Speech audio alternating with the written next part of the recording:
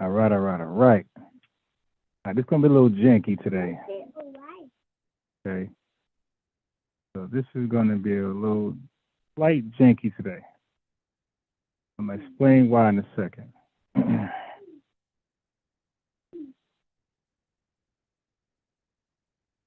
Peace, family, urban, commute. I am 6. So this is gonna be a little janky live. So it's a little janky with today. Matter of fact, let me see how this audio sounded. Slight janky today. I'm gonna explain why in a second.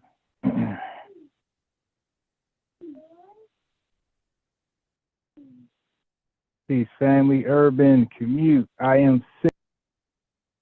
Yeah, I already hear it. All right, you know what? Damn. Oh boy.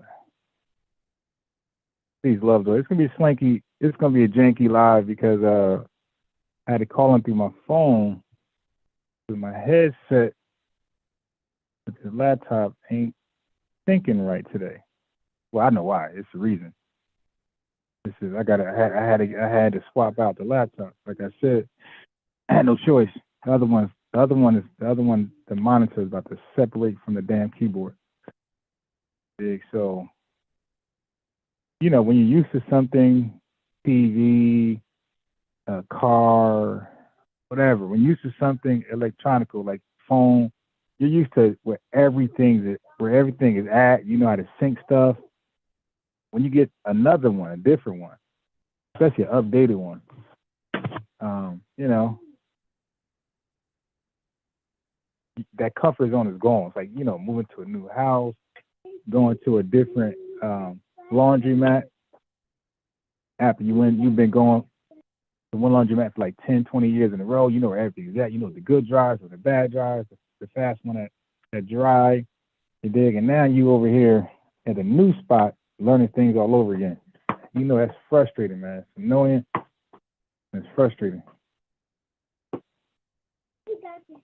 anyway, long story short is that I can't figure out why I didn't have enough time. I'm trying to go live before it gets too late. I want to be out of here at 12 and go live again about 1:30. Where I'm away from I'm gonna go back to McDonald's at 1:30 away from all these. I killed about 50 flies there. Been out here less than an hour, probably 40 minutes, and killed 50 flies. Yeah, so this is ridiculous. Kwame sent his buddies over here to jump me. It's a nice day, beautiful wind blowing. I'm gonna go to so he can stop bothering me too. He can play those kids over there at the McDonald's play area. I could focus on the live. I killed two birds with one stone. Otherwise, I got to wait for the little girl to come outside, and she don't come outside until about 2:30, like it's nap time. But I had to call him from my phone, so I know I sound janky. Let me see. Those kids over there at the McDonald's play area. Yeah. The microphone isn't so crisp. And I couldn't, I got the headset to connect to, the sound to connect to the headset, but I just could not figure out how to connect the microphone to the,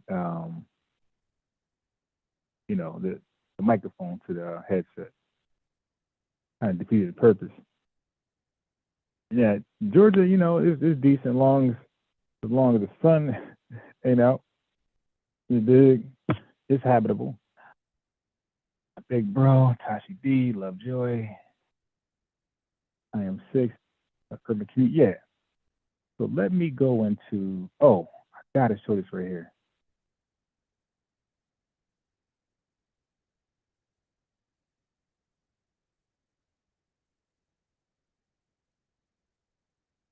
I wanna. What the hell? Okay, so I got an error message that says my audio is duplicate. All right, Claude, peace. All right, it's gonna be a little janky. It's gonna be janky. I was trying to do a test live, but when you get a new laptop, it takes forever. The updates and the all that stuff. It takes hours to get it operable. So I haven't replayed with it too much. So on the software side, so it's gonna be a little janky. It's gonna be a rough ride. DMX. Ancestors are phenomenal, man. Switchblade. We got to respect and recognize what they did. No other group is doing that. And let me tell you something.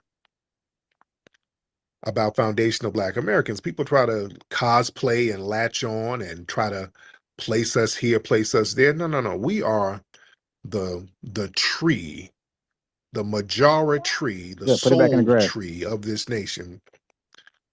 And let me tell you something. Listen, when there's a And give tree, me. you No, can you keep the rock. cut Give me off the that. Give me my tether branches. swatter. The branches will grow back.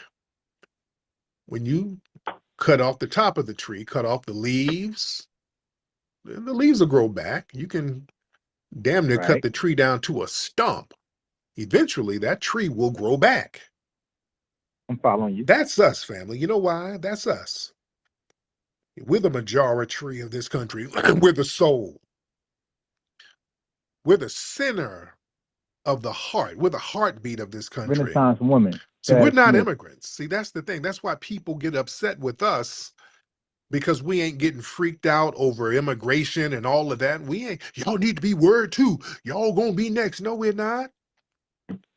Dude, we are the spiritual tree. We are the center of this country. We are the heartbeat and the blood of this country. Family, when you gotta scare somebody into agreeing with you, you know it's a sham. That's what bullies do. Think about bullies in grade school. They scare folks to be on their side or give them what they need or what they want. That's what bullies do.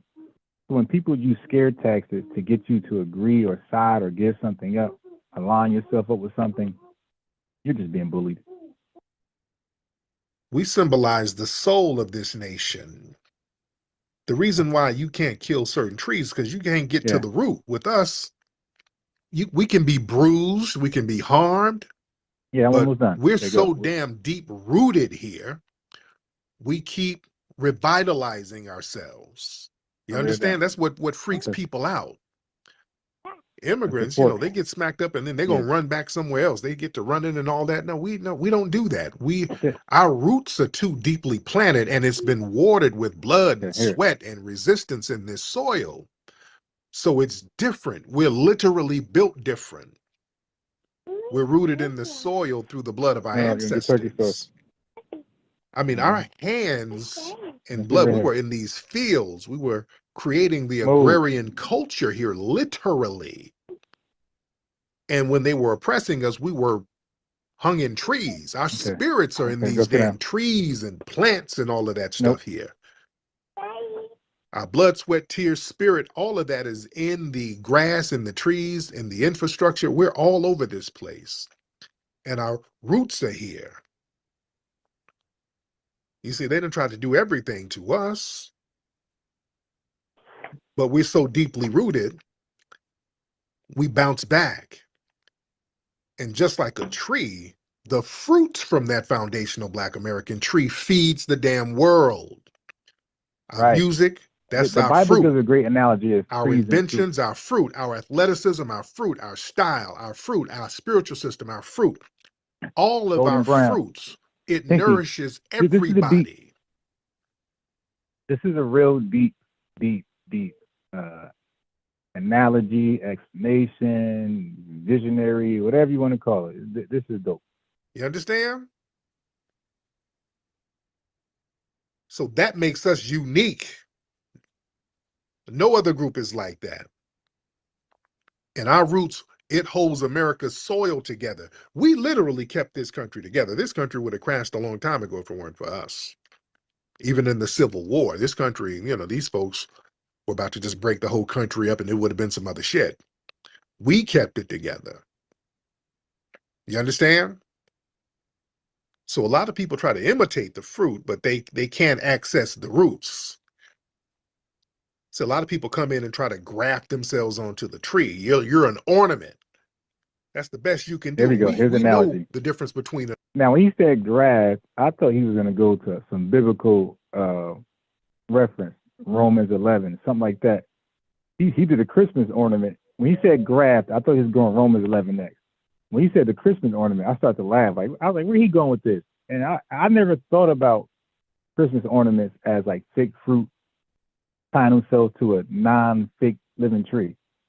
You know, like Jeremiah 10:2 said. Now I'm not religious like that, but I just know the Bible to a certain degree.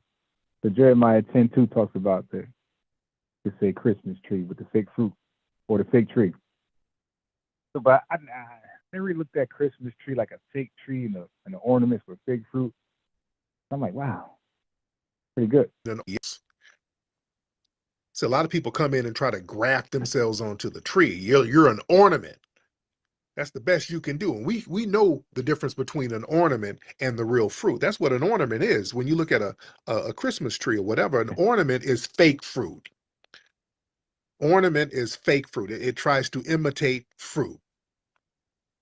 I was But we know the dying when I heard this difference. analogy. We know when somebody's trying to emulate Yeah, he's us, just calling each like other an ornament, Christmas a ornament. fake fruit, an ornament. The ornament is just a little too shiny. It's trying too hard. It's too bright. It's too shiny. Artificially shiny. Too polished.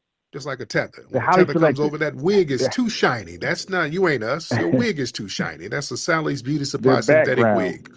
Where are you from? You're not This from is this hilarious. tree. You understand? We know.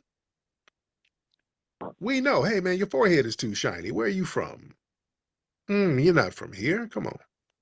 Stop trying to cosplay. You see? But the thing is, man, just like trees, that tree is always giving, even when it's wounded, despite being mistreated, misunderstood, exploited.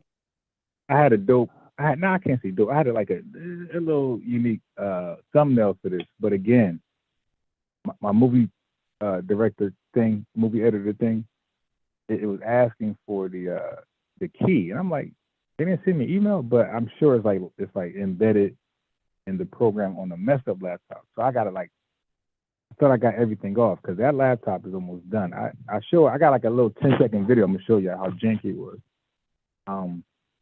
The damn monitor is like coming off the damn keyboard. But yes, I got to get stuff off before the monitor separates and it's over. It was on there stuck. So it wouldn't let me create a cool thumbnail. That's what I got from playing shit. So I got to get my master key to put it on this program here. It's annoying switching over. Foundational Black Americans, we Golden still give brown. to the world. It's a tree still bearing fruit. You understand? That's strength. That's divine resilience. So that makes us very unique. We ain't comparable to no other damn groups. Yeah? Let me get my brother Black Alpha in the building. Black Alpha? Okay, no. Black So Alpha. that's all I want. That's all I wanted. That's all I wanted. I just wanted that Christmas or ornament analogy, trying to be cosplay as fruit, but doing too much. Yo, what the hell is that noise?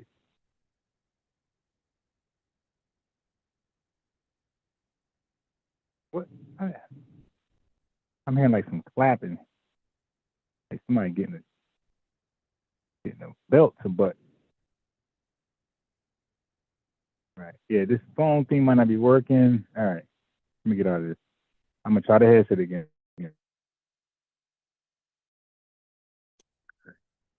So I know y'all can hear me to a degree. I don't know how bad it sounds now. Hello, hello. Yeah, now it's okay. It's the microphone. I gotta come very, very close. All right, so here we are. It's decentralized. We have a foundational Black American Renaissance that is decentralized. Okay, now I gotta adjust the speaker. This is annoying. See, I got you. Look, I give it to you. Sit down. I give it to you. You're gonna cause more flies to come over here. It can't be bought or co-opted. Yeah, see, damn.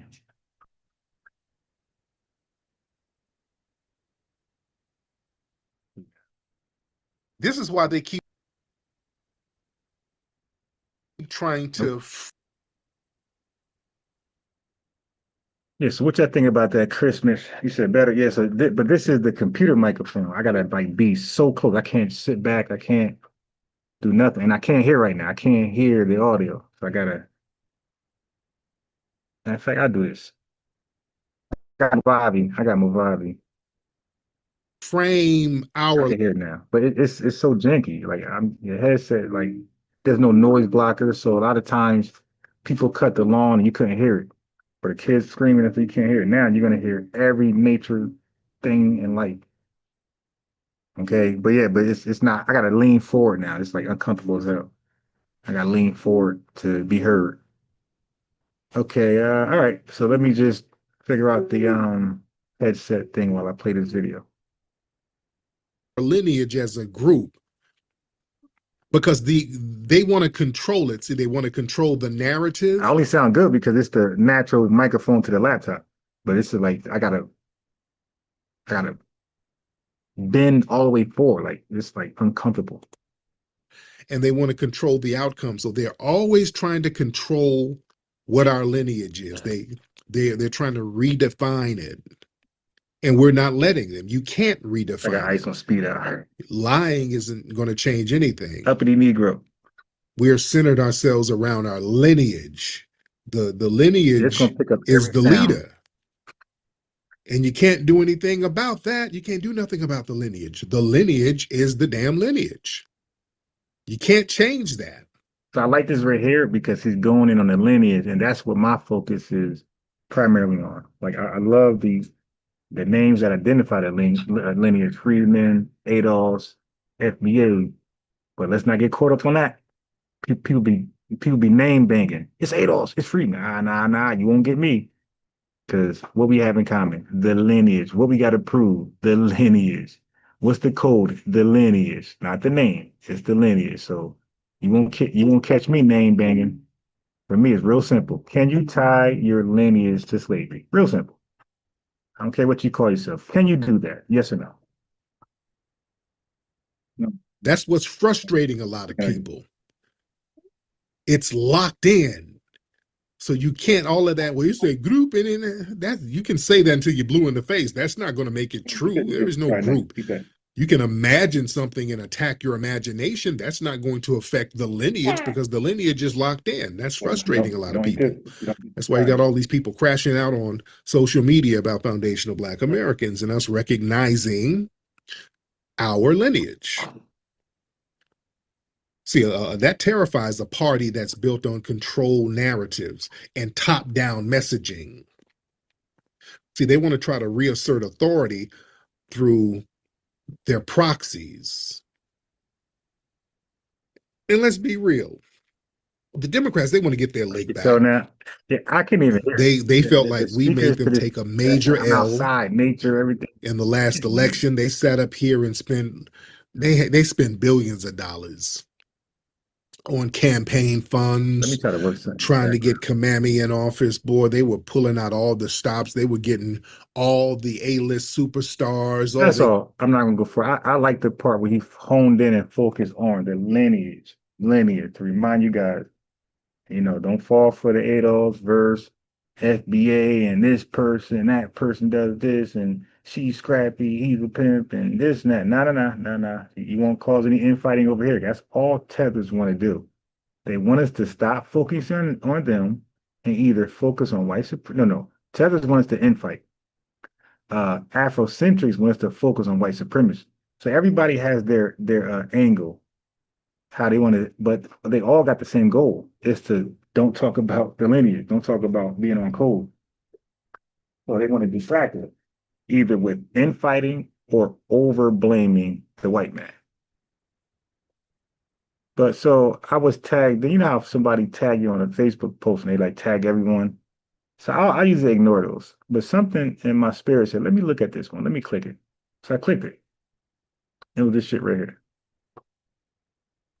Right? Black American politics and discussion. All right. So I'm like, it's called Black American politics. I'm like, all right, this must be a safe space for the lineage.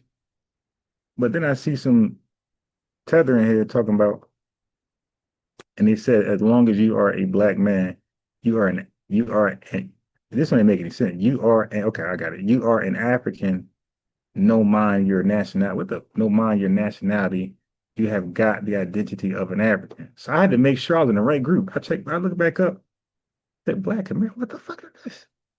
So I said, all right, let me just respectfully respond because Facebook is sensitive as hell. You guys know if you ever debated on here, ever said something that they didn't agree with, it is so easy to get blocked on Facebook. So I said, yeah, I can't let him get there. Like he gonna tag me. He tagged everybody. I said, bro, come on, man.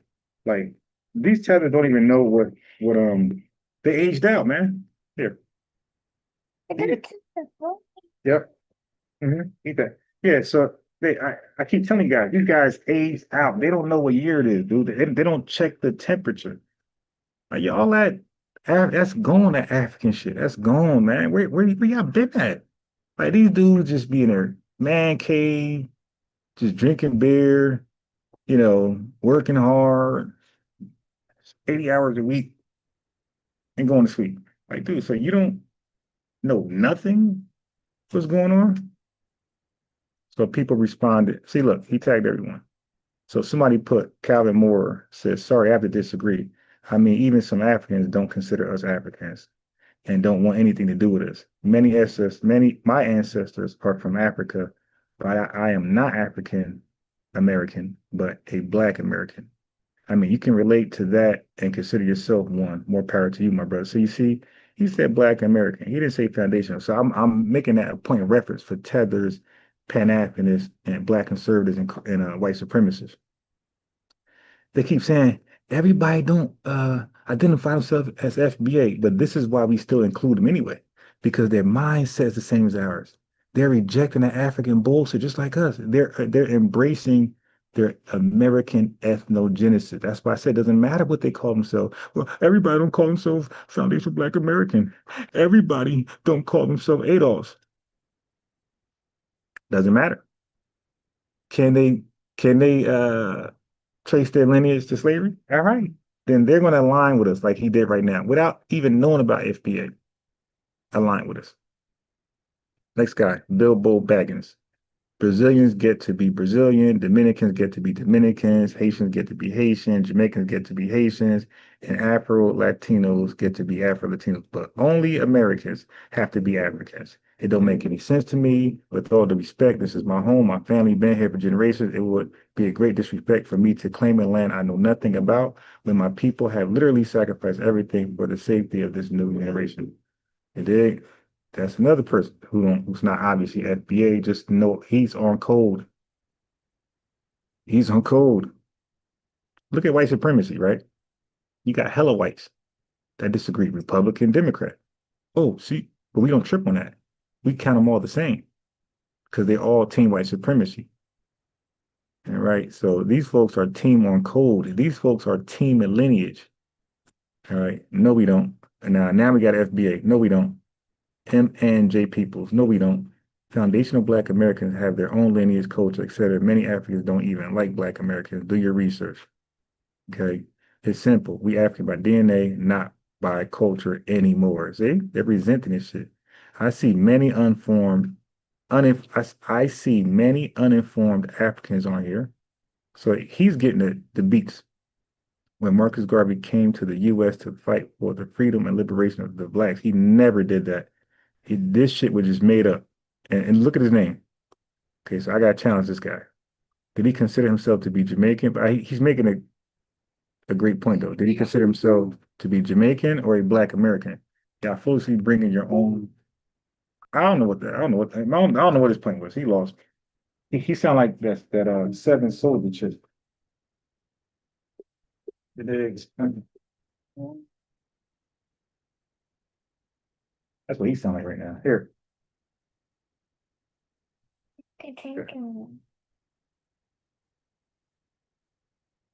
Yep, right.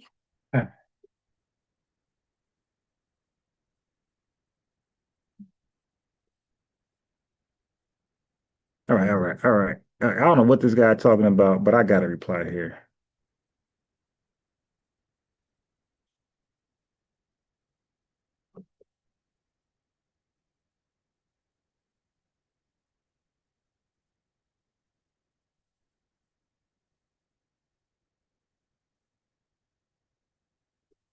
All right, so I got to respond to that one. Again, not coming off combative, belligerent, disrespectful. Just, hey, I didn't know about that. You know, where's my comment guy? Damn, my comment went. It's it. All right, alrighty then. I don't have a comment. Everyone is. Hell no, we ain't doing that. All right, let's move on. So now let's get to where I want to get to. Because Kwame called, he said he called it to Tariq Nasheed show. He actually did, but he said he won, right? So I watched a little bit of it. So I'm going to play that. I'm going to play that to you guys. You guys be the judge. Did Kwame win against Tariq Nasheed? He said he lost last time. He thought he won. Okay. So that's what this video is about. This video is about his first time calling in. And I already pointed out where he lost. And it's like part 2 of showing him that he lost. Okay. So I'm going to play that in a second. After he starts sending his damn flies over here. So let's go with this video. So this is actually a recap of myself and Kwame dealing with the Prime Minister of Jamaica and what's happening here. So hold on.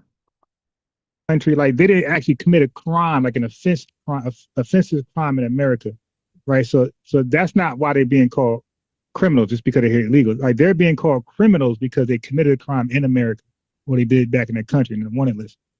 You understand that? Is that your assertion? No. That's a fact. That's a fact. I played that yesterday. Not my assertion. I played that yesterday. And like I said, the Biden administration, I played Obama's. Matter of fact, I got an Obama clip later I'm going to play. I've been playing Obama's immigration speeches. Policy. How sometimes you sound like Trump. What year was this? What year was this speech? It could be 2007. I didn't look at the I'm talking about the Jamaican Prime Minister. Oh, let me see. Just 5 months ago. Okay, so this is the Trump administration, right? Right. Okay, so what are you bringing up Obama or Biden for? This got to be this. I almost used the N-word. Yeah, he's triggering me now. Like, and everybody's get triggered. Everybody that talks, and you see Lex, you see Tariq is the only person keep his composure. Him and Dan, but everybody else flips on him. Even when Tariq had somebody pulled up, he flipped on this fool. Like Kwame, respectfully, bro. Oh, God. Dude, your comprehension, my boy, is just not there. I'm trying to be nice. I wanted to say more crazy words, bro. Your comprehension, bro, is not there, man. It's not there. You don't know why I just told you why I brought up Obama. I was saying that he has the same policies as Trump. And matter of fact, if I AI his voice in a Trump voice, you wouldn't have one problem with what he said. He deported more immigrations than Trump his first term. He doubled Trump. So Trump first term, Obama doubled him. Trump's second term, Obama deported 100,000 more. All right. So I was just making an analogy that I was making a few points, but the major point was Biden and Obama. If you AI their voice to Trump voice, they said nothing different than what Trump is saying now. All right, that's all I was saying. But I had said a few more things, but whatever. He's literally talking about the Trump administration. It's had nothing to do with the Biden or Obama administration. Okay, so all right, I can't make a comparison. Okay, but this is when you're stupid. You don't have the ability to sit there and listen to somebody speak and try your best to understand what they are saying. Oh, so you didn't get my analogy, like because I was responding to you calling them criminals. I was okay. Damn, you missed chat. I understand what you're saying, but okay, the Trump administration is not deeming them not criminals. They deeming them as criminals and treating them as such. Okay, all right. So watch this. Oh boy, dude, what are you talking about, man? I just played the Trump. I played one of the head guys leading ICE. That's not what he said, because he was being questioned by a journalist on tough questions.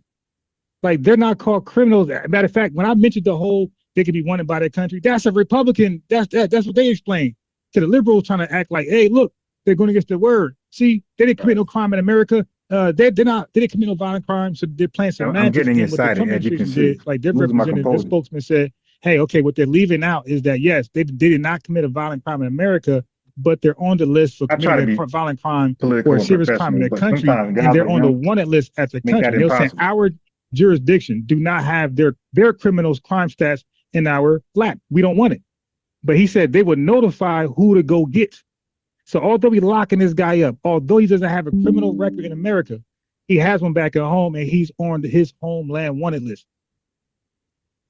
So it goes back. Let me ask you a question, Yeah, Byron Floyd, peace. Just to be easy. Are model citizens detained or criminals? Or if Okay, so this is where I want to get to, right here. This is what we're gonna do a recap and have a moment to look at it, look at everything. So it goes back. Let me ask you a question, Yeah, Ron. my God. Just to be easy. Are model citizens detained or criminals? Or if you break the law, you're detained? It's a couple ways you can be detained. Yes, you can be detained. Go ahead, answer your question very shortly. Okay, so when you break the law, you're detained. So when ICE See how fast I answered that question? is arresting people, that means they broke a law and then now being detained, right? Yes. No, not all the cases. So let me explain. So again, brother, you got to get off your damn PS5 and really start looking into this stuff, man. So what they do is they go after those who you explain, who you describe. And a lot of times they're with other illegals. Illegals Tether flock together. So a lot of times when they lock them up, they're with other illegals who did not commit a crime. So when they're asking them all for their ID, they call the Republican Party called yeah, Lex Vortex already broke that down. Jamaica will have nobody dark skin in power. MAGA. The Trump administration calls them collateral war. I'm not war. No, I'm sorry. They call them collateral damage of. Yeah, I'm now really believing that countries took the UK position and sent us their worst to undermine us. They sent their worst over here. And they're not even necessarily agents like that sometimes. They just dumb and everything about them just automatically undermines. And that's what his concern was coming back to Jamaica. He said, if you come over here and undermine what we got going on, you're going to meet your maker. So he's very well, he's very aware of the potential of those coming back to his country. He know what they're capable of. Okay? He know what's in their DNA. This guy is the target. So now so they look into their background and say, "Oh, you're illegal. Okay, you're coming too, just because you're illegal." But you are not the target. Your bad luck is you're hanging around with criminals. You know how they say wrong place, wrong time. That's literally what just happened. They call them collateral damage. Right. So when you're doing something illegal, is that breaking the law? Okay, no. So people who smoke weed in Jersey, are they breaking the law? Because that's doing something illegal. Okay. Yes, they're breaking the federal law. Are they breaking New Jersey law? No, but they're breaking the federal law. Oh my God. Exactly. Same way. You see that? You see how dumb he missed it. So the ICE, the immigrants, they broke the federal law, but they didn't break the state law because the state laws are sanctuary states, sanctuary cities. So they decriminalize illegals, right? So they don't look at illegals as criminals simply because they're in the country illegal.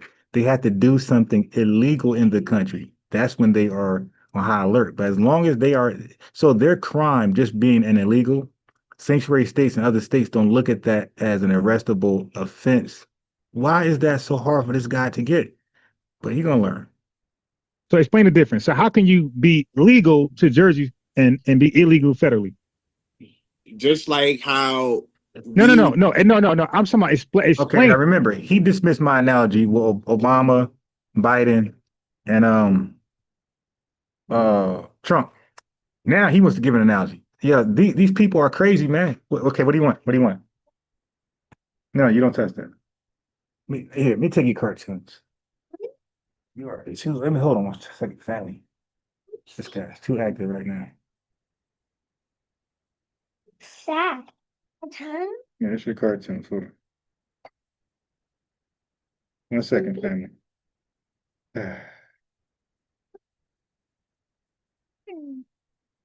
It's time. It's so cool. 1 second, family. All right. Not give me an analogy. Explain how that's possible. I know how it's possible. I did a whole video on this.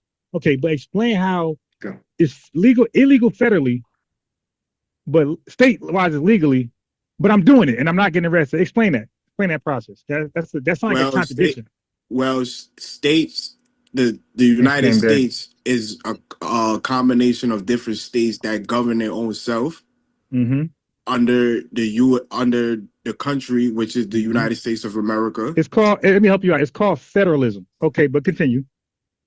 Yeah, so you can do something legally in your state that's governed, but it could be illegal on the federal level. Right. Okay, yeah. Oh, but they're not getting arrested. So basically they're committing a crime, but they're not getting arrested, right? Yeah, so the federal government. Yeah, the dude just cooked himself and don't even realize it. So look at this picture right here. So I love to show this picture.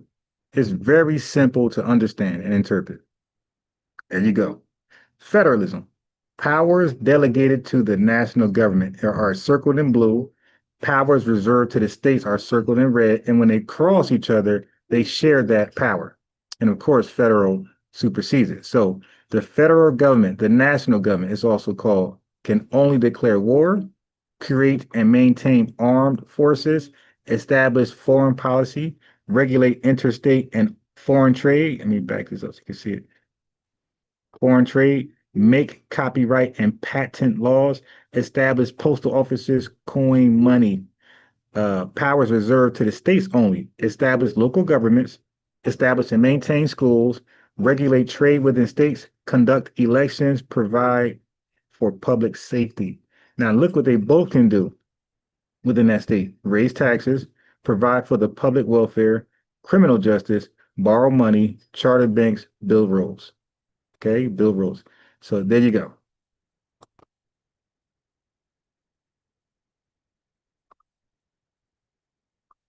So that, family, is federalism. It tells you what powers are delegated to the state as opposed to the federal or national government, and when they both share similar powers or have similar say-so together within that state. All right. Okay. So let me go here now. So federalism is a system of government where power is divided and shared between the national federal government and the state governments. All right. In the United States, the Constitution grants specific powers to the federal government, like coining money, regulating interstate commerce, declaring war. All other powers are reserved for the states. You got to look at the 10th Amendment, Kwame.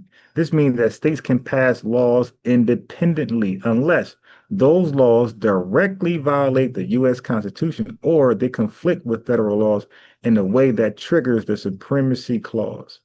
What's the Supremacy Clause? That's Article, what's this, 6, Clause 2 of the Constitution says federal law is the supreme law of the land. You see that, family? So now, what about marijuana? Federally, and it's illegal. In some states, it's illegal, like Georgia, and like a lot of Republican states, it's still illegal. But some states, it's legal or decriminalized, and other slick words where they don't mandate an arrest or a ticket. So the federal status under federal law, marijuana is classified as a Schedule I drug under the Controlled Substance Act, CSA of 1970. That means it's considered to have no accepted medical use, considered highly addictive, treated the same way as heroin or LSD, crack, crystal meth. All right, marijuana. So all you guys, you're talking about the weed is from the earth. No medical use, right? And means it doesn't heal you. It might numb you from or take you out of your mind so you don't experience pain like that, but it does not heal you from whatever you're going through. Okay, and that's why I keep telling people it will never be legal federally. It's a highly addictive drug. So now, let me keep reading. Many states have legalized marijuana, either for medical use, e.g., Florida, Pennsylvania, for recreational use, e.g., California, Colorado, New York. And it says medical use, talking about for pain and shit like that. Or decriminalized, there we go, or decriminalized possession, replacing jail time with fines or civil citations. As of 2025, over 38 states have legalized marijuana for medical use, and 24 states allow adult recreational use. Okay. It's possible because of federalism. States are not required to enforce federal laws. You hear that? States are not required to enforce federal laws. For example, I believe New Jersey, the age of sexual consent is 17. Federal law is 18, all 50 states. So some states even got the age of consent sexually 16. But all 50 states federally is 18. So if a Diddy is sleeping with a 17-year-old in New York, that state is not required to, make a big deal out of it. But if he is like, for example, if he get caught up in a RICO, no, conspiracy, right? Like Young Thug, and they found out let's go to Young Thug. So Young Thug was caught up in that conspiracy, and let's say they found out he had a 17-year-old girlfriend and he had a baby. And Georgia was not going to prosecute him because they have their age of consent. Diddy is different because Diddy was prosecuted by the federal government. So now, if they caught you with that 17-year-old, now they can add that in there and say, and you was with a girl who was under 18. So federally, they could say that's statutory rape. She's not old enough to consent. And they could have added that charge with Diddy if that was the case. You following? So here's the key legal doctrine, anti-commandeering. The federal government cannot force state governments to enforce federal law. So, for example, if the federal government outlaws marijuana, a state can choose not to help enforce that law, like you see with ICE. This principle was upheld in Prince versus United States 1997. So even though marijuana is federally illegal, a state like California can pass its own laws that legalize or regulate marijuana. State and local police will enforce state law, not federal law.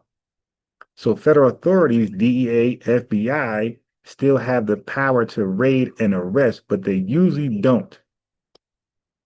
Why don't feds arrest people in legal states? Listen, policy discretion. Federal prosecutors and the DEA can enforce the law, but they usually choose not to for small state legal businesses or users. 2003 Cole Memorandum issued by the Obama DOJ. Oh, shit. Directed federal agents not to interfere with the state legal marijuana businesses if they follow certain guidelines. No selling to minors, no cross state lines. They said, I told you this. I got a video explaining that states made a deal with the federal government to like leave these states alone, like stay out the way. Like we're not, and it's other things they do. I think that I could be lying. Shit. There's a level of the high they wanted it to be like no more than 0.003, something like that. I forgot the acronym, CSD, something like that. And all the states that allow processing marijuana has agreed to. All these dispensaries has agreed to that. Okay, so they made like they negotiated with the federal government, said, hey, we're gonna allow marijuana manufacturing, dispensing, but we're going to do it under this. We're going to produce it like manufacture like this, where it's not so highly addicted to wild, untamed marijuana that people sell in the streets. So this is how they smooth the federal government over, so you don't crack down like that on these states. Okay, rescinded by Jeff Sessions in 2018, but enforcement remained minimal under Biden. Limited resource. There are thousands of marijuana businesses in legal states. Feds do not have the manpower or money to raid them all. So that means they can. They can get them all if they wanted to. So you kind of roll the dice a little bit. Rather, they focus on large-scale interstate trafficking, cartel operations, public safety threats. Political and public support. As of 2025, nearly 70% of Americans support legalization. Arresting legal businesses owners in popular cannabis states would be politically damaging. Other key points: crossing state lines, federal crime. Even if you are even if you are in a legal state, taking marijuana across state borders makes it a federal crime. You can't mail weed, carry it on planes, or drive it into another state, even if both states have legalized it. God damn. Banking problems. Because this is why like a lot of these guys are cash operated. Like a lot of the guys got armed security guards for that reason. So because it's federally illegal, most marijuana businesses can't access national banks, credit cards, or loans because again, when they crack down, they're gonna crack down on everybody and they're gonna throw that conspiracy thing in there, that RICO. So many operate in cash only, which creates security risks and tax complications. That's why they had that armed guard there, a lot of them, if you're paying attention. Legislative proposals. MORE Act. MORE Act. Passed the House multiple times, would remove marijuana from the Controlled Substance Act. Safe Banking Act. So these are proposals. That's never going to happen.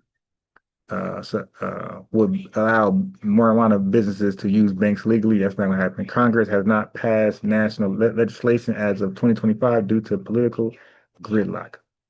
All right. But just to wrap it up, what is federalism? A system where power is shared between federal and state governments. Why weed is legal in some states, but illegally federally. You could say with immigrants, illegal immigrants as well, because some states make their own laws under the 10th Amendment, like California and New York. They are not obligated to enforce federal law, Kwame. So New York and California and states like that are not obligated to use their local police, state police, county police to go and find illegals. All right. There you go. And that's why Trump is bringing in National Guards because they're limited in resources. They don't have as much manpower as police stations do, state police stations, county and city. So that's why I made that analogy. I'm using an immigrant illegal status comparable to marijuana's illegal status with the federal government. Okay? So just because it's illegal doesn't mean just because marijuana in a state like New York or California is illegal federally, that doesn't mean it's a criminal offense if you use it for medical or recreational uses. All right. So illegal immigrants, if they're in a state where it's not a crime to be illegal, then it's not a crime. You're not a criminal, Kwame. You have to now commit a crime. So those states that allow marijuana, you got to commit a crime, like we just read. You got to cross borders. You got to have a gun on you. You did, because that's an issue. You have a gun and marijuana, that's a big issue. And you're not allowed to have so much on you at any given time. And you can't sell to minors. When you do those things, you now take the gloves off to the law enforcement, and now they'll crack down on you. The same thing with an illegal. When they do a criminal crime offense outside of them being illegals, that's when the gloves off and it's all fair game. That was a lot. Is there any confusion? Is there any confusion to anything I've just read? Will, peace. Dorsey said, I met a white guy that was arrested by the feds for growing marijuana and tax evasion. He made $12 million. The feds took $8 million in fines related to tax evasion. Shit. Yeah, because it's all cash. And people trying to get slick. Well, shit, I'm going to keep it all because it's cash. I ain't got to be taxed. Yeah, okay. Golden Brown said it's called interstate commerce, and that gives the federal government authority. They can arrest you for hoarding money. Yes, they can. They can't put the money in the banks. Ivan, G-Shine, peace. He says, what's buzzing, FBA family? Salute. Good morning, FBA family. Salute. 3 branches breakdown. Yep. Oxnard, California. I study law myself, and I know. Respect to Will. Yes, Sharon. Intuitively wise, speak on it. Peppermint Patty, sending love to the family. We appreciate that. Yeah, so family, same day says, I just blaze herb is life. Okay. And you guys, Claude, you got some people who just can't handle anything, and they shouldn't. Like everything is not for everything. That's why I don't like when people try to pass marijuana to everybody. Like they're not as strong as you. Like whatever the genetic makeup is, they they might not be strong enough to just smoke it recreationally. Some folks are like crackheads, and you guys know, you've seen them, lost their whole life, woman, kids, job, all because they cannot stop smoking. It's just as addictive to them like crystal meth to a white woman. Same thing with liquor. Same thing with liquor. Fine, you want to drink liquor, you drink it. Don't pass it to somebody because that person might have an addictive something in their body that's addictive, right? Addictive personality. They drink liquor, they're alcoholic within 2 years. You dig? So nah, like stuff that can fuck people up, man. Nah, keep it to yourself if that's what you want to do. Unless they're already doing it and they say, yo, man, I made a drink or smoke. That's different. But hurt people like hurt people. People also abuse alcohol, marijuana, and things like that because they're hurt. You dig? So this is how they cope with the pain. So you got to just use your discernment. Motherfuckers try to pass you some shit that could ruin your life. All right. And even a woman, somebody could pass you a woman, a no good woman, a no good man. You dig? With that hurt people attitude. She hurt by a man, he's hurt by a woman. So here, you get a no good woman and let it hurt you too. Keenan Wright says, what up? I'm biased, putting in that work. Sir, Dorsey said he knows what they were going to do. He said they wanted the money. He said he was poor before he started growing. He said it's worth the risk. He said pay a great lawyer $1 million per time. Yeah, sometimes, yeah.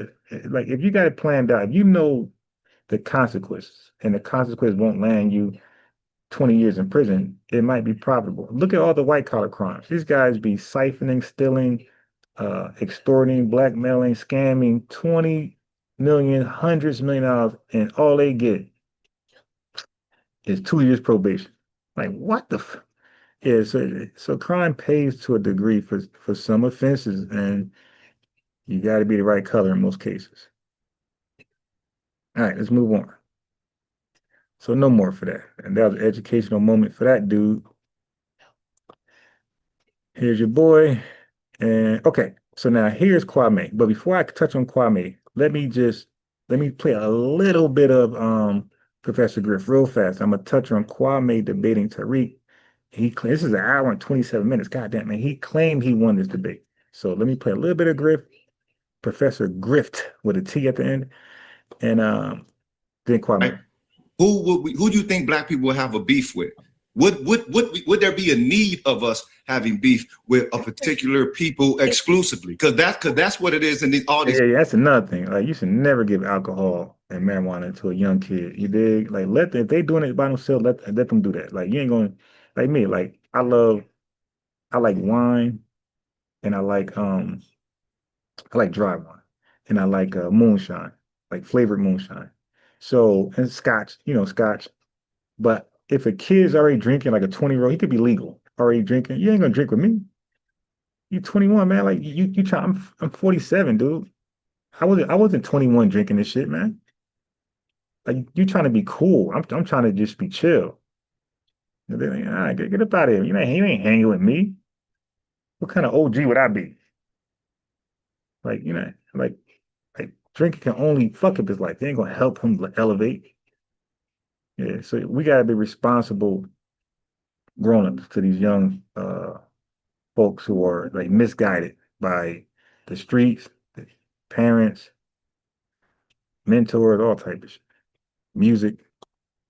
These others people's areas, they having a beautiful American dream community. They're able to have. I didn't even check the like button. Yeah, so you guys who sent the super chats, right? Donations and did the cash app. So you definitely cut in to the expense of this laptop. So without you guys, I wouldn't even be live today. So I went there and I used that. Thank you very much. They're able to have their community, they're able to have their culture, they're able to have their identity. Nobody in question upon them, nobody in question upon their contribution to society, whether it be that society or the whole of the global world, right? So they cool. but they got beef with us. Any of them. I don't give a damn where the fuck they from. Africa, Caribbean, Asia, Arabia. I don't give a damn what the fuck they doing here with some beef with us. Right. Peppermint. Hey, Griff, it's like, hey, look, man, it's like the dude. So now they're pushing back on Professor Grift, and he's like, yo, why do everybody hate us like as FBAs? And he just keep making excuses for non-FBA blacks who disrespect us. Like it's always like he handled them with care, with gloves on. But when it comes to what he's supposed to be, his lineage, right? Gloves off, it's always handle us like a slave master. Like, you know, like try to buck break us, blame us for everything. Nah, you guys know better. Like we're the, you know what I mean? Like, no.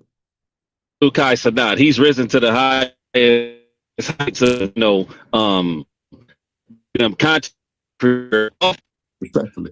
Yeah, basically, I think black sure of his nationality. They say he's Haitian. Okay, yeah, just somebody spell his name. I just need the spelling. That's it. Okay, so this old 90-year-old man, Professor Griff, they're talking about Kai Sanat. He don't know who he is. Like, this is embarrassing. I agree with this brother. He's telling the truth. Right. Like Kai Sanat. Yeah, look up Kai Sanat, Griff. I'm sorry, guys. Can I just jump in real quick? Yeah, you might hear me say Kai Sense. I don't know why that's stuck in my tongue, but sometimes I'll say Kai Sense. If I make that mistake, I'm talking about Kai Sanat.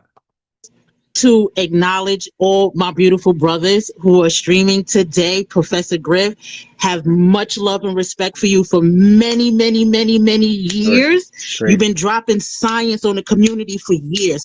Enough respect to my brothers that are Professor Griff don't know anything about the field of science. Nothing.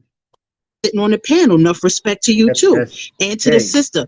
What I would just like to say really quickly, getting back to Soleil is West African. You gotta like shout out to him, you know, to have a nice wife like Soleil, because from what I see of her, I don't know much about her, but when I see and hear of her, she seems like a good woman.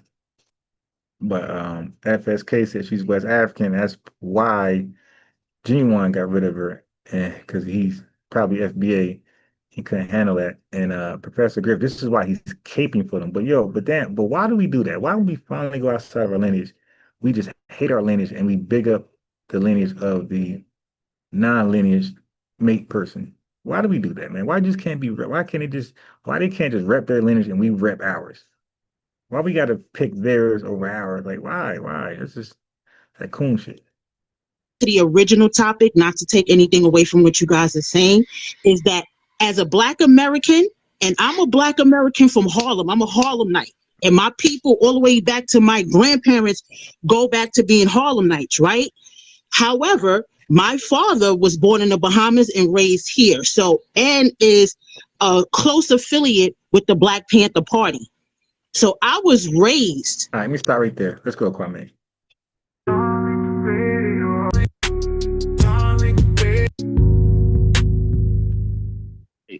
Got Revenue, who's Jamaican. He's a Garveyite. Revenue, you in here? I didn't know you were a Garveyite, Kwame, aka Revenue. Hey, what's up? I say Tariq. What's going on, Revenue? Hey, what's going on? Do you agree with Dr. Short with what he's saying, Revenue?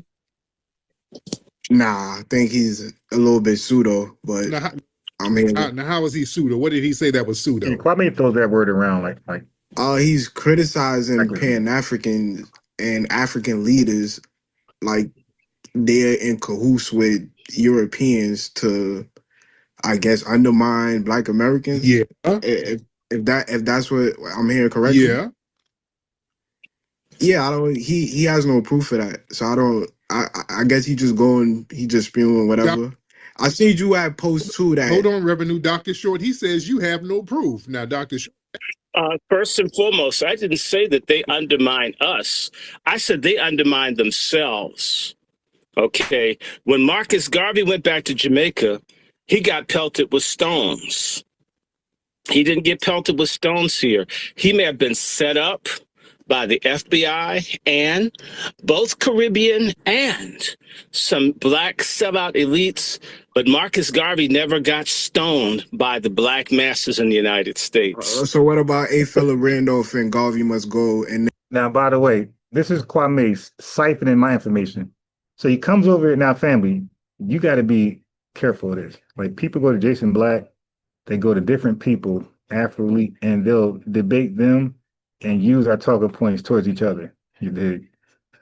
So he only knows of A. Philip Randolph because of me. Most people only know about A. Philip Randolph because of me, because they came here and heard me big him up, give him his flowers, and show how important he was to Black American history and the civil rights movement, the union rights laws, the child labor laws. He was very, very active in this country. Like you can't really name too many people in the same breath as him. Really, like Frederick Douglass would be one of them. It's really, really hard to like compare another Black FBAs to A. Philip Randolph. Like he went that hard, and he spoke at Washington, and most of his work was done around Garvey, and he hated Garvey Tether. And he did start the Garvey Must Go campaign. But of course, most people don't know that. Most people don't know about Marcus. You got to really research this stuff, because a lot of stuff that we know about Garvey, it's just thing we heard, watched a little video here and there, but we really ain't go in depth. So the brother that Kwame is like undermining, he obviously doesn't know that A. Philip Randolph, W. Du Bois, and a lot of Black activists, Foundation Black American activists, got rid of Garvey because he was scamming. So now they don't have the power to deport Garvey. Like I don't have the power to deport revenue. So when I see revenue doing something crazy, we're going to call ICE. You dig? So the FBI, and it wasn't the FBI, it was the Federal Business Investigate. No, I'm sorry. It was the FOI or something like that. Bureau. It was the BOI. It was the Bureau of Investigation. There we go. It was the BOI. So it was not the FBI. It was the Bureau of Investigation. So that was that time ICE. You take that's like 100 years from now blaming us for calling ICE on these tethers.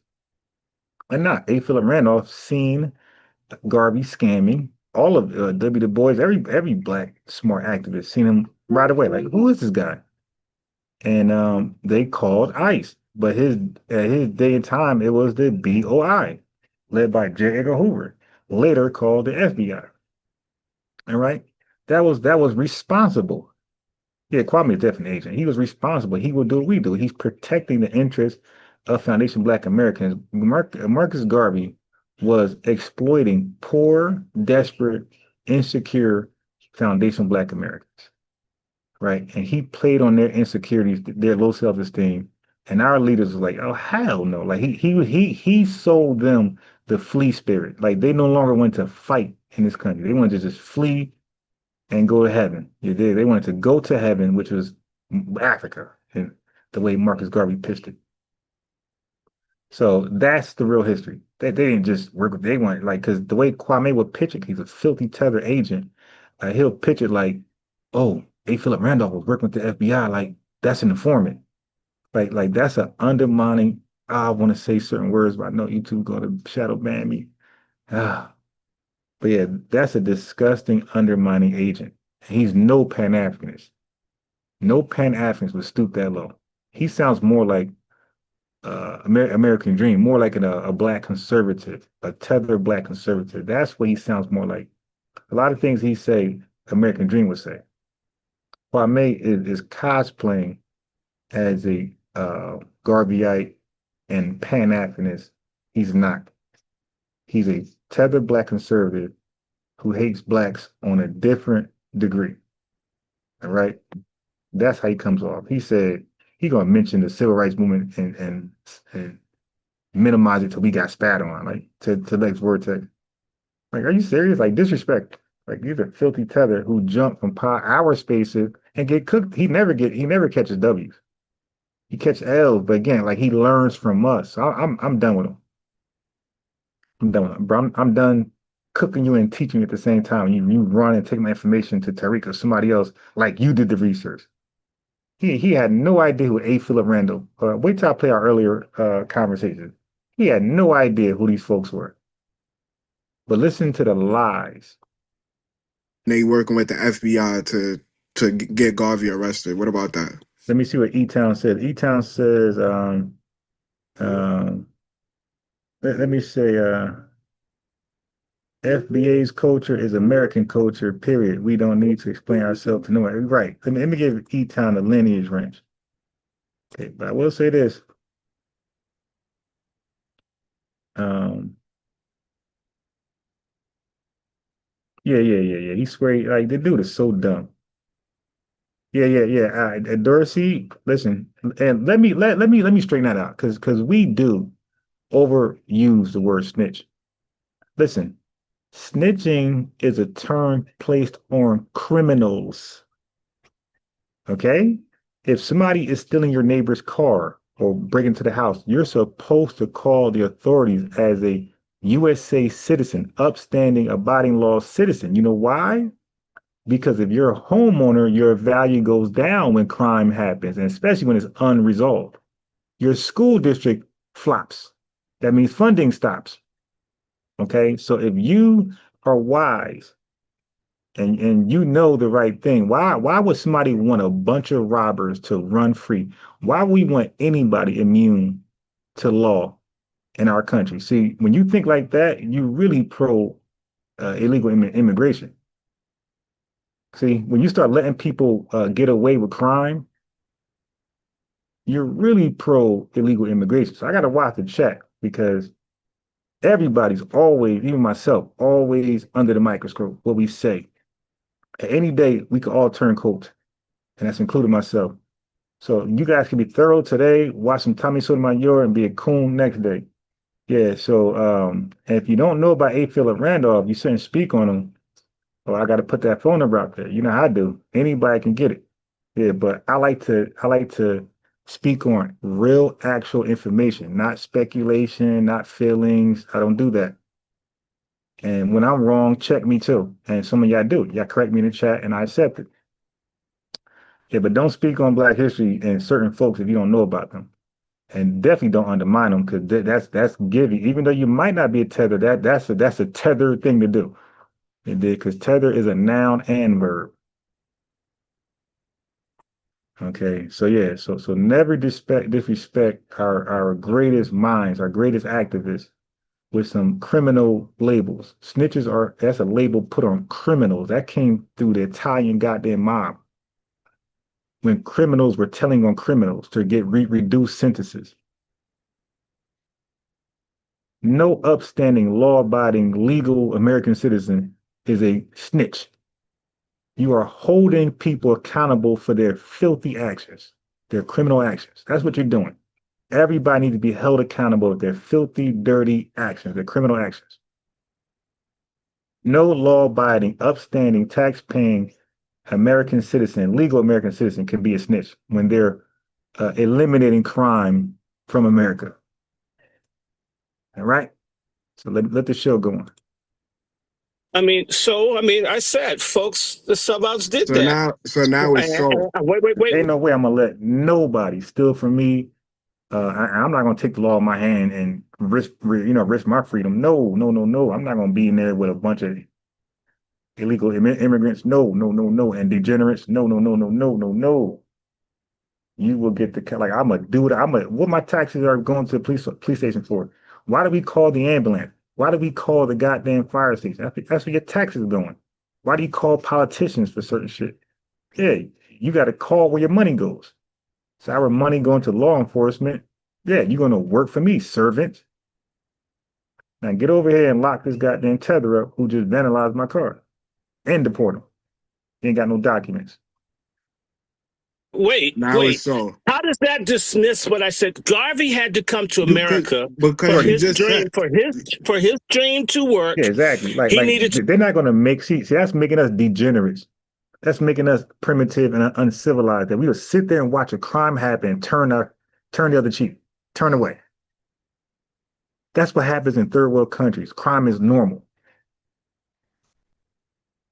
Hell no, I ain't going to degrade myself to make me believe crime is normal. And that's where our communities are coming down to.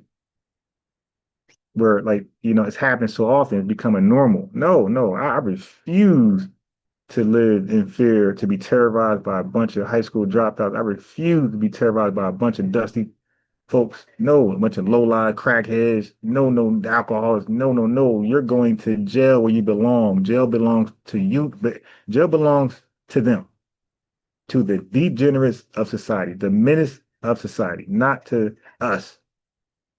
Jail don't belong to me. Jail is there to protect me from guys like that. To do it here. He could not do it in Jamaica. He couldn't do it in Panama. He couldn't do it, and he couldn't even do it in England, sir. Dorsey, two things, bro. You're either 20 or you're 80. All right? Because only folks, when you're questioning, matter of fact, call in. Yeah. You know what? Let's pop his off early. Call in. Because I got questions for you too, though. So this ain't the interrogation show, all right? This is called quid pro quo, even exchange. Here's a phone number for Dorsey. Okay, because you looking like you got some criminal past that's about to catch up to you. You got some warrants out of goddamn New Jersey, and your ass living over here in Georgia. It sounds like you're running from your past, my boy. You're projecting. Let me tell you right now, you are projecting. It sounds like you're running from your past. Like you got some warrants back in Jersey or New York, and you've been living in Georgia for 15 years under the radar. And you don't want nobody to snitch on you. One of your prominent leaders who was pivotal in the civil rights I never mentioned A. Philip Randolph. Exactly. You brought him up. But criminal-minded people don't know that. When I drive in the car past a police officer, I ain't turning my head. I know I'm legit. I know I got a valid license. I know I got insurance, registration. I know my seatbelt is on. Dorsey ride past a cop. My man about to crash trying to look back, see if that cop came out. A. Philip Randolph up. You can add Du Bois too. And Du Bois is a Pan-Africanist who helped go after Garvey. Now that was a great point. That was a great point by the brother. God never really tied together. So, you know, that's why it's important to be in our spaces, because sometimes y'all have ideas I never thought of. I'm like, you know what, damn, that was good. Then I just add it to my repertoire. I add it to my weaponry. And it makes me more invincible in these conversations. So I never connected that dot like that. So I know W. Du Bois was a Pan-Africanist, but I always associate him as a rider with A. Philip Randolph. I never really used him against Pan-Africanism. So yeah, so that was a great point. Hey, wait a minute. You know he ain't shit. His own man's, you know, they're both Pan-Africanists. His own man's said he got to go. But that's a whole nother discussion. Yeah, okay, but you said. But Dorsey, call and ask that question, man, because you kind of like trying to undermine me, not even the show. So it's hypothetical shit. But call in and get my real answer, bro. But I'm gonna have a question back to you. I'm gonna have a few questions for you though. So, but you know, I ain't gonna embarrass you, you dig? But I'm gonna give you my real answer. Ask that Walgreens question to me in real time, and let me ask some questions back to you. Cause you're coming off like you got some goddamn 10-year sentence in your which is okay. Like people, Malcolm X reform, you dig? But if that's your reality, then yes, we're gonna think different. Like if you got a past where you was a criminal, yes, you look at life, you look at law enforcement different than I do. All right. Let me Hey, good morning. All right, 1 second. Let me go ahead and put your name in there. This is Dorsey, right? Yeah, this is me. All right, okay. What's up? Hey man, I'm just calling in. Yeah, I've done some dirt in my life. I ain't running from nobody. You understand what I'm saying? And now, I've been around I'm actually kind of joking a little bit. I'm kind of flaming you a little bit. Yeah, I know. That's why I'm up here laughing, man. I ain't taking it personally and so forth. Yeah. I made some mistakes. Let me be honest with you. I made some mistakes. I done hung out with dope dealers. What's some things they used to call them boosters. You know what I'm saying?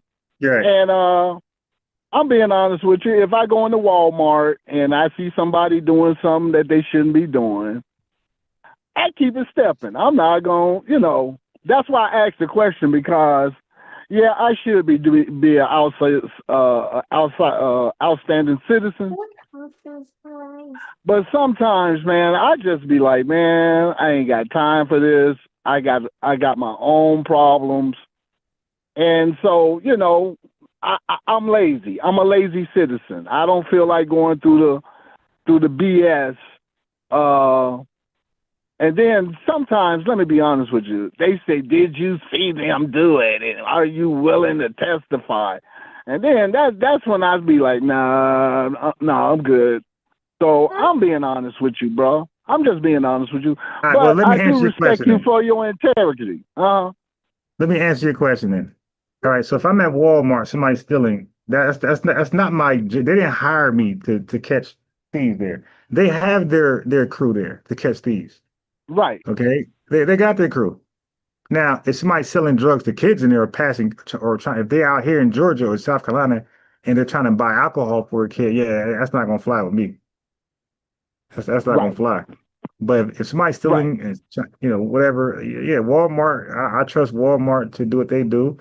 And if Walmart doesn't get them, you know, oh well. But what I'm saying is, in my neighborhood, I don't want to live in fear. I don't want to live in terror. I don't want to live where if I don't lock my car door, I got to wake up sweating like, damn, I hope my wallet's still there. I don't want to live in a neighborhood like that. All right. So yes. Yeah, I understand. Yeah. I understand. I agree with you on that part. Because my neighbor and so forth, and let's just say my block or my area, yeah, nobody wants to see their area turning into garbage. So yeah. Right. Now I'm gonna tell you how I am. I personally have took trash bags and like cleaned like about 8, 9 blocks, picking up paper and candy wrappers and ice cream sticks and all cans and all that. Yeah, because I be doing of community pride. You see where I'm coming from? Because you be like, damn, yeah. So I do that. But as me being a crime stopper, nah, that ain't my business. Right now. You know, and I understand what you're saying. You know, Walmart got their people, and yeah. But let's just say it like this: if I saw somebody breaking in one of my anybody's car, you know, trying to steal something out the car, I'm gonna go up there and confront them. Be like, hey man, get on out of here, man. You gonna get yourself in trouble. And I'm gonna give them that opportunity to escape. Hey, bro. Okay. Bro, remember that scam? Are you aware of that scam they were doing with cars? They were stealing this catalytic converter. Oh yeah, they doing that like a mofo here in California, man. Hey, bro, hold on. People try to come out and stop them. They try to kill those people for that catalytic converter. So the people, hey, that's my car, bro. There's dash cams in New York. They was letting off 2 people letting off shots, like you know, trying to kill them so they can finish the job. So now you can run out there if you want. Yeah, so you could play cop and run out there you want to stop a burglar. But some folks got 2 strikes, 3 strikes, and they're illegal citizens and they ain't trying to get deported, and they'll do whatever it takes to preserve their freedom. And they ain't gonna let you stop them. Yep. I don't know, here in LA there was an actor, and he was like a TV actor, like Days Are Alive or something. And he was downtown. He was coming from, you know, a club. He saw the illegal immigrants trying to take his catalytic converter off his car. When he went to approach them, they shot him down dead. You understand where I'm coming from? Yeah. So, you know, it's, I don't know. It's a, okay. So let me ask you, if you see somebody stealing a bicycle, right? Which is minor, but then again, like you said, some people are desperados, right? So hey, bro, I don't know.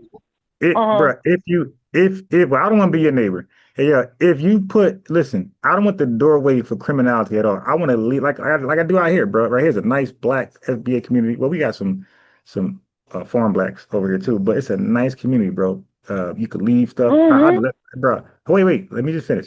I left the older laptop here. I left the older laptop out here. I left my iPads out here. Went to Walmart, came back. Cause that's the type of life I want to live. I don't want to always be trying to lock top notches and make sure your window is no.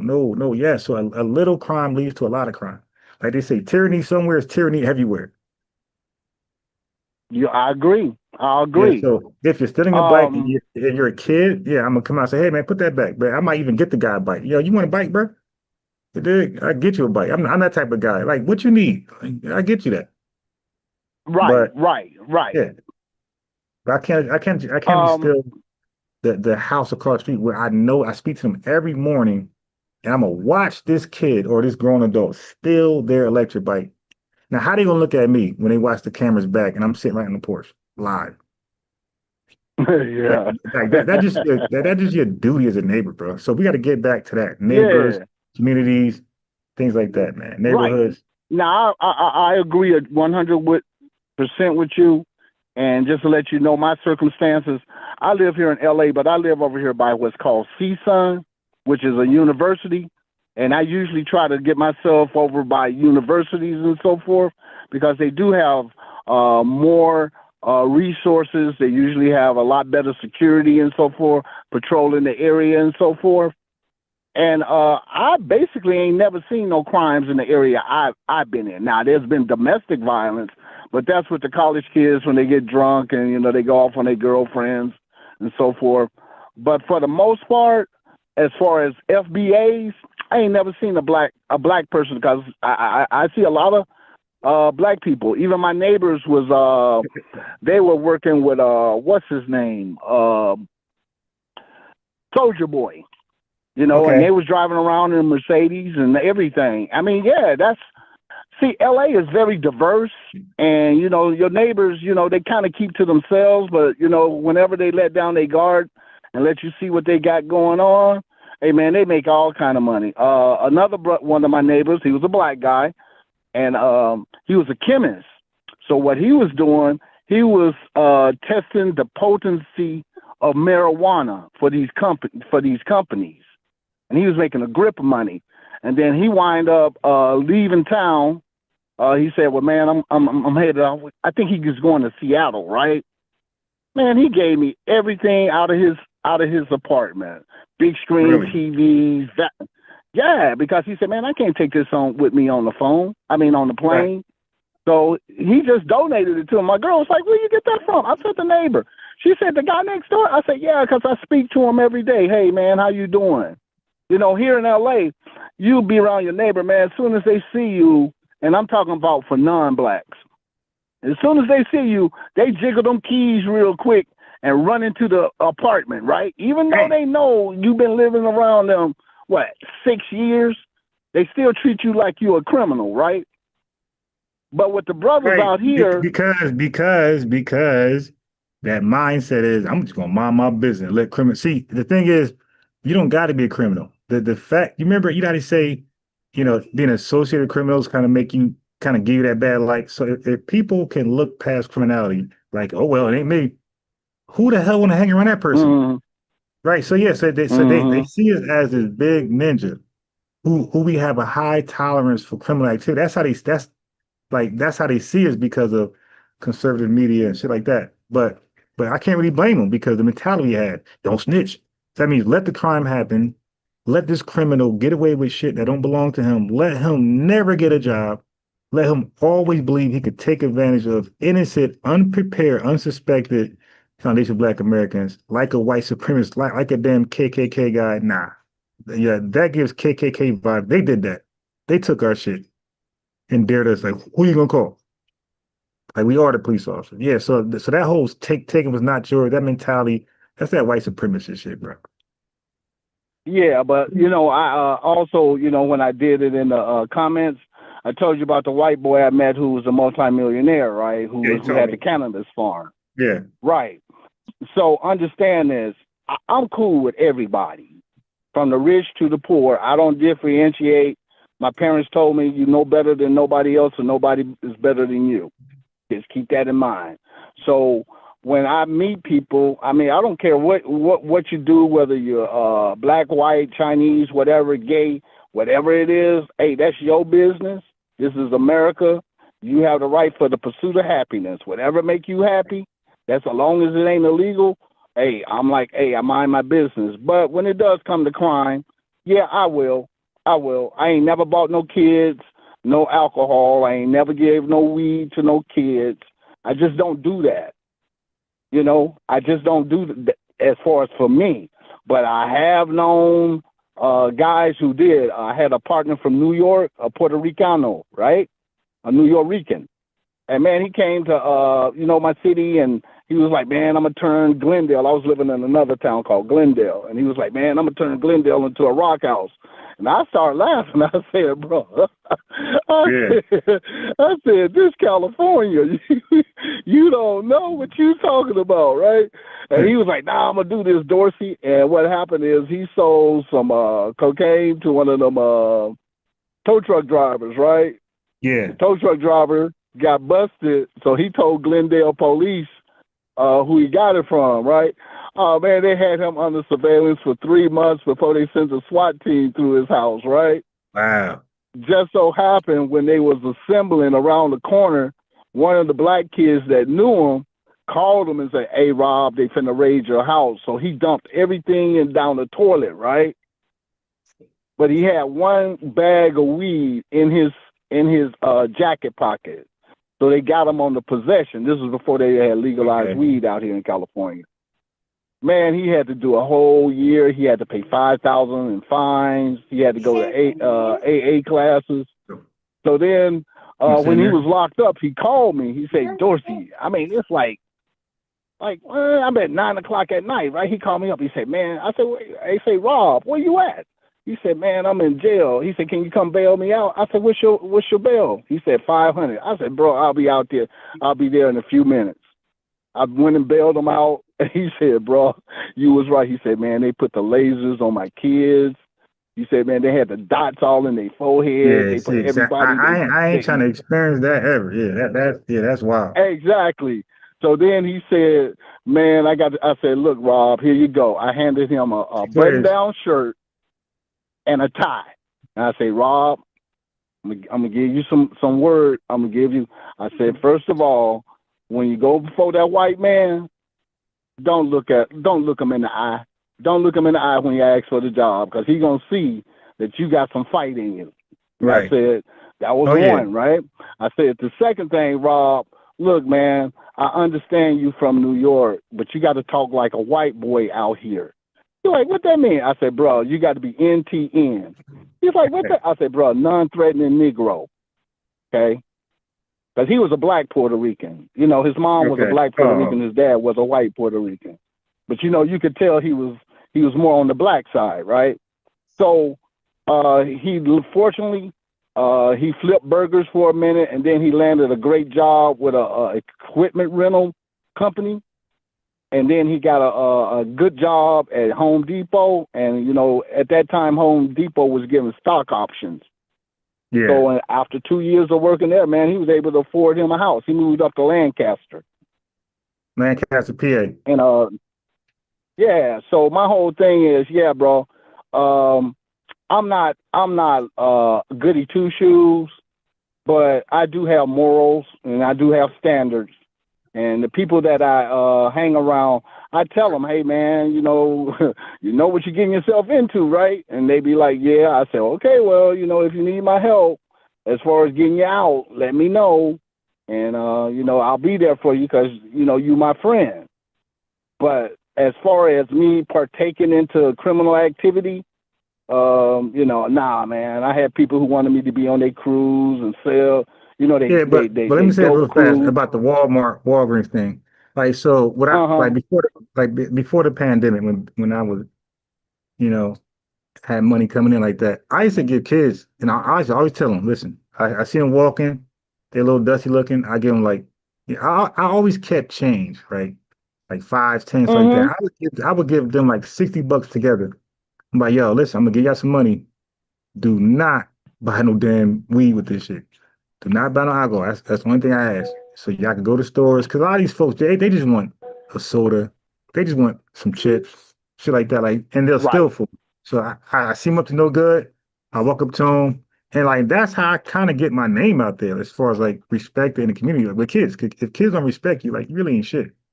So but that's how I get my name and good with the youth. I'll see them about to fuck up. I'll do some minority report stuff. I'll see it before it happens. Hey, y'all come over here. I pull out some money. They all listening now. And I'll explain to them just that. Well, this is what I have to say to the generation, your generation. You guys are doing way better than the generation that came, during my generation. Because see, I came in during the 80s, during the crack epidemic and so forth. Yeah. Right. And the older cats were so caught up on they little what you call it, dysfunctional lifestyle, you know, women, dope, you know, cars, guns, and all that they never took the time to talk to the youth and tell them, hey, this is not the way to be, this and that. And so when the youngsters grew up, they had no respect for the older dudes because the older dudes didn't spend no time with them, you know? So when I heard this, I said, well, I'm not going to be like that. And, you know, I go out there to a young black man and, you know, I speak to him and I ask them and I tell them where they can go get a job. Most black men I do who don't have work, I say, man, go do telemarketing. I say, if you don't mind talking on the phone, hey, man, they pay you every week. You start immediately. Ain't no waiting around. They'll tell you, can you start tomorrow? So, I mean, I do believe that, you know, the lineage, because I'm changing my vocabulary because I was going FBA. So now I'm altering it to the lineage. Hey, man, it's time for the lineage to start helping each other. I mean, really helping each other. As far as talking to them, counseling them, mentoring them. Now, I got a question. How do you feel about what Obama said that that gay black men should start mentoring young boys? How do you feel about that?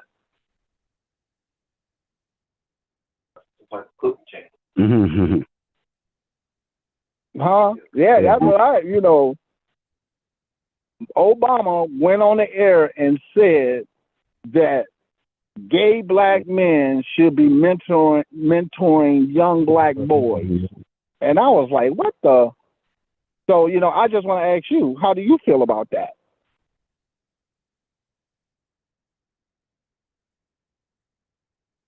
Hello? Hello?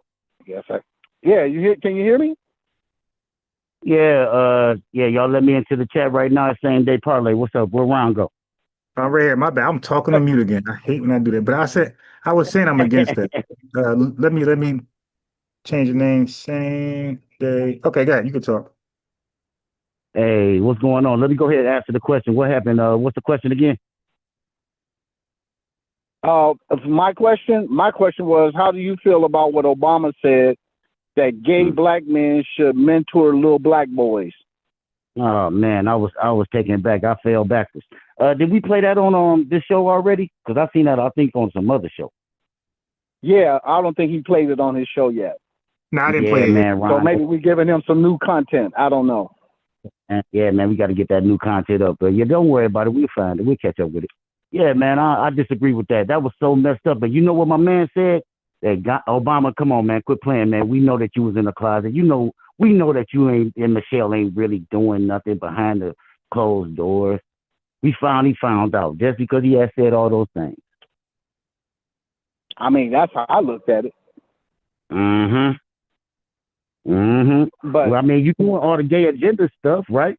So when he started yelling at the black people, like, I can't believe this, family. How y'all gonna let me down? Let's go ahead and make sure we vote against Trump. He should have been talking to the LGBTQ community because that's who he had helped out. Yep. And they wind up voting for Trump anyway.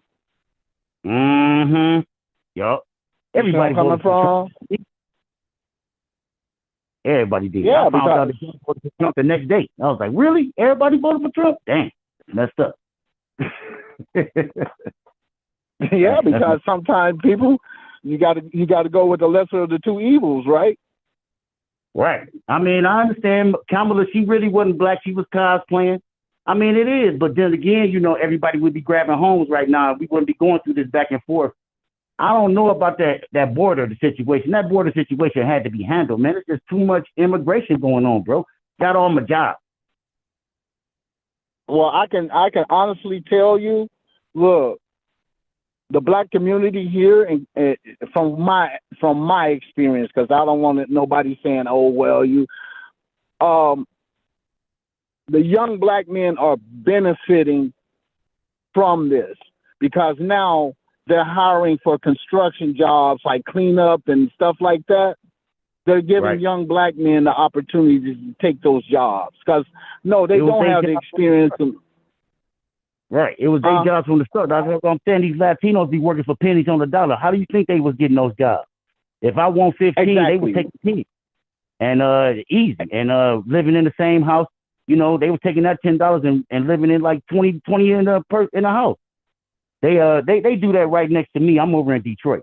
And I got some Latino neighbors, They ain't worried about it. They just got back from Mexico. So what you saying? They just went across the border and came back. So they know something. Yeah, you see where I'm coming from? Hey, you from Detroit? Yeah, I'm in Detroit. You from Detroit?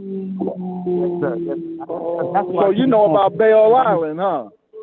Yeah, and I wanted to tell you a story about that. Let me tell you a story. That's the whole reason I came up on the panel today. I appreciate y'all. Thank you, Ron, for giving us this space. Listen. So check this out, man. I just want to say, man, all tethers ain't tethers, bro. Okay? Meaning that if they are immigrant, it don't mean they are tethered when they are just reparations. But I don't want y'all out there hating on Haitians and Jamaicans and all that stuff, because that's what happened. In my whole life in Detroit, I'm black. It's a black city. We black. I ain't never really met nobody outside my race. I was just telling my homie that. I'm like, have you ever met anybody other than black? Because we got Arabs over here. We got white people. He said, yeah, I met some white folks. I mean, that's like a given. I'm talking about something. Yeah, did you meet any Arabs? You met any Senegalese? He like, hell no. And I was saying the same thing until yesterday. Me and my son, we about to go to Belle Isle and walk the dogs. It's a beautiful day in the D. I'm about to go over here. We stopping at 7-Eleven to get a Slurpee. I'm right behind a Senegalese man. So only way I knew is because he didn't speak to me. You know how it was. It was like, I'm FBA, here we go, African immigrant. He don't want to even have nothing to do with me. This is my city. Anyway, I was like, you know what? I'm gonna go ahead and step out my comfort zone. Let's see what's up. Because I observed a little bit. My man started speaking French on me to this white guy. He's speaking French to this white dude. Next thing you know, I turn around and I say, Parlez-vous français? He started smiling and shit. Parlez-vous français? Yeah, so he started smiling at me. He turned around like, yes, my brother. And he threw the hands up, it wasn't no tether, nothing. I gave some dap. He gave me some dap. We embraced a little bit. You know how we do it. And I'm like, oui, mon frère. Yeah, mon frère.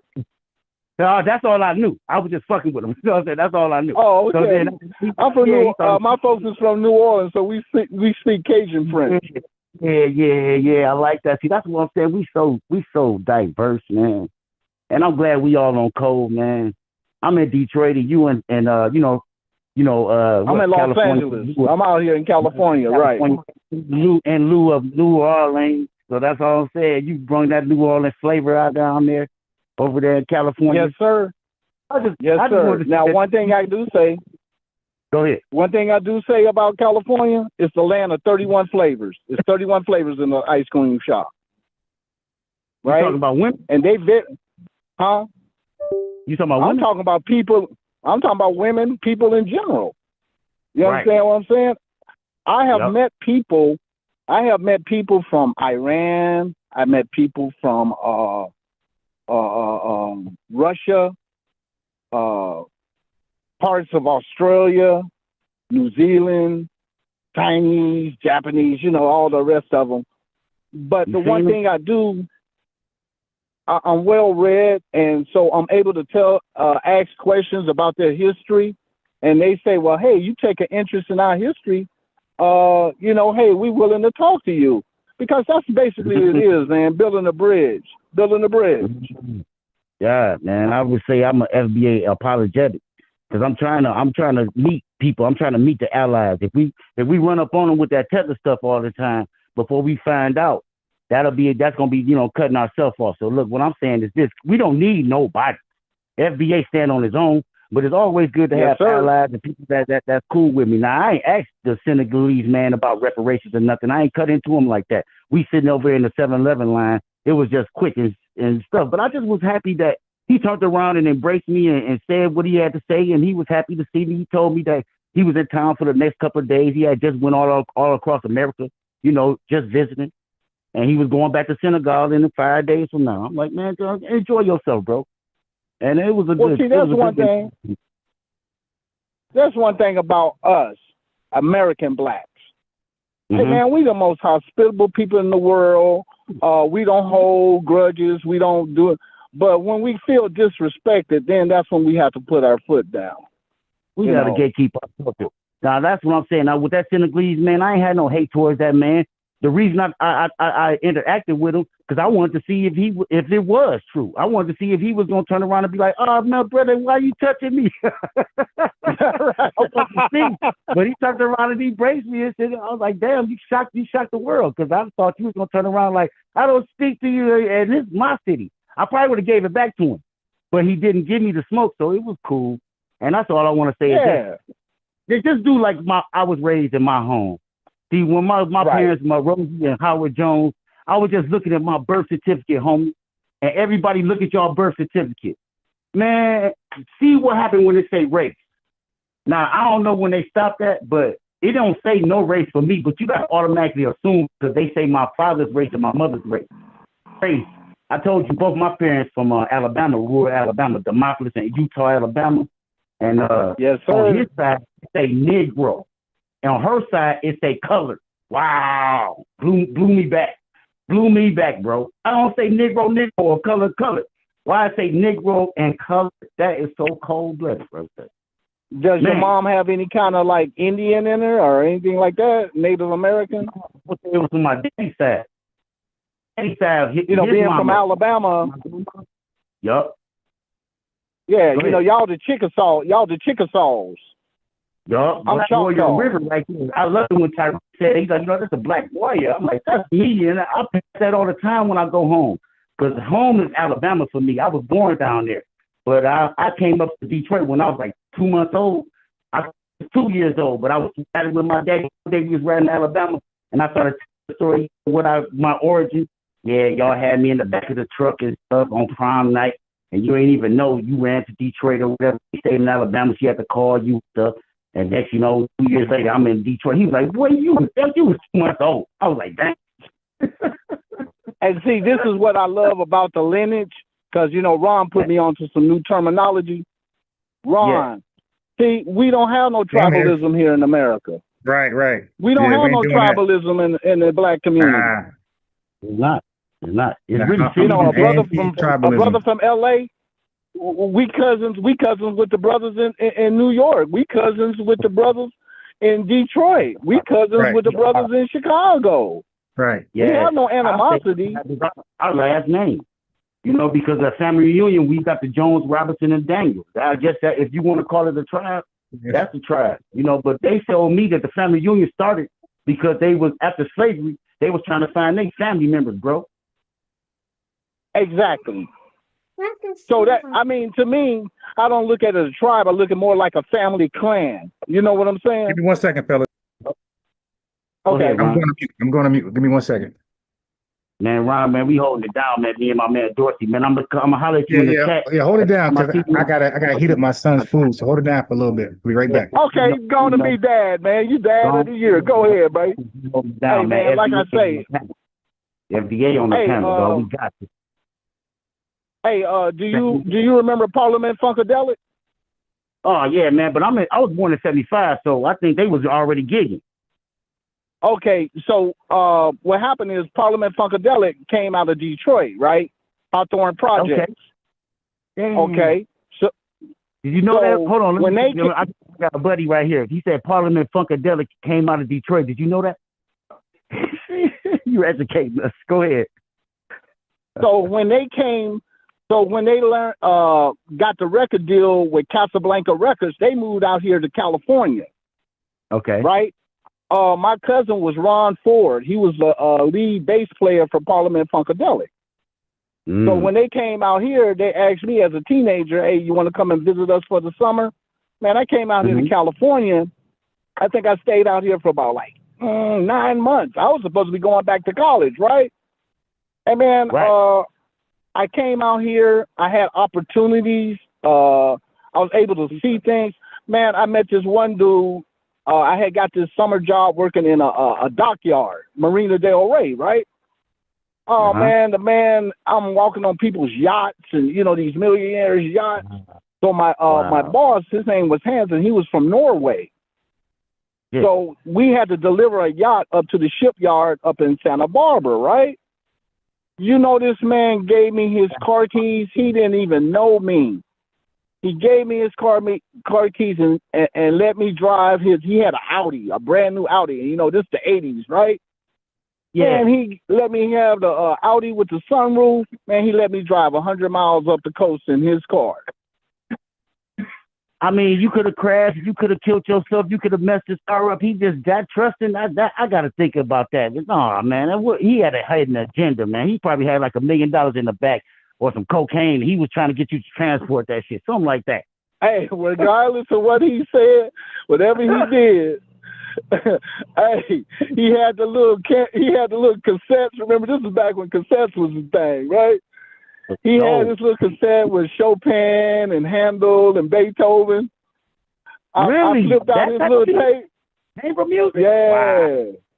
Yeah, he had that type because he was from North. So I flipped this little tape out and I put me in some Cool in the Game, some Bar Caves, and I cruised up, man. People was looking at me. I was surprised that nobody pulled me over. Yeah, so understand, man. The world can be a cruel place, but then again, there's always opportunity for the goodness to come out. And I don't put a blanket on all people. That goes for, I'm not gonna call them tethers. From people who are immigrants and this and that. I just think that everybody is an individual and you got to deal with people on an individual basis. Now, when it goes to the group, yeah, I got to stick with my people, but I do allow other people or other cultures to present themselves to me. And if I find them compatible with my culture, then I'll be like, okay, cool. We can kick it. Yeah, man, I kicked it with, but I really don't see them, man. I don't see that, man. Like I said, I mean, listen, that was the first Senegalese man I met in my 50 years on this earth, bro. Come on. I've been only surrounded by my people. FBAs that don't know they FBAs, that's crazy because. Well, don't y'all got Somalis and stuff out there? Man, they stay to themselves. That's what I'm trying to tell you. Everybody, Detroit is self-segregated. Okay. I mean, it's like people want to stay with their people. So you're going to have the blacks over here, the whites over there, Latinos over here, the Arabs over there, the Indian Americans, the Indians, Right. Indians. Well, out here, out here it's economics. It's economics. If you're in a class category and you got the money, they don't have no problems with you. Okay. You understand what I'm saying?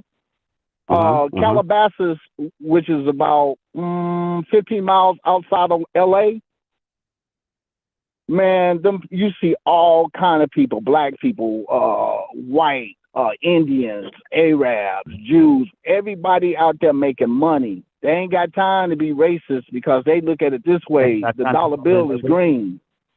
Okay.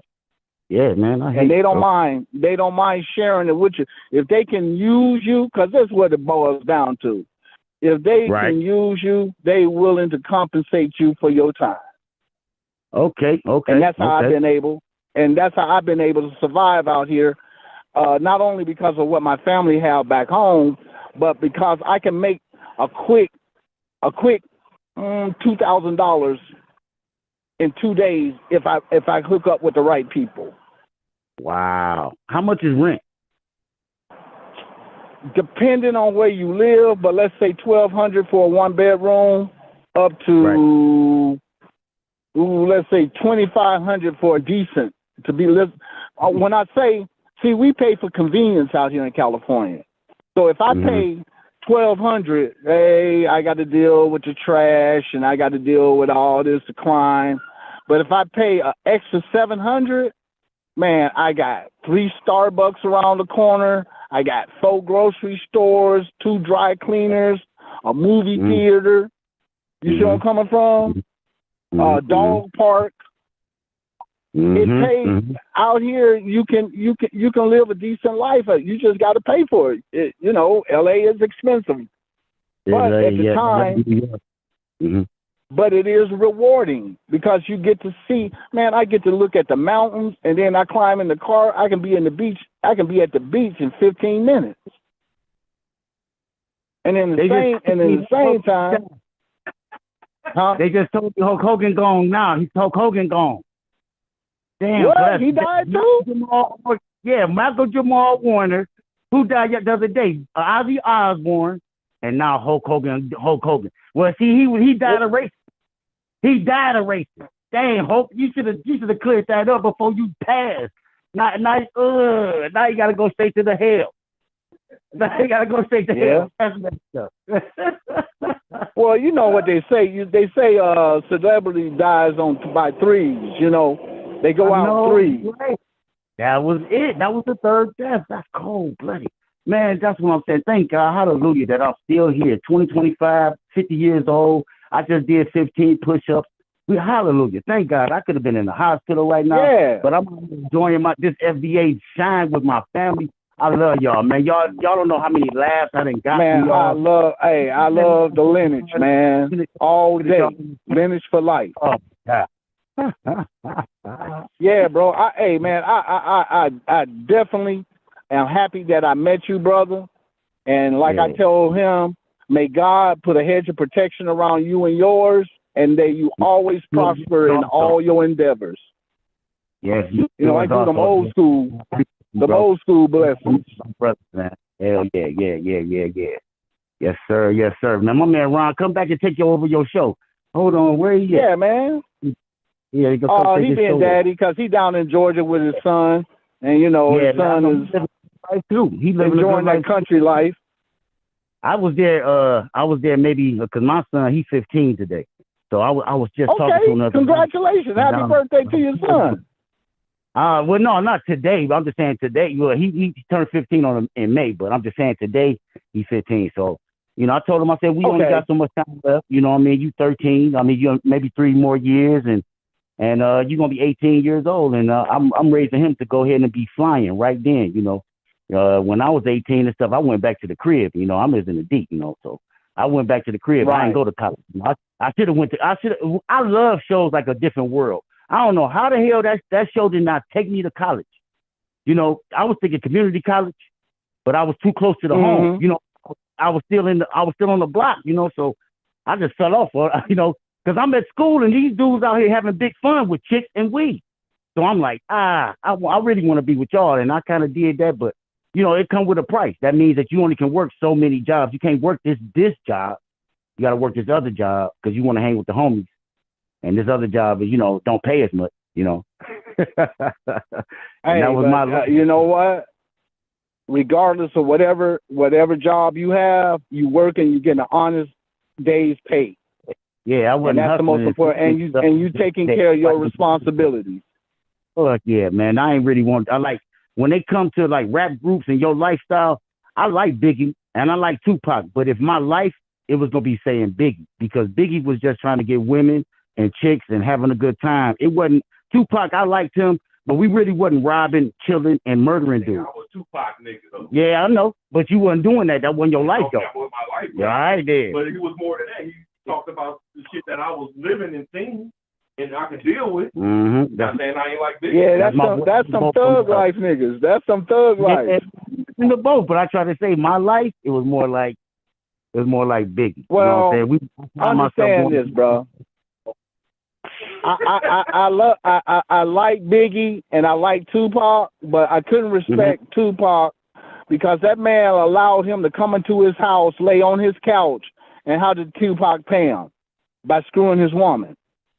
Yeah, man. That's dirty, man. That's personal stuff, though. That stuff they got to work out. Just like that personal stuff between Tariq and Umar. The other day they would have brung Umar's name up. And he didn't even get pissed. I was appreciating Big Tariq for that, man. Go ahead, man. The great minister of code. I was like, yeah, man, that was cool as hell, man. I mean, he's not the leader, dog. He is not the leader. FBA way bigger than Tariq now. We got all those spaces going, just down with everybody else. You know what I'm saying? Yeah, but to be honest, man, we really don't have no spokesperson for the black community no more. Right. We don't have one person who can say, hey, this is our grievances, this is what we talking about, because not that we scattered, it's just there's so many things going on. I mean, we got issues with keeping black families together. We got issues with black women and black men losing their way. I mean, I love black women, but black women don't love me. You see where I'm from? Yeah, man, it's an FBA sister in the chat right now that's willing to get with you, man, if you're single. Yeah, but no, I ain't single because I always got somebody I mingle with, right? You know. She right here, so nah. She puts up with my BS, and I'm talking about, man, I got a bunch of BS. You see what I'm saying? I don't cheat or nothing like that, but I have, like, let's just say, high standards. And when she don't meet my standards, I just go ahead and do it myself. Cause see, I'm a clean freak. I'm a clean freak. I gotta have things in order. They gotta. If you get something from out of the drawer, please place it back in the drawer where you found it. You see where I'm coming from? And you know, sometimes she go in the bathroom and you know she got her makeup and all them things and hygiene things. And me, I'm like, I would just like the counters to be clean. You know, I don't like hair dryers and this and that, and you know how the women have all these little makeup beauty aids and so forth. So you know, I just be like, hey, you know. But then again, I cook, I clean. She said, well, can I do this for you? I'm like, nah, because I'm a Southern boy. I like grits and eggs in the morning. I like sausage and eggs. I like biscuits. You know, so you know, my diet, I just like Southern cooking, especially I can eat anything else for lunch, but when it comes to breakfast, hey man, it's got to be regular Southern cooking, steak and eggs, greens, anything as far as with in the mornings. I have to keep it, you know, Southern style. I have to keep it, you know. I don't really do cereal. I don't like cereal. You still there, bro? Yeah, I mean, yeah, go ahead, man. Talk. I mean, what you do? Do you cook breakfast for your son? Yeah, hell yeah, man. But he really ain't into a lot of things. So, you know, he don't eat good. Oh, okay. You know, plus, you know what I'm saying? Like, you know, his mama gone. So it's just me and him.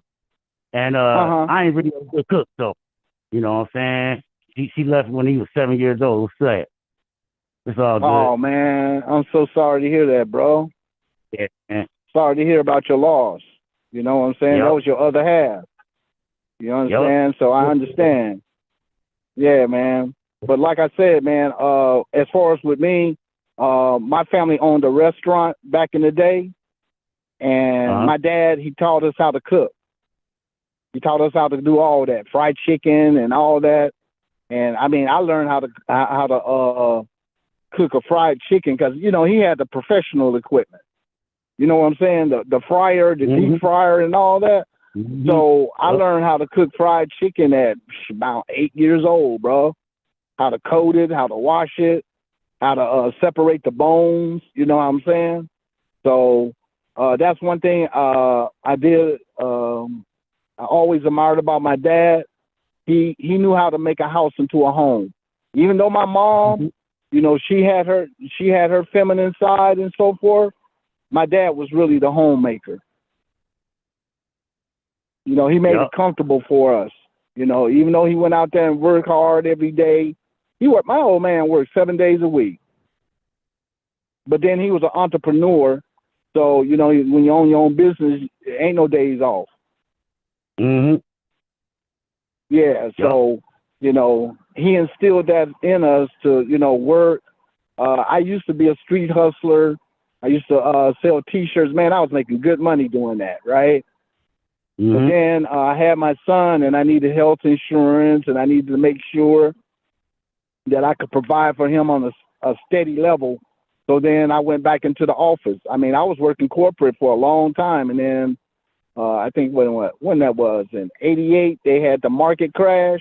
You know, they had the recession, and man, I got laid off. And after I got laid off, man, I was like, I need to hustle. And man, I got out there in them streets, man, to LA, man. There's money out there in the streets. It's always gonna be money out there in the streets, whether it's good money or bad money. You back, Ron? I'm back. Okay, man. We done had a great time, man, chopping it up, man. All right. LA and Detroit. Y'all go ahead, man. FBA Detroit. Yeah. So I'm just gonna continue with the video. I had Dorsey called in just to explain, and we chopped it up.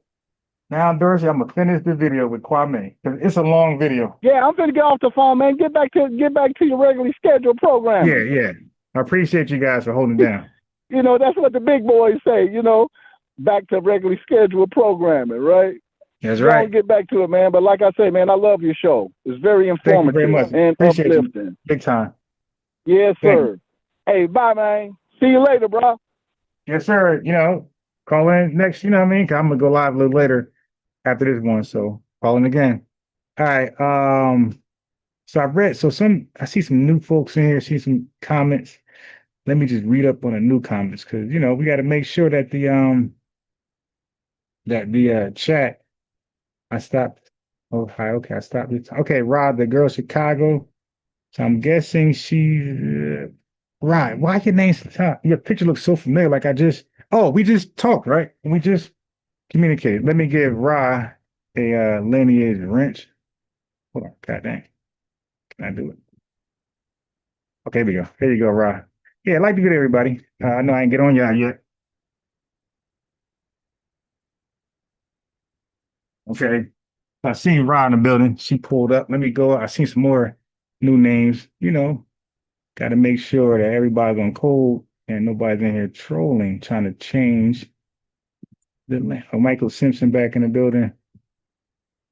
Oh boy. Michael Simpson. That's a troll name, by the way.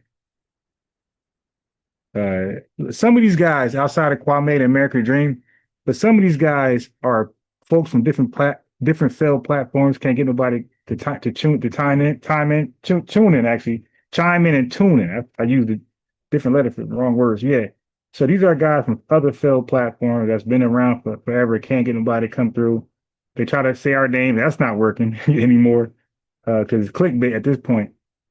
So even using our name in the title ain't working as much for these trolls and clowns, right? So they don't want to use their regular YouTube channel name and face me like a real man. They want to come up with a troll name and try to troll like a real troll, come with a fake name. Meanwhile, they mad as hell. I'm doing better than them with nowhere near the subscribers. All right. So yeah, so that's what that's about. So the Michael Simpson, those guys, like these are not new guys. These are folks from current channels. Their channels are failures. Nobody's showing up. The same crew. Nobody's joining. No new subscribers. No new members. It's the same old yes men and yes women. And they come over to troll us and try to distract us from our show. Not gonna work. We're on code. All right. Now, let me see who else. I see another new names in here. Make sure. As a matter of fact, Michael Simpson, I will talk to you at 12 p.m. tomorrow. But oh, my bad. I actually blocked you. Oh, well. Sorry. I tried to time you out, but I blocked you by mistake. Well, RIP. Tina Davis. Let me give Tina Davis a lineage wrench. Go ahead and like the video. Yeah, I ain't mean to block you, Michael Simpson. I meant to just time you out, but whatever. Diamond, Breeze, Omega. I see folks pulled up. Let me see who else in the chat.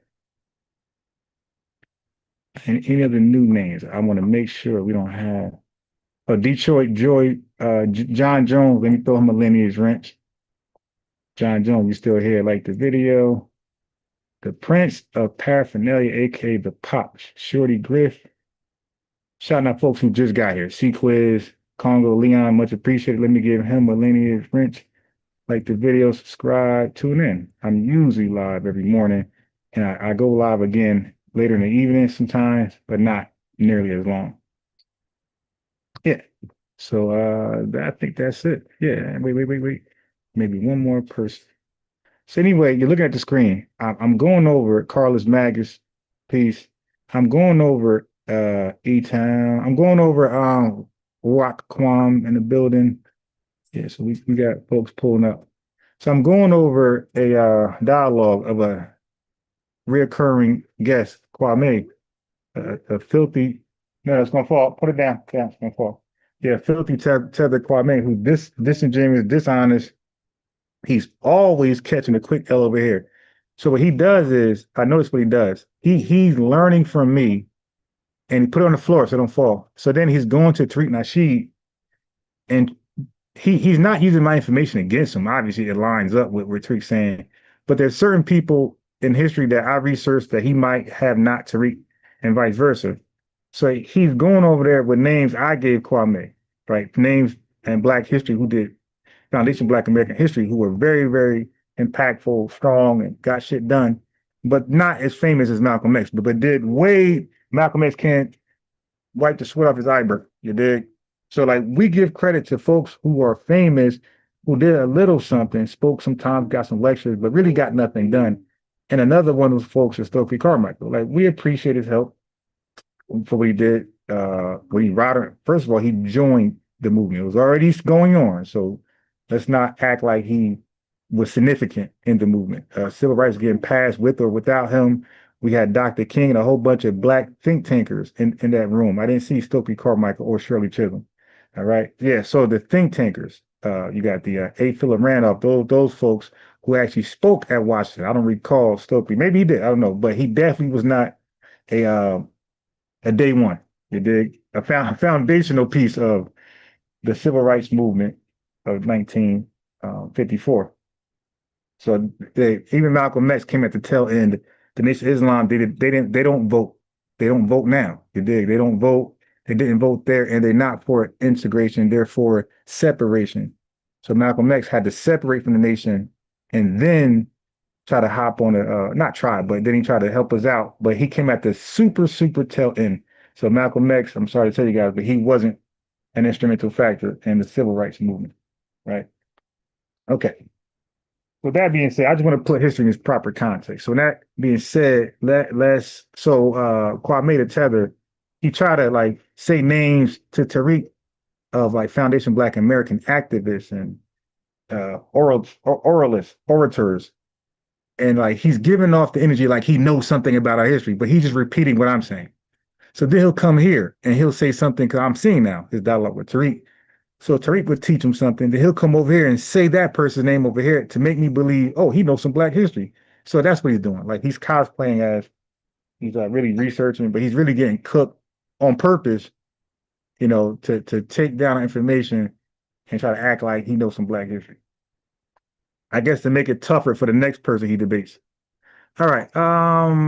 So that's where we at now. So right now they were talking about Marcus Garvey. I don't know, and where Kwame was at here. He's all over the place, and I'm just catching you guys up. So I'm recapping there. He mentioned A. Philip Randolph from me. He's posing like he knows who he is and know about him. He's faking the funk. So I know Tariq raised his eyebrow, like, how the hell you know about A. Philip Randolph? I know he was, because this is not a popular figure in Black history, but he did much more than most people. You know what I mean? So I know he looking like, how you know him? So that's what he's doing. He's trying to position himself as some fake pseudo scholar.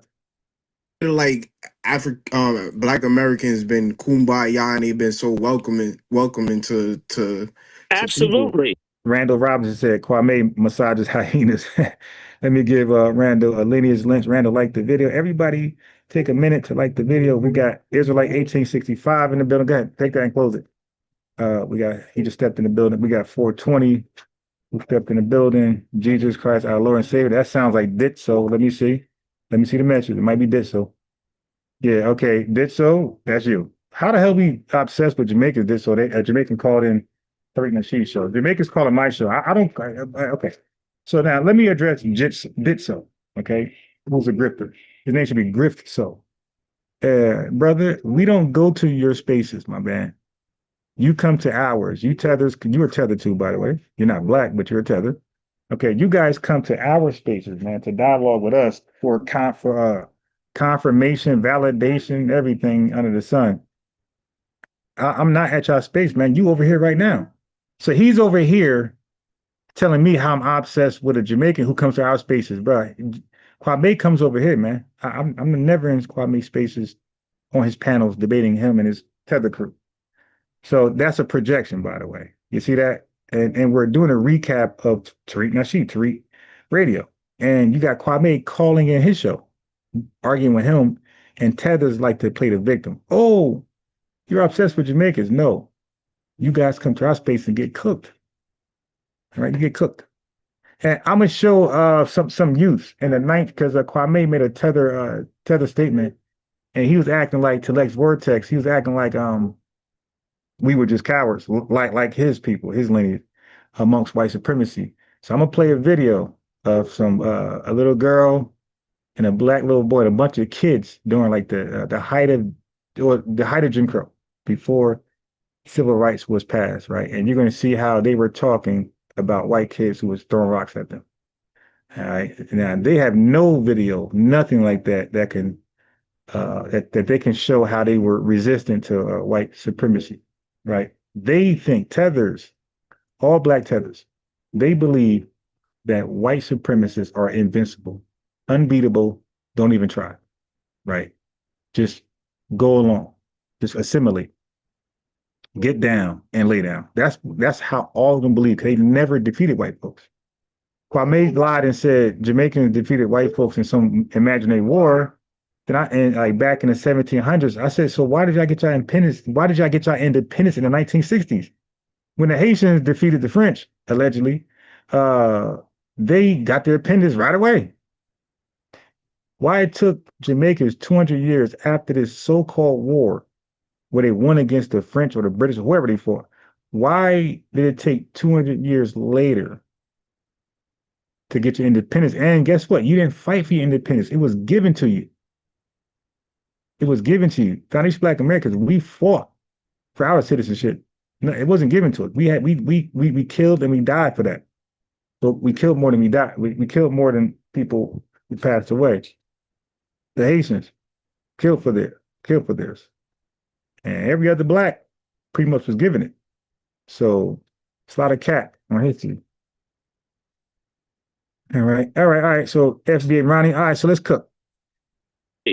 And I just point. Hold on. You keep. Let me make my point. Let me make. Shower posse. No.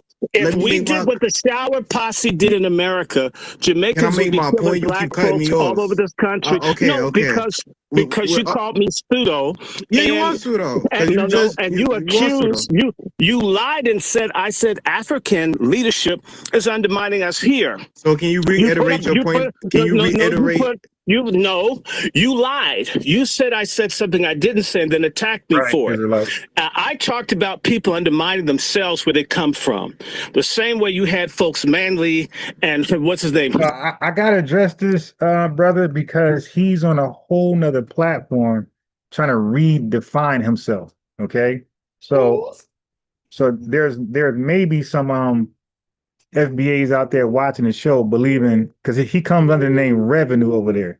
So he's rebranding himself over there. So I can't let that happen. I got to tie the knot. I got to tie the dots. You did connect the dots, tie the knot. So I have to address. I can't let him rebrand himself on 3 Radio. His audience and himself need to know that he's being cooked on a regular basis over here. You dig? That's why I got this. Matter of fact, I'm gonna put his name. I'm gonna put Revenue in the title because we already know him as Kwame. So I'm gonna put his name. I'm gonna retitle the video and put his name Revenue, so we can tie the knots with a Revenue and Kwame. The other Siaga fighting each other in Jamaica. Okay, where people fought and put the groups against each other instead of coming together. That's what I'm talking about. Okay, so why did you spoke for 5 minutes? Let me at least respond and say something. But I didn't accuse you. So when you accuse me, when you create oh my God, yes, this would happen to me if I was in the Caribbean meeting and I spoke out of hell yeah. Why? And that's what Unc West did over here. They come as a guest and they want to talk as much as the host. Like, so it's not just Tether. Like, that's just disrespectful. Like, dude, like, have some humility. Yo, you don't run anything over here. There's no my turn. I am not done. That's not how it works. But you know, sometimes you let stuff go just to have a discussion, right? But yeah, but that's disrespectful. So the brother's right. You don't come into our space and think we're gonna be equal. It's inequality, man. Just like how he said, if I came to Kwame spaces, his Tether spaces, I wouldn't expect to talk as much as him. When I call in Myron Game Show and cook him, I'm not going to expect him to let me talk as much as him. He's going to mute me, tell me to be quiet, and things like that. And if I don't be quiet, he's going to kick me off. And so yeah, so no, you called in when you calling somebody radio or YouTube podcast, somebody's podcast, you calling in under humility. Where there's Breakfast Club, anybody you call in, right? It could be Tasha K, Kendra G. You see, she don't allow her guests to be equal to her. She remind them every time, Kendra G, you're on my show. Like, did you lose your damn mind?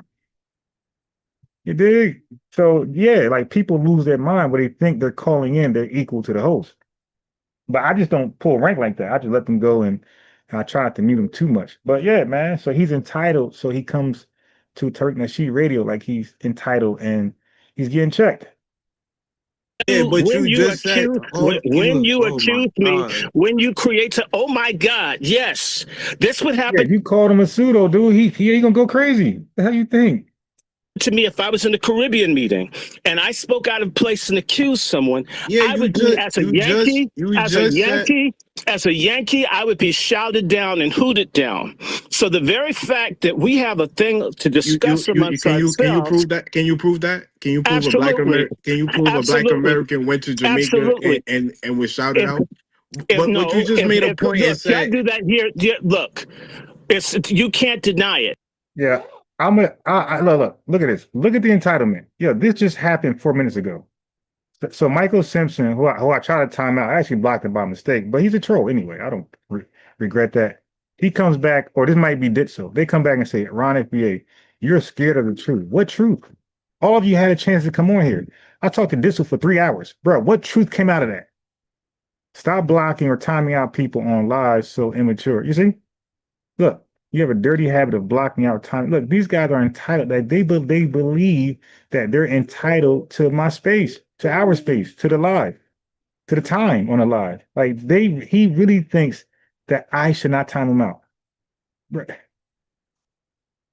Like, yeah. When you call like Verizon or the bank and you go off on a tangent, they're going to stop you or they're going to hang up on your ass. Sir, man, wait. What's your account number? Who are you? Oh, nah. See, I'm a Tether and I said so. Okay, click. When you calling somebody business or show, you got to humble yourself because you're playing on their rules, man, and you want their time. You want their space. But Tethers feel entitled. The people are very, very, very tight and insular. They have a right to be. We know this.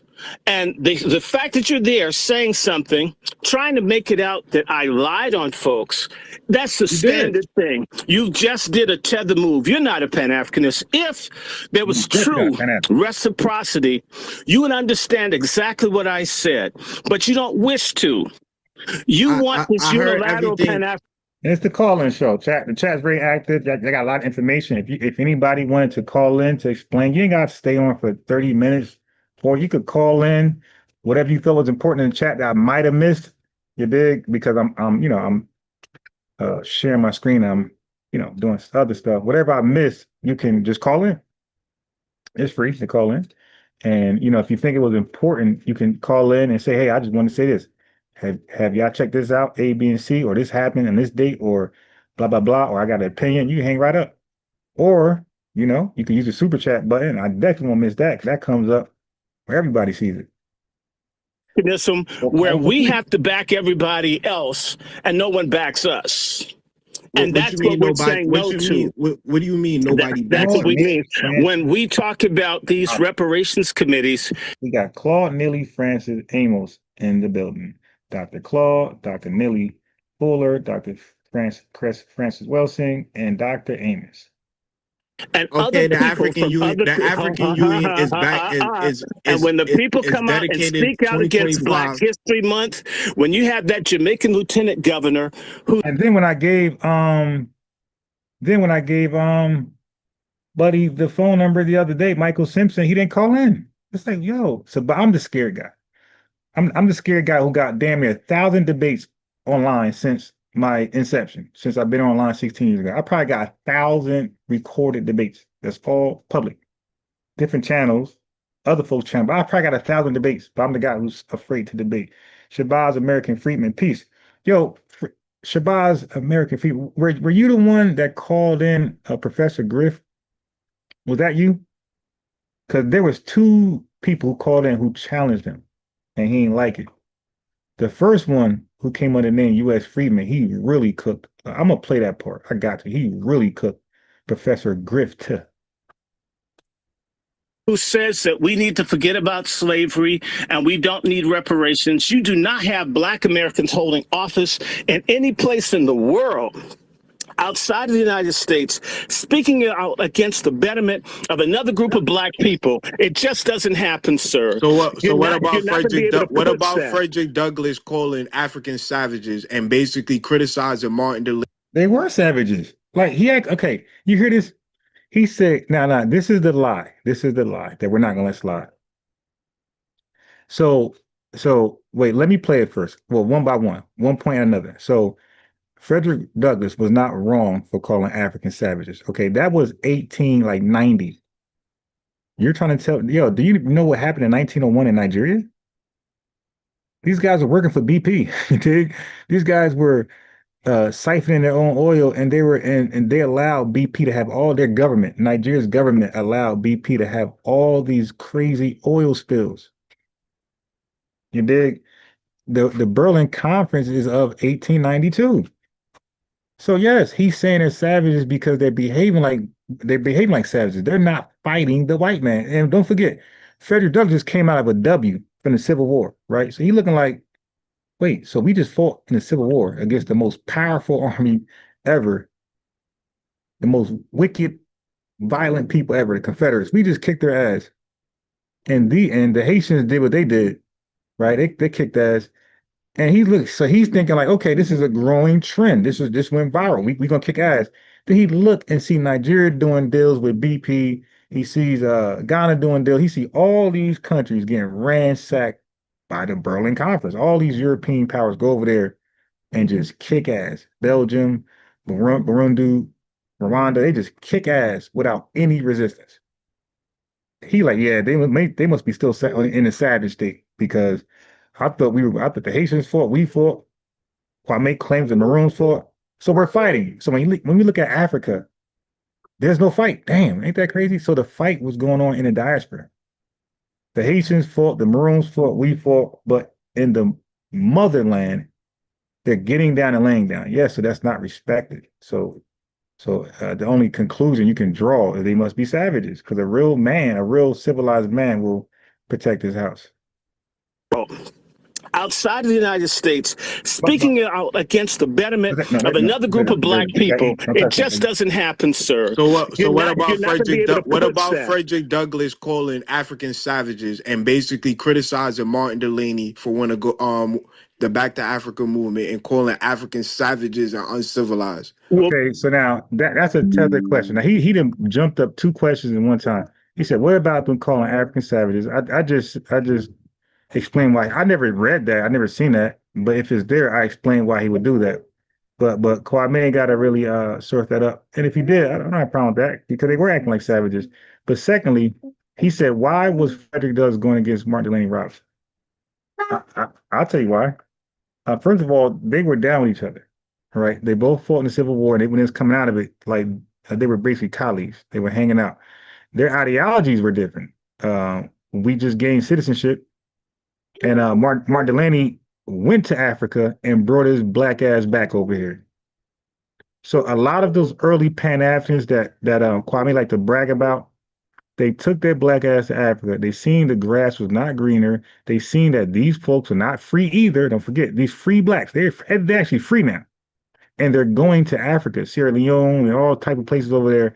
And they're seeing, what? These folks they got a white Jesus. These folks are like docile. There's no fight in them. They brought their ass right back to America and fought in 1863 for their independence, for their citizenship. And none of them take their ass back.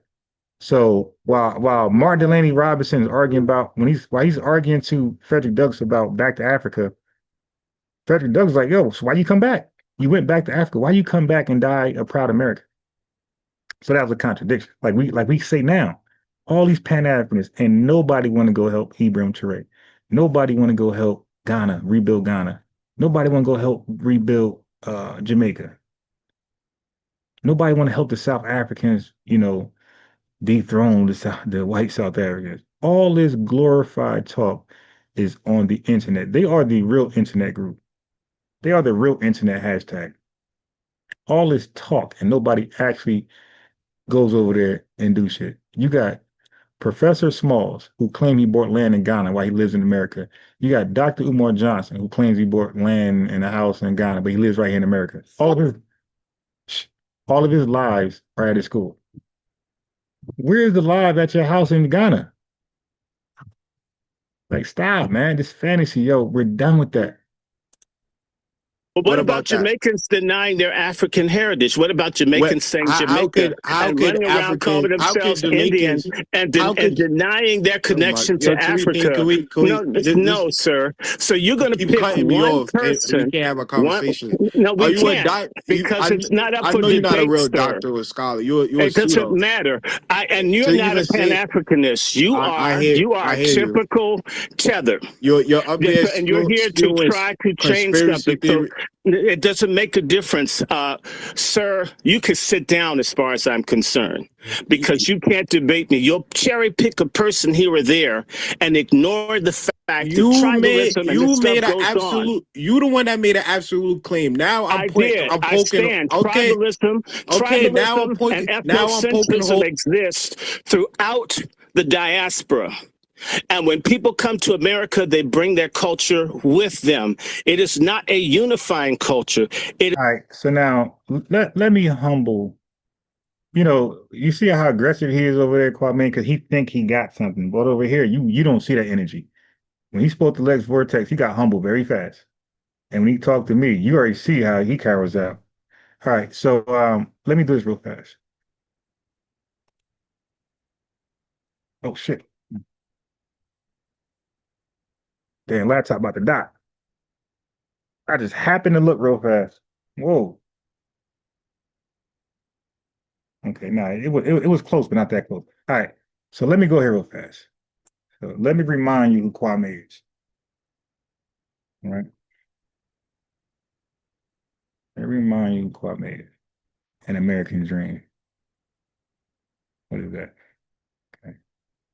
There we go. So let me remind you who Kwame and American Dream, who they are. So I put them in their place all the time. Listen to this. He's a scholar on Tariq Nasheed show. Stop it. Hold on, let me go back.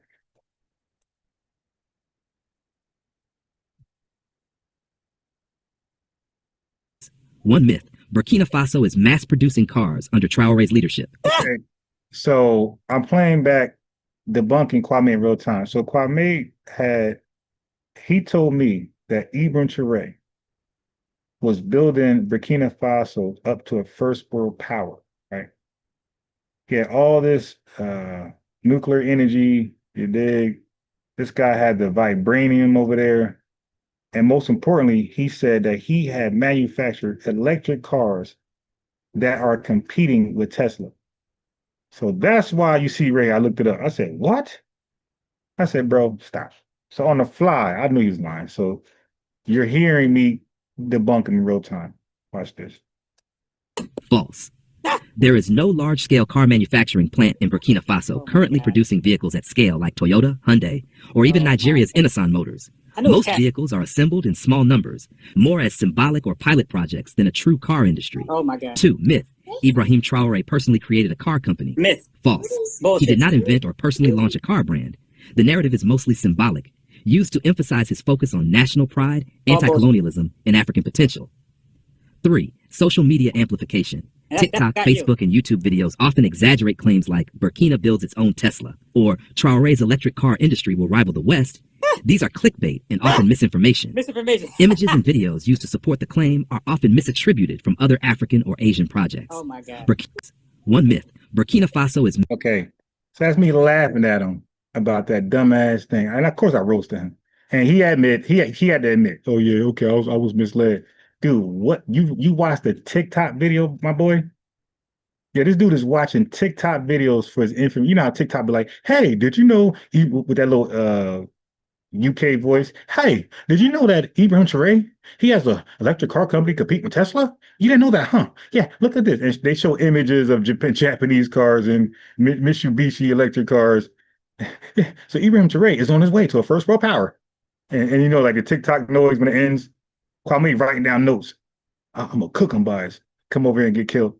Now, the other Tether, American Dream, didn't know that the North benefited from slavery at the time of slavery. This is sad. Traore started No, I'm sorry. I'm still cooking Kwame. Electric car company. Right, so this is Kwame actually saying it. I'm sorry. So he's actually that was the source of, but this is him making the claim. That Ibrahim Traore started electric car company. Would you consider yourself a good researcher? I'd say I'm a decent researcher. No confidence. So, chat. I'm sharing my screen. The topic of Ibrahim Traore, the young military leader and transitional president of Burkina Faso. Allegedly launching or supporting a car manufacturing initiative has been circulating online, but it contains a mix of truth, exaggeration, and myth, especially on social media. Let's break it down carefully. Who is Ibrahim Traore? Born in 1988, Traore he is known from France and the West. That Ibrahim Traore started Okay, so I want y'all to hear him say it. Don't take my word. That's why I played that short clip. I wanted you guys to hear him say that Ibrahim Traore was manufacturing electric cars at the same pace as Tesla. All right, so now let me go ahead and get American Dream, not knowing that the North benefited directly and financed slavery. Like they directed. I mean, they directly benefited from slavery because they directly invested into slavery. He didn't know that. He thought the North was safe and holy, like Africa never sold slaves, and it was the big bad South, the Confederates, fools. All right, so let me find him in here. Yes, Yogi. Give me a second. Let me find this guy. You damn Tethers. Where is this guy? Dude didn't know that the North directly benefited from slavery and they invested in slavery. Didn't know that. And they come over and wonder why I mute him and kick him off. Like, you can't just say stupid shit and don't be held accountable. You got to be held accountable to what you say. And, you say something dumb enough, it can warrant a removal from the panel.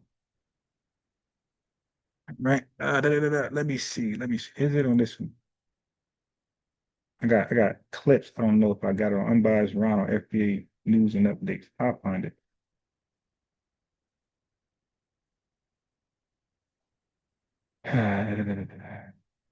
Go to my receipts.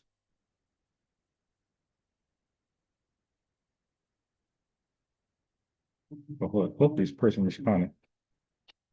So that sister, the 7 soldier sister, the one that's trying to like sell her looks. So I asked her, because I told you guys, I said she probably most likely is going to say that blacks were kidnapped by white people, and that's what led to the black diaspora. I predicted that she's going to deny the slave trade, Africans involvement. So I asked her that question. Hopefully she replies because she said she ain't coming on. You know, I don't blame her. All right, let me see. Oh, okay, yeah. Well, I got some heat right here. Okay. I got some real heat. Let me bring this over here. Let me finish playing Kwame real fast. No. Yeah. Let me finish. It is a schismatic culture. It's schismatic in England. It's schismatic in Canada. One of the few places where people can come together transnationally is here. And when people are welcome, they often abuse those that welcome them. This is a fact. This is why delineation is necessary, whether you like it or not. Revenue? Yeah, so he spewed a lot of stuff that was just untrue. And the minute I pointed out how A. Philip Randolph was working with the FBI on a Garvey Must Go campaign, and that's how Marcus Garvey got arrested, he says so. Then I pointed out how Frederick Douglass was totally against Martin Delany, and that's one of the key reasons why they split, because Frederick Douglass was calling Africans savages, saying Africa is uncivilized. I'd rather be here in America and work it out with the white man. And so when you say but listen, hold on, because here's the thing. Frederick Douglass was correct to not go for that scheme that the American Colonization Society wanted to put together to send folks. See, so Kwame knows I know a lot about the ACS, but he doesn't know if Tariq knows. So he's trying to like chin check people to see, or G check people to see what they know. And if they don't know it, he's going to like talk about it more. But once they express they know it, he's going to run from it because he doesn't read into an article. He'll read like the first couple of sentences that he's done. Folks to Africa. So slavery was better than a sovereign nation, according to you. Okay, so now he's lying. He says sovereign nation. The ACS was a colony of the white supremacists and slave owners of America. You see, so this is a filthy tether. He's hoping Tariq don't know something so he can misrepresent it. Like Liberia was founded by free blacks. That's what white folks teach. Liberia was founded by free blacks, and you know, we had our own little separate country, and some of us wanted to remain in slavery as though slavery was a choice. And Kanye West stuff. Sovereign. Shit wasn't sovereign. That shit was a finesse by the. So who are the founders? Look, so Tariq called him on it. Sovereign. That was no sovereign nation. It's a Liberia. It's Black Americans. A finesse by the. So who are the founders of Liberia? It's Black Americans. Yeah, you hear this fool? Yeah, this is a piece of shit. The founders of Liberia was a Black American. Now he would never say that here, because we had long discussions on this. He'll never say that here. He's being disingenuous. He's giving bad faith argument just to see what Tariq will let fly and won't let fly. Liberia was not founded by Black Americans. They were not even a Black American at that time, fool. They were they were called free blacks. They were not freedmen. He does not know that. Guarantee you. Oh no, it was the American Colonization Society. See, so Tariq checked them. So here's the thing with tethers. Tethers think if we're not known for saying it, then most likely we don't know about it. So therefore, they'll try to play or argue in the gray area. So he tried to check Tariq Nice Cheese chin just now. But Tariq said, oh, no. Ain't no Black Americans found this. There was no Black Americans. There was free blacks. But he said, no, that was the ACS, the American Colonization Society. That shit was a finesse by the. So who are the founders of Liberia? It's Black Americans. No. It was the American Colonization Society. They put that shit together. Yeah, off the backs of Paul Cuffey, because Paul Cuffey and that's another lie. So Tariq Nasheed, I gotta give him his flowers, yo. Yeah, he know a lot, yo. Do anybody agree with anything? No. But he knows a lot. He remembers everything, not just knowing a lot. He retains and recalls a lot. Like we gotta be honest. I'll be trying to figure out when I read certain shit, like I be trying to figure out what doesn't he know. I be trying to add my value. Like, all right, well, he don't know this. Then I hear a Tether debate him and he'll pull it out. Because I thought he didn't know about A. Philip Randolph, and then one show I clicked it. He said A. Philip Randolph. So there's only one other person that I don't know that I want to see if he knows about him. Do you dig? Like kind of like trivial. I want to see if Tariq knows about this guy right here. This is another unsung hero. Okay, I want to see if Tariq Nasheed knows about this guy. I never heard him. I heard him mention the organization, but I never heard him mention this guy by name. And let me give it to you.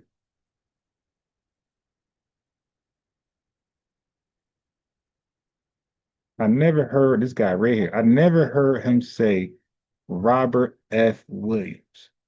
So let me give you a little bit about Robert F. Williams before I go further. While Dr. Martin Luther King Jr. was preaching nonviolence in Alabama, one man in Monroe looked at those burning crosses, those night riders terrorizing his community, and decided enough was enough. His name was Robert F. Williams, and his story isn't your typical civil rights tale. Robert was a Marine veteran who came home, looked at the terror in his community, and did something that nobody thought was possible at the time. He armed his people. He organized 60 men, trained them for self-defense, and famously stated, "Nowhere in the annals of history does the record show a people delivered from bondage by patience alone." Considered a hero to many, Robert's story all started with a simple question. What happens when the oppressed refuse to be victims of the system? So when they say we don't fight, they're a goddamn liar. So anybody that's familiar with Dr. Khalid Muhammad lectures, because he never said his name, he never used his name, he never called him out by name either. But Dr. Khalid Muhammad will give lectures and he'll say, nah, everybody ain't turning the cheek. There was an armed resistance, militia there. And but this is what he was speaking about. He was speaking about the deacons for defense.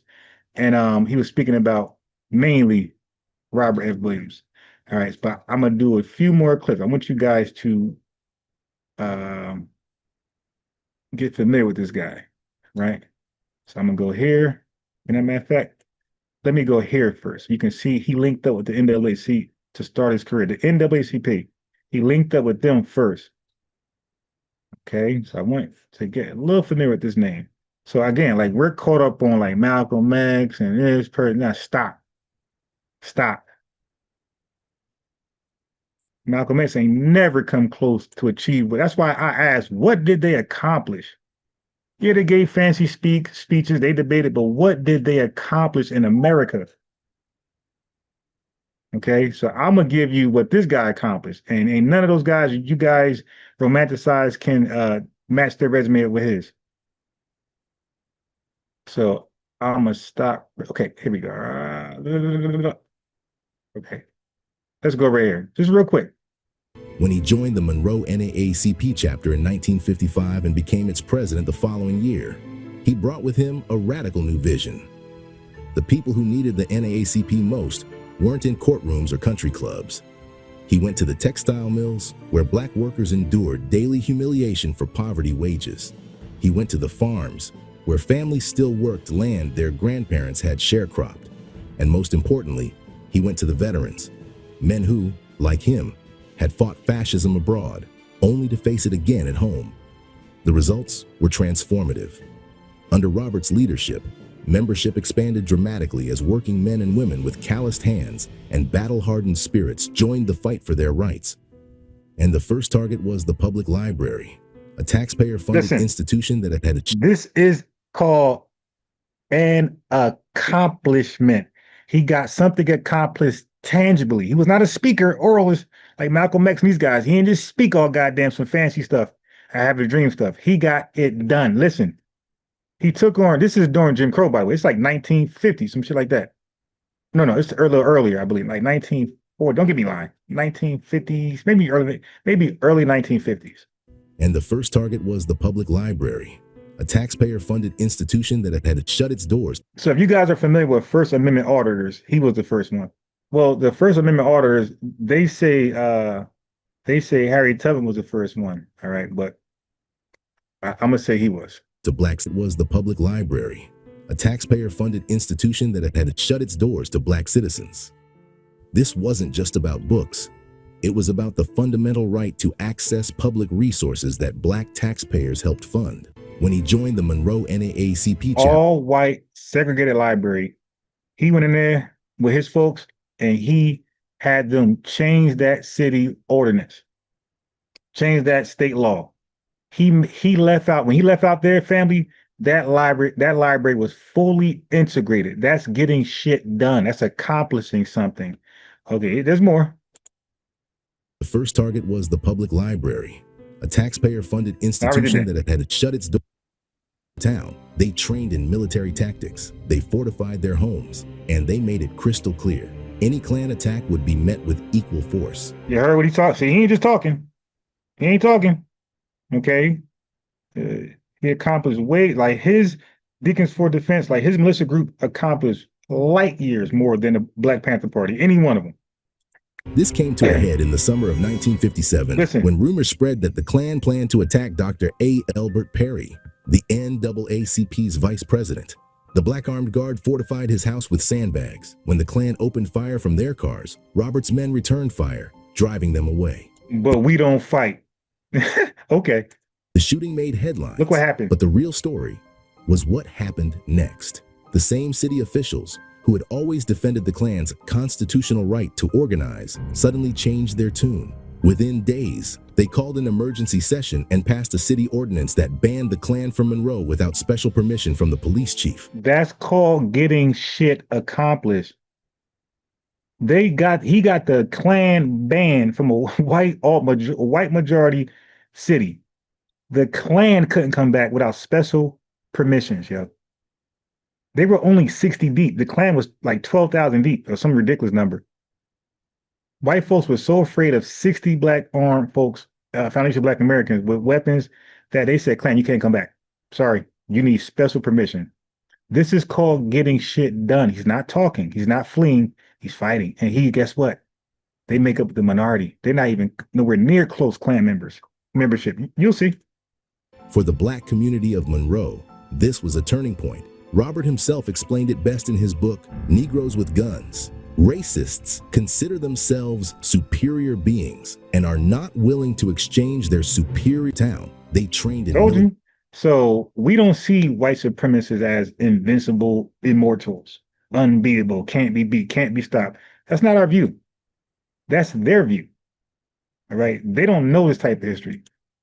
Island, when they can practice violence with impunity. The ordinance requiring Klan gatherings to get police permission marked the first time the local government had ever restricted Klan activities in Monroe. The first time they ever restricted Klan activities was from Robert F. Williams' resistance.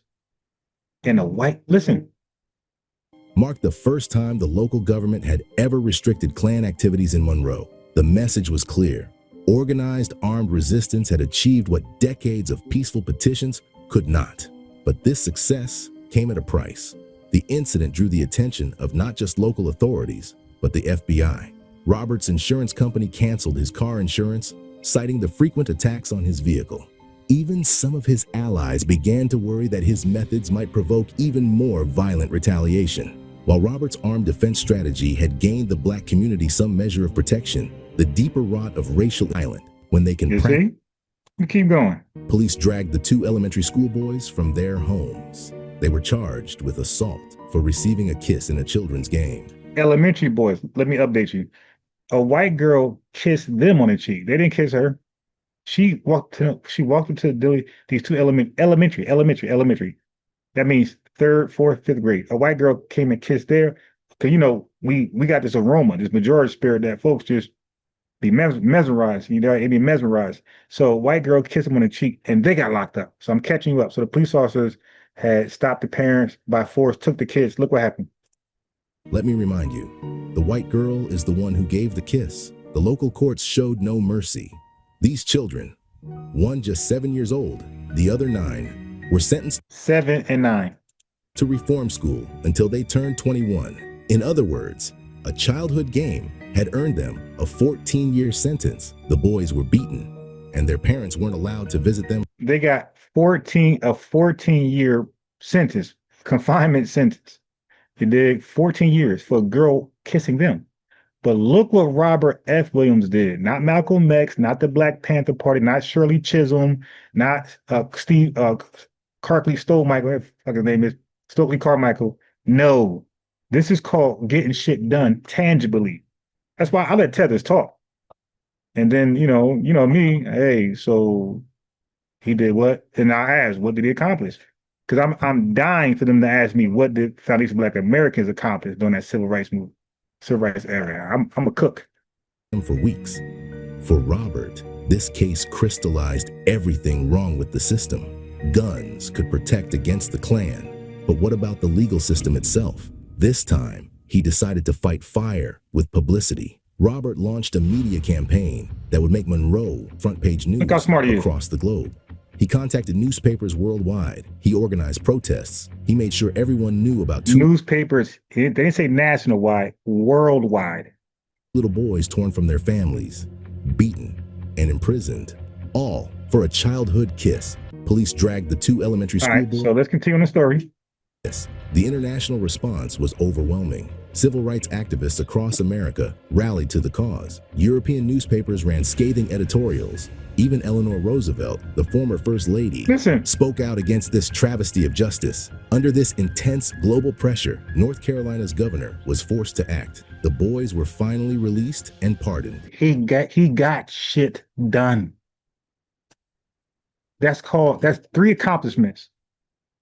Tangibly.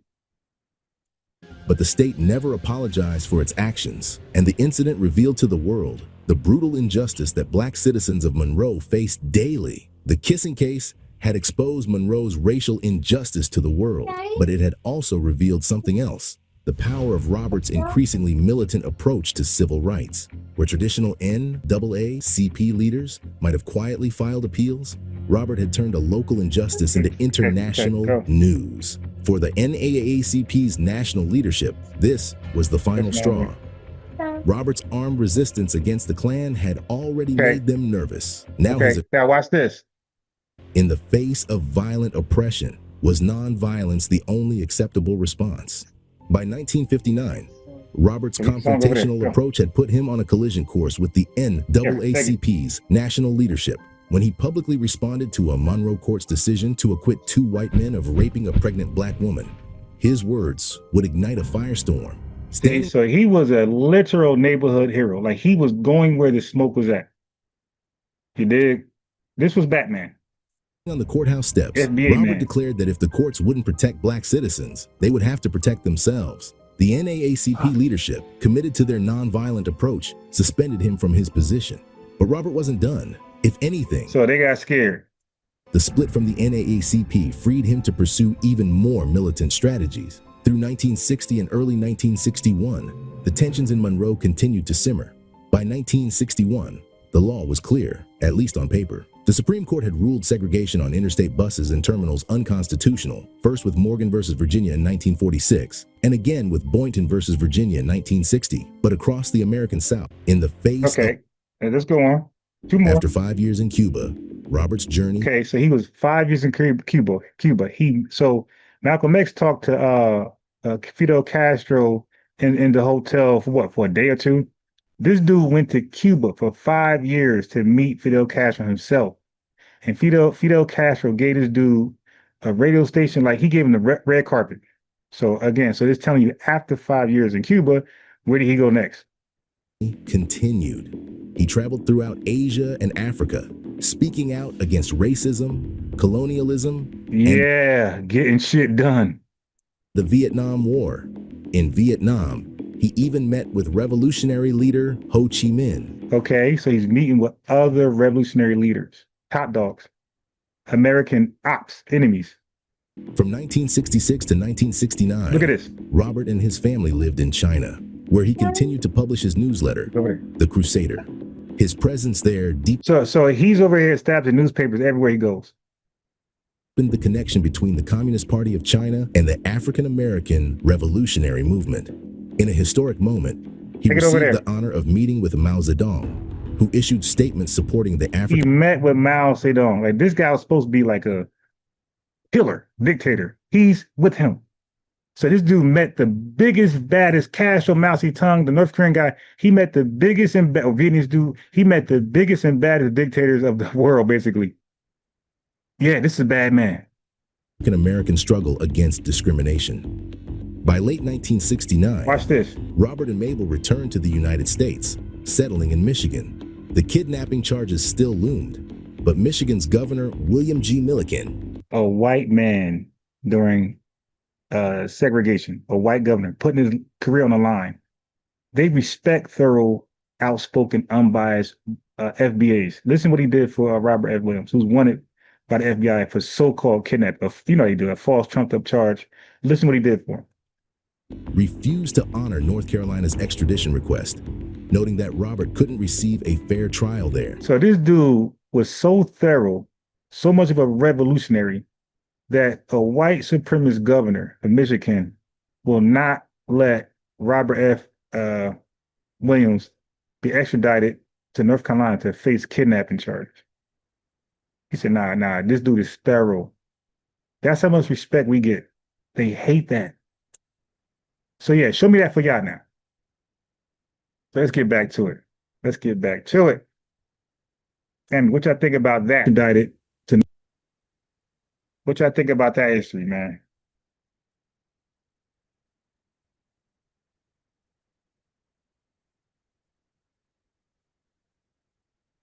You dig? So there you go, man. So when they say we don't fight, I laugh. Like, okay, call in. So when Chaotic Truth called in, said we don't fight, I cooked them. I did mention Robert F. Williams, but I didn't mention like other people. But I did mention key stuff where we fought and won against white supremacists, the Confederates. Kurt Tide, you dig? Yeah, that's real history right there. Oh, he was the real deal. Yeah. So I don't say, listen, man, I don't get emotional. And when y'all say Malcolm X and this guy, I'm like, yeah, all right. Like I don't say nothing. I know y'all don't know, and I don't want y'all to think I'm being oppish. So I just be like, okay, yeah, Malcolm X, yeah. Who else? Stokely Carmichael, yeah. But I know, call in. I ain't gonna debate where I look like a op, whatever. Call in. And we'll talk about Malcolm X's accomplishments, tangible ones, and Stokely Carmichael. They did absolutely nothing. They accomplished shit. They were just good speakers, oralists, and they helped where they could help at, but they were super far from accomplishing one thing. Right. So like I said, man, I hear people shout out names and this guy did that, and all these people in the library you can read about. You're not gonna read about him. You're not gonna read about A. Philip Randolph in no damn library. But again, like, listen, I don't show my hand. I just want somebody to call in. Like right now, I got some her brother sent me some links. Oh, I got your links. And Pinky, I got your links too. I sit on stuff because I'm trying to get somebody, I'm trying to bait somebody to call in. Even his sister, the pseudo crazy sister with the bipolar. I'm dialoguing with her all nice and stuff. Yeah, I got something lined up for you. Yeah, so Robert F. Williams, Robert F. Williams, A. Philip Randolph. I got a few more. But I want to show where Kwame lied on Paul Cuff. Right? Okay, the Holy FBA Codex TV1. Yes, sir. So I learned a lot when so Kwame, I'm gonna give him a little bit of credit.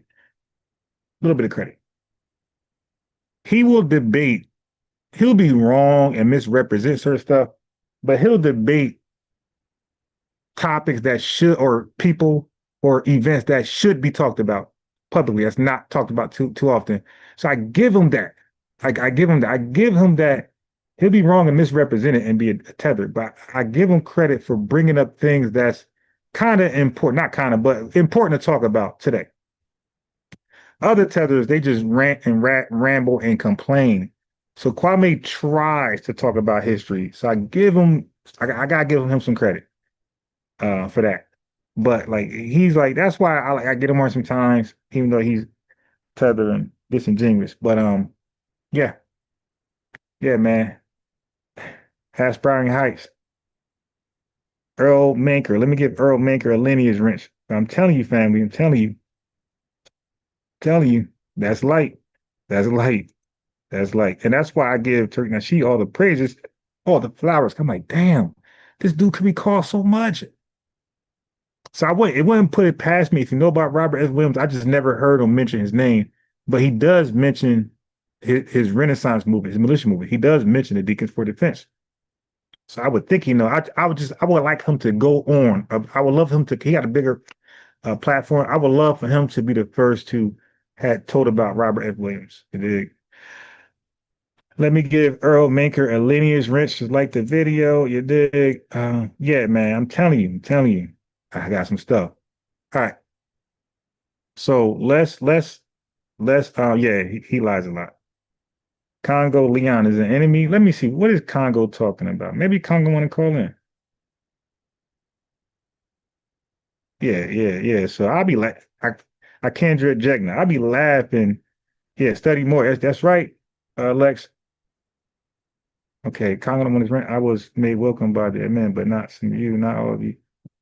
3M, peace to you. Yeah, so y'all was loving that. Yeah, so y'all know I was fired up when I heard about old boy. Deep skill. I guess you pick and choose what you want to learn. No, it doesn't make it. Okay, so Congo used the language understand. I don't know what that means. So I didn't read. So we got One Nation in the building. Damn, that's us. FBA got that ass whooping. Yep. I'm telling you, man, our ancestors kick ass. Jago, they rule to the tether. These black people are my heroes. So let me give Jago a wrench. I haven't read something that Congo's so far. He said that was bad. Yeah, I can't wait till like the chat upgrade where you could like you could tag you to somebody like a comment so you can see it right away. But so far I didn't really read anything. I'll leave you in peace. Yeah, I haven't go finish cooking that bushmeat stew. Am I in a black platform? But it was it looked like y'all picking with Congo. I don't know. Yeah, it looked like y'all. So we got FBA sit the True 34. I read about him a few years ago. Yep. FBA sit. Saying folks know. Yeah, I wish he was more talked about. But I had this several lives when I read about him. I kept that. Every lie was about him. Every lie. FBA sip. I gave you a lineage wrench, like the video. Yeah, it looked like you guys might have been picking with Congo a little bit. So us getting it done is him making let's be around them. Well, Brooklyn gave an interesting comment. I kind of don't know what he's talking. Oh, he left. Oh, he left. Yeah, I would love him to call in. Yeah, I wish YouTube chat update where you guys can tag me or highlight a comment where we all can see it. Yeah, so Tether, if y'all believe I'm wrong and you want it to be seen or I don't miss it, send a super chat. Oh, you can send $1.99. But I will respond to it. I will invite you on. Martin Delaney was already in that region. Like American Colonization Society, they put that shit together. Yeah, off the backs of Paul Cuffey, because Paul Cuffey and Martin Delaney was already in that region, Liberia region, looking for a homeland for Black America. Okay, so he's lying. This guy's stupid. How the hell you looking for? The ACS started the ACS started Liberian County in 1822. Yeah, this. But look, I already cooked him on this. He's trying to chin check Tariq and oh boy, Paul Cuff went to Sierra Leone.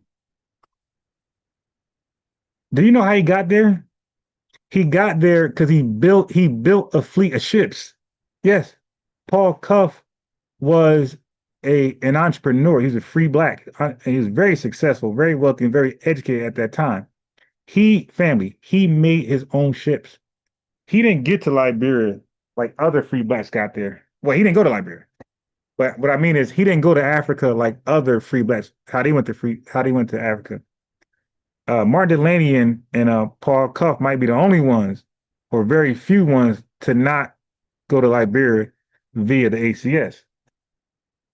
So he's like misrepresenting history. Neither one of them went to Liberia because Martin Delaney Robinson didn't trust white folks. He did. So he wasn't rocking with no ACS person at all. So he went somewhere else in Africa and Paul Cuff went to like Sierra Leone, but neither one of them went to Liberia. Martin Delaney Robinson did not rock with white people at all. He didn't rock with white folks. He didn't trust them. So he didn't rock with them. They didn't finance his trip to Africa. All right. So he just made that up. And Paul Cuff financed himself. So they had nothing to do with Liberia. American and the diaspora. We're over here saying we're in our homeland. That's why most of us were not with that bullshit. There's a reason. So now you don't adhere. I'm not gonna talk over me. That's why Yeah. Let's not pick on folks because they're non-FBA black, especially if they're not undermining or talking trash. If they're just listening, like they got the right to listen and learn. You dig? That's what we want, because we feel like folks have a certain view of us because they claim they watch movies, you dig? And they watch, white folks TV shows. Yeah, so let folks get a better view of us. Give them a fair chance. Give them a fair chance. Over here, we talk about real FBA information, research, heroes and sheroes. So give a Latino come over here, give them a chance. Give her a chance. Asian come over here, give them a chance. Until they start saying some undermining stuff, then we'll call them out. But we don't want to run them off simply because they're not FBA. We want them to be updated about our strong, powerful history. So now they could go talk about that in their spaces. So now, we want them to call out their Tether class. So now Congo learn about Robert F. Williams, A. Philip Randolph. Now, when he go into those spaces and he hears his own folks talking trash about us, we're lazy, he could say, nah, you guys ever heard of, or they don't fight? He could say, what? Y'all didn't hear of Robert F. Williams? No, who's that? Oh, okay. And, he could represent for us. That's how I look at it. FBA SIP says they're not going to talk about our riders like Robert, bro. They don't want millions of FBA being on code together. It was strike fear and then once again. This is that's exactly, because they were white supremacists. And don't forget, Kwame said we're afraid, and chaotic truth. White people was afraid of this one black man. He was really like 10 deep, because folks started to disperse from him. He was it was just him and his wife at one point. And white folks, and by the way, he died a natural death, family. So he got it wasn't acquitted, but his charges got dropped. The kidnapping charges got dropped. And he died an old man. You dig? Natural causes. He never died in prison like some folks. He didn't get assassinated. This when he went out like a real G. He got a real G history. Fought, kicked ass, killed, left the country, met with other revolutionary leaders, came back with FBI Most Wanted, beat that, and nobody assassinated him. Nobody did nothing. The dude has a clean goddamn history. You would think you guys would think something happened to him. No, he died old. Natural causes. Yeah, that dude did not die defeated, Not jailed or assassinated, not co-op, nothing.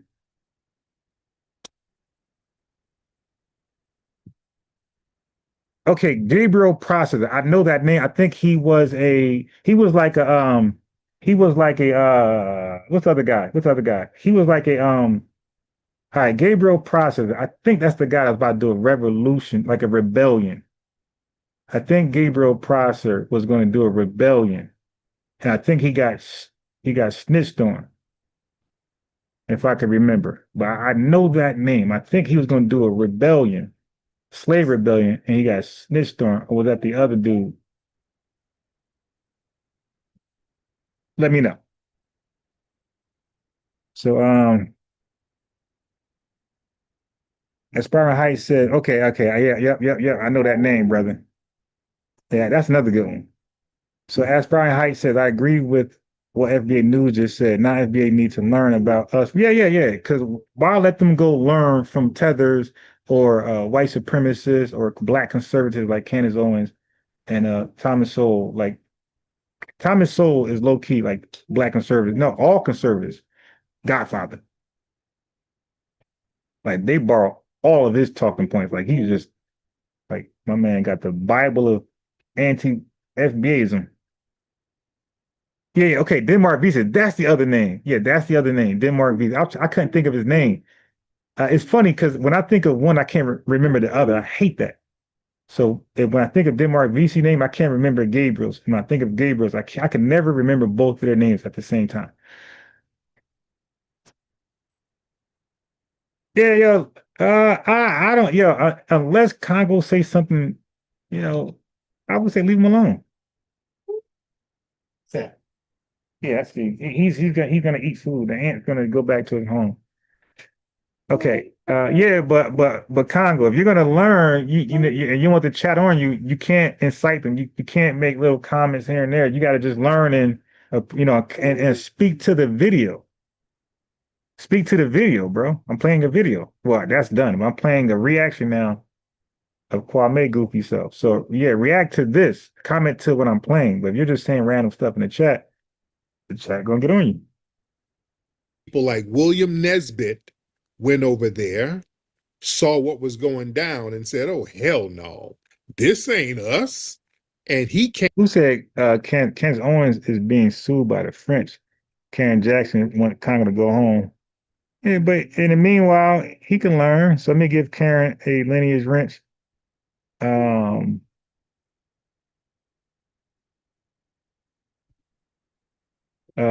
The book of Gabriel, okay, that's gonna be the book of Gabriel processor. Okay, I'm gonna highlight that right now. And I'm gonna Google that. The book of Gabriel processor 1 and 2. Yeah. I think I might do something at home because these folks ain't talking about that. Like we know Denmark VC, but the folks don't know who Gabriel processor is. Yeah. Definitely do a book worthy of suggestions. Let me give some books that I like. They upstairs. Damn, I hate to not hold them right. But Michelle Alexander, the new Jim Crow, I'm gonna give it 3. New Jim Crow. Parchment Farming. That's like a subtitle. But you should be able to find it if you type that in there. Parchment Farming. I gotta go upstairs to get because it's a long little thing.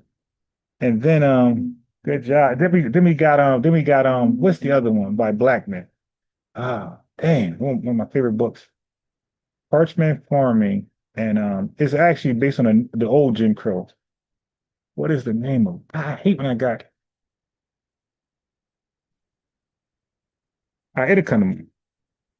Came back here and got with Octavius Cato and other brothers and sisters and started to fight for the 14th Amendment. They said, "Oh, this is a finesse they got going on," and they weren't. I think Michelle Atkinson. I know she had used his information either in the of that book, either in the foreword or the preface. Okay, one of those, but because you can't learn a new Jim Crow if you don't know the old Jim Crow. So the other book, I'm trying to remember what it's called. It's called Slavery by Another Name. I got it.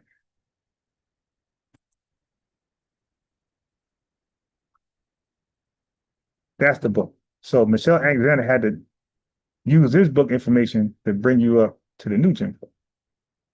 What the name of the books? All right, hold on.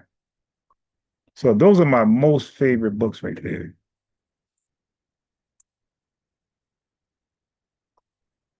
New Jim Crow, Mass Incarceration. And this book right here debunks a lot of Black conservative talking points where they want to blame us and say it's our culture. There's no such thing as white supremacy. That's another thing, family. You got to know the different arguments. Tethers argue different from Pan-Africanists. And white supremacists obviously got different points, but Black conservatives or conservatives, period, but mainly Black conservatives, they got different argument talking points. So you'll find yourself getting ready. You'll find yourself debating like Pan-Africanists and Tethers, and then debate a Black conservative, and they'll go somewhere crazy with it, and you're not prepared for it. You're like, what? Because they'll deny the stupidest shit. That's like, just ask DJ Focus. He was mad as he was mad as hell debating that dude. All right, I'm gonna bring him back on here too. I'm gonna bring that Black conservative background. I just ain't had time for them. But this is the first book. That's the Michelle Alexander book, The New Jim Crow. I'm gonna give you Slavery by Another Name. That is the there we go. So it's by, so I knew his name was Black. So this is Slavery by Another Name. Let me share my screen.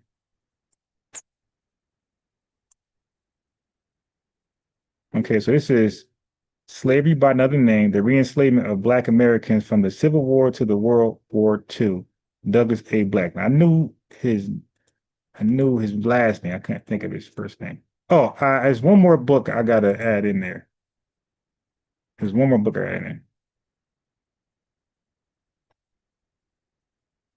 Foundation of Black Americans, salute to you. I can't put that link in here. Let me give Foundation of Black Americans a Lineage wrench, brother. Like the video, please. Okay, damn, the link's too long. Hold on. Let me find another way to do this. Shoot. Yeah, you don't want to overpay for it. Damn, $102. It says first edition text only. So I could resell my book for 100. I heard this was good right here. There we go. This is the other one. I got it. Remember, I said it was called Parchment Farming. That's not the real name. So look, so they got it was called Worse Than Slavery. This is my other book. I couldn't remember the name. That I said Parchment Farming. This is it right here. This book goes hard. God damn. All right. So I'm gonna put this one. It don't cost as much, but I'm gonna put the link in it because it might be shorter. The link is too long. Hold on. Nope, it's too long. I can't put that book in there. Too long. So, but y'all see it. Y'all see it. It's called Slavery by Another Name. It's a very popular book in these spaces. He be doing hella interviews. It's like Michelle Alexander. Oh, you got your straw? That's cool. Oh yeah, so I can't do that one either. The links are too long. Okay, so anyway, just come back to the video, screenshot it. Worse Than Slavery, Parchment Farm, and the Ordeal of Jim Crow Justice. And these books are not the same.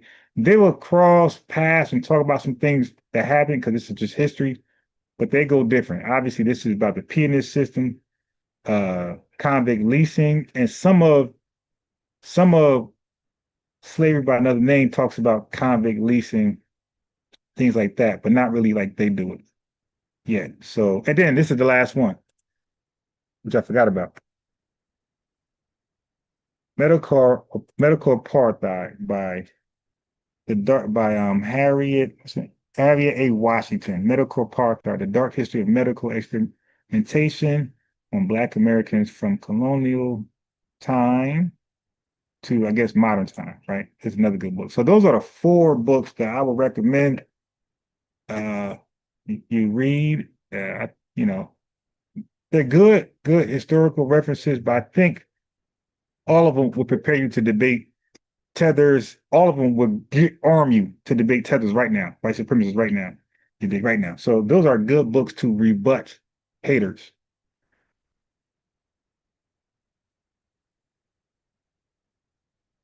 Weren't going for it. You ain't gonna talk over me.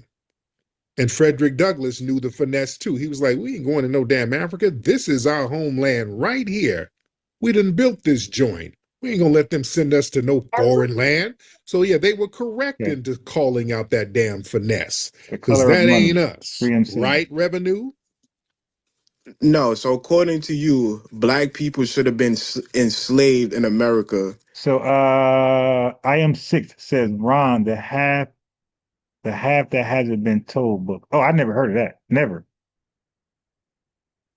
Prison workforce sounds interesting. Ivan G. Shine says, homie, where can we sign the petition for FBAs? Please, somebody get back to me. I heard about it. I don't know it myself. Kurt says, Ron dropping jewels. Facts. Adding FBA as their 6th region without our permission. That's OD. And don't forget, there's 54 countries, right? But the African Union is calling the country states, right? He's calling Africa the country. So they're saying 55 states now. So I wonder if they're claiming that we are the 55th state in Africa. Because we all know it's 54 countries, right? I don't know if there's a nuance there or not, but when I heard them start saying 55 countries on the website of the African Union, I'm thinking they're adding us as the 55th, the same way they added us as the sixth region. Yeah. Okay. All right. All right.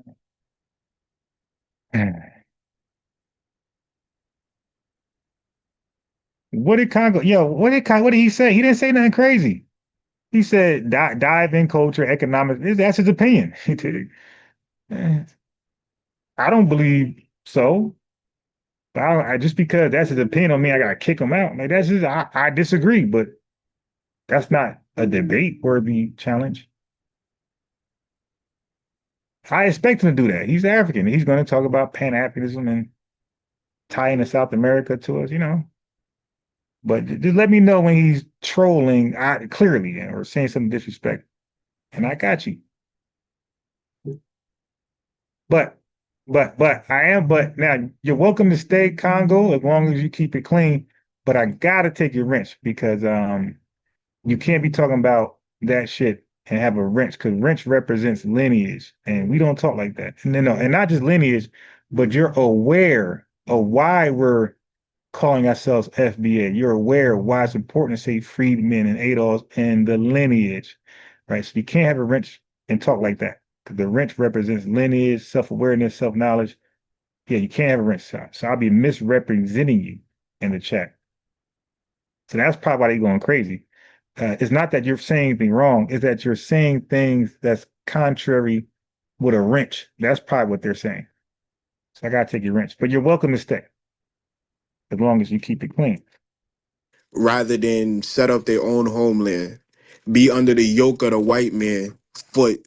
When they were colonized over there, they were while being non. I recommend watching the Homer C. Phillips Hospital on YouTube. Great documentary. Put the link in there. Yeah, y'all got wrenches. Put the link in there. Citizens and stateless, even if they was free. They were. You think that was a better decision than setting up their. According to William Nesbitt, he wrote when he went over there and wrote a book, and he said, "Hell, the slave quarters is better than this." I'm gonna get him. That's what he said. He said they're up there eating bush meat, eating raw food, just living real janky. They're like, hell, we might as well stay at the crib. We're doing better at the crib than this. So yeah, it was better than that because you got colonized and your mind was colonized and you had retrogressed over there. So it wasn't popping. We weren't going for that damn finesse. And that was a big old slave colony, basically. Exactly. So Tariq knows a lot about the ACS, obviously. Like he convinced me. So Kwame, again, he doesn't listen. He has his mind made up like a filthy tether. And regardless of getting debunked, getting cooked, he doesn't care. I'm going to say what I'm going to say anyway, and I'm going to pretend it's making more sense. That's where he's at. Straight delusion. Yeah. Exactly, yo. Donnie, I'm convinced that he's trying to be what Chaotic Truth tried to be. Because Chaotic Truth, he toned down a lot. I can't even find his anti-Tariq Nasheed videos.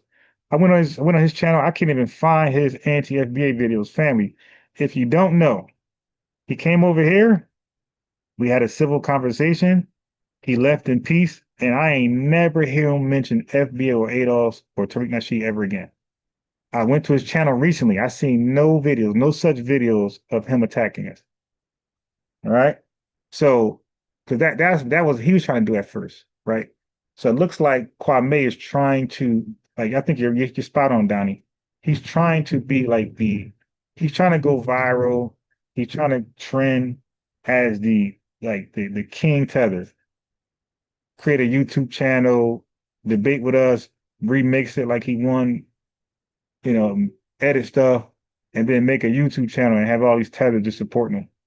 Hey, I think that's where he's trying to go there. When you colonize somebody, that's slavery, sir. How is it a slave colony? I see your link. Because they colonized the people all over Africa. Africa was basically pretty much Liberia has. All right, so that link right there, let me pin the Holy FBA Codex TV1. So family, I'm gonna pin his book. So this is a book he wrote. So I'm gonna pin his book link. I'm gonna end Kwame poll. Right. And I'm gonna put the link, right? The Holy FBA Codex TV1. Click the link, check out the book, read about it, whatever you got in there, check it out. Let me share my screen.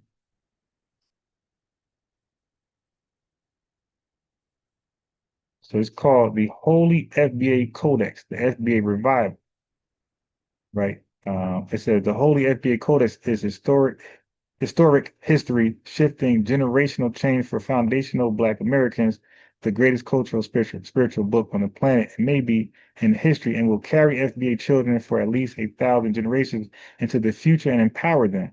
This book should be on the altar of every foundational Black American. The Holy FBA Codex, Divinity, Rulership, and Power for the foundational Black American family. That's the back. The ancestors spoke through these pages. All right, yeah, I'm interested. What's in that book? So it's pinned to the top, family. Take a look at it. Please consider. It's time we support each other. Our projects. No more. We're okay. Look, you boycott Tether August 1st, and your money gonna stay in your pocket. Why not redirect it towards us? Products and services we got. You know what I mean? A boycott is not just to keep your money in your pocket. It's to put your money where it's more appreciated. Never been colonized. The whole definition of Liberia it was underwritten by the white supremacists. So you got to prove finesse from day one. Even Charles Taylor, those people, they were connected to the CIA, all of those people. So it's been a damn finesse. Let me get brother. Yeah. So Pinky, I caught that too, though. Pinky, I caught that too.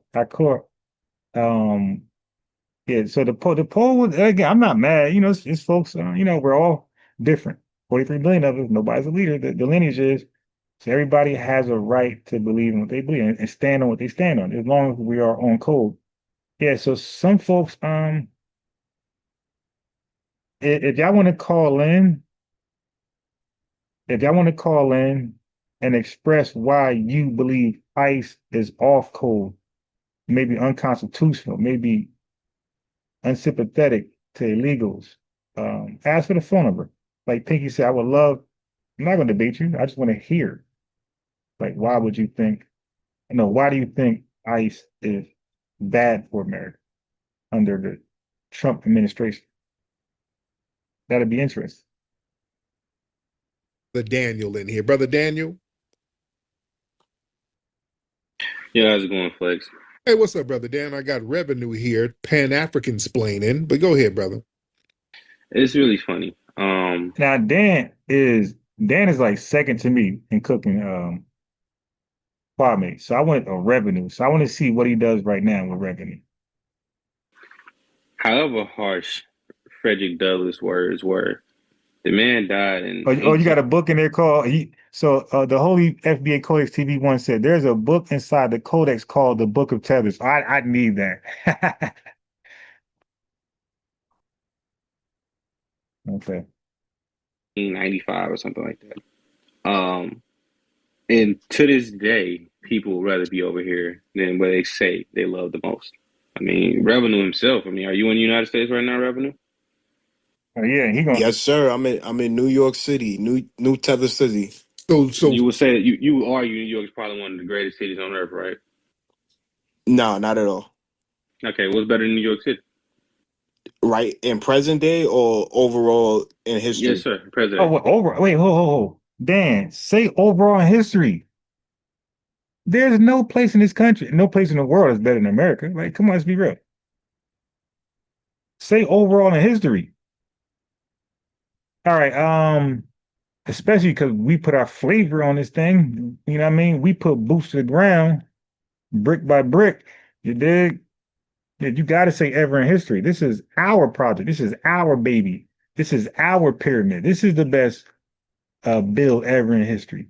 Okay, but look, let me grab my son some water. I don't want to miss Dan, so I'm gonna go to Professor Griff just for 1 second, because I don't want to miss Dan, because I think he'd be doing a good job on these folks. So never watched this video. I don't want to miss it. So I'm gonna play Griff for just 30 seconds.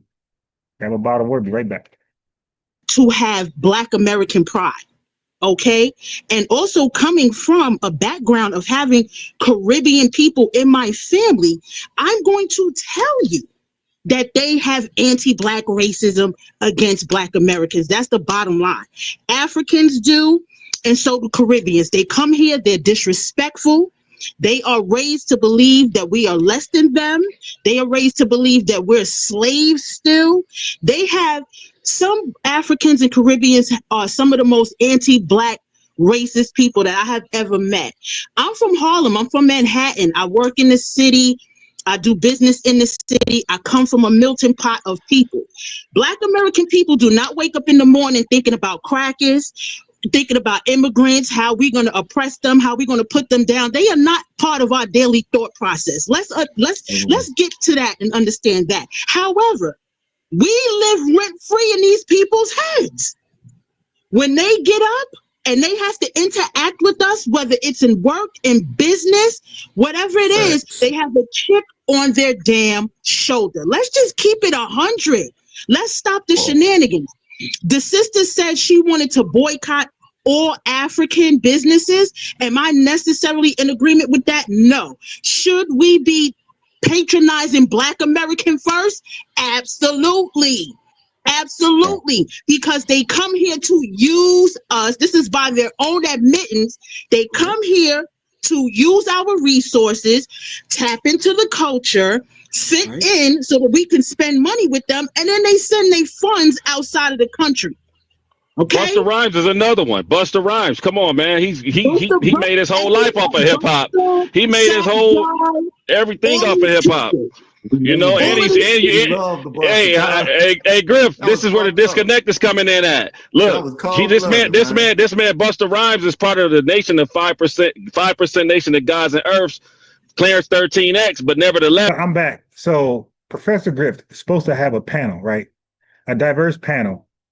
All right. FBAs, Pan-Africanists, Tethers, and things like that. But this dude has yet to agree with one FBA, one U.S. freedman, anybody of the lineage. They just don't make no sense to him. I mean, 4 or 5 folks called in already, well, with views on the diaspora, right? And Professor Griff either disagreed with them or he justified Tether behavior. I guarantee you, he's going to do it again. Watch. Has had the nerves to come out of his mouth and say, Black Americans, these niggas don't have no culture. Come on, man. This is people need to cosplay the culture. Right. People need to be educated on what culture is. I think where people get it misdirected was the producer on his first fucking album. Right. They think right now he's quiet, but he's trying to think of a rebuttal. Professor Griff is probably Kwame's father. This is what it is. They just need to be re-educated, man, and enlightened. What it is people think they say that Black Americans have no culture. Why? Because we don't have parades maybe where we dancing through the streets, banging on certain drums, wearing certain cloths. That's what people reduce to culture. They don't know that it involves a whole lot of other. I'm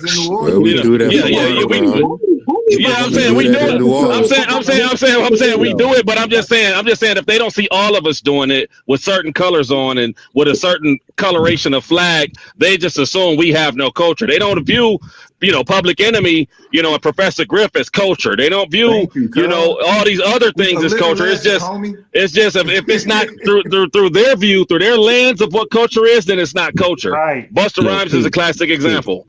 You know, people need to be educated across the board about what culture is. I think a lot of people are misinformed about what culture actually is. It's never just one aspect of the people. It's everything in our totality. It's how we walk. It's how we talk. It's how we dress. It's our religion. It's our food. It's our art. It's our music. It's our dance. It's how we wear our hair.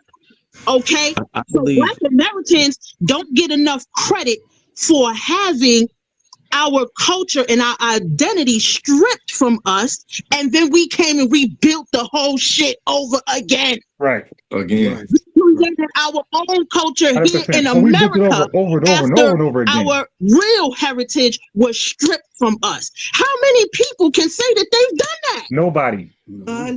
It's like living after death. Nobody.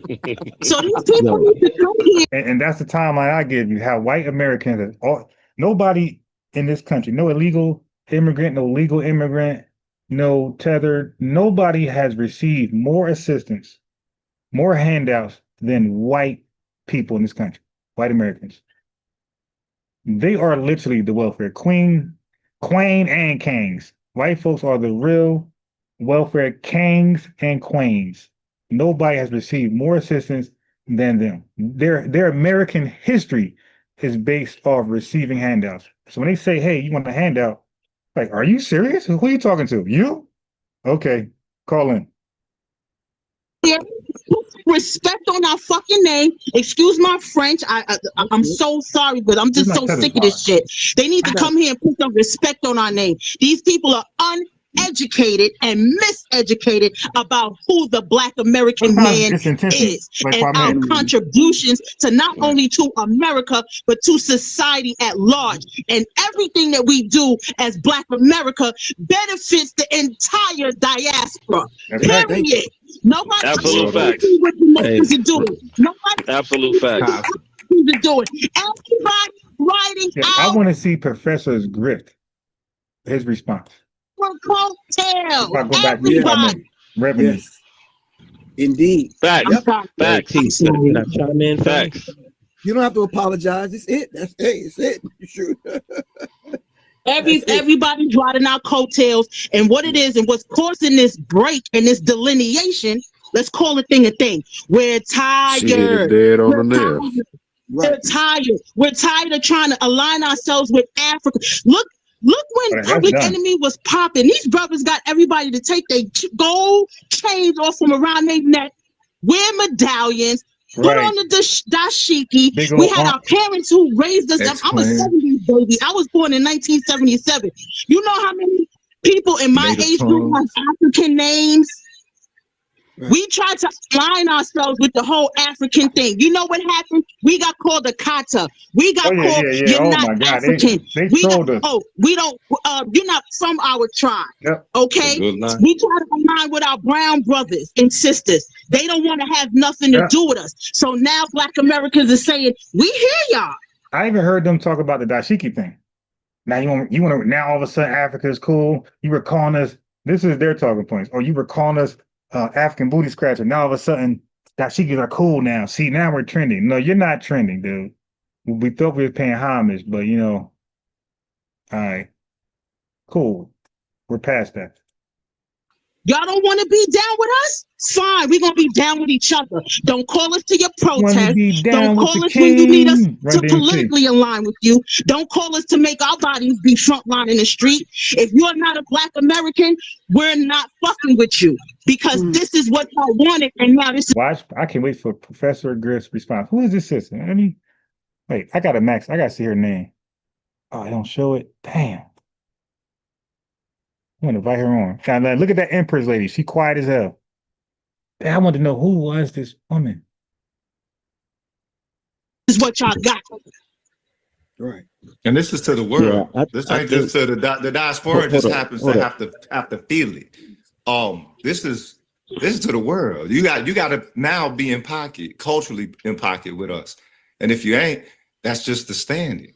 And if you don't get down with the Black American culture, then guess what? You're not really a part of a culture because this ain't really Black American culture. This is American culture. There you go. I don't want to talk over nobody. Can I chime in?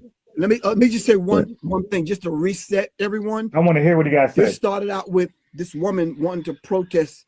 You see, so he had no response. Yo, I'm telling you, listen, man. This dude, Professor Grift, is a grifter. He has no response. Yeah, you're right. He changed the subject. He don't address nothing. He act like what they said, they didn't say it. Let me just change the subject. Now all of a sudden he want to go back on topic. But when the Empress chick start talking about all that spiritual bullshit, he didn't go back on topic. He let her rant and rave, go on a long tangent. Yeah, this dude's a piece of shit, man. African. I always laugh when I see that because Africa is just so it's so much. You understand what I'm saying? But no, we don't. She said African shops. And I'm like, sis, no, let's not do that. If you have an issue, you might want to just kind of like have a conversation, and then from that conversation. No, obviously, okay, you know what that means? Okay, so let's go back to the boys boycott. But let's go back to the bus boycott, right? The bus boycotts. Forgive me. Okay, let's only boycott the bus that had put us to the back. That's it. Just those buses. But the other white buses, let's go. No, dude. It's a national demonstration, fool. It's so all of them can get in line. So now you do a nationwide boycott so that potential buses don't try the same shit. So potential African hair salons and everything else don't do the same shit. So it's a demonstration of power. Like, hey, don't you guys think this shit is cool? That's why it has to be everybody, not one. Fool. Then we can get together and talk and do what the sister just said. If there needs to be some kind of wide range conversation, we need to have with them. Let them know talking. We're not going to be disrespected. It's demonstration. You got to come with. That's why on my show, disrespect is real. Hold on. I tell everyone, come with a level of respect first, then we can talk. Because if we're not, I can't really have a conversation. Okay, so this you see what he calls disrespectful, or you hear what he calls disrespect? He calls disrespect us voicing our opinions, our stance, and standing strong. And because we're not kumbaya with this Tether shit, that's called disrespectful. Now I'm gonna go back to the guy he debated earlier, the American freedman that cooked them on slavery. Then I'm gonna finish on Kwame.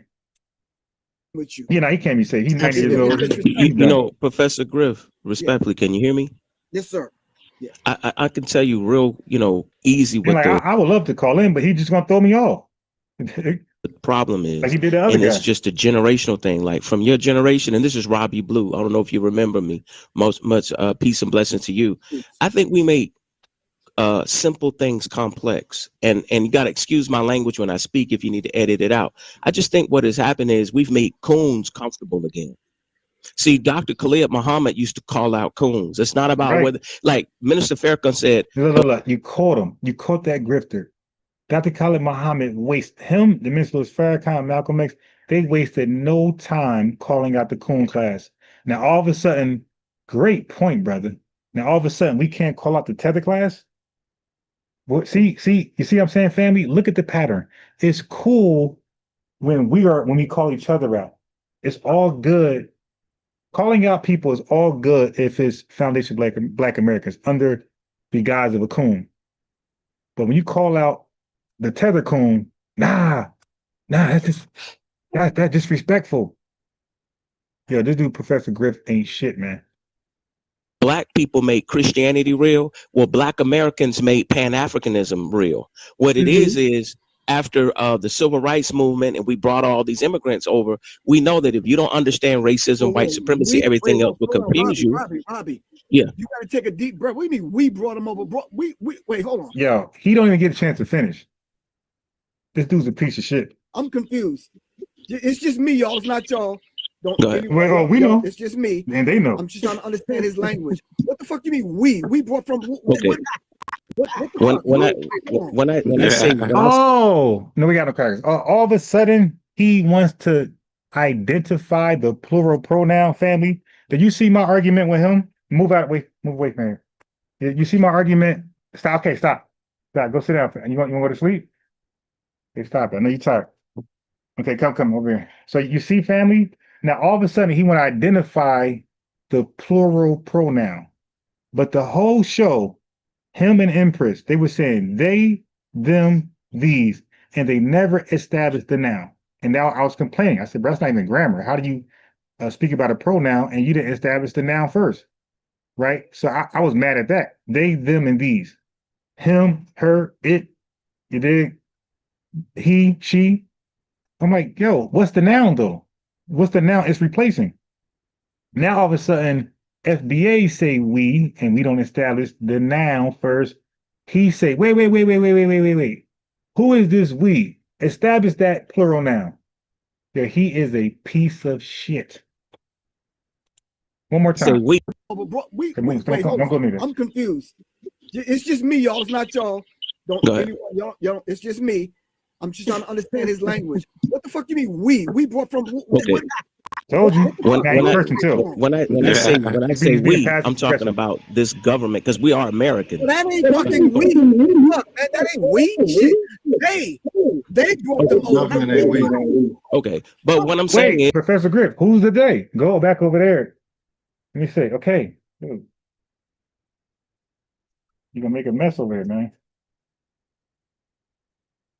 Here. You see, now he just had them establish the plural noun, we. But then he just said they. That's also a plural noun, but he didn't establish it. You see? So this is called playing words, word salad. You got to establish your plural noun, but I'm not gonna establish mine. I'm just gonna say they and leave they to your imagination. He's a piece of shit, family. Is what I'm saying is, and I'm gonna speak from my personal experience, right, in terms of flat blackness. You ain't and put nobody nowhere, but somebody who embraced, a form of Pan-Africanism, I always saw all black people as, look at all the aggression towards anybody who's not kissing Pan-Africanism ass. Nothing but aggression. Africans and people on code and thought it was just common sense that we would be against, anti-black racism, which to me is the central point, especially when it comes to all these other immigrant groups, because white is just not a social construct, it's an attitude. So you got Persians that are white, you got Hispanics that can be white, and to me it's their own version of Conan. So what it is they believe white folks are superior, they're fearful, and they just don't want to be treated like us. And then when you look at the the wealth gap of us having less than 0.5 or 1% since Reconstruction, that's abysmal. That's why when it comes to the political parties, that's why right now you can say as foundational Black Americans, people will look at the Democratic Party sideways, we'll look at the Republican Party sideways. So you got a lot of. Tariq got a video where he calls the Tethers the new colonizers. Yeah, he called them the new colonizers. Moving pieces going on, because for a minute there, speaking for myself, I bought into the idea that most Black people, most melanated people around the world knew what the problem was, knew what systematic racism was, and white folks deceptively, right? They reward anti-Black racism. So we all bought into that ideology. We all thought everybody who were non-white knew what white supremacy was and was against it. The Latinos taught us different. The Indians taught us different. The Chinese, the Japanese taught us different. And now here come the Black non-FBAs who teaching us different. You're like, oh shit, so we really by ourselves. So Wesley Snipes in New Jack City, when he said, we all we got, that's literally our issue. I mean, that's our reality, not issue. That's our reality. We're all we got. So we got to do the lineage. We got to get on code. Nobody's going to do it for us. Who helped out Robert F. Williams? He did it himself, man. You can have people who look like you that could get elected, like say Byron Donalds, and then he may happen to have our government is ran by a lot of people who are not on code with us. A lot of tethers, or not a lot tethers, but enough tethers. A lot of Latinos, a lot of self-hating FBAs, and a lot of white supremacists. Yeah. And then you got folks who don't do that. That's the same races that I just named, the same ethnicities, but it doesn't matter. They're all in a position of power. And one power call can do us some serious harm. A Caribbean background, and not only will he do, in other words, he'll break all 10 Black commandments. Not only will he say something anti-Black in terms of like the legacy of foundational Black Americans here, he'll say something that is totally, opposed to just Black progress in general across the board, because capitalism rewards individuals. Right. You know what I mean? And that's so that'll land my plane there. I won't be too long-winded. You know, my Native American name is Chief Speaking Bull and Brother Long-Winded. So I'll cut it short.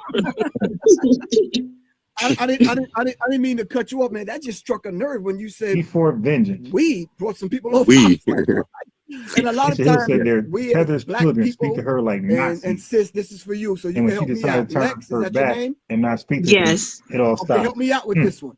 How come when we start talking and we get a little bit emotional, we start lumping ourselves in with them? Look. You see, he said they earlier, plural now, no established now. He didn't want no clarity on they, and now he just said them, a plural now, again, no clarity. But when we say we, a plural now, he want to know who's the we. Professor Grift, you've been saying they, them, these for how long? Almost 2 hours now. You had never identified the they, them, and these, bro. But you want us to identify our pronouns, but you won't identify yours. You piece of shit. Country, our this, and we did. It's like nah. Wow. Can I explain that though? Can I break down what I meant? Excuse me? I said, can I break down what I meant? It should be called the Black Carcass. I think I have an understanding now. No, I don't want to. I wanted to speak. So he wanted to clarify and expound on what he meant, and Griff like, nah, I know, but you were confused earlier though, Griff. For myself, so people could understand. So that way, maybe sometime if I slip, people understand. This is just something that has evolved. As somebody who, born in 1978, by the time I was born in 10 in 1988, growing up in East Atlanta, they sold us on the idea that Martin Luther King's dream was here. They didn't really talk about Malcolm X. If it wasn't for brothers like yourself and Brother Khalid and people who actually made Pan-Africanism real, and just this idea of speaking truth to power and calling out systematic white supremacy, I wouldn't have had any sense of consciousness. But America did a good idea of selling us on the idea of a post-racial society. We've seen the golden age of hip hop.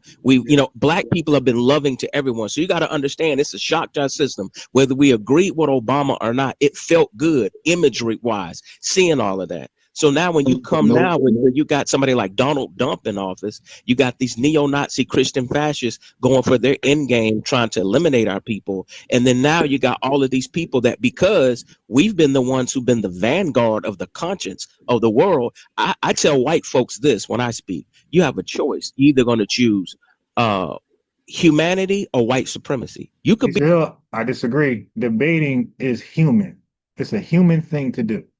Is very civilized. If you don't debate, you're uncivilized. Debating is very civilized, because you guys got the wrong concept of what debating is, because you got ninja stuff going on. Debating is the best way to communicate ideas that oppose each other. Alicia Hill, I'm in the car with you. You say, Ron, should we go to Walmart or should we go to, let's say, Publix first? And I'm like, well, let's go to Publix. You might say, why? That's a debate. I'm going to give my arguments and my reasons, my logics. Hey, because, they got this there. It's quick, fast, and it's like more thorough. Walmart, kind of janky sometimes. Kids as your cashier, you're kind of immature. You can't get service nowhere. Like, okay. Then you say, well, nah, I think Walmart first because Ron so-and-so and so. So we're debating, you dig? So y'all got the wrong idea of debating. Debating is clashing ideas that oppose, and you're giving sound arguments. You're justifying your argument in the most civil, communicative way possible. So debating is a necessary skill and art. So we need to be in debate schools. Okay, we need to know how to argue and present points. So when you argue or debate reparations, you better have your shit right. When you argue the reason for delineating, it got to be correct, or they can be seen as a bunch of degenerates. No, so debating is a perfect form of communicating ideas that other folks might not agree with. And you don't have to agree. You just got to understand why we're doing what we're doing. That's it. We're not asking for people to agree with delineation. We're just saying, if you got a comprehension, then you at least understand why we're doing it. You can disagree all you want, but just understand why it's a boycott on August 1st. You can disagree, but just understand. That's all debating does. It asks you to understand why I believe this way. Yeah, so it is the epitome of communicating the correct way in a civilized way. Now you might be thinking about fussing and stuff like that, ninja stuff. Now, yeah, that's no good. But no, to come together with I don't know what you want to do. Here, go sit down. Sit down.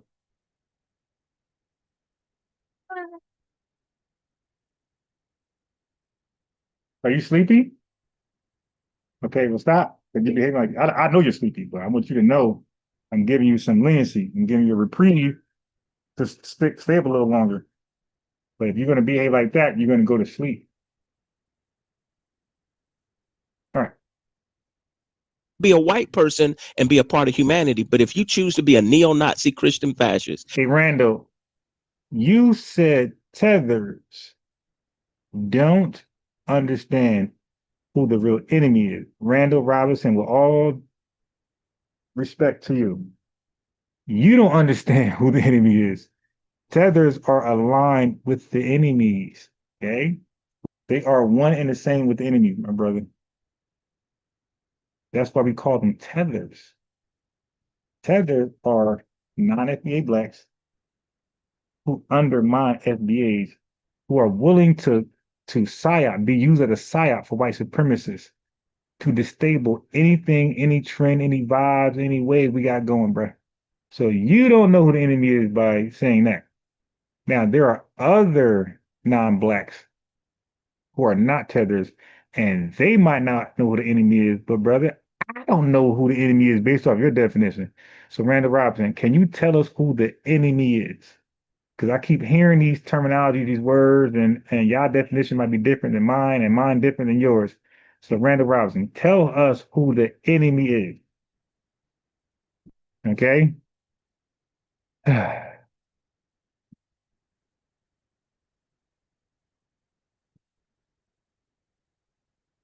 If you choose to be a eugenicist, if you choose to be somebody who's an enemy to everything natural on the planet, then you're a virus.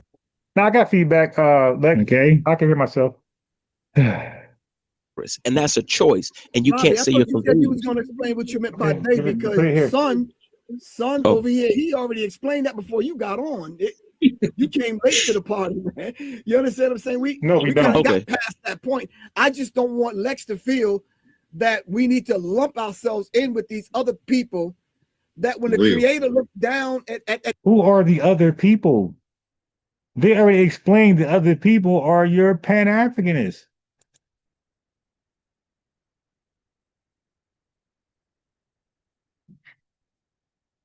this situation, I don't want to be a part of that. I can't say certain words while I'm on here. I hope you understand what I'm saying. I got you. I can't say certain things, especially in the climate that we're living. Nah, Randall, brother, with all of my soul, all of my intellect, I disagree. You might be, I'm just basing it off arguments. What you're saying right now is the argument of a Pan-Africanist, my brother, an Afrocentric. Okay, I'm not gonna say Tether, because you got a lot of FBAs who are Afrocentrics and are Pan-Africanists. But what you're doing is what white supremacists do to us. White supremacists look at us as a monolith. They lump us up as all one big Negro. So for you to say white people are the enemy, you just lumped up all white people into one big white person. That they all are on code, they all are out to get us. That's that fear, scared talk, my boy. I'm just gonna correct you. That's that fear, scared talk. You really believe that it's a white thing, it's a white and black thing, dude. You are misguided. I'll tell you right now. We don't do the color stuff, man. That shit is old and done. That's some 1950 stuff. That's Jim Crow. When the enemy were largely white folks, but it wasn't all white folks. So to say every white person's the enemy, but you're gonna still take your ass to one of their stores and one of their beaches and one of their libraries, dude, stop. Why would you ever, if they're truly the enemy, why would you ever get a bank loan from them Why would you ever buy a house from them? Like, come on, see, that doesn't make any sense to me. You got to prove yourself to be the enemy to me. Then I won't support your business or your product or your service. But to sit here and say every last white person is the enemy, like that's some old, like I said, some Pan-Africanist shit. So that's their argument. They lump up everybody in one ball, and they do it with FBAs. All FBAs are cult leaders and followers of Tariq Nasheed. But in now, you can't say right, yeah, exactly, Golden Brown. White supremacy is the enemy. Every white person isn't a white supremacist. You had a lot of white people who were, not a lot, but you had some white folks who were riding for us, who fought with us, who got shit done, you know what I mean, on our behalf. And there's like countless of points. And then I ask you, well, why does white person help your relative survive a bullet wound or a heart attack? Why did they revive them or resuscitate them? You gonna make us some goofy shit. No, but aren't they the enemy? So why don't they let you just die? Like, why do they do successful surgeries when it comes to us? They could easily botch it and say, hey man, you know, this surgery ain't 100%. This surgery 70%. So you were the 30%, you know, you're part of the 30%. The Negroes are the 30%. White supremacists are the 70% of successful surgeries, and Negroes. So it doesn't make any sense. Doesn't make any sense. Again, that's Pan-Africanist ideology, bro. I resent that. Okay. On the internet because they're gonna snatch. Big broad brush. We don't do that. We don't do that. Yo, we are educators. We are educators over here, and some of us aspire to be scholars. So when you or even journalists, you got to keep your feelings and emotions out of what's evident.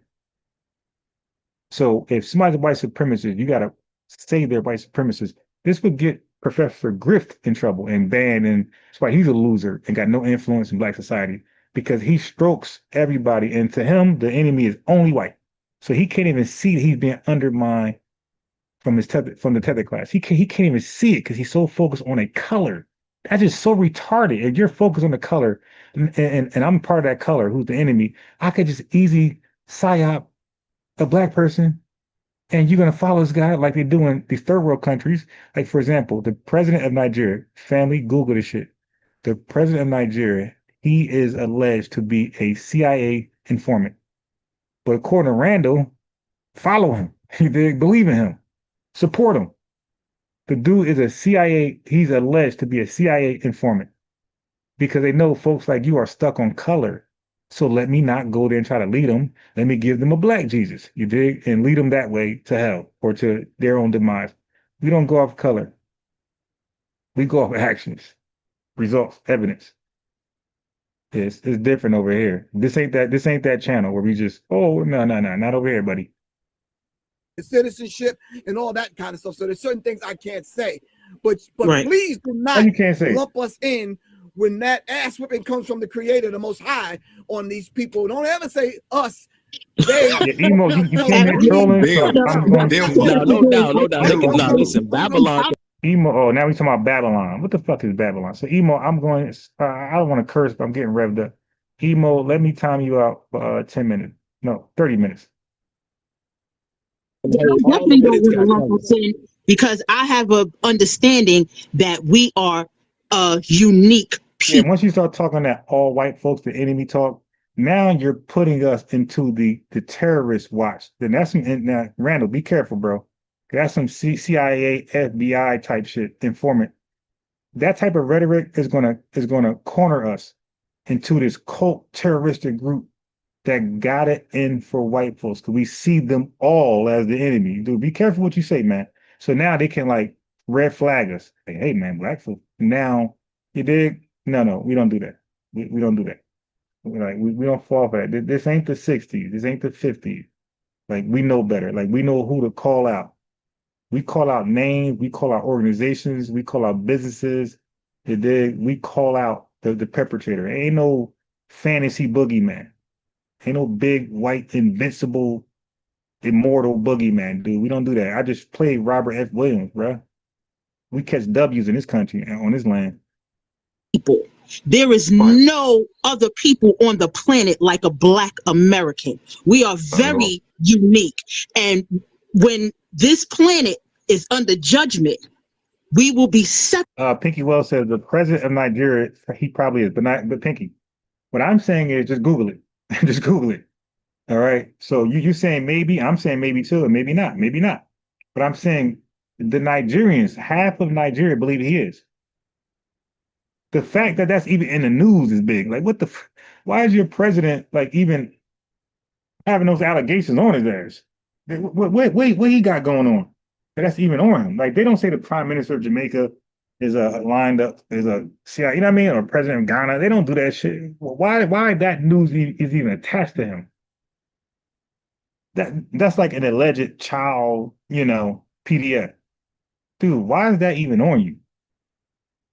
Maybe false, maybe true, but why that's even there, my boy? That's not normal.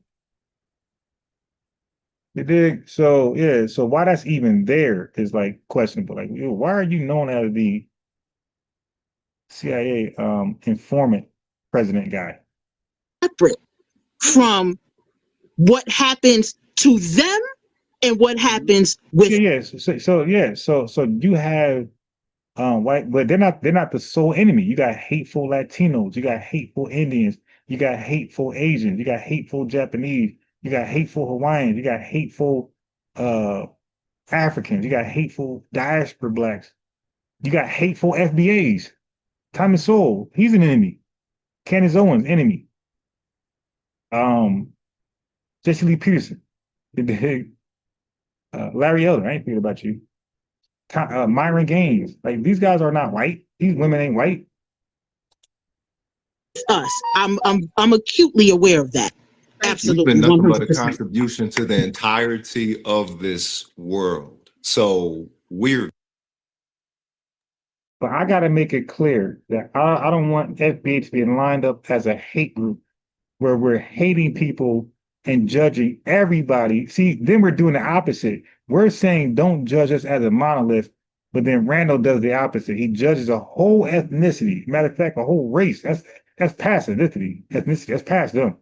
He judges a whole race as a monolith. Like, that's not how it works, man. You to get respect, you gotta give respect. So we're saying don't judge us all because of one person. You can't judge anybody all as a one person. It has to be both ways. It can't be one way. We're saying Pan-Africanism is one way. So now we can't contradict that. So yeah, that's why we have a term. We're the only people in the world to have a term. Even go back to Egypt and all that old shit. We're the only people in the world to have a term only for certain people of that group, the ethnic group, that does something undermining. You don't have a term that's pasted on everybody. So that's why I resent that. We're the only group. Every other group, Latinos say gringo, the island says Yankee, white supremacists said N-word, you dig? Like, so Akata, that's everybody. We're the only ethnic group, ethnogenesis, to don't plaster everybody on behalf of the actions of some. So let's keep that Black excellence. Good. The thing is, it's like how Dave Chappelle said, I'm gonna tell you the punchline of a joke and you still gonna laugh at it, you know what I'm saying? Because I'm that good. You feel me? So what we're doing is we're traveling through that pace just to understand the punchline that we already there. It's just that it's the ebb and the flow of something that we know is gonna, finalize. It's the coming together part. Higher vibration, all that. You All feel right. me? So now I want to rewind this to the beginning where he got cooked by. So he asked the people to call in, right? So Professor Griff was on his Randall shit, and then he asked the people to call in. So then, the trolls mean we're successful.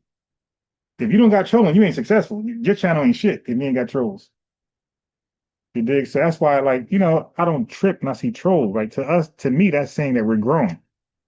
Trolls, like, we're putting the YouTube space on notice. Like, hey, we're here. We have arrived. You dig?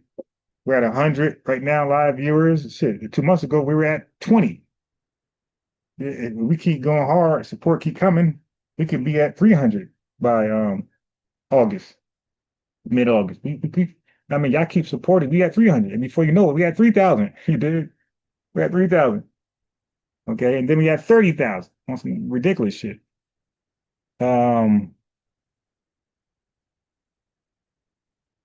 Everybody snipe bear. Yeah, I try to get them, but y'all already got them, man. When I try to get them, it said unhide user. I said, damn, the chat got them before me.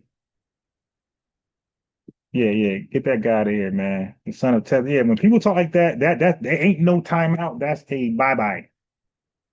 When people say that we are tethered on to white America, bye-bye. That's no debate there. Like there's certain statements that's just not debatable. It's not entertained. It's not tolerated. It's bye-bye.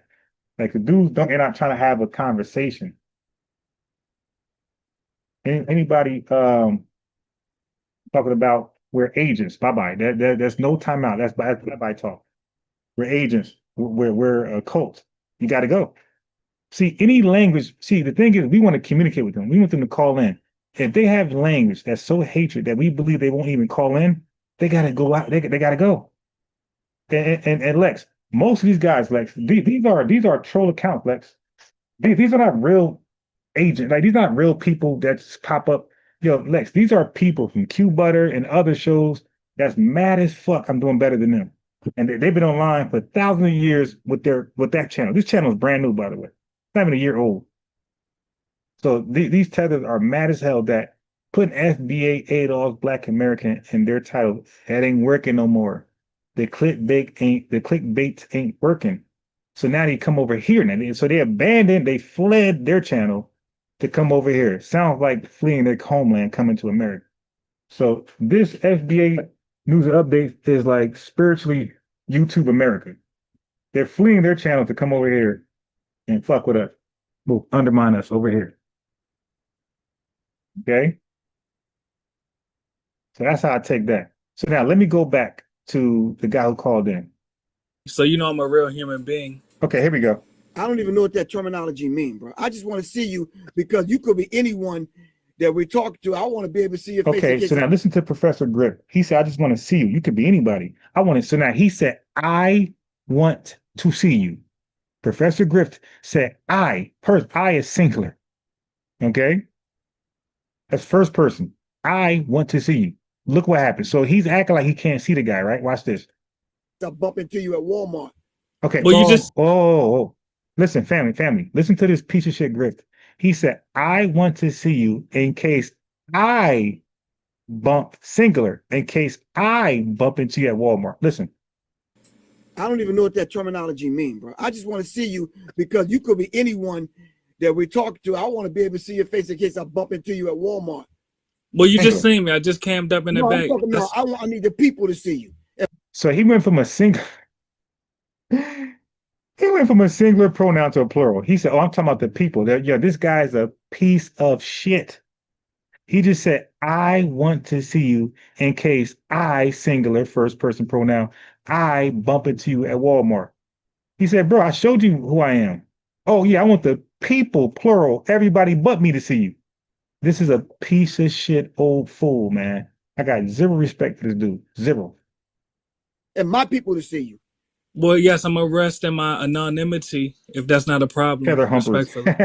And I'm not saying anything disrespectful at all. No. I'm not taking it as being disrespectful. I understand. I respect that. All right, finish talking to us. What's happening? And I'll say this in closing, because I don't want to be long-winded. Additionally, we must acknowledge that Africans and Europeans were co-conspirators in the enslavement of our ancestors. So just as it would be foolish of us as Jewish freedmen to seek unity with Europeans, we must also realize that it's also foolish to seek unity with Africans. They literally sold us to the Europeans. See, so he's not falling for the kumbaya. He said, anybody, not color Randall, anybody who undermines us, we must address them and attack, defend, and preemptively strike, right? Color ain't gonna stop us from striking. We got to defend ourselves like it's the last thing we should do. And that's why it's not a color thing. I'm sorry for getting on you, but I got to use you as a reference point for the next person. Okay, can you prove these things? Can you give us some resources real quick? We don't want. Yes. Okay, so now he's asking for resources, but he's never done. Let him finish. You know, he's one of those guys. Let me finish. I'm not finished.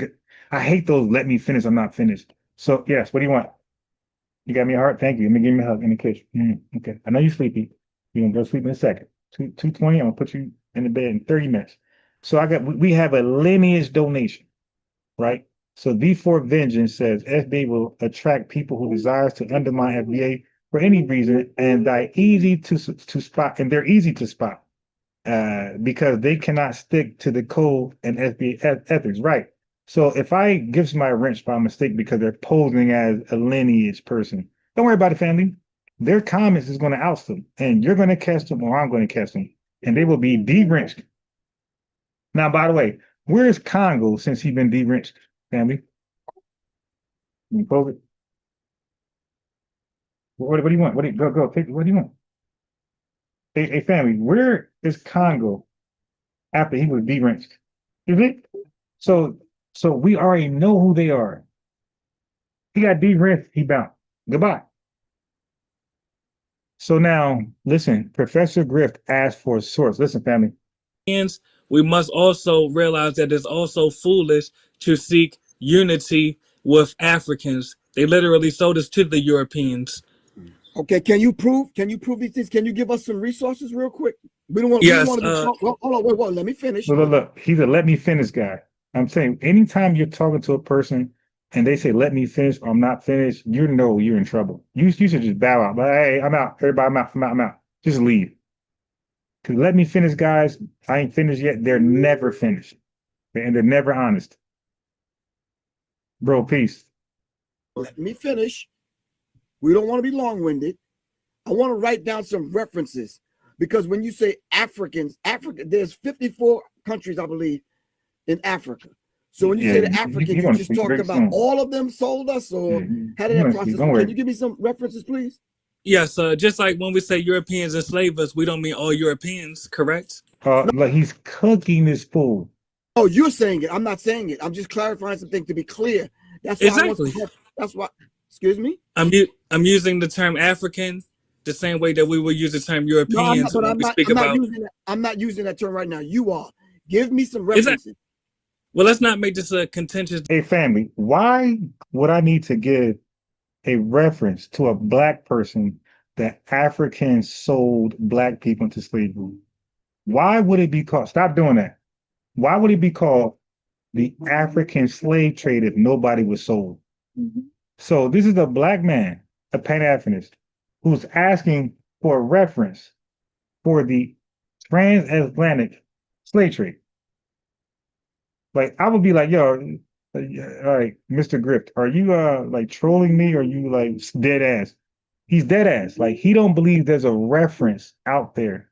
He don't believe there's a website, there's some evidence, historical evidence of a transatlantic slave trade. That's what Kwame thought he called over here. Discussion. The reference I'm just asking you a question that you failed to answer. Can I answer? Yeah, I'm gonna answer it. No, please give me some references. Yes. Okay. Ghana apologized for selling us to Europeans. That's one reference. Okay, so he gave a reference. He gave Ghana.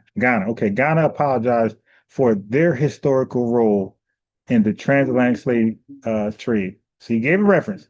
Listen to this old full rebuttal. Excuse me? What was that? Ghana, the nation of Ghana, they apologize. Yes, they apologize for selling our ancestors. No. I think you misunderstood. Oh, you might have forgot. No, you misunderstand my question. Yes. I need reference. So they always want to act like we're dumb. Oh no. You missing my question, bro. How the fuck I miss your question, bro? How's it possible, man? You asked for a reference to, which is dumb. You want me to prove that the transatlantic slave trade actually happened? I mean, who the hell questions that? And you asked for a reference. I gave you one. Ghana. They apologized for their role. And he said, nah, I don't think you understood my question, brother. How deep? Because remember, Pan-Africanists are very deep. Bro, how deep is your question, my boy? Like, what else is in there? Double entree, like, what's in there? Triple entree, what's in there? Where can I go, read, study, research, cross-reference? No, I'm saying you went cold, Congo. You went cold ever since you were de-wrenched. You stopped conversing. Remember earlier, you said, nah, I said, Congo, man, why not just learn and stop talking so much in the chat and, learn? You said, well, You said, I get it. You said no. If you said if I got something to say, I just gotta say it. But once I de-rinsed you, you stopped saying what you gotta say. So I'm like, yo, where the hell's Congo at? And now you're back. You did conveniently. But Congo, you know what I mean? Talk. You ain't gotta rinse. You still could talk, bro. You can talk. Exactly. Elmina Castle, the Elmina Castle in Ghana. Okay, so he said the El Mino Castle in Ghana. So now he's referencing stuff. He's giving you the evidence you want, the proof you want. Look at what this piece of shit fake elder does. Listen, guys. Bro, hold on. Listen, bro. Right. Please learn how to listen. I did not finish the statement. So he's never finished. Chat, I've been debating for 16 years online. When people are never finished with a statement or a question, just now I know, just gracefully say you won. You got it, bro. I'm out. Thank you, brother, for at least inviting me up, but I'm out. Because he will never be finished when you start cooking. He will cut you mid-cook. He'll cut you off and say, hey, I'm not finished. Or you cut me off. He's going to say you cut him off. I've been there, done that. Could you please not be disrespectful? Is that? And then he said he's disrespectful for sourcing up. He asked for the evidence. The freedman gave it to him. He said he's being disrespectful. Is that too much of a problem? Well, you cannot mischaracterize me, but I'm listening. Excuse me? So all he said was, don't mischaracterize me. Excuse me? Like a goddamn thought. Excuse me? Emotional as hell. This is a piece of shit fake elder. Too much of a problem? Well, you cannot mischaracterize me, but I'm listening. Excuse me? So he's purposely acting like he's triggered to throw the brother off the panel. I already predicted this. We already did this. We know what happened. But family, before it happened, I said, I know what he's doing. He's trying to find a way to kick the brother off the panel. And he's going to say he's disrespecting him. And then the thought, excuse me? There we go. The Karen, excuse me? I said, you cannot mischaracterize me, but I'm listening. Karen. Go ahead, brother. You said I can't mischaracterize? Okay, so all he said was, brother, you can't mischaracterize me. Don't characterize me as a disrespectful person. Like, I'm not that, and you're calling me that. I don't appreciate that. I resent that. That's all he's saying. And Professor Karen thought he said the worst thing ever. No, you cannot mischaracterize me. So now, keep in mind, I want you guys to focus on the brother's logo, right? His chat shit right there. I want y'all to see it disappear. And that means he kicked them off. I'm not being disrespectful, but I'm listening, brother. Go ahead, King. Okay. Just give us some references. I don't want to hear about instances. I don't want to know about. But he don't want to know about historical event that happened. He don't know. So, brother, is Ghana lying on behalf of his historical position that they had a role in slavery? Are they just making shit up, bro? Did the white man got him at gunpoint? That's what I would ask. Yeah, these things we already know. I need some place I could go to way beyond a YouTube clip. Give me some references. The Elmina Castle. Well, that's one reference. The Elmina Castle. I want to be able to read. So look inside the oval. Look inside the oval. That's the guy image. Watch it disappears. Cross-reference. I want to be able to study these things. All right. Okay. Way beyond a YouTube clip. Way beyond some TikTok information. I want to be able to read these things. Okay, so now he kicked them off, but he's still asking for something to be done. For myself. Africans as a broad term did not sell black people into slavery. Show me where there's an African slave trade in. Did y'all hear that? He said that was an absolute statement. He said Africans did not sell blacks into slavery. One more time, family. On the concept as a broad term, did not sell black people into slavery.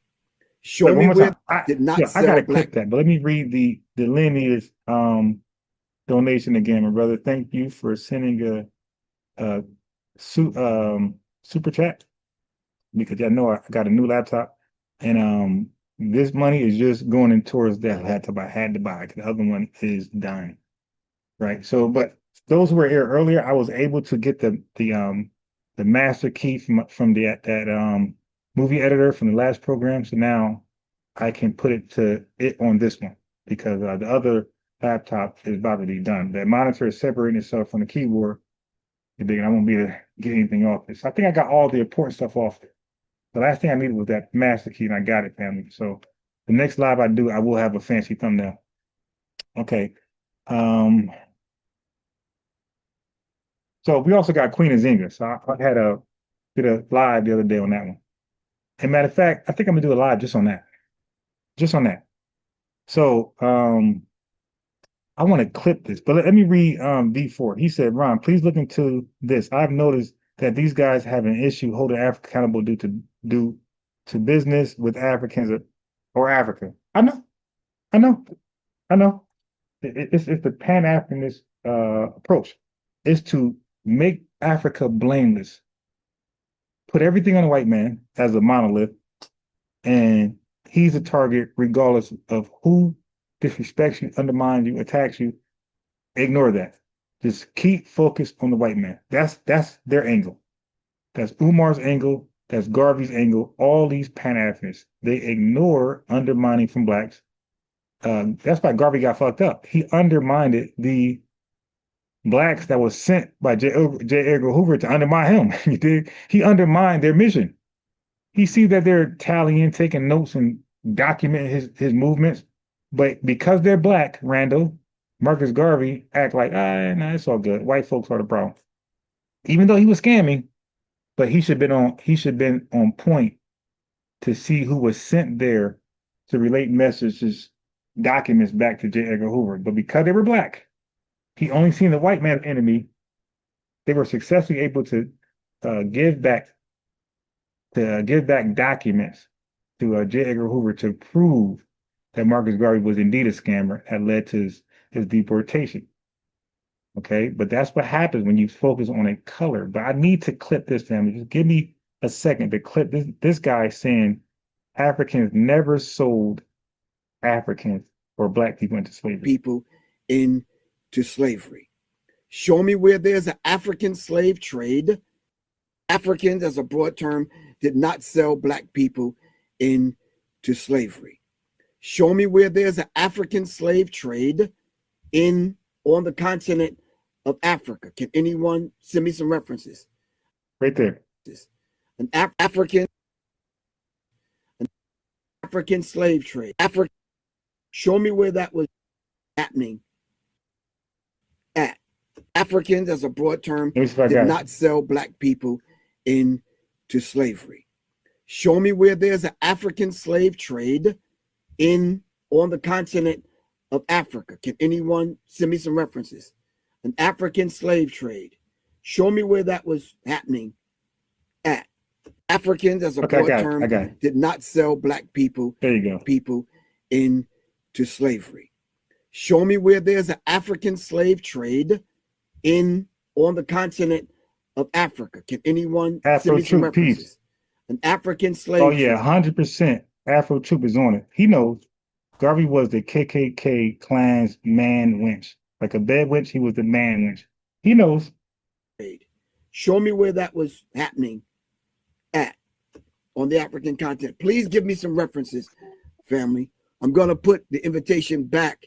So family, he kicked the guy off. He kicked the guy off as he's asking for information. As he's asking for resources, he kicked the guy off. I drew the circle, the oval, not circle, oval, to let you know that the guy was there.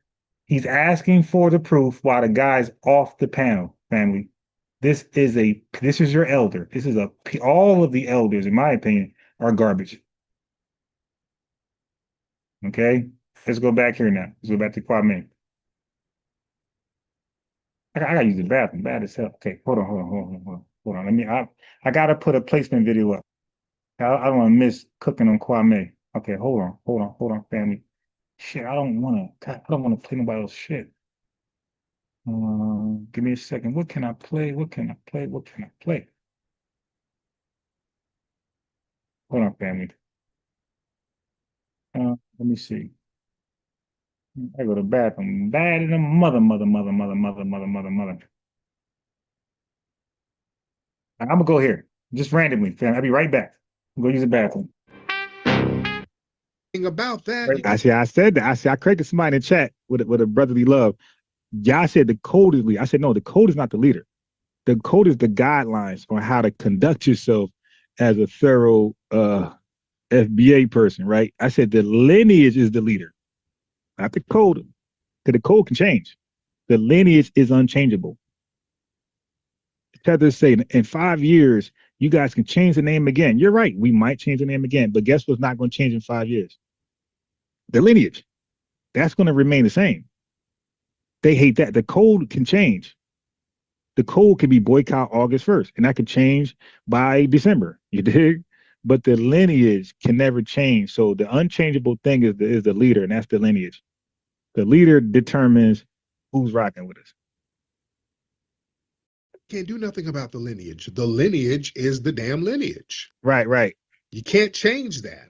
Right. So Lex says, yeah, it's SJ. I'm gonna put the phone number one more time. See, SJ left. SJ, go get your leader then, bro. If you don't want to call in, go get your leader.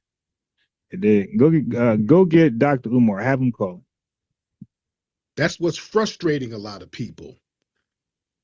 It's locked in. So you can't all of that. Well, you say group and that you can say that until you're blue in the face. That's not going to make it true. There is no group. Right.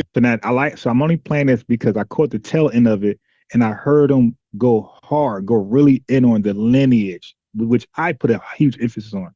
That's why I say hashtag the lineage. You can imagine something and attack your imagination. That's not going to affect the lineage because the lineage is locked in. That's frustrating a lot of people. That's why you got all these people crashing out on. So I don't know if it's just coincidence. I don't know if it's just great lineage folks just think alike, or Tariq be sneaking in my lives and listening in. Because I'm like, yeah, I ain't never heard him go so hard on the lineage, even though everything he's saying is true. And Big, I'm like, wow, man. Like either we just think alike, great minds think alike, the stars align, majority, but something got to explain this. But it seems like I'll talk about something or emphasize on something and go hard on something I never heard Tariq really talk about, and then he's talking about it. So it could be, the majority spirit, the lines, the stars aligning, or my brother is, he's tuning in. Social media about foundational Black Americans and us recognizing our lineage. See, that terrifies a party that's built on control narratives and top-down messaging. See, they want to try to reassert authority through their proxies. And let's be real. The Democrats, they want to get their lick back. They felt like we made them take a major L in the last election. They sat up here and they spend billions of dollars. We're still waiting for SJ to call in. On campaign funds, trying to get Kwame in office. Boy, they were pulling out. Yeah, I remember when I used to debate like 3 years ago, I used to have one guy call in and challenge me. I promise you, he came with 5 people, 6 people. And they're like, God damn, is it that serious? All the 6 stops people, they were getting, a little old all me, the A-list superstars. and I will go to war with every last one of them. That ain't cheap. Getting Beyonce, and that ain't cheap. And all of that money, all of them big superstars, all of those billions. Every time you say all that money, I think of that JJ skit. JJ, where did you get all that money? Billions of dollars, all of that corporate backing got squashed from the foundational Black American grassroots. Boy, that all right, so that's all I wanted to focus on was that he was saying the lineage, and then that's why my hashtag is the lineage. Okay, here we go. I was speaking about the boycott that some people were suggesting on TikTok, boycotting African businesses. Of course, that's still being talked about on this platform. The moment. And you had this African. Wait a minute, let me check those likes because I know somebody ain't like. Let me see. Yesterday, y'all was on fleek with the likes, but today, y'all wilding. The likes is crazy, in the bad way. Immigrant that's responding to some of that. But now she wants to take it much further than people saying, okay, well, I'm not going to patronize a business. She wants to take it to a place that, number one, would be illegal in the United States. But it's also something she said that really caught my attention as well about her homeland. Let's go ahead and check that out. If only this reached the consensus of all African and Caribbeans. Yeah, that's y'all really pay attention to detail. Because I didn't even notice the cake. So, look at this. So matter of fact, where's my drawing utensil? You see SJ ain't call in and teach us about Pan-Africanism.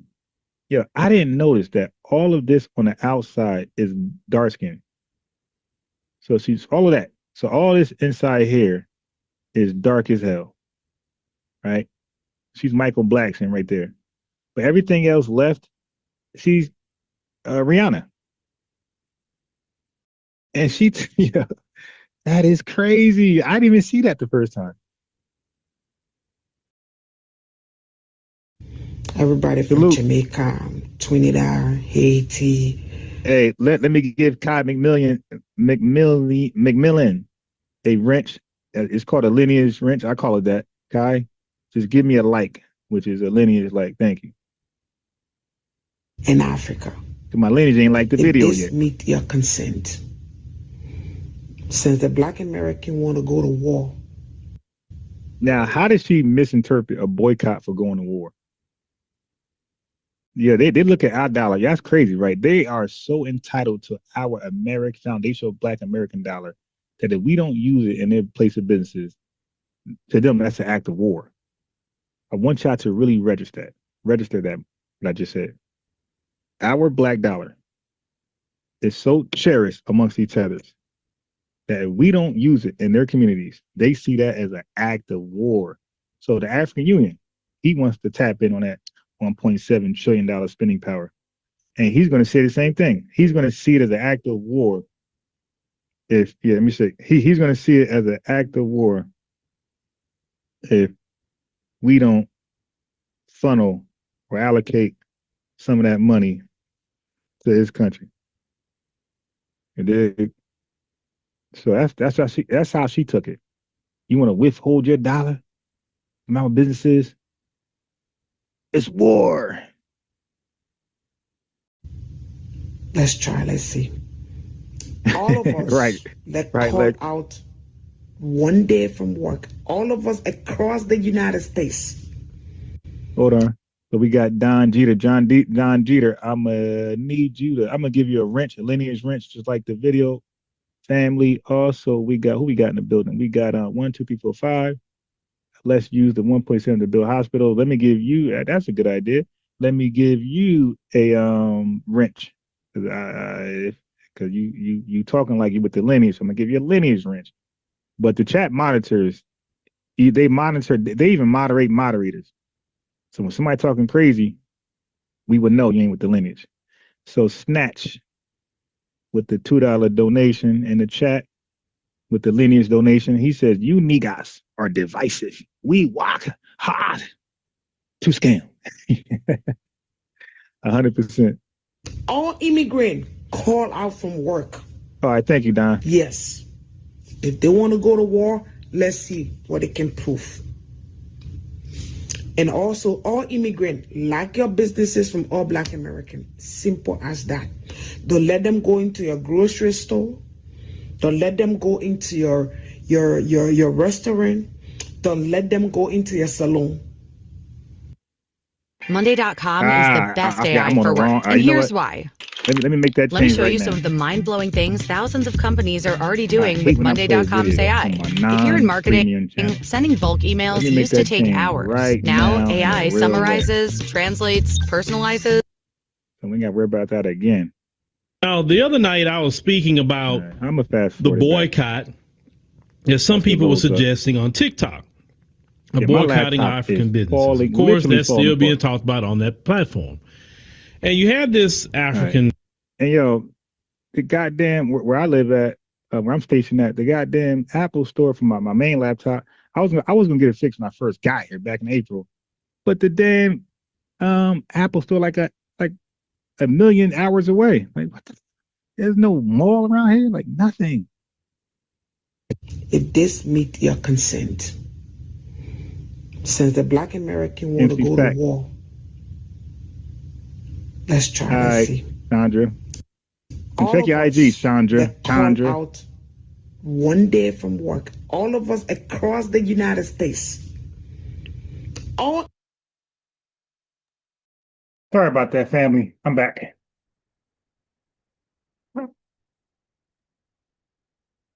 Sorry I had to hear all this anti-FBA hate from this Tether that's got her cake soap painted face. Okay, we're back. President. Probably London, Shanghai, Gotcha. Singapore. Why aren't you in Wait a London? minute, sorry, I gotta play her again. I came out without the fly swatter, the tether swatter. I gotta go back and get it. Is it outside? Make sure. Yeah, I gotta go get it. Okay, there's no way to come out here with these flies about that. Immigrant call out from work. Yes. If they want to go to war, let's see what so they're going to call out from work. And also, all immigrants, like your businesses from all Black Americans, simple as that. Don't let them go into your grocery store. This ain't sound advice. Don't let them go into your restaurant. Don't let them go into your salon.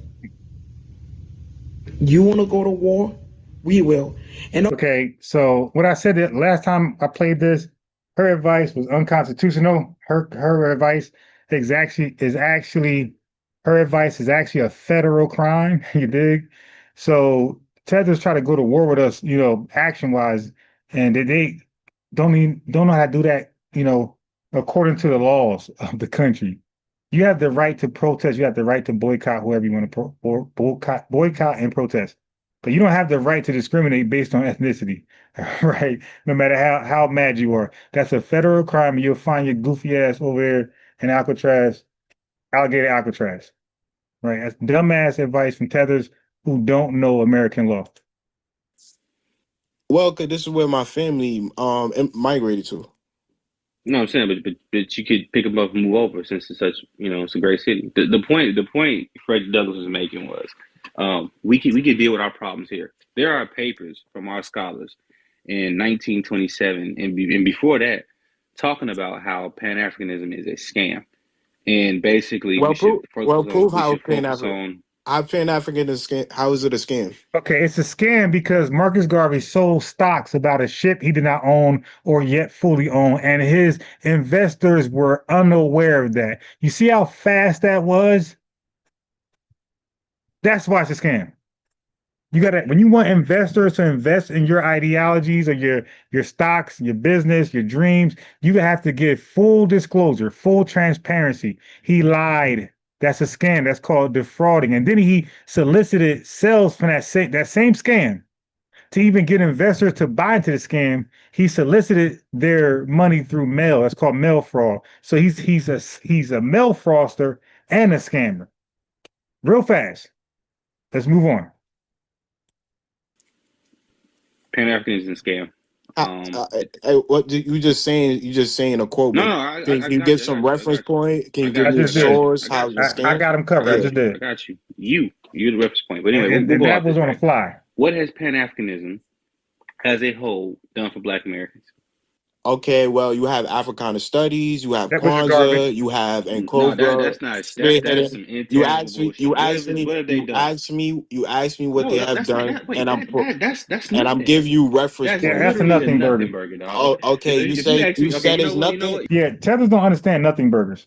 I gave you A. Philip Randolph that got things tangibly done, and I gave you my boy Williams that got things tangibly done. He can't do that for Pan-Africanists. They always been on the side of the losing side. You know what I've done for Africa? I said my profile picture in 2015. You said it's nothing. When the stock Coney thing was going on, I sent several retweets. What the fuck does that do? I mean, what does that do? Nothing. You're talking about nothing. Okay, so tangibles has it done for Black Americans? I'm giving you tangibles. Africana studies. Africana study. Africana That's not a studies. tangible. Yes, it is. That is not a You could tangible. go. You could enroll to a university. So can a European. What has it done for Black UCLA, or any of these universities, and enroll in Africana studies. You know what that is? And that That was is a tax spearheaded write-off for the university. and that was spearheaded by Pan-Africans. The What same goal. tangible have they done? I'm giving you tangible. I don't know what more. I don't know what more you Okay, need. you know, I'll give you a tangible. I'll give you a tangible that we've done, right? We sent planes to help them fight in war. We've taught them military strategy. Who's we? The U.S. government? No, the Black Americans. Okay, where? That was some rogue shit niggas was on. Like, rogue shit was on. We saw what they did. Matter of fact, take South Africa, for example, right? Our Black American singers and entertainers refused to do anything down there in South Africa as long as apartheid was there, right? Then our Black American politicians and singers petitioned our politicians and singers to actually speak and put pressure on them to get rid of apartheid. That's a tangible. Now, when I ask you what tangible, you said, well, they funded a class. That is called a tax write-off. I didn't say. I never said that's they money funded for the research department. I didn't say they funded a class. I said Pan-African. What tangibles have they done? That's not a tangible. I gave you tangible. No, you did. That's not a tangible. That's education. What more tangible you need than education? Yeah, how many degrees out there, family, that you can go get a associate's degree and a bachelor's degree in that field of study and can't get work nowhere? You be a goddamn bus driver. So it's not tangible, dude. Stop. Like, matter of fact, so some of the poll, they wanted Kwame on. So Kwame, if you are in the chat, which I know you are, because you are a clout chaser, Kwame, come call in, bro. I'm gonna need you for this. About 10 minutes. No, nothing long. Kwame, if you're there, I need you to call in real fast on this right here. Because like I said, all he does is try to. It's garbage. It's garbage. So come on. So he tries stuff on certain channels that he can't try on other channels. So what he's trying on Tariq channel, he know he can't try over here. So Kwame, call in so I can embarrass you for the umpteenth time, my boy. Ask for the phone number, my boy. First off, that's miseducation. That could lead to an occupation. No, all they did with those classes was spread communism, which is a very stupid idea that destroyed most of those countries, and the reason why those countries be done. Now, the man told you earlier, he's told you the truth. See, when you see all those first wave of Africans coming over here, those were those ambassador sons and stuff like that, the ones who accepted that USAID money. Part of the deal was that their children get into college and universities in America. Hey, Congo, you mind calling in, buddy? Congo, you mind calling in? Let me put the phone number there for Congo. So maybe Kwame don't want to call in, even his feeling. So let me add that phone number for Congo. China and the United States just did a deal. And part of the deal was America accepts more Chinese students into the universities in exchange for lower tariff rates. That's what we do. This country is educating. It's a brain and it's a good selling point when they go do business. But it's the white man. It's not FBA. It's the white man. It's not Jew. Listen. You'll learn. Oh shit! When those African students come over here from those countries. So look at the context that Kwame used FBA. Kwame used FBA in the context of all Black Americans. So these tellers are slick, family. Don't fall for the slick shit.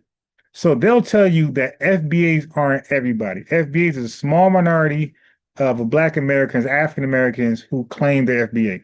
They'll say majority of Black Americans don't even claim FBA and will never will, right? And we don't even associate and they'll say they don't associate us with the majority of Foundation Black Americans who don't claim to be Foundation Black American. They'll claim that.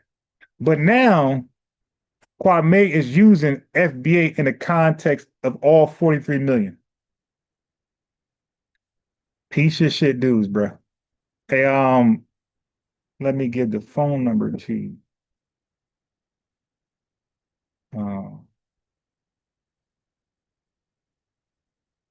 Hey, Congo, call in, bro.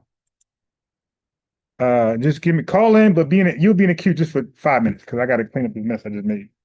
All right, my buddy. So I don't want to play this because I got to come right back. I'm gonna play this. No, so we can ask all our doctors, boycott all Black American treatment. Okay, here's the problem with that, man. So you're a Tether, you don't know American law. What you're advising Tether to do is that's a federal crime, man.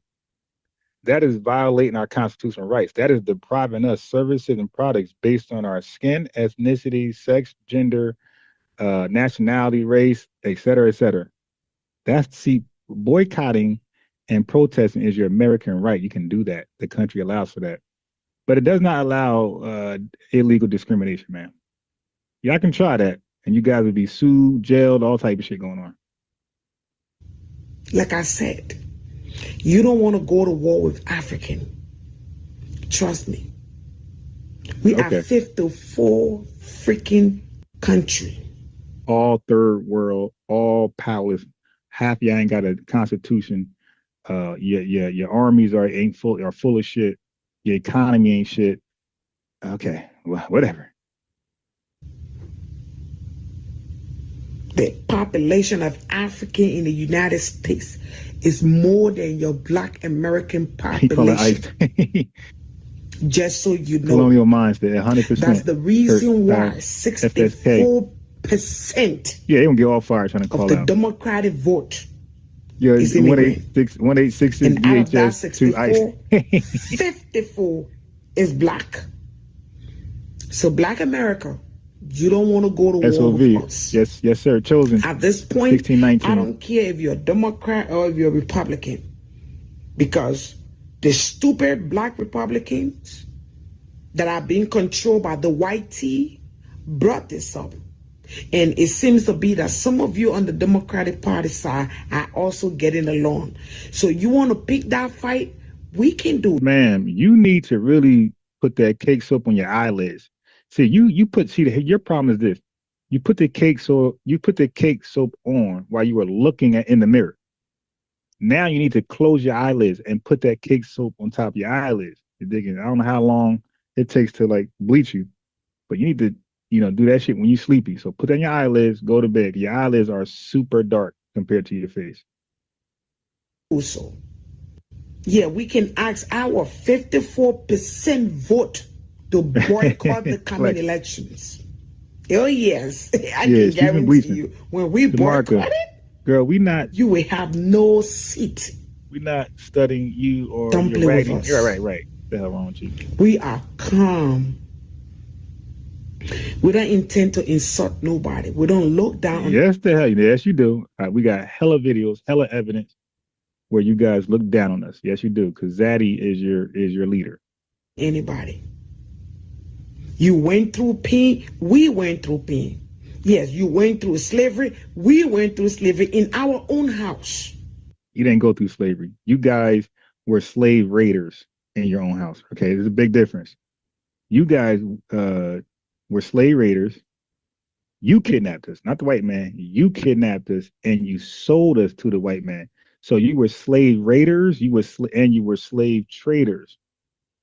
Okay, the white man was a slave trader. He tried to be a slave raider and he got his ass kicked by Africans. He stopped that. He came back with his wallet. He said, "How much?" Okay, so you were not enslaved. You were the reason why there's a transatlantic slave trade, man. It could not happen without you. The white man had to buy us. He tried to take us. He flopped. It failed. Okay, he came back with his wallet and you made it happen. Right. But we decided in Africa that we're going to put the past behind. We're going to fight for a better Africa. Now, we don't put the past behind. First of all, okay, all right. This woman here, no one has ever talked like her, talking about going to war. Okay. At all. The people who are saying this about they don't want to deal with African businesses or restaurants, what they're saying is they're not going to just patronize it, right? There's no war. They just say it's not going to patronize it. Right. At the end of the day, whether I agree with that or not, it's their money, their choice. That's right. Any of us. It's our your money, your choice. I'm not getting no more in the weeds with that. But let's talk about what you're saying. Now you escalating it and talking about war. Ma'am, you would not be talking about war with Black Americans. Let's keep it at 100. If you got that much of an issue, then, ma'am, you talked about fighting for Africa. You can't fight for Africa here. Over here. Sorry. You fled here If you're gonna fight for Africa, you gotta be in Africa. Every person fighting for And Africa. you know what's crazy? Yeah, they are the projectors when it comes to that. They say FBAs are and ADOS are internet groups, internet fight. Wait a minute, you guys internet fight for Africa. You're over here talking about how great Africa is. How I'm back, family. Let's get back to this Tether. They're the ones spreading all this hatred and misinformation about Black Americans. Can you prove it? Can you prove it? Okay, watch this. Is it expensive to come to America? Can you prove it? Is it expensive to come to America? I asked you a question. Now you wait, ask me about argument. First wave of Africans coming over here, those were those ambassador sons and stuff like that. The ones who accepted that USAID money. Part of the deal was their children get into college and universities in America. China and the United States just did a deal. And part of the deal was America accepts more Chinese students into the universities in exchange for lower tariff rates. That's what we do. This country educates people, and it's a good selling point when they go do business. But it's the white man. It's not FBA. It's the white man. It's not Jew. Listen, you'll learn. Listen, you'll learn. When those African, Kwame won't be back on here. This dude is very. I mean, his hate is beyond a white supremacist. Yeah, I can't. It's like, it's over for him. I just can't, man. I just can't. Students come over here from those countries. They're the ones spreading all this hatred and misinformation about Black Americans. Can you prove it? Can you prove it? Watch this. Is it expensive to come to America? Can you prove it? Is it expensive to come to America? I asked you a question. Now you asked me about flight prices. You know, I'll answer the question. You're doing something. Yeah, answer the question. It is very. Can you prove it? You're just making a lot of claims that you can't prove anything. The only people who can afford to come to America are people over there with money. And I just I would say, family, yes. Be careful not to be held, because Kwame's not wrong at this point, to ask for proof. So if you say it, just be prepared to defend against it. Okay, I don't say stuff that I can't defend right away. So family, just be careful, all right? Because you got some tethers who are clever, and they're going to ask for proof, and the burden's on you. If you said it, you got to prove it, not me. So just don't fall for this right here, because this is what they, when I say they, I'm talking about tethers. Their money. They have to have enough of their money. All right, Congo, I'm going to have to, okay. So I asked you to call. You never call. And you're very, Congo, I'll see you tomorrow at 3 o'clock, dude. I'm going to time you out for 24 hours. I asked you to call in. You never did, but you're so boisterous in the chat. Goodbye. All right. And most likely, Congo, you're giving off vibes of tethers who came in on this channel before and got cooked. That's why you ain't calling in, because once you call in, I'm going to hear that damn disgusting voice, and I'm going to know exactly who you are. So I'll see you tomorrow at 3 o'clock, buddy. So Fair Use said, the African immigrants I know all do embezzlement and laugh at us, right? So let me give Fair Use a Lineage wrench. Now, family, Lineage, the phone number ain't just for tethers. The family can call in. Same day called in, Dorsey called in, they are Lineage. All right, so family, if you are FBA, you can ask for if you want to say something real quick. Either a testimony, either some inside information, you just want to shout out FBA, stuff like that. Ask for the phone number. I got you, because I definitely would like to hear, because we get tethers that call in all the time and give that negative energy. So I don't mind FBAs calling in, just shouting out the channel, shouting out the Lineage, and then moving on. Like, we need that positive energy.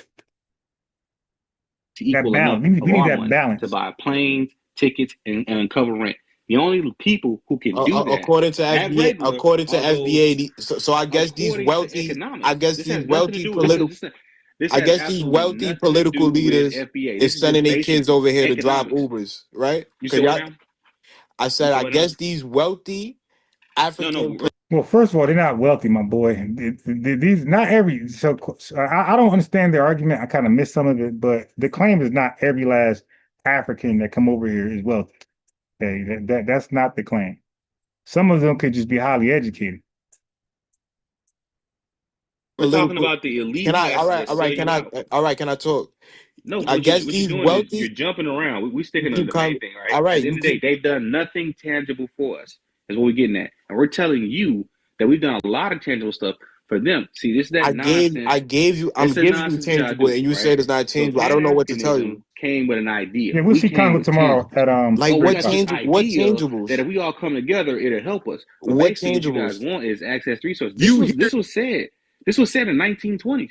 This is 1927. The excerpt from the paper says, "Yeah, so Sammy, I can't call in Tariq show we are sincerely inclined to concentrate on Pan-American affairs, believing that if we can cope with them, we may be in a better position to carry good tidings across the seas. Like people who rock with me, I got my phone number. They know you call me after 10:30. They're already talking about how Africa has all these issues. Not on purpose. Because they're still developing countries and the continent's still developing. However, the corruption over there is what Dr. Randy Short was telling you about. The corruption there undermines its own people. As a matter of fact, when USAID was canceled by Donald Trump, there were several African people on the grassroots who were very happy about that because they said the money is not reaching them.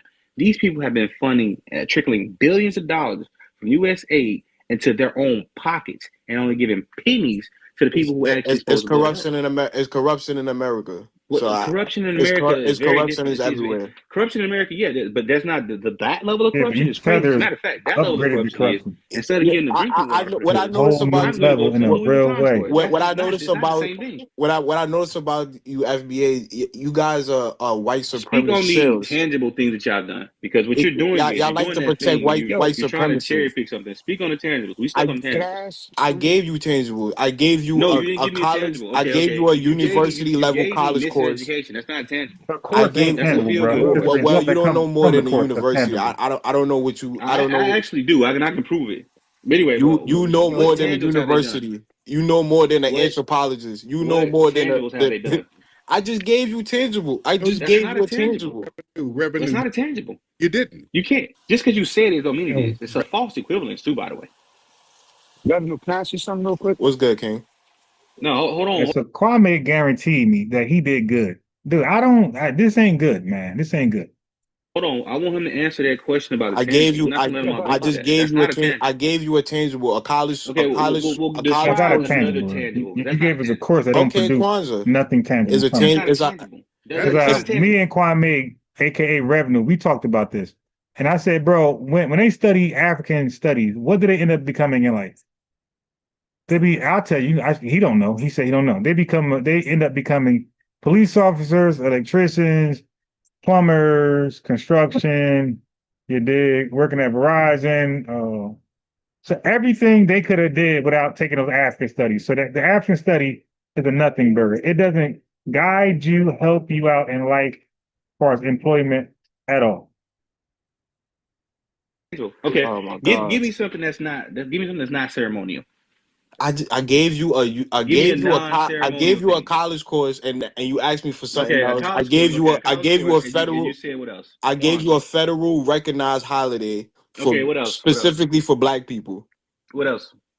So you got to name some things. You asked me to name. I gave you two things. I named several things. I gave you the entertainers who refused to play in South Africa because of the. Is that a tangible? That is a tangible. You know what one of the biggest. So a couple singers refusing to go to South Africa is a tangible. Do you know? See, okay, so this is where it gets crazy. Do you know, right? What one of the biggest industries in South Africa is? No, entertainment. You know what else looks really bad? If they end on an advisory list for people to travel. Attacked by a bunch of Tether flies. You know that looks really bad for the country. Or you call in. Right? When people refuse to go there because of their poor treatment, see, then that gets into the World Crimes Organization they got, right? They the ones raised South Africa. When we start alerting shit like that, it actually created tangible change for the apartheid movement. That's tangible. So when I ask you, what has Kwanzaa done for Black Americans? Absolutely nothing. Just another holiday. Kwanzaa has brought millions of Black people together. That's not a tangible. Niggas get together at barbecues all the time. What tangibles have they done? Foundational Black Americans really don't celebrate Kwanzaa like that, and we never did. I just wanted to point that out. But go ahead. All right, go ahead, guys. I just wanted to. Yeah, he. Go ahead. Yeah, double mute. He knows that. Look, we get together every weekend. We have cookouts for people barbecue. We have cookouts to celebrate people graduating a third grade high school class. I mean, third grade class. It is what it is. We always get together. It isn't. It's a ceremonial and thing. It means the nothing. African Union has dedicated 2025 for reparations for the diaspora. No. They designated 2025 to claim the reparations that's supposed to be getting. They designated as a 6th state. We did not agree to that. See, this that nonsense right there. That's not attainable. You probably didn't agree. You probably didn't agree. They're working with Nkroba and Carol. They're working with Nkroba and I know you did. Did this man mention Nkobra? Yes, he did. He did with a straight face too. With a straight. I can't believe it. Wow, really? I'm sorry. You really mentioned Nkobra? Wow. Yeah, I mean, Nkroba is a Pan-African organization that spearheaded reparations. Tariq, do you have a reparation bill? Do you have a reparation bill on the table? Tangible. He still gave it a tangible. I just gave a tangible. That's not a tangible. Y'all FBA cry about reparations all the time, and Nkroba was the one. Oh, yeah. And then Nkroba was the one. Feel about us, y'all. Listen up now. And Nkroba is the one that spearheaded the reparations. Where's your grandfather from, Revenue? I'm Jamaican, bro. I'm Jamaican. Okay, you from Jamaica, right? Let me ask you something, right? Did your family own land in Jamaica? Yeah. We own 7 properties now. How do you feel about the Chinese basically colonizing Jamaica right now? From the tourist industry to the sugar cane? That's sad. It's embarrassing. Okay, gotcha. So how would you feel that if the Chinese were to claim your family's land through corruption in your government using eminent domain? That would be pretty terrible, right? Yeah. Yeah, it would be terrible. It would be terrible. I'm not trying to troll you. It'd be a grave injustice done to you. And when you get older, you would tell your children, yo, we own this shit, but our government and this government fucked us over and they owe us. Don't let them forget that. That sounds reasonable, right? I guess, yeah. Yeah, cool, for sure. Because in the United States and most countries around the world, if you file a suit against somebody and that person dies, if somebody sues you or whatever, and that person dies, their money is still owed to that estate, and the estate can still keep the issue going. You know that, right? Yes, King. Gotcha. So in our lineage, which you guys may not be familiar with, we owned thousands of acres of land, fresh off of the heels of slavery, and through eminent domain, straight up terrorism, state-sponsored terrorism from the Southern government and the Northern government, they were able to take a lot of land and do a lot of evil shit to us. Okay, so let me just ask you a question. Like, no, listen, our family, I got you. You can ask your question. Tweet about it if you need to. Our families, my granddad, right, told my dad about the shit that we owned in Greenwood, Mississippi, and a lot of other stuff, right? My dad then tells me, my uncle tells me, I tell my nephews, I tell my cousins, you know what? Because that's how the stories pass down. So when we talk about reparations, it's more than just, oh, the government did some mean stuff. No. There was actual money tied into what they owe us, and it was the government sponsored. So even if our family members are not alive, then it's still owed to their state. As a matter of fact, they have a bill now where they're trying to get the benefits of some World War II veterans. So shout out to them and whatever they're doing with that. So yeah, we don't let stuff go. Now I don't understand. It may seem foreign to you to hold somebody accountable just because the ancestor passed, but no, we still need what's ours. It's not a guilt trip.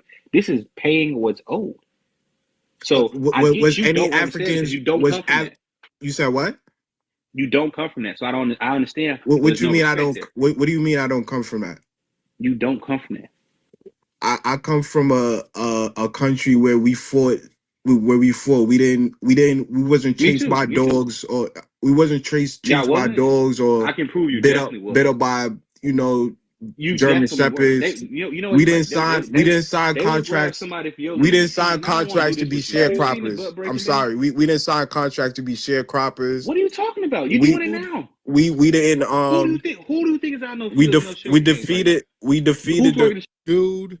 Jamaica was where they would go to season slaves. They would go to break slaves in Jamaica. Jamaica was a slave breaking colony. You don't really want to open up that door, Revenue. Man, you really don't want to open up that door to some of the shit that they were doing to y'all in Jamaica. Do you really want to go there? Yeah, please don't do that, bro, because I don't want to do that. Are we going there, Revenue? What are we doing? Yeah, I wanted to ask, do Black Americans have any treaties in America? We are American citizens, sir. Right. We don't. That's not an answer to the question. Do Black Americans have any Yeah, treaties? it's called the Constitution. We're all free men protected under the We Constitution. do treaties with foreign nations.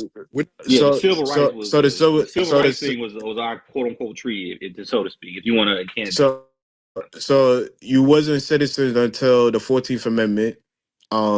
Prior to that, you was what year was that? 1868. You became citizen. Prior to that, before that, black men own property and black people own property in this country, right? Yeah, but you wasn't a citizen. I'm just getting. Yes, you did. If you own property, it's only the Dred Scott decision. That's literally how black people was, bro. The Dred Scott decision, the Supreme Court decision decided that black people, whether slaves or free Negro, could not be citizens of the United States of America you still and its have jurisdiction. But go ahead. So when you say we don't come from that, I know my people. We fought wars. We defeated the British Army where they had to sign treaties and give us our own land. So I don't y'all don't really come from that. No, what year was this? What year was this?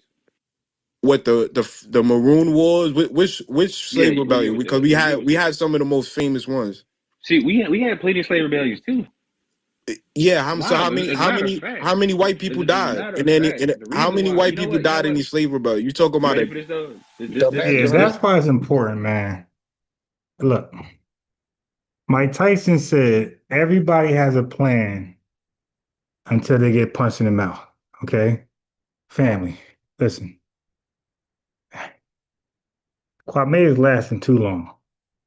And it's pissing me off. It makes me want to stay up to catch this guy when he calls him Tariq Nasheed. Because what I'm going to do to him, he'll probably never call him again. But I'm going to need folks, if I do be in Twitter, where they at, Club, I don't know, but I'm going to need people to vouch for me. If it's Twitter, my name is Ron Harrison, of course. I'm going to need people to say, Tariq, let Ron, when he calls in, or Bush me barrister, or any of these tethers, I need you guys to vouch for me. Hey, Tariq, let Ron Harrison call in.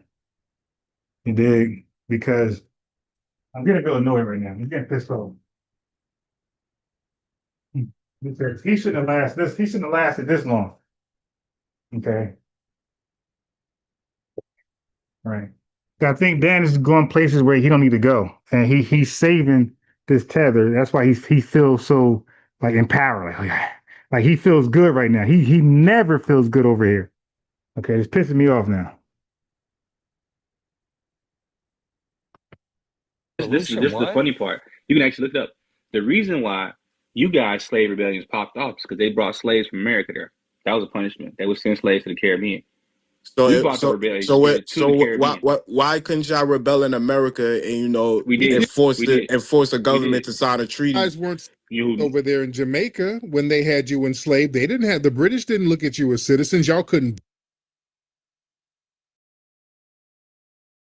I'm going to rewind Tariq's point. It was a great point. But this tether, he keeps thinking from a tether mind state. He keeps talking about sovereignty. Dude, white folks never left us like they left you, right? White folks came to Jamaica, they came to Haiti, they came to Nigeria, and all those other shithole countries, and they left y'all to kill yourselves and become degenerates. They see no value in you after they extracted all the resources. White folks ain't never leave us. They always seen us as an asset. They looked at America like, well, God damn, this is a beautiful country. We can't lead these black folks like the French left the Haitians and the British left the Jamaicans and whoever left the Rwandians and everybody else. No, we ain't gonna be dumb. These guys are an asset. We're going to keep them around. We're going to exploit them, marginalize them, Jim Crow them, but they got to be around. And they were right. They were right. We are now the most renowned, respected blacks all over the world, globally. The most respected. When you think of black people globally, internationally, you think of foundational black American blacks who got slave lineage. You don't think of no other black. I don't care damn how you take it. That's a fact. Okay?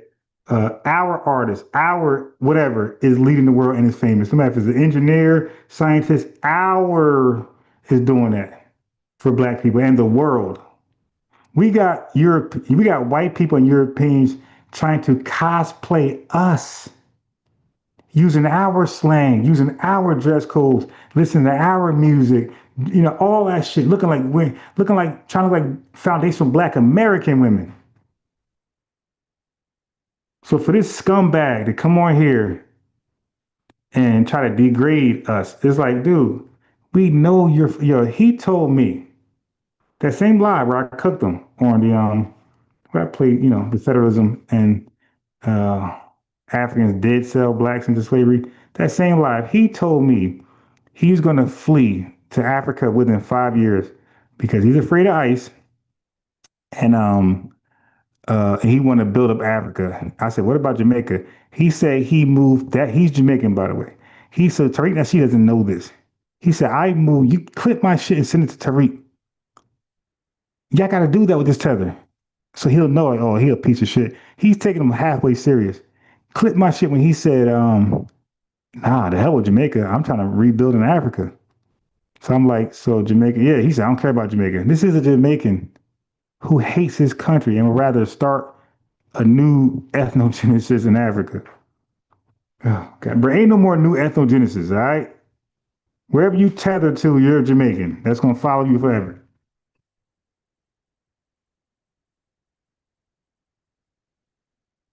Vote, y'all couldn't do shit. Didn't have civil. Right. And then we set up our own sovereign nations. Our two maroon communities that separated from the Jamaican government. You can't. No, nigga, you didn't get your independence until 1962. So he's conflating history. He's taking credit for other people. Dude, no, you are Jamaican. You're not maroon, and you're nothing else indigenous in Jamaica. Nigga, you are from the diaspora. You're a diasporan Black person, and you're a failure in your country, dude. You come from the cloth of Marcus Scammer Garvey, a bunch of failures who fled your country. Yo, they got their independence in 62, family, and they were in America by 1965. They were in UK in 1965. They were in Canada in 1965. Tariq Nasheed, a lady called in his earlier premiere, and she was Jamaican. She said she came to America. You guys missed it because Tariq Nasheed asked her, he said, okay, you came by Windrush. You guys don't know what that is. I played it on my channel so many times. Windrush is how a lot of Jamaicans came, a lot of Caribbean people, but really Jamaicans came to the UK in like the early 1950s earlier than that, because it's World War II. And they came there to help keep Britain afloat as the British citizens fought in World War II. As soon as the troops came home, the UK signed a new immigration act, kicking out all those goddamn tethers and only allowing the top elite, it's called brain game, to remain or in future come to the country. They kicked out all the degenerates. 1950 something. Go look that up, family. I played that on my channel 1,000 times. After that, they went and got independence. That's with quotations, because it was granted to them. They didn't fight for it. Like we fought for hours and got our citizenship via 1863 enlisting into the Civil War. They didn't fight for their birthright citizenship or respect. It was given to them by the UK government. Okay? Then 3 years later, they're fleeing. So they got independence in 1962. By 1965, when we passed the Immigration Act, they went everywhere but Jamaica. So right now, there are more diasporan Jamaicans away from Jamaica than there are in Jamaica. They're the only people in the history of mankind to get independence and leave. Oh boy, yeah. Listen, they can't do anything with me, man. I know their history better than them, better than Nigerians, better than a lot of folks, man. Listen. I already cooked every Jamaican that comes to my channel. I already demonstrated I know more about their history than all of them.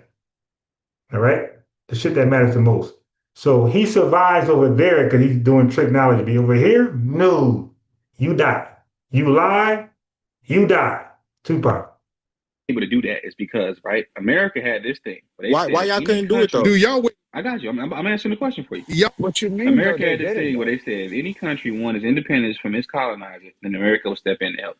That's the reason why the French or the British didn't even try to retake y'all. And then on top of that, you guys did it at the great time. I'm not gonna lie, this is a brilliant move. They did it when French and the British were having money problems. They couldn't allocate the resources to actually squash the rebellion. Now, I'm not saying that makes it less impressive, but I'm saying it puts things into context.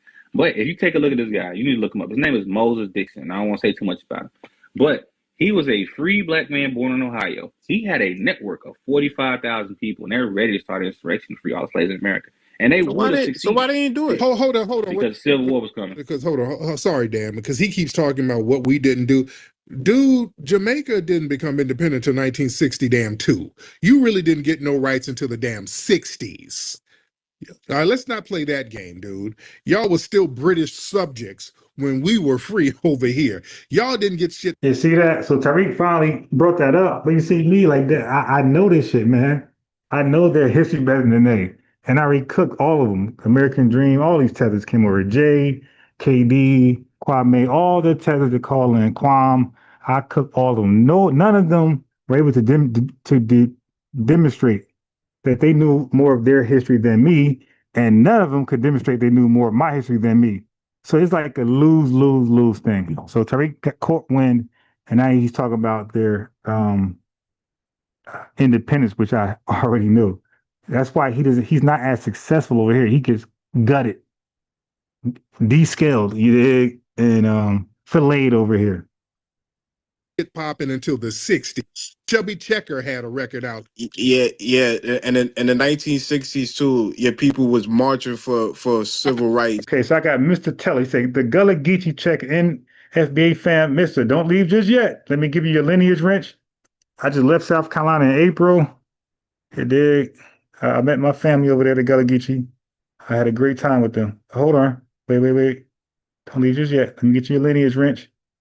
Make sure you like the video, subscribe, brother, and pull back up my next live. I'm normally live. This is a morning live. It's still continuing.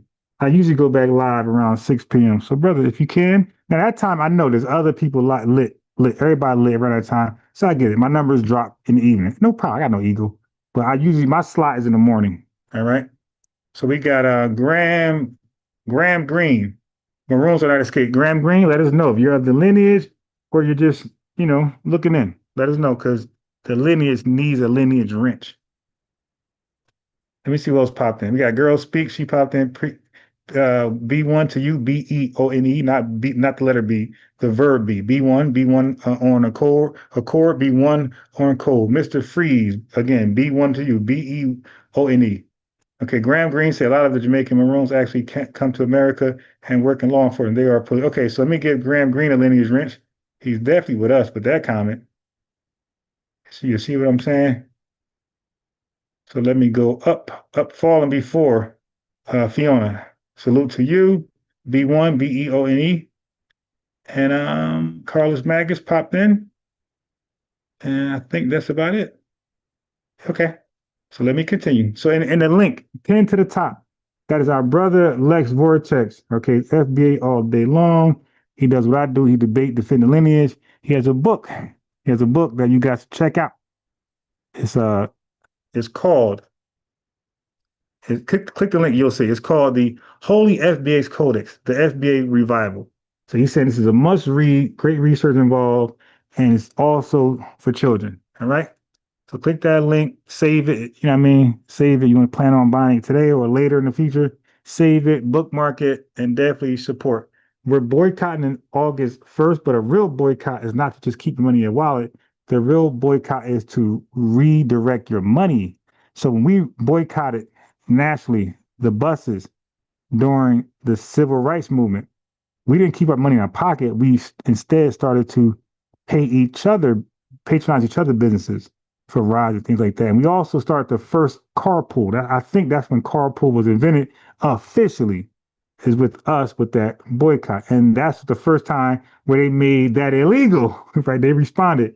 They made carpooling illegal, right? Because they wanted to sabotage and undermine the bus boycott that was so successful. No boycott in the world more successful than that. And that's FBA, that's called an FBA accomplishment.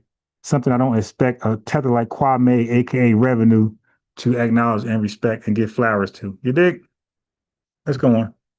and being bit up by dogs. Your ass across the water with flip-flops to come over here to get some of them civil rights, weren't you? That's why you're here now, aren't you?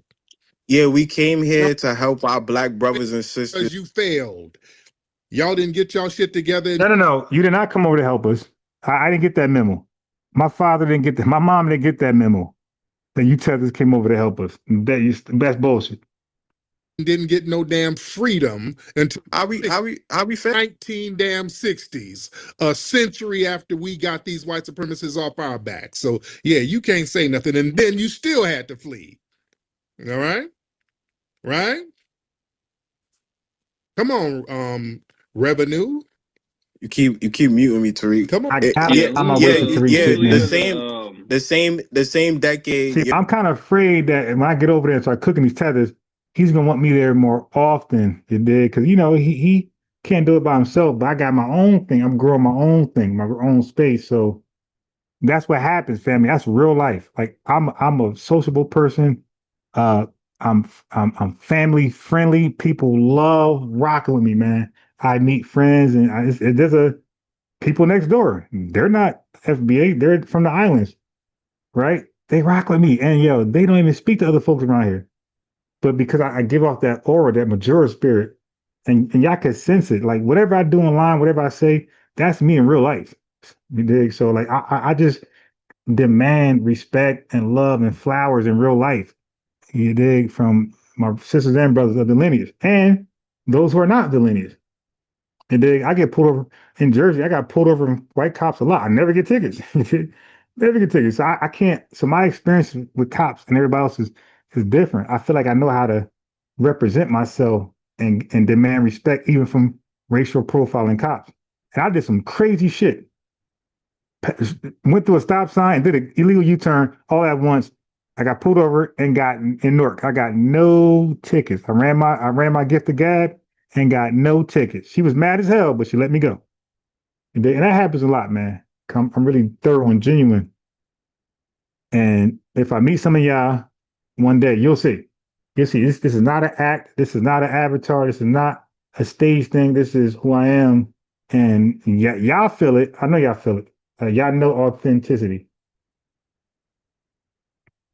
Your people was marching, being bit up by dogs. So we in the same boat. Whipping ass and whipping ass. So running ass, nigga. I want mine to be a part of think tank. I'm definitely qualified for that. I got, the only thing is they don't know who I am, so I kind of gotta like force my way, apply myself into like the forefront, and some folks might be offended because he holds them to high regard. I'm a nobody coming out of nowhere, and I'm forcing myself to the top of the think tank because of my research, my ability to recall what I learned on the fly, and my debating skills, my wittiness. You dig? I think that if he got certain people might be a little offended. Family, when I was in the Nation of Islam, people came, I'm brand new. I'm like 2 years in, and people was campaigning for me to be the minister, or at least a student minister. And folks been in there for 10, 12 foot. So of course, some animosity came my way and a lot of criticism. But I'm telling you, that's how it is, man. That's how it is. Like I'm a threat to people who are cosplaying as an intellectual, cosplaying as genuine and brotherly and shit like that. I'm a threat to them because I'm an open book. I'm very transparent. Like I'm telling you, I said before the pandemic, I had cash flowing. Post-pandemic, I'm cash struggling. You see, I'm not lying, acting like I'm rich. Before the pandemic, I had my own business. I'm doing great. The pandemic crushed that shit. So now I'm like, struggling a little bit. So I'm transparent. I ain't got to lie. I ain't got a lot to kick it like a goddamn Tether. But I'm going to tell you the truth. Whether y'all look at me like, don't matter. I'm going to tell the truth. And that's why I'm like well received in Georgia, South Carolina, Jersey, wherever there's FBAs, I'm good. Except for California because they have those gang politics, right? But anywhere else with no gang politics, I'm good. I'll survive. Just point me to FBAs, I'll survive. I guarantee you, I have a friend less than like 2 weeks. And whooping ass and making these laws get right. You understand? We weren't just getting bit up by dogs. We were biting back and fighting back and getting these laws passed so that you can bring your musty ass over here, right? You sure came over. Your family sure came over real. Yeah, that's a good point for the chat, that the Jamaicans helped the CIA funnel drugs in here. Right. But not just hardcore drugs, the white stuff, marijuana.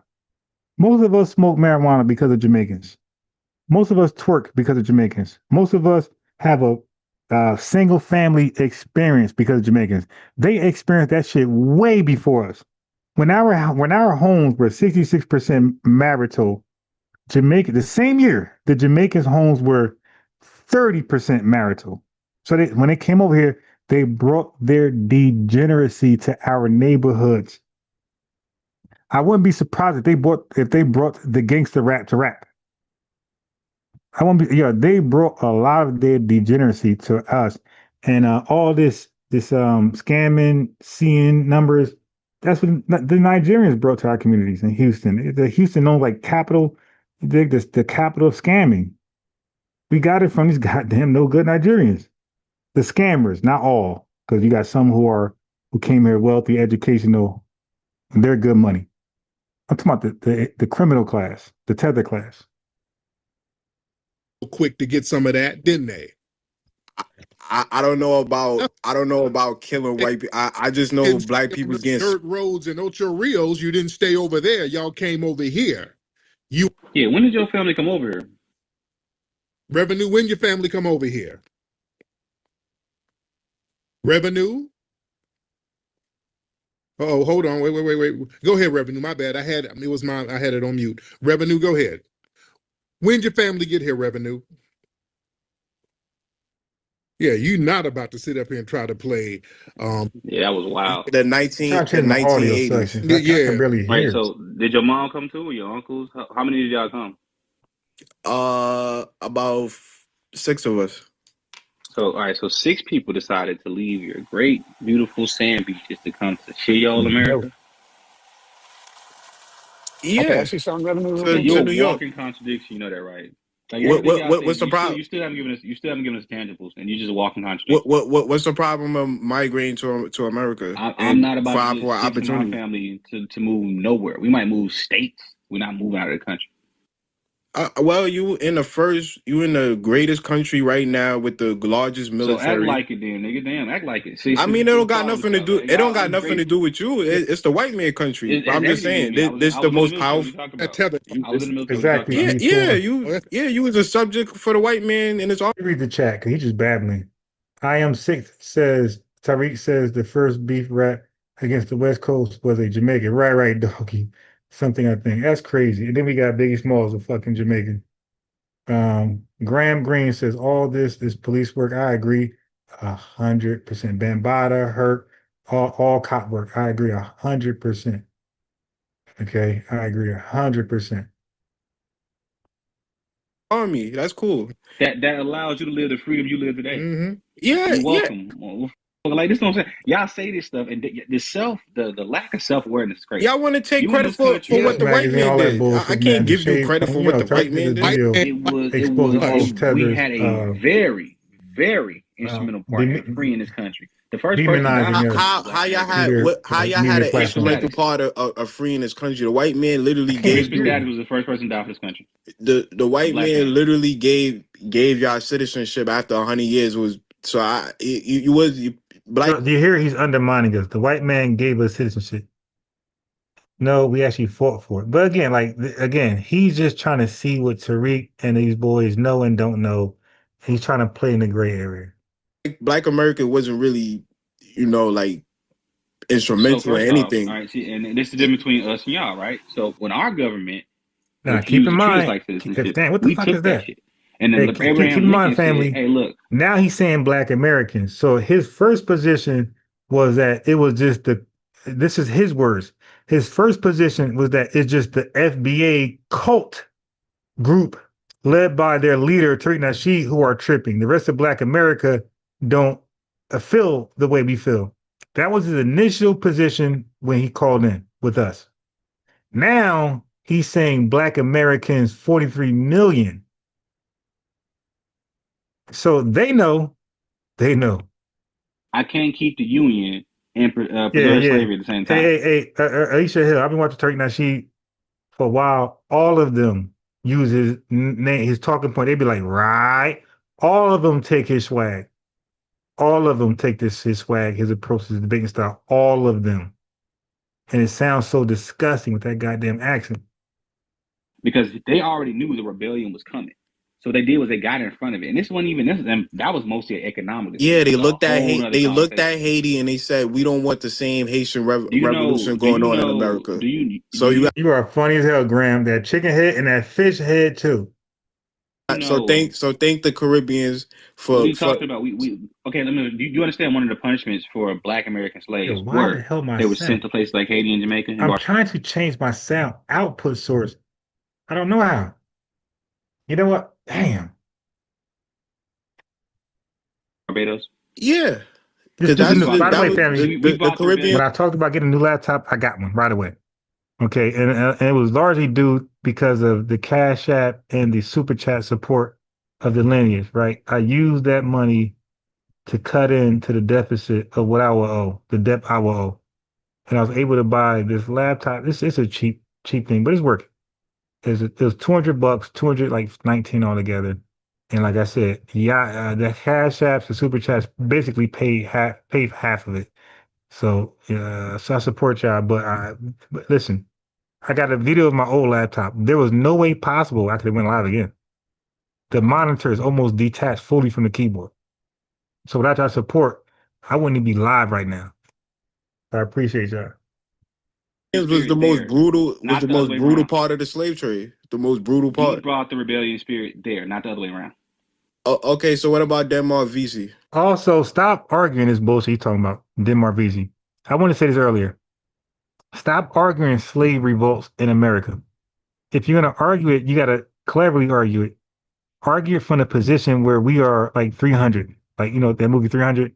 Because we are the minority over here. So a slave revolt with the minority revolting against majority is unheard of. When you got revolts coming from Jamaica and Haiti, that's not unheard of. They are the fucking large majority. They outnumbered the white man 100-1. So why is that a surprise? They finally woke up, fought, and won. Like, dude, it should be a landslide. Y'all should have been came back, and y'all should have been fought.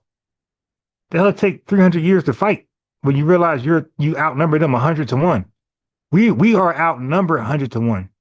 So that shows courage. That's why the movie 300 is so great. It shows 300 people, 300 damn devils fighting against 1,000, 1 million goddamn, who was that? Palestinians, whatever they were. Whatever they were. That's why the movie's dope, because it's 300 strong, valiant men fighting against a suicidal war. That's us. We're the real 300. We're the large minority bucking up and fighting against the most powerful regime, the most powerful army ever recorded in human history. These tethers are the large majority, and most of them never fought back. And when they did fight back, they barely won. And then if they did win, they end up owing reparations to the people they so-called beat. I don't know how you win and owe explain this to me. How do you win and owe them reparations? But let's count it as a win out of just sake of conversation. They so-called win, and as a result, their country is a shithole. You was better off under the thumb of white supremacy. We are the minority. We're the real 300 fighting against an overwhelmingly majority, but not any majority, the most powerful people in the world, in world's history.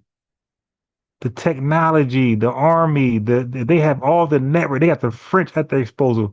They got the UK at their disposal. They got the Irish. They got Italy. They got all these fucking European nations that they could bring over here to stomp us out, to stomp us out, to stump us and stomp us out. Then we still fought. We're like badgers. You ever see a badger? Yeah, we are like badgers, yo. But y'all don't hit me though. We Persian. There you go. Rebellion spirit there. Look, thank you, Dorsey. The Persian Empire. Thank you. I knew someone with a P. What black? Graham be cooking. He said, "Don't call them race traders. Call them constables." SMK says, "What better term to use for a race trader than a slavery era term?" He said constables. Hey, yo, break that down, Graham. Hey, Graham, break down why you believe constables is a better fitting term for race traders. He said, "Remember the Jamaican guy that off Jamaicans have been catching slaves since the 18th century. Everything they tell you about their history is exaggerated. Respect to them constable." Hey, yo, break that down, Graham. If you want the phone number to break it down, I can provide that too. But if you just want to do chat, let me know. Black American slave came to the Caribbean. DSA 1, definitely the Persians. I am 6. Thank you very much. I was about to say, I don't like listen, chat, let me say this to you. If you don't take away anything from this live and myself, just take away this. I hate dumb people. I don't want people to get along, whatever I say. No, I don't. No. When I ask a question, I can't get an answer from my chat. I feel like I failed my goal. You dig? That would discourage me. That would make me a pessimist. I won't go live as much. I don't want people to agree with me just because we're cool and we're lineage. No, if I'm wrong, if you think I'm wrong, if you disagree, express that, man. I don't like get along, yes men, yes women. I don't respect that. I got less respect for yes men, yes women than a goddamn Tether. You dig? So yeah, do not yes man me, don't yes woman me. You dig? Let's practice. Let's show the world how to practice excellence. You dig? And by practicing excellence, we're holding each other accountable out of love.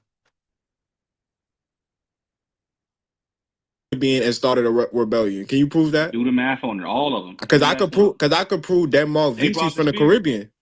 I could prove that, and he came. I could prove Denmark VC came from the Caribbean and came to America to start a rebellion. You still haven't told the No, he didn't start rebellion. He got caught before it started. So now rebellions in America is not why we. Okay, listen, chat. Don't fall for that gaslighting Pan-Africanist shit. Rebellions in America were stomped out. So let's not over exaggerate and embellish on our rebellions. They were all nothing burgers. Even that term, that shit ain't go nowhere. Okay, what went somewhere is when we took up arms and we defeated the Confederates in 1863. So let's not embellish, exaggerate, stupid shit, man. The rebellions went nowhere. We are where we are today is because we took up arms and defeated the Confederates. And then part two is we took part in the civil rights movement. So rebellions ain't do shit for us over here. It was fighting. Rebellions can't be respected anyway. You're catching innocent people off guard. What the fuck, man? That's not respect. That's like a drive-by. Like, how the fuck a drive-by is respected? When we fought in the Civil War, that was a war that was agreed on both sides. The Civil March, they seen that coming for 10 years. Then it started in 1954 and it ended in the first recognition was 1964. That's 10 years. You dig? So when we fought, the other side was prepared. That's what I'm trying to tell you. When we fought in the Civil War, these Confederates were prepared. When we did the Civil Rights March, they were prepared. We don't catch people off guard to win. We want you at your best. We want your goofy ass prepared. When I invite Tethers over here, I want them prepared.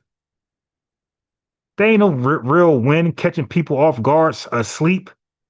I don't respect that, man. I don't respect drive-bys. Fuck out of here. I respect the 10 paces, 20 paces, and y'all turn around and shoot. Both of y'all prepared.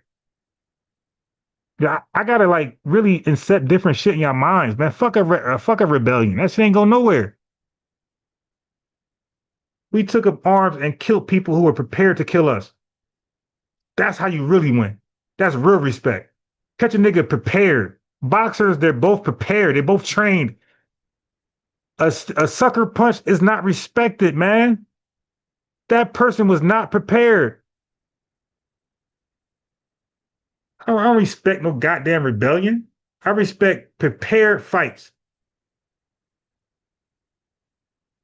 What you're saying things you're not giving a reference. I could say Denmark VC. That's a source. That's a reference. You understand like I understand. One of the punishments was they were sending people to the. All right. Well, Muck. I mean, let's chop it up, bro. Call in or hit the link. What you want? The phone number, link. Tell me how catch a smile off guard is respectable, and catch somebody prepared.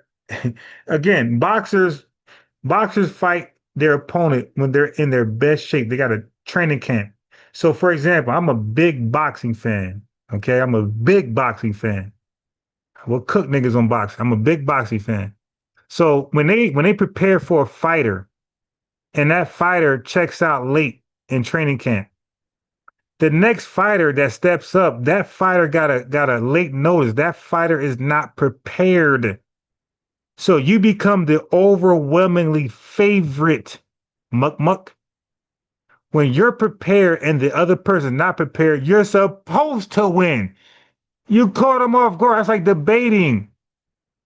If I throw the link out there and say, hey, we're going to talk about Juneteenth, and they click the link and I debate them, I catch them off guard, I'm supposed to win. What are we doing, bro?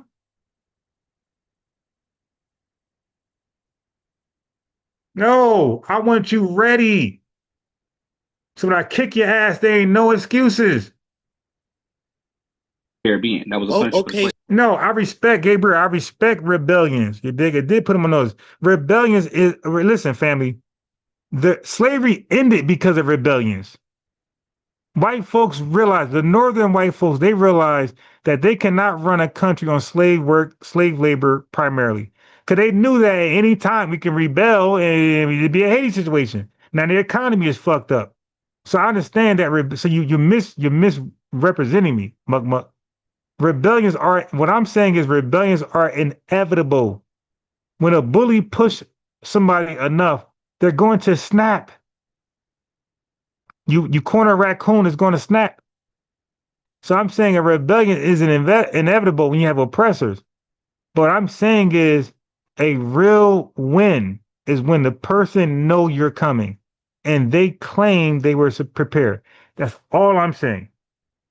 So rebellions are inevitable is going to happen. Just like if we corner Tethers, they're going to rebel and crash out like Kwame. That's inevitable. So I'm not, minimizing it. I'm just saying that that's not comparable to a war. A war, both sides know what it is. Nobody's caught off guard a boxing match. Nobody's caught off guard a karate match. Nobody's caught off guard a debate. Nobody's caught off guard even Steven. That's all I'm saying. So to cherry pick and romanticize rebellions over our Civil War fight is not wise. It's not wise. And you'll find yourself in a situation that they're in right now debating Kwame goofy ass. Because Kwame can't touch me at all. Y'all all witnessed that. So which Black American slave started any of the rebellions? All right, see, his thing is rebellion. I don't give Tethers what they want. I give them what they don't want. You dig? All right, thank you, Gabriel. You understand? Thank you. I know I'm not crazy. Let me give Gabriel a wrench, a lineage wrench. Gabriel, like the video with that lineage wrench. Thank you very much. And subscribe and tune in. You dig? Now, before you disagree, cool, because you're in your emotions, man. I'm sorry to say that. I'm sorry to be like Professor Griff. So y'all might be like, yo, I'm biased right now. You like Professor Griff. And maybe I am. You dig? Maybe I am. But I'm saying you guys are not listening to my overall point. You're caught up in your feelings. You are championing the rebellion over a fair fight. Rebellions, nobody can disagree that rebellion is when you catch somebody off guard, unsuspected, and you kill them or hurt them, whatever. Like, yeah, like my fault. And I'm saying rebellions are inevitable. The Bible, Ecclesiastes 7:7 says, oppression makes a wise man mad. Now, I'm not religious at all. I just know the Bible very well. Okay, so oppression makes a wise man mad. It's going to make you flip and say, fuck all this. Y'all got the, overwhelming majority versus us. I'm crashing out. Oppression makes us crash out. So a rebellion is like the first crash out in American history. Okay. You on your own, homie. Respectfully, I got you. But at some point, guys, you guys got to be. See, I'm your brother, and I'm giving you an argument that you're gonna face when you face tethers like Kwame, American Dream, and Chaotic Truth, and Myron Gaines, right? So you can have your belief, but your belief is going to be tested by these tethers, and if you can't defend your belief, then it ain't shit. It ain't shit if you can't defend it. So Kwame, you see, he's loving to talk about rebellions because what are they going to do? They're going to say, well, the greatest rebellion is in Haiti. You see, I don't fall for that trick bag shit. I'm a real debater in a real way. I know where they're going next. Rebellion, Denmark, VC, Gabriel, Processor, and what, Nat Turner, whoever else. And then they're going to say, well, the greatest rebellion was in Haiti, right? And you have to agree. Then you got your goofy ass. I'm like, yeah, but a rebellion ain't really the best way to fight because you caught someone off guard. A rebellion is inevitable. You're going to do it because you're being oppressed in the worst way. But it ain't the best way to get a W. That's what I'm trying to say. Like, so if you're playing basketball and I got 5 players and you got 3, of course I'm supposed to win. But can we really brag? Like, come on, man. Okay. So anyway, let me read the comments. So Golden Brown says, war is not to be fair. War ain't fair. Hey, yo, Golden Brown, he gets it. Golden Brown gets it. War ain't fucking fair. So if you catch a nigga off guard, Golden Brown, with a rebellion, I'm saying I'm with that. But then don't condemn white folks for using the same shit. You see, I'm going to catch y'all in contradictory arguments. So war ain't fair and it favors rebellion people, rebels. If it favors rebels, then don't get mad at white folks when it favored them. See, this is why I cook people when they call in, because I use your logic against you. You got to be constant. You got to be consistent. You got to consider both sides and stand on it. Now, SMK says, well, Pinky, well, he's talking to Pinky. I don't read when you, because I don't want to put y'all shit on blast. So, hold on. Wait, I missed, okay, so, Graham Green says, you will have a break for now because the new slave is the brown sovereign citizen from Latin America. That will earn plenty of paychecks from Irishmen and Jamaicans. Mr. Taylor says the greatest rebellion was, the Yamasee Gullah Wars lasted 100 years. You know what? I looked that up, but I never read it. I feel like shit, yo. Mr. Teller, I feel like shit because I pulled up the Gullah Geechee Wars and I never read it. So I can't even comment. I know nothing about it. Majestic Peace. He said, no, I don't care about fair. I'm trying to win by any means. Yeah, so don't get mad at white supremacy then. That's the point. That's the point. Because white supremacists, when they don't give a fuck about laws and morality and contracts and treaties, they're trying to win. So good.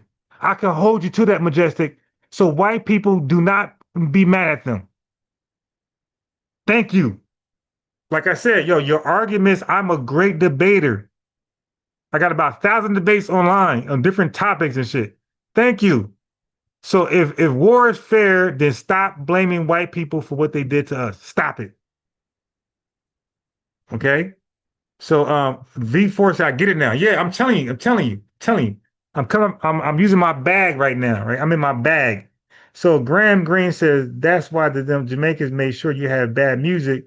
They need their cop paycheck. Yeah, exactly. Fucking agents. Dorsey says, SMK, please. Okay, I don't address that.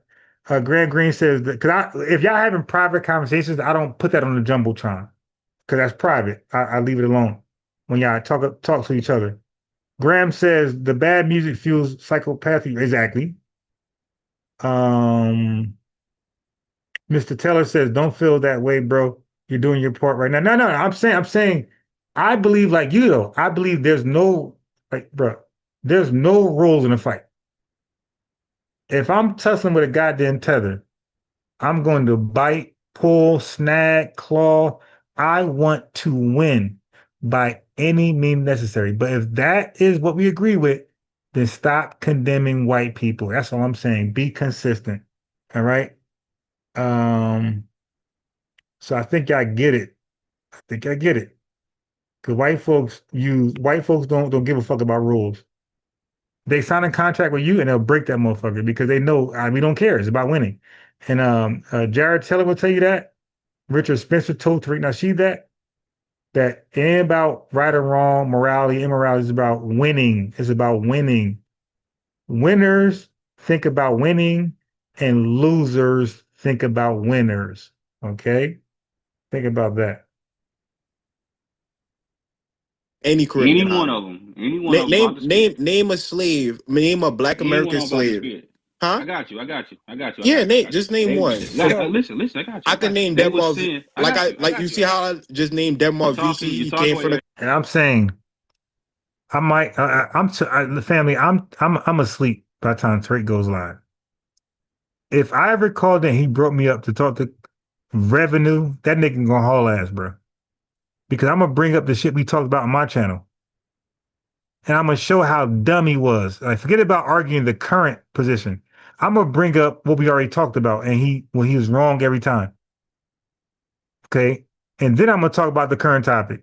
See, I'm gonna bring up your past. I'm an Old Testament guy and New Testament. I'm gonna bring up your past and then deal with the new afterwards. So Kwame, you better pray like hell to whoever you worship, Satan, the white man, the Bilderbergers, whoever. Pray like hell that I'd never catch a late Tariq Nasheed shit when you call in. R.I.P. you, bro, if I do. Jasmine Crockett is a piece of shit. I got no respect for her, man. She's on the same level with Kwame.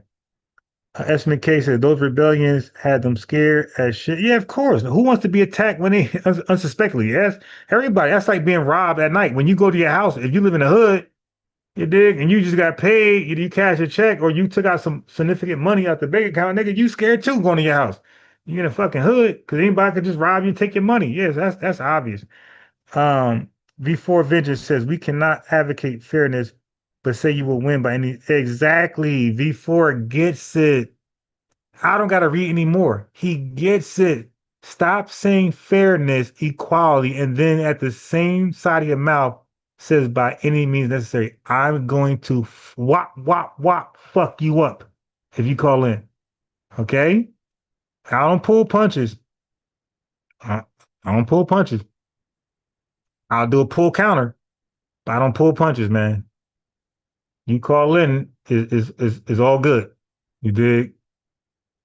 So, because I got to make an example for niggas. So, Jocko says, UT people have had birth rate problems since the Bible. Since the Bible. Mr. Teller says, you will never find a moral high ground with an immoral people. Exactly. And that's why there's a phrase saying there's no, God, I'm losing my train of thought. There's no honor amongst thieves. Okay. Golden Brown says, what goes around will come around. So all is fair in the war and hate. Exactly. So I get it. See, look, I know it's wrong. I know what white supremacists are doing is wrong. I know it's wrong, but I get it. They don't live by wrong or right. They teach us that stupid. They teach us that stupid shit. They put that in legislation and they give it us to read it and say you got to abide by this shit and regulate us. But they don't operate by wrong or right. They operate by what is beneficial for them. So if they got to unalive 15 people for no reason, they'll do it. If they got to sleep with underage people, they'll do it. Whatever they want to do, they'll do. If it's about accomplishing their goals. I get it. I tapped into their mentality. I got it. See, we took L's before because we didn't tap into their mentality. I get it. I get how low you would go, Lil Jon and East Side Boys. I get it. You're getting low. To the window, to the wall, to the sweat drip down. You dig? I get it. I know how low you would go. So I'm weak as that Bernie. I'm getting low too. I'm weak. You're Lil Jon East Side Boys. I'm weak as that Bernie. I'm getting low too. We're both getting low. We're both limbo dancing. fuck all that. They go low, we go high. No, you go low, I'm going lower. I'm going lower. Weekends at Bernie. You dig? I ain't trying to outclass your ass. No, sir. Cause you win when that shit happens. No. No. So Dorsey says SMK. I don't read that because you're addressing somebody else and directly. Claude Neely Francis Amos says America is composed of liars, opportunists, and thieves 100%, and that was the class they sent here to colonize in the not colonize, but they sent that in the colonies of America, British. Okay, Jago the Rogue says laws are for people that follow the law. Yeah, exactly, to follow law. Alicia Hill says correction, population of whites in 1730, 5 million versus 900,000 black slaves and 59,000. Yeah, freedmen. Hey, listen, man, Alicia drops with a gym right now. Y'all don't realize how many freedmen there were. Okay, Alicia, a slight correction. And correct me if I'm wrong, but you're slightly wrong, I believe. So they're called free blacks. Freedmen are people who are emancipated because they fought in the Civil War, and it was declared that by Abraham Lincoln. Then you got free blacks. Free blacks were never emancipated. So that's the difference between freed men and free blacks. So we got to be very clear. Free blacks are people who, four ways you became free. You bought yourself out of slavery, 1. Somebody bought you out of slavery, 2. You were born free, 3. And the 4th one is, okay, hold on, let me back up. So you were born free, you bought yourself out of slavery, somebody bought you out of slavery, and the 4th way was, I want to say the ACS bought you, but I thought there was a 4th way. Shit. I can't think about it. So I'm gonna say the 4th way was the ACS bought your ass, a white supremacist organization bought your ass to ship you to Liberia. Okay. So yeah. Thank you, Alicia Hill. Yeah, that's a fact. So freed men are emancipated, free blacks are free blacks who have no, here's an easy way to understand it. Freed men got civil rights, freed men got civil rights, free blacks don't. All right. There you go. The Dred Scott case was for that 1857 case were for free blacks. That don't apply to free men. The Dred Scott case. All right. Oh, here you go. Thank you. Yo, the chat is fucking smart. Thank you, Golden. Yes, that's the 4th way. Thank you, dude. That slipped me, man. That slipped me, bro. So yeah. So you're free 4 ways without any help of white supremacists. 1, you bought yourself out of slavery. 2, you were bought out of slavery. 3, you were born free. And the 4th way was you were manumitted. Thank you. I like a smart chat. I don't respect the dumb chat. People got dumb chats and they don't mind. I mind.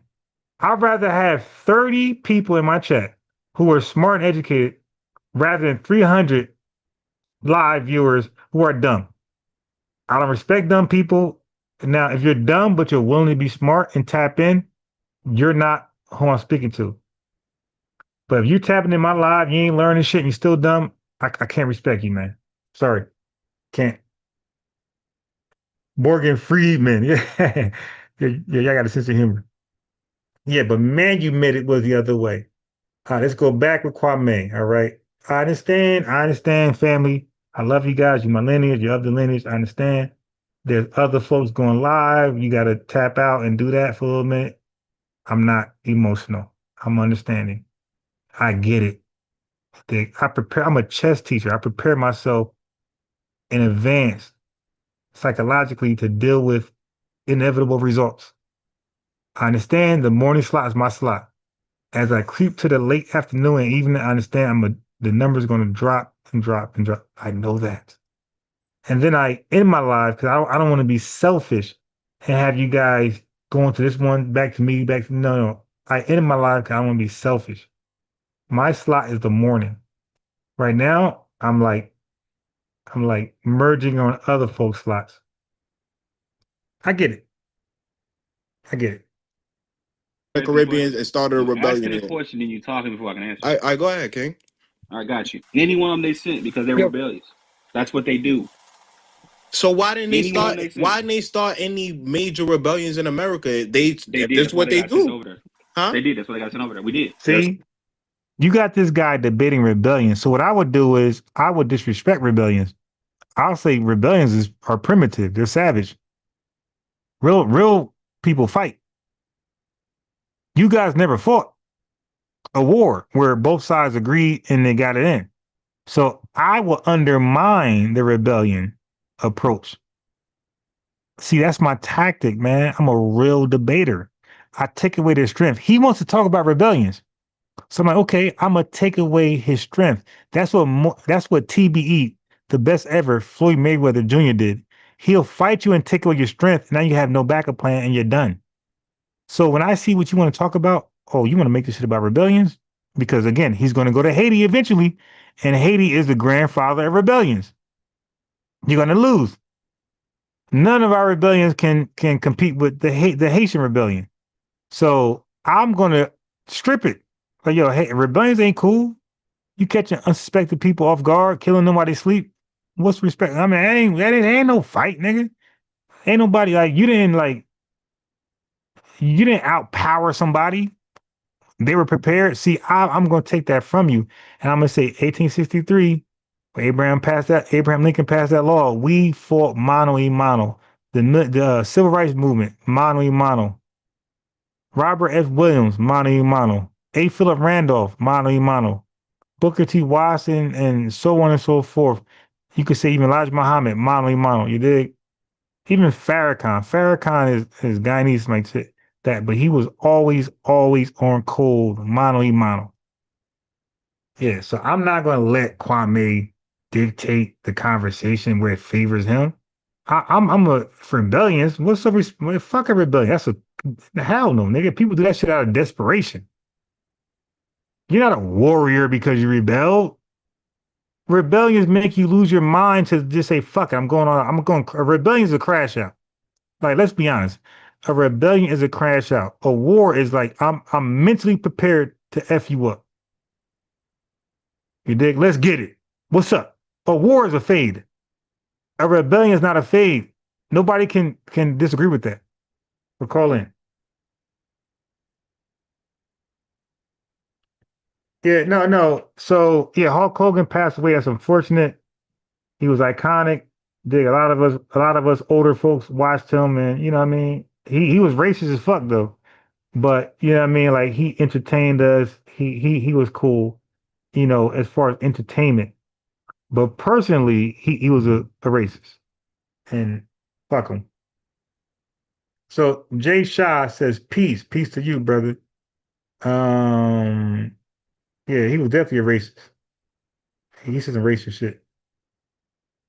Yeah, exactly, Golden Brown. You get it. A rebellion is a prison riot. I respect it because you're making folks do the unthinkable. A rebellion is the unthinkable. Because it's suicide. You're going to die. You dig? Most likely, the only successful rebellion was the Haitian rebellion I could think of. Every other rebellion flopped. So, like, the odds are stacked against you. So it's a crash out. It's not properly, you know, like, thought out. It's a crash out. It's a no-win situation. You have to be the majority, like the Haitians. You have to be the majority. But American Dream, what I'm doing right now is I'm reacting on Kwame called in, he calls himself Revenue. Kwame, aka Revenue, called in Tariq Nasheed. He's debating them. So I'm just catching you up. So I'm just doing a reaction off his debate with them. And I'm giving him credit. I'm like, yo, he's holding them to a rebellion and they're falling for it. I would have never fell for this shit.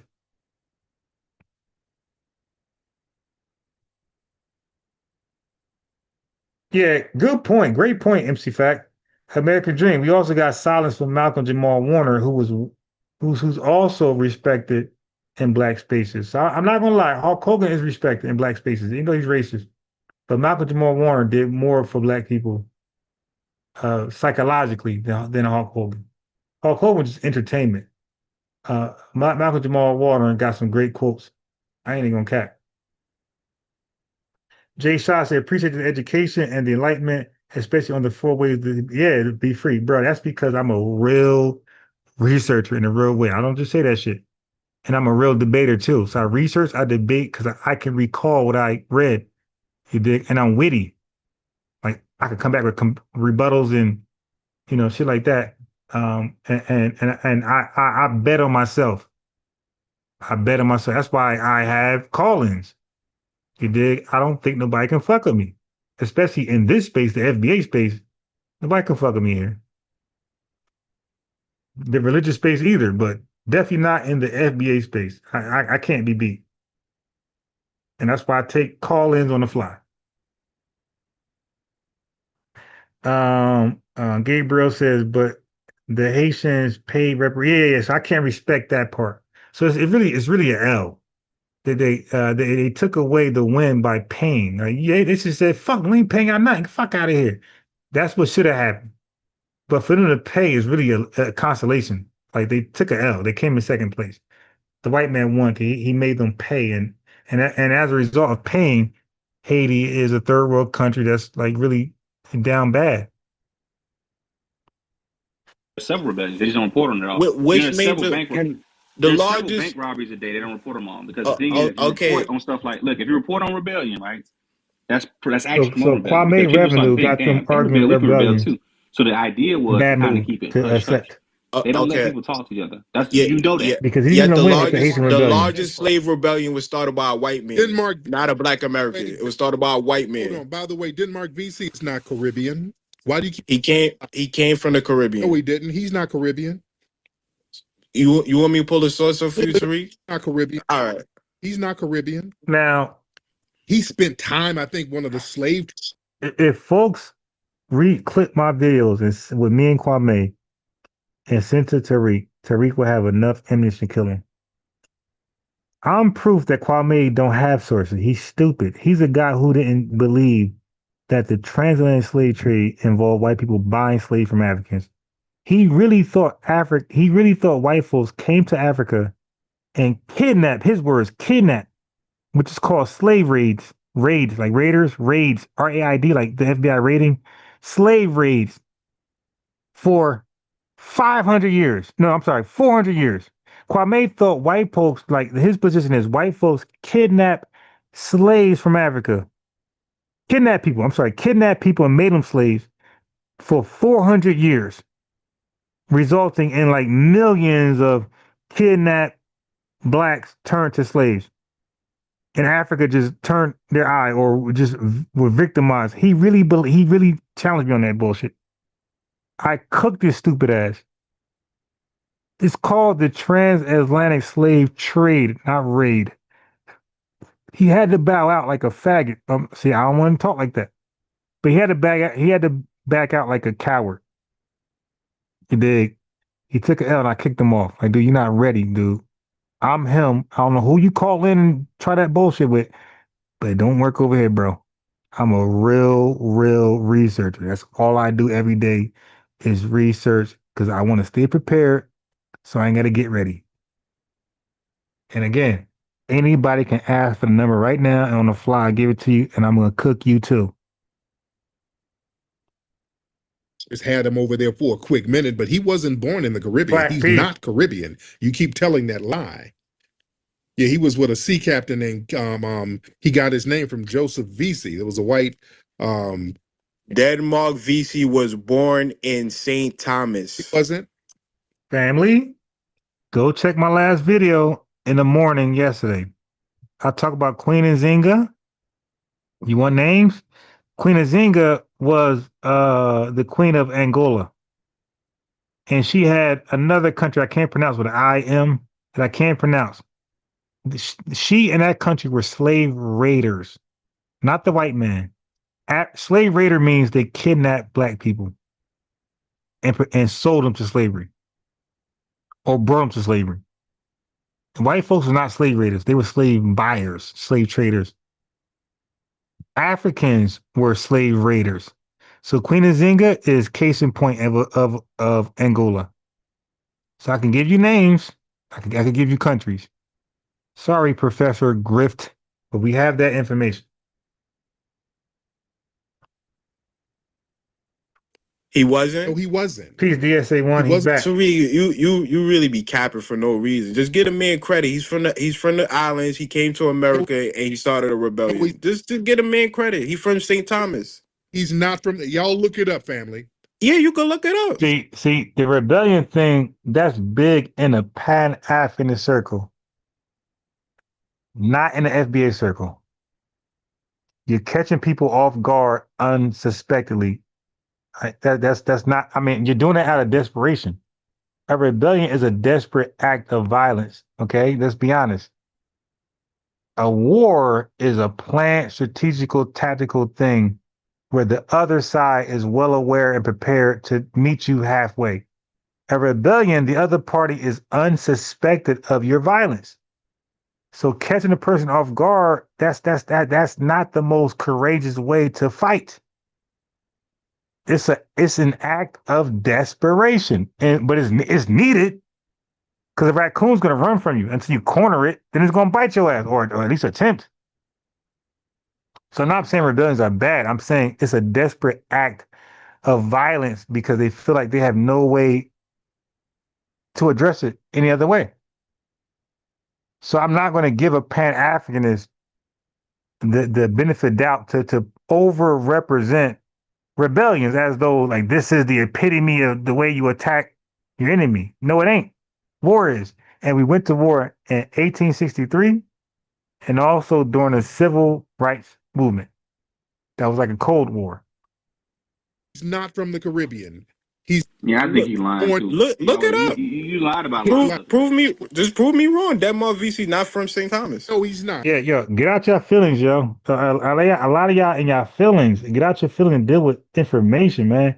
You're gonna be in your feelings and get cooked by Kwame, American Dream. You're gonna get cooked by these guys in your feelings. I'm not in my feelings. I'm the can man. I'm gonna bias Ron. I deal with real research and I'll put no feelings into it. I deal with the truth. And I will concede when the argument ain't gonna favor me. I got no problem with that. And I'm gonna fight when I think it does. So let me read some comments. Dorsey said that's why I question the Haitian rebellion. If you won, why you gotta pay France? World War II, Haiti should have notified the Vichy French government that the contract was broken. Hell yeah. Like why you paying if you won? Hey, that's a consolation prize. Ain't no goddamn W. DSA1 says, now, when you speak on it like that in a debate form, I get you, but the debate form is the only way to formulate thoughts and arguments and shit. Ain't no other way, man. If you're not debating, you're just fussing and just tether babbling. You dig? White supremacy babbling. You're just babbling. Plebiscite babbling. It's a babble if it's not well thought out, well articulated. It's babble. So, Jago the Rogue says, my Unc Fred Nam vet, was on the side of the street with King and black people when YT folks on the other side. Everybody had guns. He also told me the military isn't for a black man.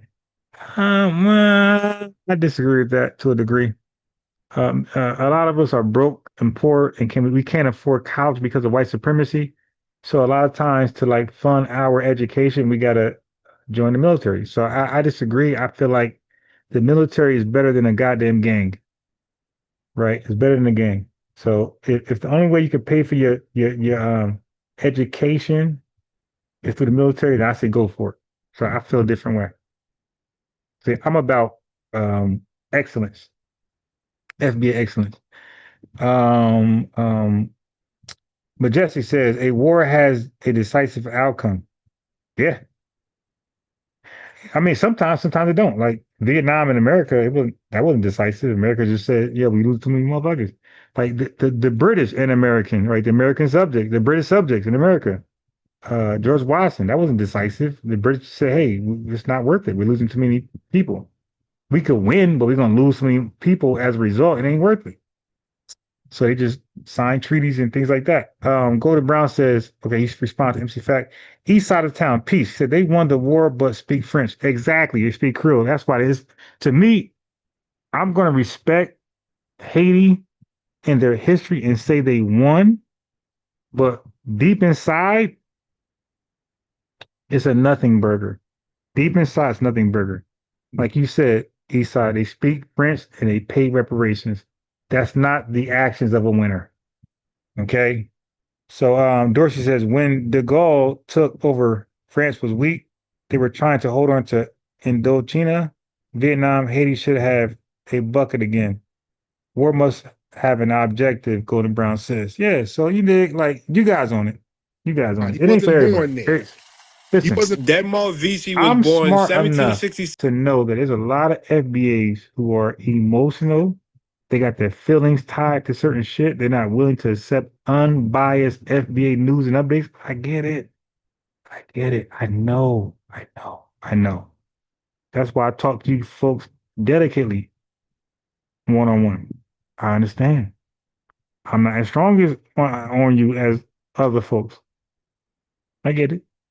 You want to romanticize our history and make it seem like I get it. I get it. You don't want to embrace the truth. I get it. I'm delicate when I talk to y'all. Then I gradually insert accurate history, unbeknownst to you. You dig? SMK said FBA is against everybody. Tether, Democrats, Republicans, Bevels. Yeah, I agree 100%. Jack Gold responds. He said, I can't be in the military that hates me. Bruh, that's a projection. That's your opinion. I don't, brother, explain how the military hates you. Can you explain that? I know hella black people that are former military folks that own homes, all type of shit as a result of the military, and they don't have no experience about the military hating them. Okay, so that's just a projection, brother. I'm sorry, but I'm gonna tell you that. That's a projection. SMK. You're making shit up. No, I'm sorry, not SMK. I'm sorry. Jago. That's a projection, bro. Get in the military first and then tell me that. But don't tell me that you never joined. That's make believe. So east side of town says it's like they fought to just exactly to be a third world country. Like it didn't make any sense. Haiti should have told France in the 20th century, come take your money. Yeah, so it is what it is, man. And I ain't apologizing, man. I ain't apologizing. Niggas took an L. 7 in St. Thomas, a Danish. And by the way, that's a so-called rebellion. For you guys who think rebellion is so respectable, then why is the greatest rebellious people paying for their rebellion and also speaking the language of their folks they claim to have beaten? It's West Indies. No, he wasn't. They said colony. Most sources say he was born in West Africa. He wasn't born Caribbean, brother. You know you Pan-African. So if he wasn't born in St. Thomas, where was he from, Tariq? Yeah, a lot of people say he was born in West Africa. And who's a lot of people? I'm going by the consensus. The consensus say if Denmark Vesey was born in 17. That consensus though? This is why I don't put too much value on rebellions. I stripped him of that weak ass argument right away, and now he's forced to reroute. You guys know about navigation systems. When you got to reroute, you're pissed off. So I don't put too much emphasis and I don't put too much weight and value on a rebellion. So now he got to reroute. There's a song called Reroute. And reroutes are annoying. It's frustrating. So now I'm making him reroute. He's frustrated. So it's like, yo, rebellions ain't shit. You dig? Niggas sneaking up on other folks. But what about the fade? A rebellion is not a fade. A fade is both people agreed to get this done. A rebellion, only one side agreed. So I stripped that from a meeting. I'm giving y'all some of my tactics, my debate tactics. I take away your strength. You can't take away my strength because I'm too well versed. I got too many arguments.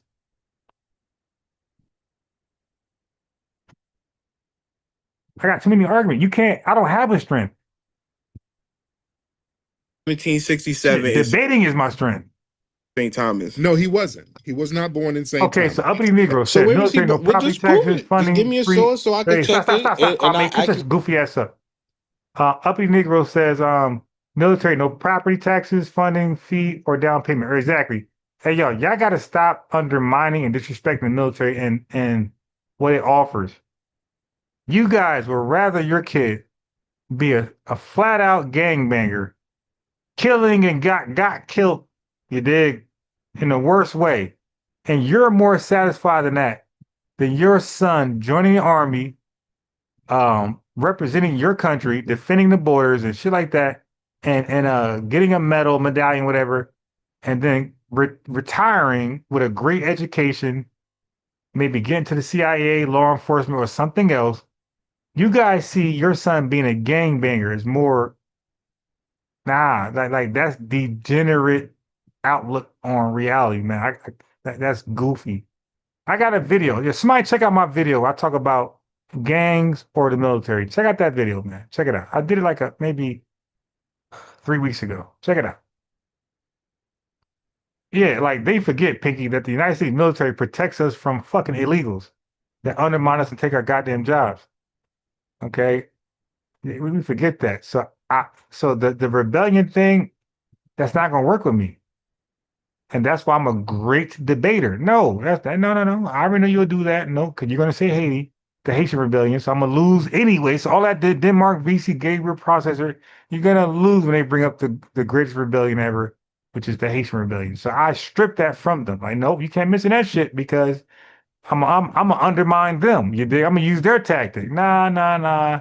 Sneak it up on people who are asleep. That's not respectable. You dig? And now he like, oh, yeah, reroute navigation. So Jago still going hard. He says WW black soldiers were hung for lies of rape of European women. You're right. I don't want to take the chance of meeting a racist. And I mean, bro. Okay, so let me give you my true position, Jago. You might agree with this. You might agree with this. So I'm not saying go join the military first and foremost. My true position, that's why I say go watch my video when I address gangs versus the military. I'm saying this, Jago. If you have a son, not daughters, because daughters don't have this issue. If you got a son and you're witnessing a rebellious nature in that little bastard about 11, 12 years old, 11 to 12, you might want to start positioning him for some type of boot camp, ROTC, military school, as opposed to let his ass keep fucking up, because there's something called a school to prison pipeline that you guys don't know shit about. Call in and tell me about it. Call in. You want the phone number? Okay. Somebody call in and teach me about the school to prison pipeline. One person. Call in. Anybody. Call in and educate me on the school to prison pipeline. Like shit like this, people hear it, but you don't know what it is. You don't know what it is. Call in and educate me on, don't try to Wikipedia that shit real fast. Call in, and I told you guys about research on the fly. That don't work. Because I got questions where you're going to get cooked. So call in and educate me on the school to prison pipeline. Okay? You could Google right now, ChatGPT, and I'ma still cook you. Because this ain't no 5-minute research. So anybody who can explain to me what the school to prison pipeline is about, call in right now. Call in. If you could do it, excellency, I will give you your flowers. But I don't think you can, because it takes a lot of research, a lot of research. So everybody who's down in the military, call in. Call in. Don't be a tether. Don't be like tethers, but they just chat and don't want to call in. Call in and tell me about school to prison pipeline. See, I'm thinking about our youth. Y'all old niggas thinking about yourselves. I'm thinking about the youth. I'm saying if you got a 10 to a 12-year-old badass child who's rebellious, I'm saying start preparing that little bastard for ROTC and some type of military camp, because he's on pace to be a victim of the school to prison pipeline conspiracy shit out there. Carlos Magus, proud veteran of the U.S. Army. Exactly. Yeah, I learned how to respect veterans. I grew up in that blackology bullshit where we hate. No. Research got me out of that. Research. So call in. I got all the information, all the scholarly shit in the chat. I got the phone number in there twice. Call in. Don't tell me about nothing. Call. I want no more stories. Call in, dude. Talk to me tell me voice to voice. Okay? Call in. Because I want you to tell me about the scooter. See, you guys don't see the underlying plot. You're emotional. Call in. I'm informational. Call in. Because I know what I know. I know what I know. You guys feel what you feel. Fuck all that. I know what I know. So Dorsey says one-on-one fights are common in the military. Race riots happening during Korea and Vietnam War. You guys stuck in the 60s. Segregation. We're 60 years removed from that. Jago said, my Iraqi war vet shot himself in the heart last month. Bro, call in. I'm not reading that shit no more. Call in. Oh shit, let me, hold on. My shit about to die. Hold on.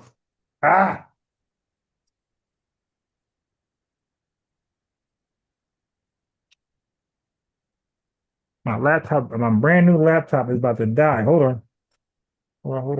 I'm not used to a brand new laptop that don't need to be charged. Okay. No, it does. It works. Just check your number, call it. It works.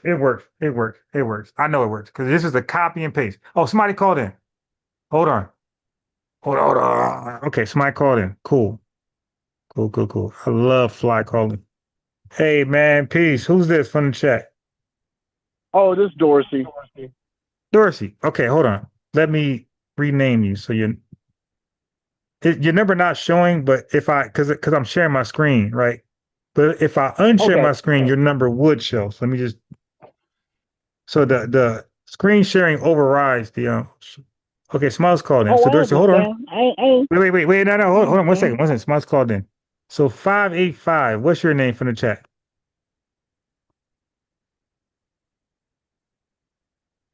585. What's your name from the chat?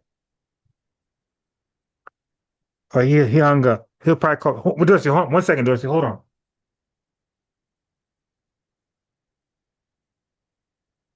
So I'm gonna hook up. So I meant to buy some. I'm gonna hook up a janky headset. This ain't my ordinary headset. Cause I can't hear. Like I cannot hear. I got a cheap ass laptop.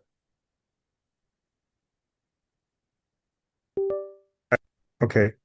Dorsey, say something. Yeah, I'm right here. Okay, I hear you now. All right, can you hear me? Yeah, I can hear you perfectly.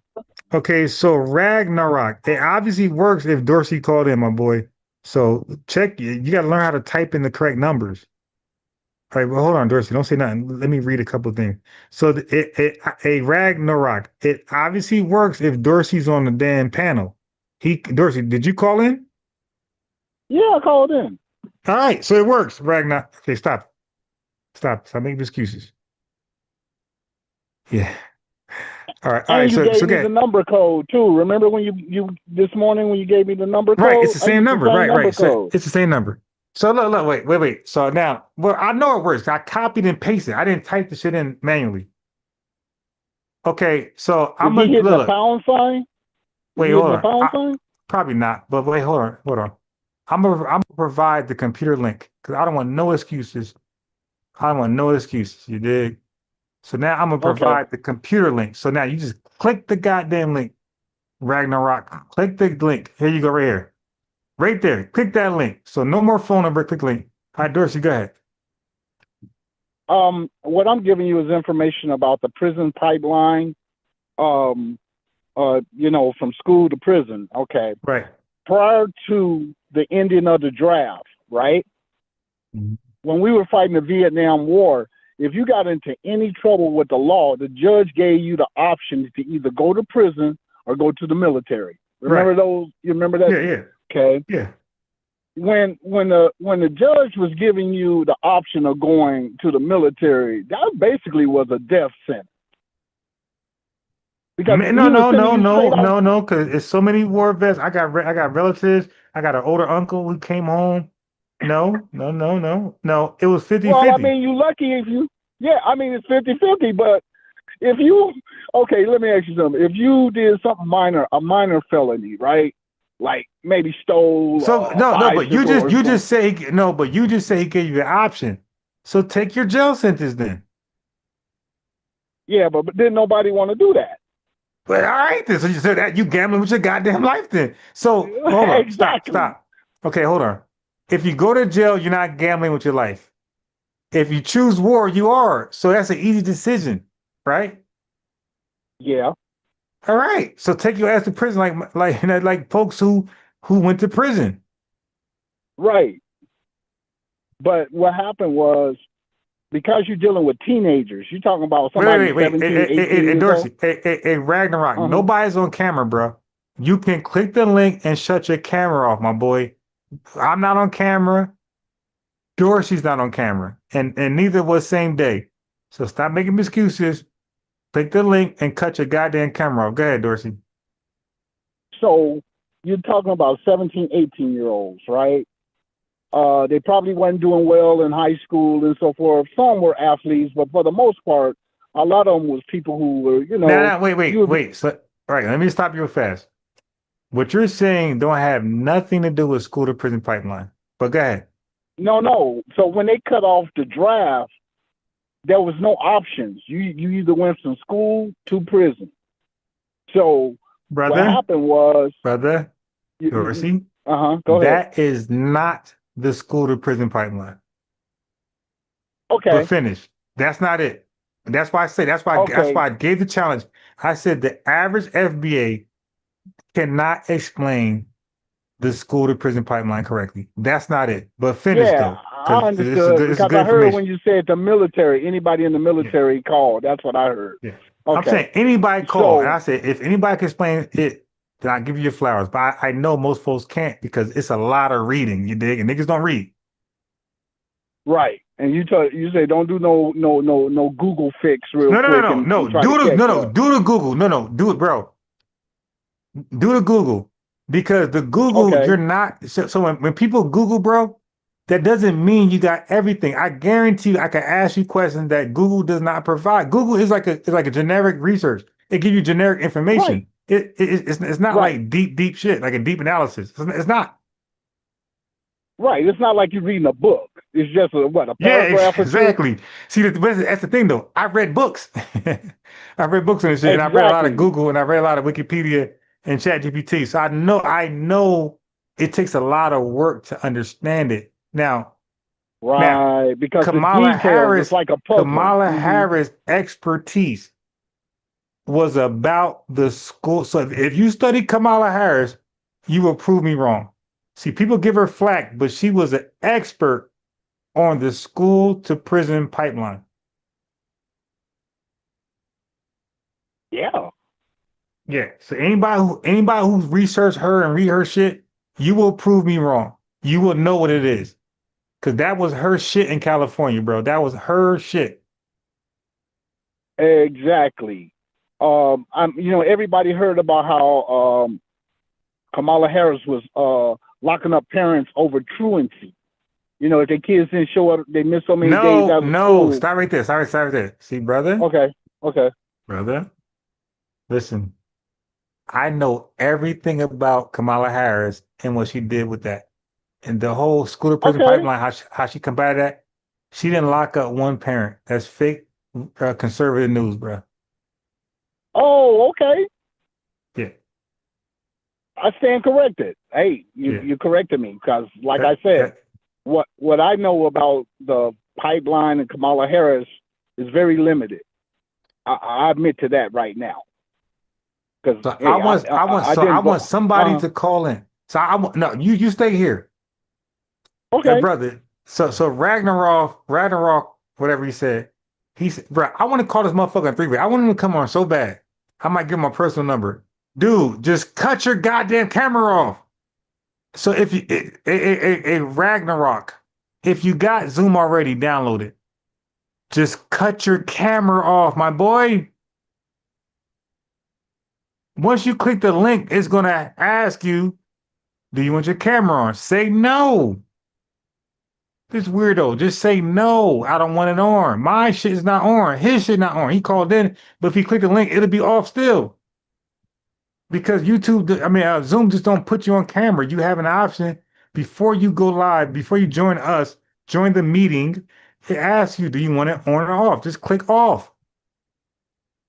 Okay, so call in Ragnarok. Ragnarok, yeah. Well, Dorsey? He said yes. Uh-huh. Wait, Dorsey, he said yes, you did. I'm going to brutally kill this dude. You dig? Figuratively. In front of everybody. Okay? Hey, Listen. can I say something? Go ahead.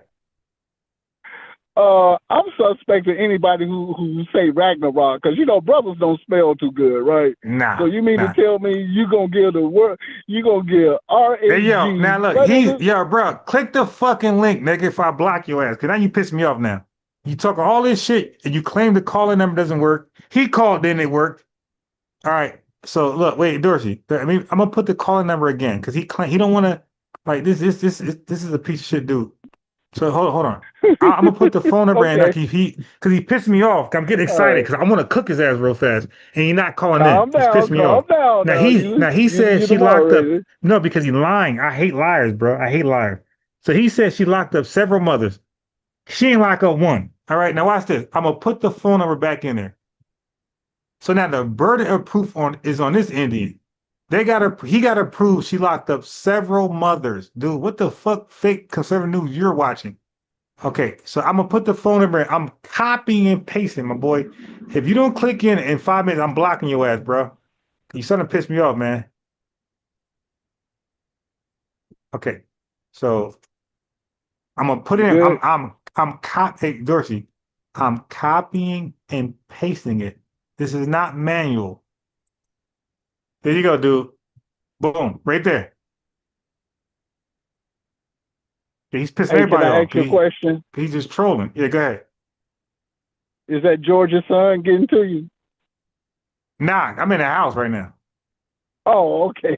I'm inside. I was like, yeah. Okay, I killed about 1,000 flies. It's because of Ragnarok. Ragnarok. Ragnarok. I'm not reading shit you talking. I'm removing everything you talking about, bro. I don't want to read nothing you got, dude. Nah, man, fuck your viewership, bro. Call in. Your viewership don't matter to me, bro. You get the fuck out of you. You can get going. You're a piece of shit liar, dude. So I gave you the computer link. I gave you the phone number, and you made up excuses for both. So I put the phone number back in again, bro. I don't want to hear shit that you talking about, bro. Call in. If you say I'm wrong, prove it. For my family. Okay, he's out of here. You a piece of shit Indian. Get the fuck out, you piece of shit fucking dog. All right, Dorsey, go ahead. He's a piece of. Okay, so now let me correct y'all, chat. Kamala Harris, contrary to your bias against her, she was against truancy. She was against school to prison pipeline. She has a program, Dorsey. It's called Back on Track or Back to Track. Back on Track. How I know? Because I studied that shit and I was gonna cook them with it. She has a Back on Track program where she got the best results in the state of California dealing with truancy in the history of California. She got the best results. She addressed recidivism. What's that, Dorsey? You know what that is? What, when they can't read? No, recidivism. I'm sorry. Okay, it's when somebody go to jail, get out, and go back to jail, back over and over and over again. Okay, so she got the best results as a DA in her position than anybody in like the last fucking 1,000 years in California addressing that. So her Back on Track program was very successful in California, by the way. Okay, so she dealt with truancy. Now look, do you know what truancy is? Oh yeah, when you don't show up to school. Right, but what grade level she was addressing? Do you know? Probably junior high school. Elementary, my boy. Dang. So why the fuck ain't a second grader going to school? So you see, it's a household degenerate problem. Mothers ain't giving a fuck about their children's education. So she's holding them accountable. She ain't locked nobody up, but she fined the hell out of them. Now I'm a proponent of lock their ass up. Don't have my foundation Black American youth out here struggling, about to join a gang or become a crackhead because you don't want to be a responsible parent. So I hope she locked their ass up. If I was ever DA, I will lock your bitch ass up. Don't you have my lineage out here suffering because you don't want to be a parent. I'm gonna hold you. See, I do accountability. I'm gonna lock your goofy ass up. Okay. So I believe she should have locked parents up. Go ahead. I'm glad you made me aware of this because she's talking about running for the governor of California. Nah, right? No. Forget about that, bro. We're dealing with her policies and her stance on the school to prison pipeline, truancy, and recidivism. I watched her lectures. I read her shit. I'm an expert on that shit, bro. And I was gonna cook that Indian had he called in. You dig? And I'm gonna cook anybody else. Yeah, of course. With that name, I'm gonna cook anybody else. Yeah, Ragnarok. I'm like, okay.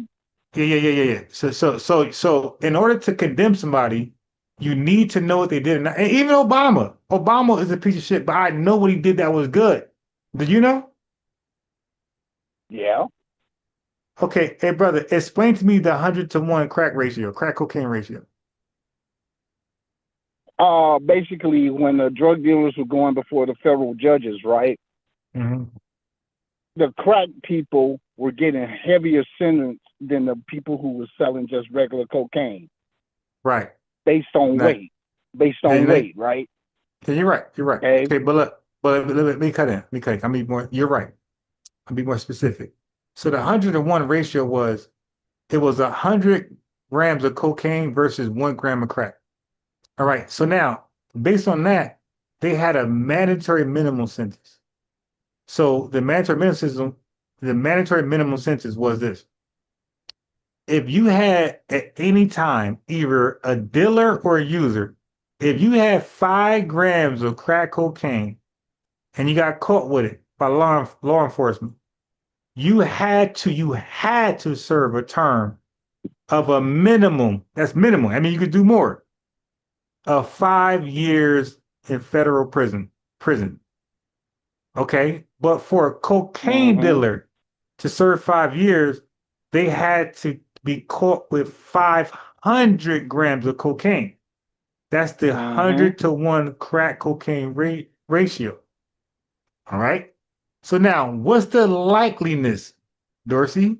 What's the likeliness of an average U.S. citizen being caught on a day-to-day basis with 500 grams of cocaine on him? What's the likeliness of that, bro? That's damn near impossible because that's almost what? That's almost 4 ounces, ain't it? Right. So you're basically giving them like a free pass to sell drugs. Okay, now what's the likeliness of a crack dealer or crack user to possess 5 grams of crack on a day-to-day basis? Yeah, that's a jumbo right there, bro. That's break every that day. down, you make some nice money. Yeah, that's every day. Right. That's every day. 5 grams. That's a handful of crack. You dig? So that's the 100-to-1. See, that's Michelle Alexander's book I mentioned earlier. I referenced earlier, The New Jim Crow. So I know my shit, and I read that book like 10 years ago, and I still know it. Like, again, I got a good recollection. Can I ask you something? Go ahead. Can I ask you something? Go ahead. How come you ain't a lawyer? How come you ain't a lawyer? No. I ain't a lawyer because I grew up poor. But you're right.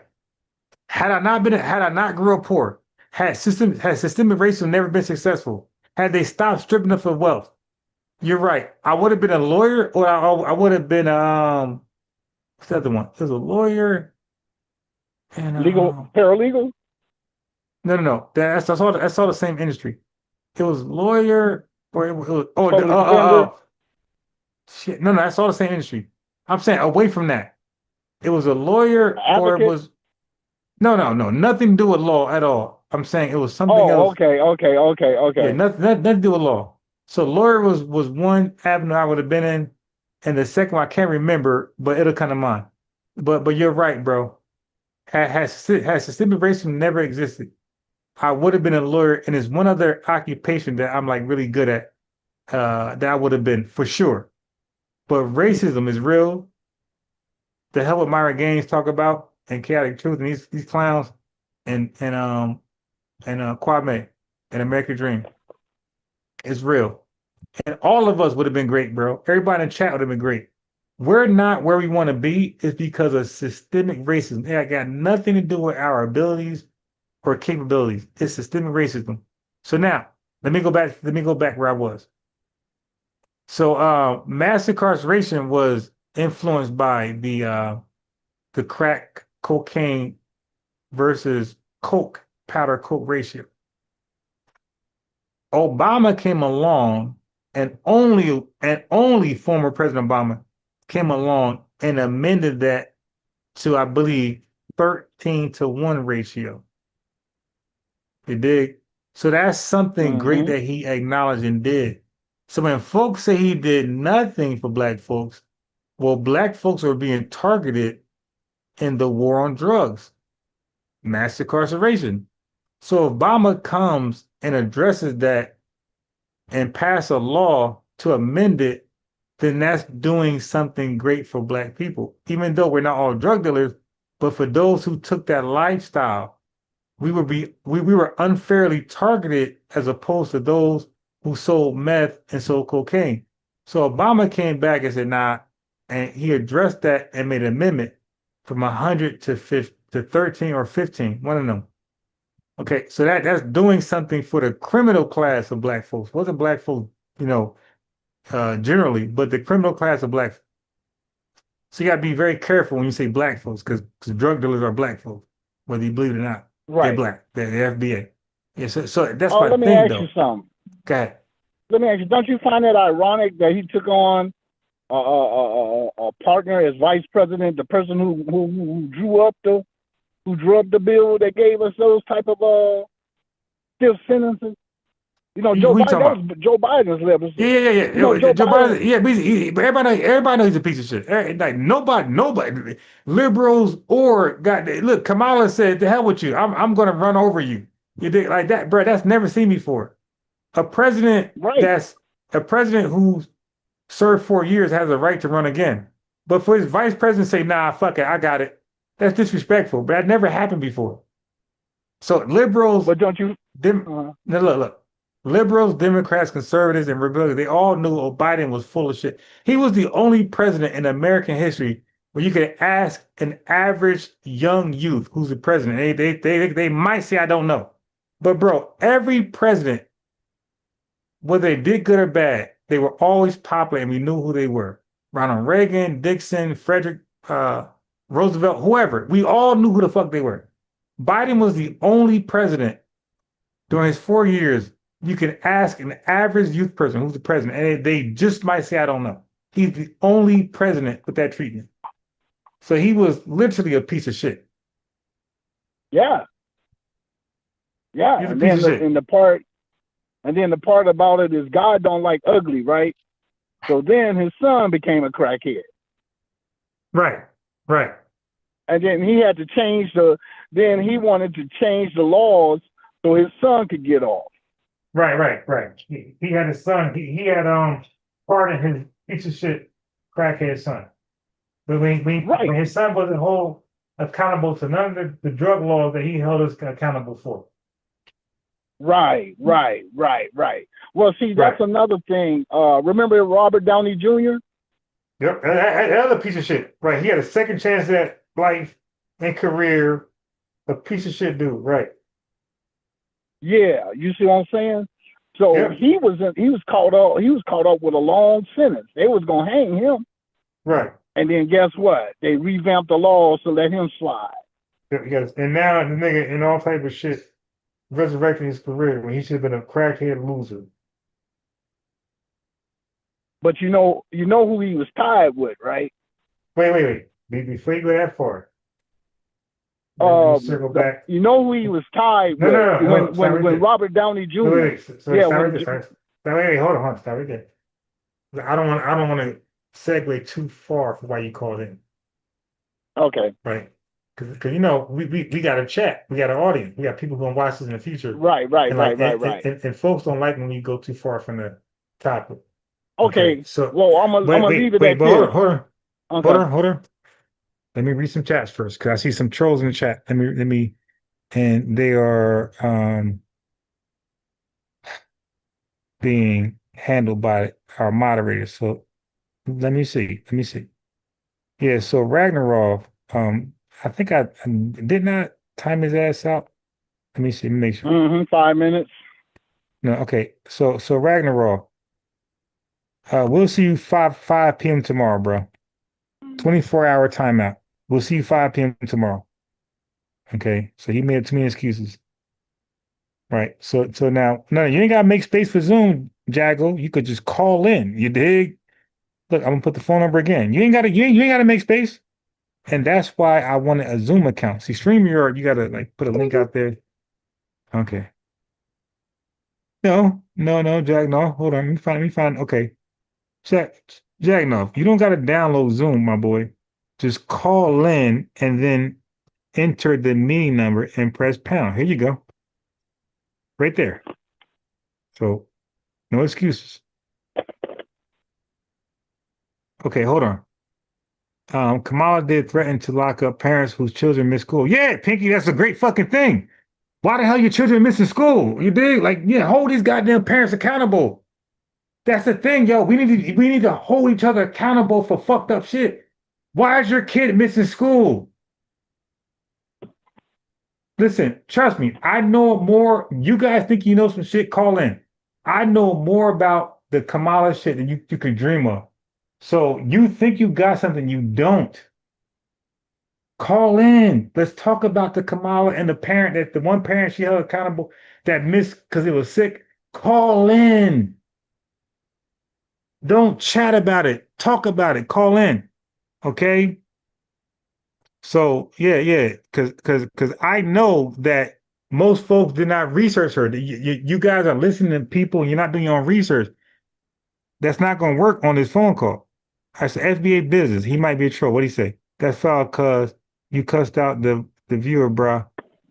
Okay. FBA business. Shut the fuck up, my boy.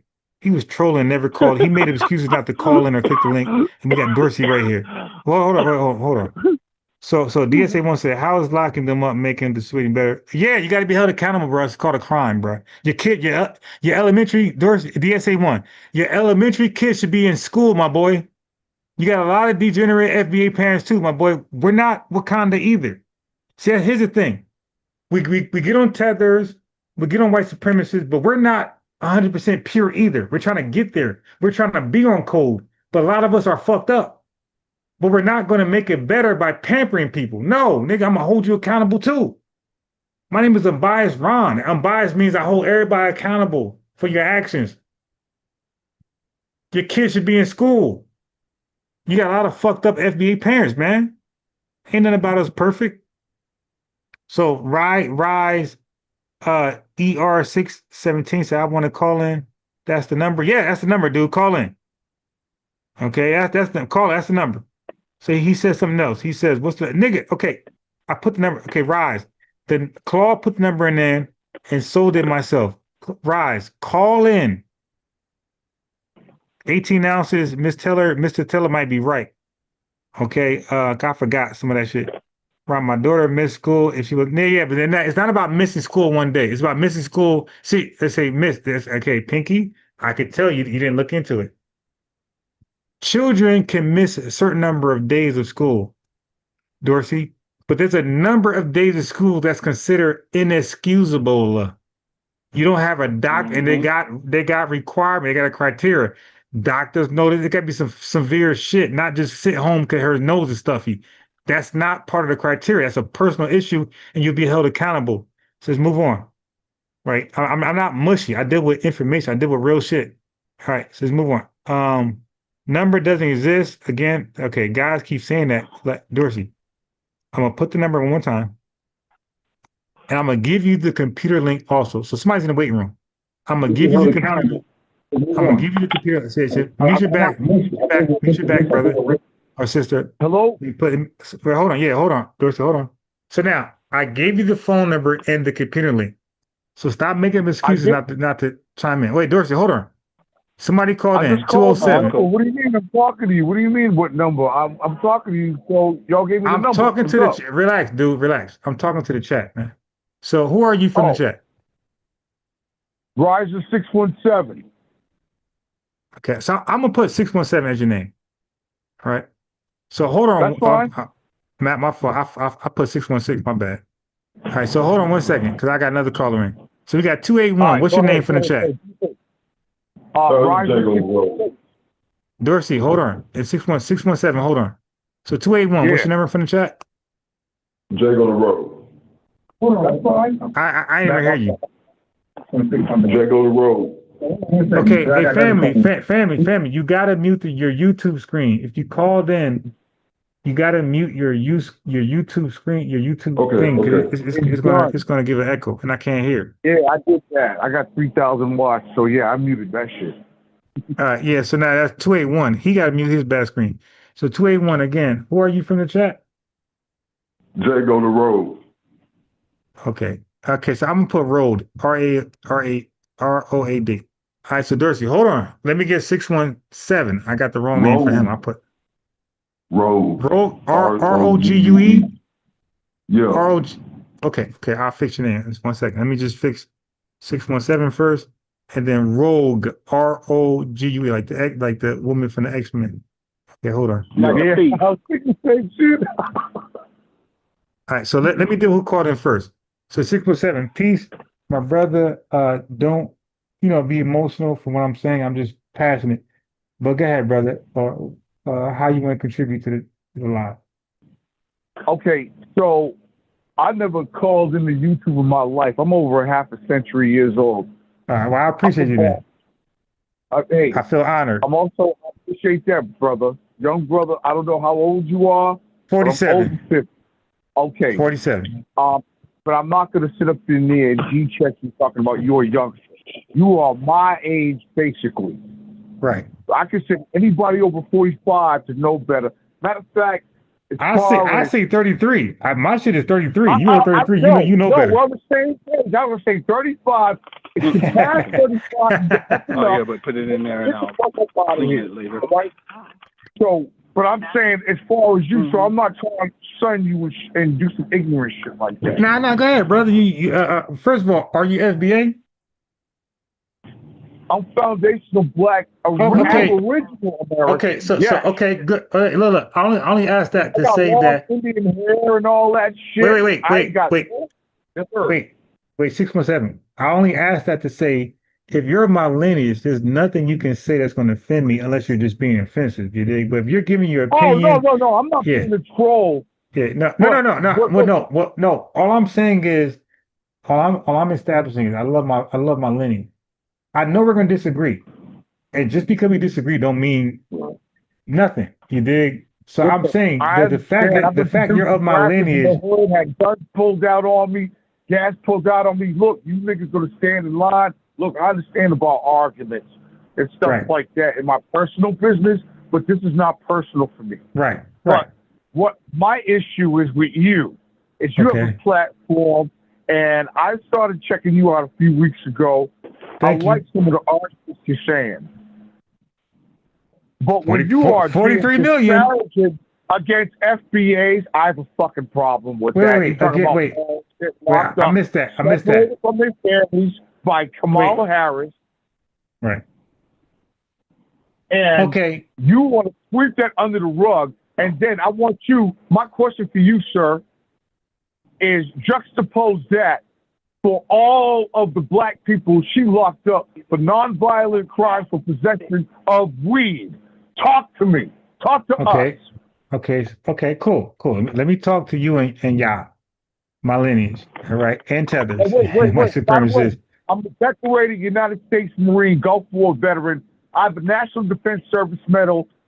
Nobody can tell me I don't wave the American flag. Hey man, I'm not thank you for your services and love for your services you did, because you protected us from foreign, domestic and foreign terrorists. Respect for you and your service. You dig? Like, I support folks who actually take that as a career choice. Like, I'm pro-military, by the way. Doors for me when they see me with my Marine Corps shit on, trust and believe. Yeah. So, and I mean all Americans. So this ain't a racial thing. We're talking about Kamala Harris and her policies and what you said. Yeah. So let's talk about that. Juxtapose your disparaging comments against how she locked up all these black people in California, and then juxtapose that again as to why we didn't vote for her. Go. Okay, cool. So you a little emotional. I made it very clear to Dorsey. That's why he called in. I don't say anybody has a foolproof argument, not even myself. I believe we're all flawed. I think sometimes my arguments are based on opinion and I'm open to correction, right? So, Kamala, wait. Just hear me out. Just hear me out. I'm going to Kamala now. So, Kamala, I only defend her actions against school to prison pipeline. Marijuana has nothing to do with school to prison pipeline, my boy, and my brother. That's your right. boy. So that's why I had you guys call in. I said call in to address not marijuana, school to prison pipeline, because I don't think nobody really understands it. Can you run me through? Can you run us through exactly in a detailed analysis? What is school to prison? We're not talking about the judge that got locked up in Pennsylvania for throwing all them black kids, juveniles, because they opened up a jail, a new jail. That's illegal. And they had no. They had stock. There's a fucking place was on the stock market, and the dudes was profiting, and they used this dude to do that. I'm not talking about that. I'm very well. Stop right there.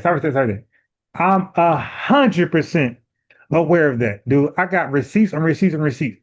Okay, so I'm 100% that. Actually, that's in Michelle Alexander's book, the new Jim Crow. Okay, so I'm 100% aware of what you just said, bro. You didn't say nothing that's foreign to me so far. But I'm going to address your question. But what you said right there, that's called illegal. That's not legal. That's illegal. That's why you got locked the fuck up. Okay, but before you, so now I'm going to answer your question, but first, let me get to Rogue. Rogue, peace. Can you state why you called in and whatever concerns or questions or comments you got? It was about the military and Okay, go ahead. I was talking about. It led up to talking about last month. My Iraqi war cousin shot himself in the heart last month. I didn't know he was suffering from PTSD and all that.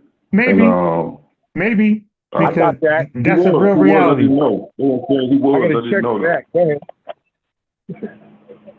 But my only concern though is for the rest of the vets, even the ones that's not black. You know what I'm saying? Because I do have respect for the military. I got the utmost respect for anybody that did any service in the military. It just that's some bravery shit right there. Knowing that you probably gonna die, that's some bravery shit. So I got a hell of respect for military people. It's not fun. Wait, but hold on. But let Ro go real fast. Let Ro go. Go ahead, man. Go ahead. Speakers, go ahead and what's your point? You know, so we make a dream. Click the link, dude. Go ahead, brother. Ro. That was my only part. Okay. So now,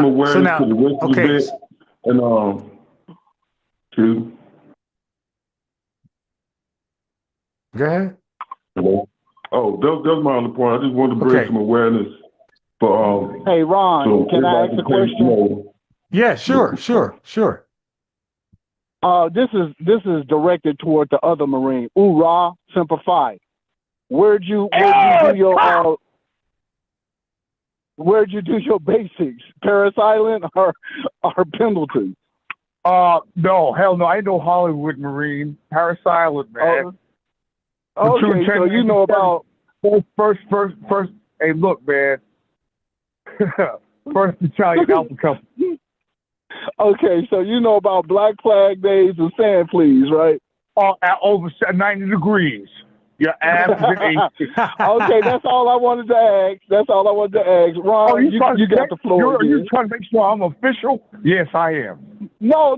Yeah, of course. No. There's nothing wrong with that. No. Electronics. Everybody gotta be confirmed. You dig? Myself, I'm not offended. 617, Dorsey, and the other brother. Everybody gotta be confirmed, man. Absolutely. Confirm me all day, every day. Yeah, validated, confirmed. Yeah, now everybody, nobody, everybody got to produce their fucking paperwork. Everybody got to prove they have the lineage. There's 3 battalions in Paris Island. Actually 4. Well, they changed the 4th one. It used to be women's battalion, and they turned it into the gay battalion. Oh my God. Yeah. Right, so hold on. Okay. So let me say this. I'm 100% pro law enforcement done right, not racial shit and military, all right? Especially when the alternative is gang. So for me, it's real simple. But let me go back to the brother question, 617. Okay, so he said 617. Man, my ADD kicked in. What's your question again, 617? I said, now, you was being very disparaging towards FBAs, which I found personally, I know it's your opinion. On what? On Kamala? Kamala Harris locking up parents of the kids, what do you call them? Truancy, for truancy purposes. Okay, cool. Versus, versus, and I can kind of see where you're going with, but then how she was locking up all kind of black people in California as the Attorney General of California for nonviolent crime, possession of marijuana. Yeah.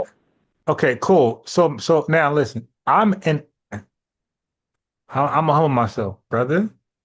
I know why. I did a video earlier, debunking Kwame. I addressed him firsthand. I know the difference. I know about federalism. Marijuana is a untampered, right? Wildly grown. Marijuana is highly addictive, no different from crack, cocaine, heroin, methamphetamine, K2, all that shit. Is no difference. I disagree with that strongly. But the difference is you have no evidence, you have no research behind you. Okay, so now, but let me finish though. Hear me out totally though. My research is there's about 50 weed stores. All these people. Hey, brother, no anecdotal. No, give me, brother. Listen, relax. You're emotional. Give me the links of the research experts and scientists. Give me the links. This is where we're gonna be different. Okay, so listen, brother. I work in the pharmaceutical shit. I know Schedule 1, Schedule 2, Schedule 3. I know the difference in that shit, bro. All right, so not only do I research it, I live it. Okay, I read the goddamn med guys. It's something called a med guide. Wait. Listen. Recreational weed shops, they're everywhere. Are you out of your mind? 617. Listen, you gotta relax, dude. You said what you said, and you want me to respond. I'm responding. Okay, you gotta relax. Okay, yeah, please do. Okay, so chat don't know this. Chat. Most of my adult career, I worked in pharmaceutical companies. Okay, in manufacturing, dispensing, drying. Yeah, but I'll do my nails later. Just name it. I did it. Okay. We have med guys. Do her nails? Wait, you gotta go on mute 617 because you gotta go on mute. You gotta go on mute. You gotta go on mute 617 because we hear your conversation. I'm sorry. Yeah. Go on mute. Okay, so family. This is my advantage over most people in America. I'm 47. I'm not 27. I worked a hella job trying to figure out what I want to do in life. You dig? So I worked in pharmaceutical companies, manufacturing, and also packaging. I also worked for the USDA. You ain't gonna meet too many people who work for the USDA and the FDA. You dig? Who experience both. I'm one of those guys who experience both. There's a reason why I know what I'm talking about. So the average American can't tell you they work for the FDA and USDA. They can't tell you that. I'm telling you, they can't tell you that shit. Because those industries contradict. If you got experience in USDA, you only gonna be qualified for those type of jobs. But those type of jobs don't qualify you for FDA job. Okay? So I'm one of those guys who experience both.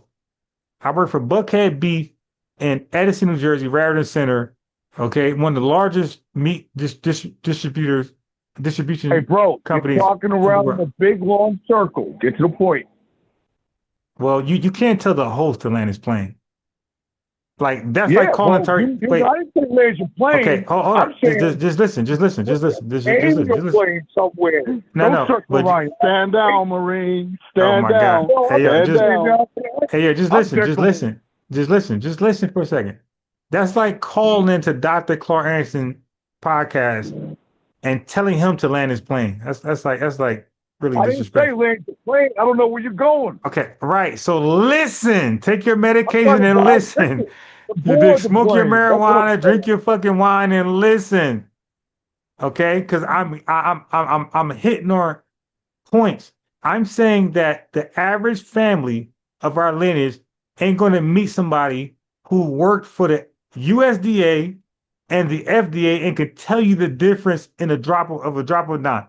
So listen. I am not doubting your. Oh my God! No, but just go on mute. Listen, go on mute. I'm gonna mute you. It's your choice. Go on mute voluntarily, like a goddamn illegal immigrant. Self-deport, I'm gonna deport you. But either way, you'll be deported. We're back to Brooklyn Zoo. Okay. I get a free trip. So I gotta mute him. Okay.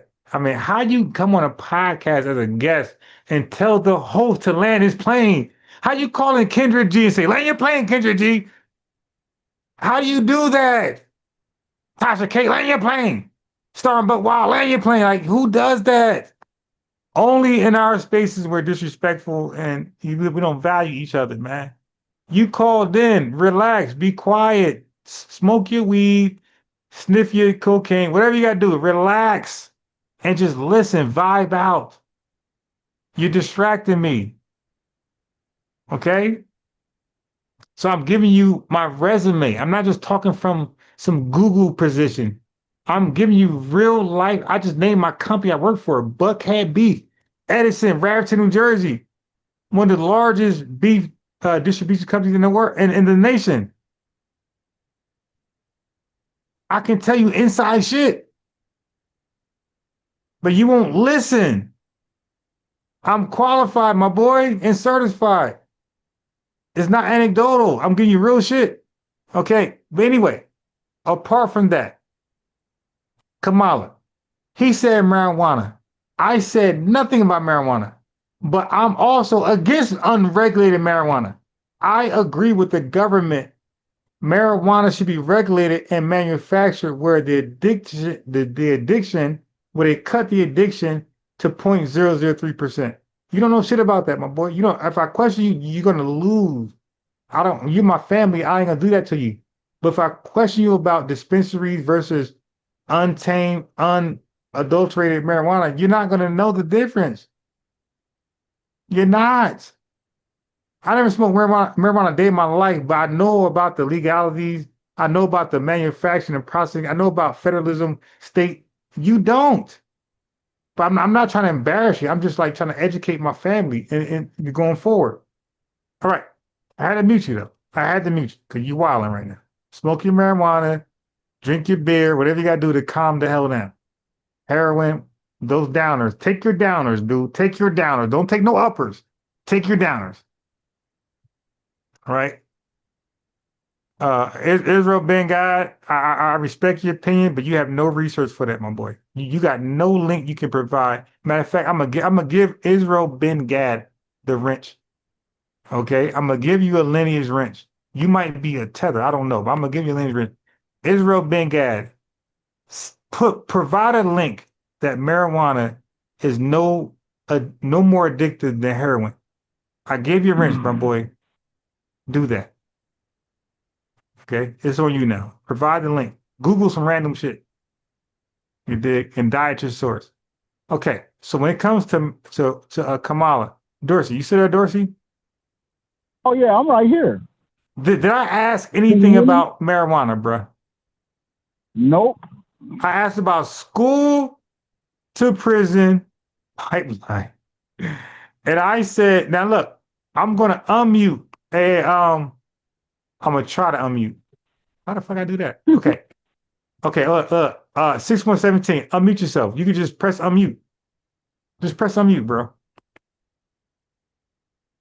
617, unmute yourself. 617, you there? Press unmute. Because I can't unmute you. You got to unmute yourself. Just press unmute. The one with the microphone and the slash on it. Press unmute. Yeah, these guys be calling in and be unaware of like modern technology. Hey, bro, press unmute, man. God damn. Hey, in all fairness, they don't call us jarheads for nothing now.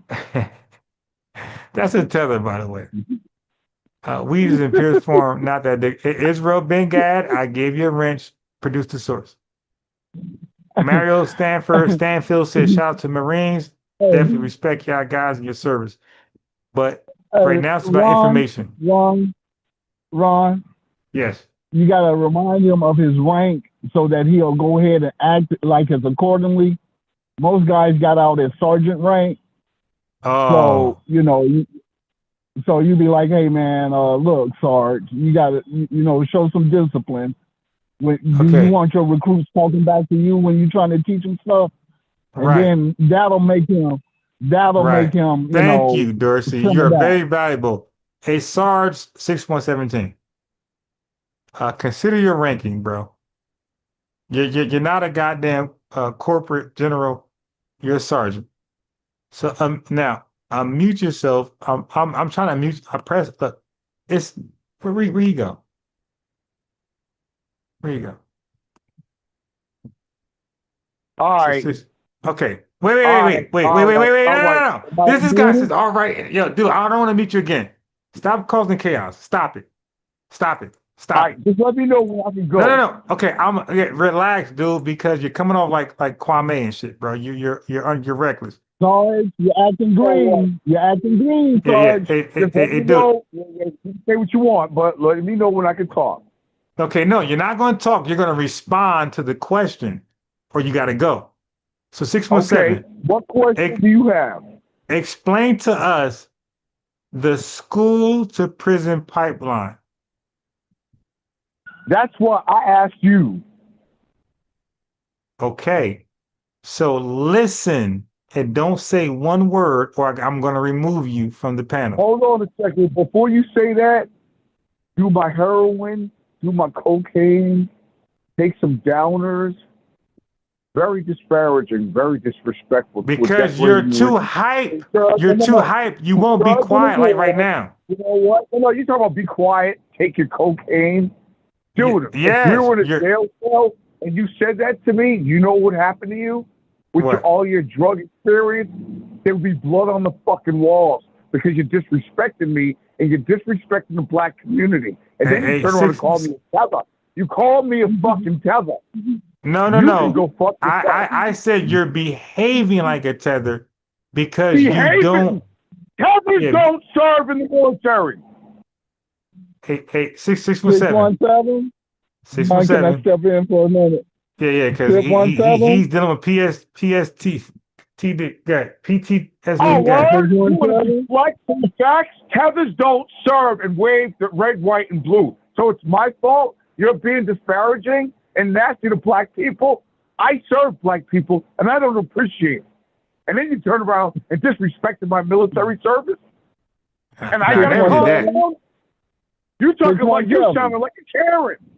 Straight up. Hey, Mr. Black Male. You don't act that way at the VA. You don't act that way at the VA now.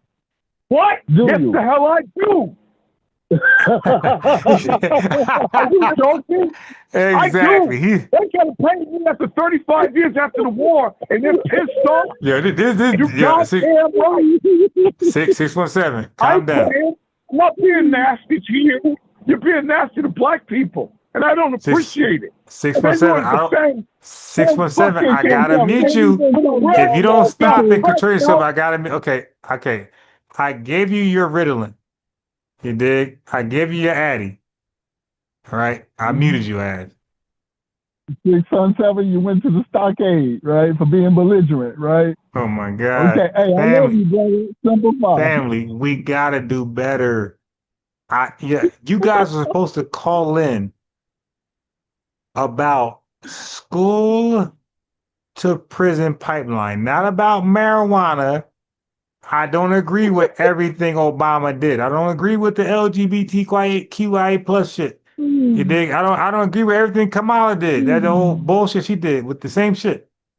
I don't agree, but there's some things they did that I say that's good.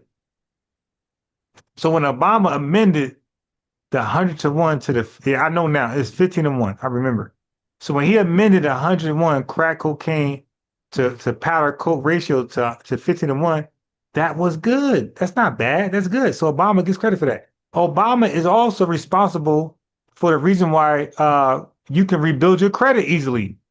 You dig, Dorsey? So at one point, if you mess your credit up, it was like almost impossible to get it back good. Obama laws, his credit laws, he passed through. He made it, and again, credit affected us more than anybody. Black people, dark people. He made it possible that you can mess your credit up today, and that thing is perfect in 3 years. That's Obama. No other president. So I'm gonna give people when they're flowers and they're deserving, and I'm gonna give them, daisies when it's deserving. But Obama, everything he did wasn't bad. Some things were shit ingenious, right? It was just smart. But you gotta know this stuff because you're gonna call in and cook yourself. Like 617 can't keep his composure at all. He can't even explain the topic. It's school to prison pipeline. 617. I'm gonna remove you, but don't take that personal. I'm gonna remove you. Put him on timeout. No, I'm gonna remove him because he's not dealing with the tough topic. Family, if you call in and click a link, the topic is explain to me the school to prison pipeline, not marijuana, not meth, not crystal meth, not Vietnam. This is a challenge to my lineage. Who think they can explain the school to prison pipeline to me accurately? That's all. Because a lot of topics we like to talk about, we don't know shit about. So I'm asking you guys, if you think you can explain the school to prison pipeline, either ask for the phone number or the link. That's a challenge to my family. It's not a debate. It's a challenge. I don't think you guys totally understand it. He says, that Fat Joe. Yeah, so Unc, I had to get rid of you, but don't get emotional and start blocking me or, dude, just hold the L. All right? Now, Mario, so now I'm going to scroll up. So we got Pinky Wells talking. We got MC Fact talking. We got Mario. We got Jago. We got Israel, but nobody's calling in or clicking the link. We got Donnie. We got Mario. Like I said, same day parlay. We got a new person. We got Spades and substitute teacher today. We got Aim Eagle Hayes. We got FBA Ronnie. If anybody understands, because this is embarrassing, Dorsey, because the school to prison pipeline is a conspiracy against FBAs. So should we know about the conspiracies to harm us? Like, why are we like not knowing about the devices out there that's destroying us? That's embarrassing that we can't call in and explain the school to prison pipeline. That's embarrassing. But that's why I got my channel. It's to educate you guys. But to hold you. Go ahead. They were talking about, now I don't know the total, fact. But it gotta be on subject because I'm not going to wait for school to prison pipeline. But go ahead.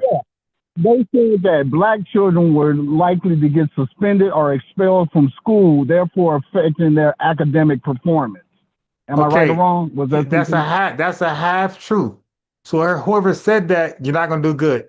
You shouldn't call in. Okay. That's a half truth. You're missing a lot more. Do more reading. Stop reading one sentence, two sentences. Do more reading. Okay, that's why I put the link and phone number out there. No. That's not for you. That's not for you. That's for whoever said that. Okay.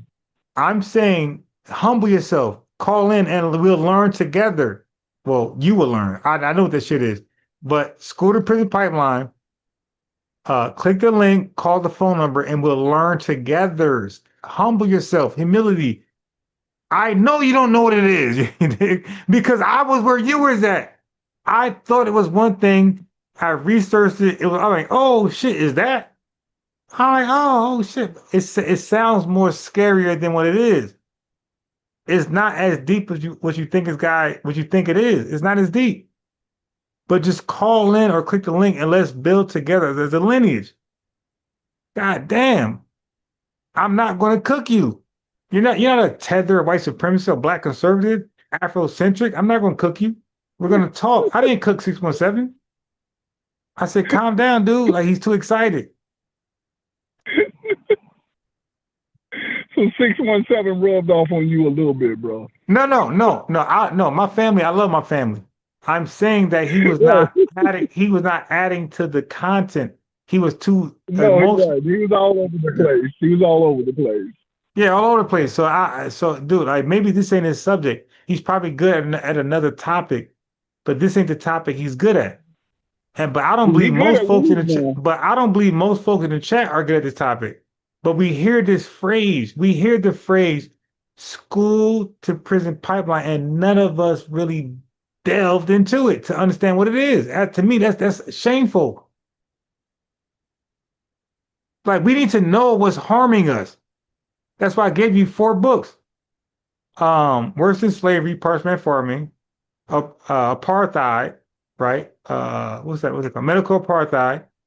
I gave you the new Jim Crow, Michelle Alexander, and I gave you Douglas Blackman, Worse Than Slavery. You dig? I'm giving books to you go buy, and then you got our brother you got our brother Lex Vortex. It's FBA Cody's books. Go order that shit, man, and read that. And you're gonna thank me later. But to hear these talking points and be oblivious to them, you're gonna get cooked by people like Kwame and American Dream, man. So spades is substitute. Aim, eagle. I don't know what you're talking about. Explain. Well, you got Yaya, Israel. Hey, family, they ignore our children on purpose, especially if they are gifted. Right, I agree with that. They begin complaining about our children and picking on them until they call. I agree with that. So Yaya Israel said it's a big business putting our children in modern day slavery. I agree with that. So I'm gonna give Yaya a lineage wrench. So far he said nothing wrong, or she, whatever you are, you said nothing wrong. Okay, but I put the link out there and phone number plus the dialogue because I don't believe you guys understand what school to prison pipeline is. So now, Dorsey, do you mind if I just tell you what it is? Yes, sir. Go ahead. Okay. So the school to prison pipeline. So should I cut my camera on? I'm sitting down on the floor. Cause my son's sleeping in bed. Now I'm gonna keep my camera on. I was gonna cut my camera on. So you know I'm not reading that. Okay. The school. You could tell the way I articulate it, and I'm not reading shit. The school to prison pipeline is dealing with bad children and how they're disciplined differently. So the common denominator is bad children. So family, get your kids from bad behavior and your child will not be part of this shit. So it's based on bad behavior. So of course, melanated kids, FBA, non-FBA, doesn't matter. Melanated. You be bad, they're going to hold you to the umpteenth goddamn most strict law, which is out of school suspension. But a non-melanated, melanated recessive kid, okay, do the same offense. They don't get out of school suspension. They get a parent-teacher conference. So we're dealing with 2 bad kids committing the same offense, but different consequences. Okay? But they're both bad kids. They're not good. They're bad. Okay. Now, Kamala Harris addressed this. You guys are caught up in her not being FBA. Her stop. That's you're killing yourself. You're killing yourself. Deal with the argument, not the person lineage. Deal with the argument. So she addressed this. So again, bad behavior. So Kamala Harris and her research team understood that kids that are suspended for bad behavior, equivalent to kids with the same bad behavior, white kids who are not suspended, kids who are suspended, out of school suspension, they are 2 to 3 times more likely to be high school dropouts in the future. So Kamala Harris, her research team, understood that if your kid is suspended, out of school suspension, your kid is more times likely than a kid to never be suspended outside of school to be a high school dropout. So she had a program called Back on Track that none of y'all niggas know anything about, that I know everything about. I researched the shit. It's clever. And she was successful. Okay? She wouldn't make a good president, but she was a good DA. So she wanted to hold parents accountable because there was no other way to get kids from fucking up other than penalizing parents. You penalize parents, they're going to penalize their kids because we don't penalize our kids anymore. No butt whoopings, no nothing. We just let them fuck up and become drug dealers. It's all good. So Kamala Harris was brave enough to hold FBA, well, all parents responsible to their kids' performance in school. Right? So, but guess what she focused on? She didn't focus on middle school. She didn't focus on high school. She focused on elementary grade school. So why the hell is your first grader not going to school? This is a problem. Your first grader should be in school. Now, Dorsey, if your first grader is not in school around other first graders and a teacher, who is your first grader around, Dorsey? Most likely adults. That means, but we're going to be adults. We're going to exercise our behavior as adults around a first grader, a 7-year-old. We're going to curse. We're going to drink. We're going to smoke weed. We're going to talk about ratchet shit in front of a first grader. So your first grader is being influenced by adults. That is not a good look. Your first grader should be in school around other first graders. So her research team sought out that our community are not sending our kids to school, 7 years old. We're making up random excuses. Oh, it's her birthday. She got to stay home. Dumb shit like that. It's her birthday. Got to stay home. Making up shit to stay home, to be around adults, to be influenced by adults. But those influences are influential in that first grader performance in school. You dig? So that was like, just to summarize the Back on Track program Kamala Harris pushed. So she was an advocate that your kids should be in school around kids more than a home around goofy ass non-working adults. That's just a summary. Okay. So again, I'm only focusing on her program to address truancy and recidivism. It was called Back on Track, that none of you niggas know about because you're just going with the hype. But listen, people can be wrong and they can be right. I could be wrong and right. But you got to study when I'm wrong and you got to study when I'm right. Don't just cherry pick like a Tether. Miss Chantel said, greetings, peace. Go ahead, Dorsey.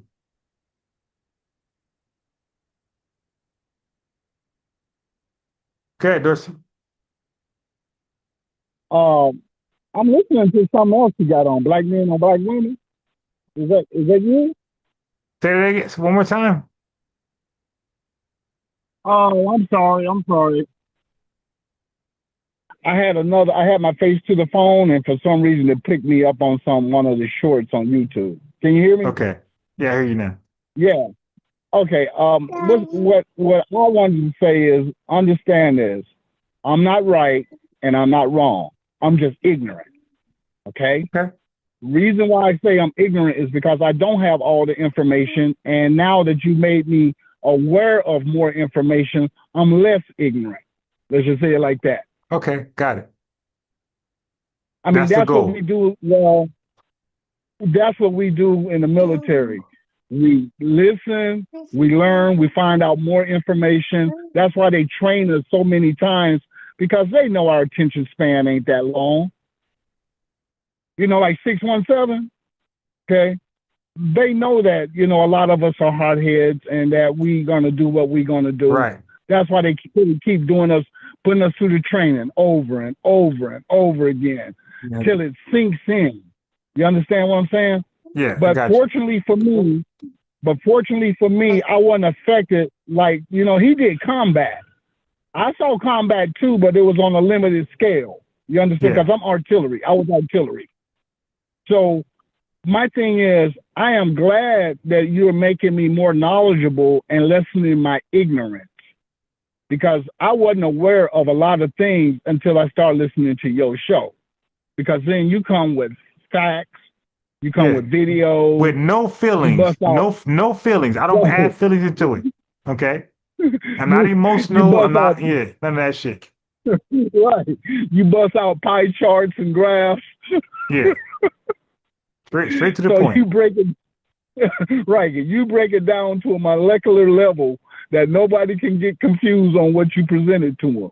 Okay. Right. So yes, I admire you. I admire you for that, and that's why I sit back and laugh, because I'm like, yeah, boy, I love your show, bro. It's better than. I appreciate it. It's better than AM radio. Okay, you know them talk shows.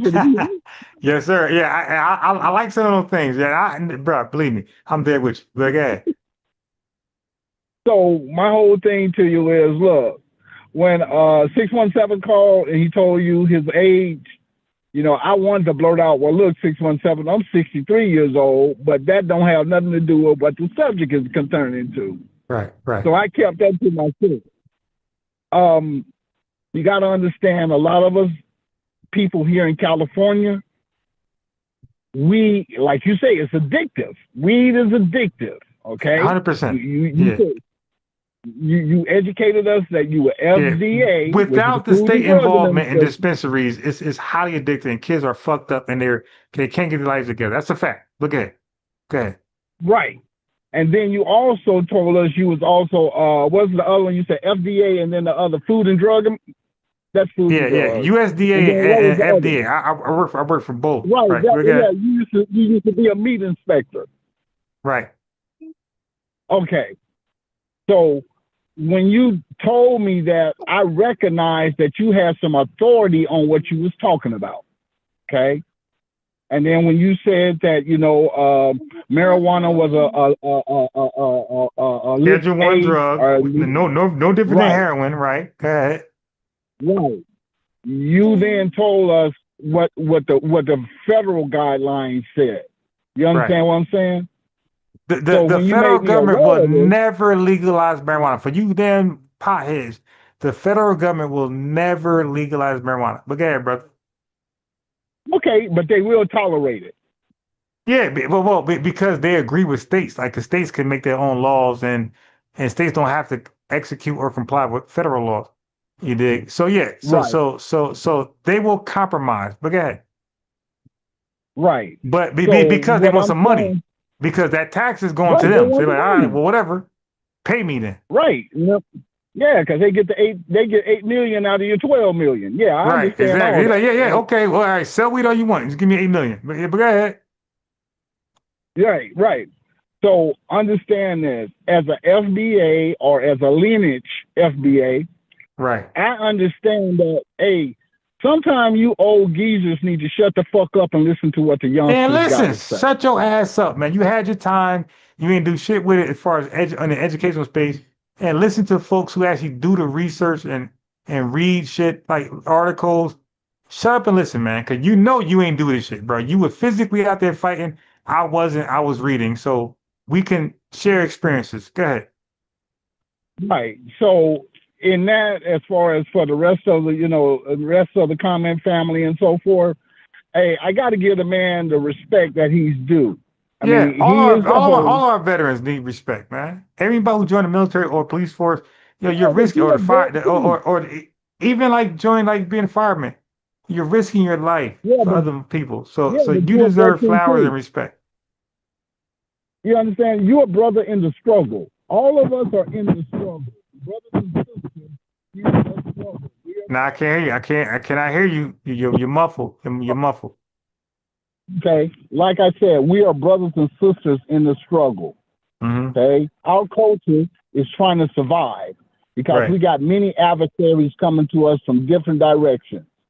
Even among us, we have the enemy among us also. Okay, so when you enlighten us about Kamala Harris and her policy toward truancy, and then her program that encouraged families, which most to get folks don't know shit about, but yeah, right. Right. So I understand completely what you're saying because you're holding parents accountable. You're supposed to. It's about accountability, man. We're trying to hold white supremacists accountable. We're trying to hold tethers accountable, but we can't hold parents accountable for what the children's actions. It's like, stop. We got to be consistent. Stop. You're becoming a tether in mind state where we're immune to accountability. No, everybody's on the chopping block of accountability, including myself. No, stop. FBA, stop trying to exempt yourself from accountability. No, you are there too. But one thing about you is you are a teacher, right? You're a teacher. I teach and 5, you're just 6, trying 7-year-olds. to Yes, sir. And you're just trying to educate the rest of us about what's going on out there in the social world. Okay. Okay. So I understand that. And like I said, I would love for some of the other people to call because I know you got some intelligent people. They're bro, but they're not gonna call because they're stuck in their feelings, my boy. They're stuck, my brother. They're stuck in their feelings. They don't want to change and adapt and evolve. Like they want to die a goddamn dinosaur, bro. They don't want to evolve to a human being. They want to die as a dinosaur. Okay. Yeah, but you gotta give them a chance to let No. We gave them no, not me. I ain't shit. Life gave them chances. The internet is everywhere. ChatGPT, but you're never Google, too old to learn. Right, but that's on them though, my brother. That's on them. That's not me. That's on them. I don't control y'all goddamn searches. I'm an individual home doing my thing. So in your spare time, you Google shit, you ChatGPT, you Wikipedia. Right. And if you don't want to do it, that's because you want to believe your bullshit. Okay, so I used to teach preschool, right? Right. And what I used to do is I used to prepare my students for what was coming up tomorrow. Right. Okay. So maybe you should tell them, look, this is going to be the subject. No. I'm not comparing grown ass men to kids, but you said elementary. I'm not comparing grown ass people 40, like, cause I know who tuned into me. I know, yo, listen, brother. YouTube tells me the age range who subscribes and watch my channel. Everybody is over 30. Okay? So I appeal to an older audience. Everybody's over 30. They ain't no goddamn 9-year-old.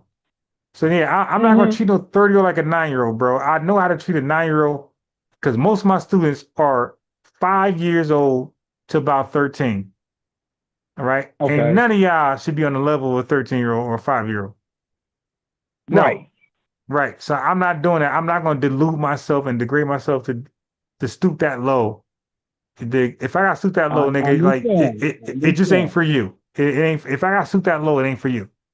All right. Yes, I ain't got to stoop that low. I want to talk to you guys like adults, like you are. You're not 5 and 13.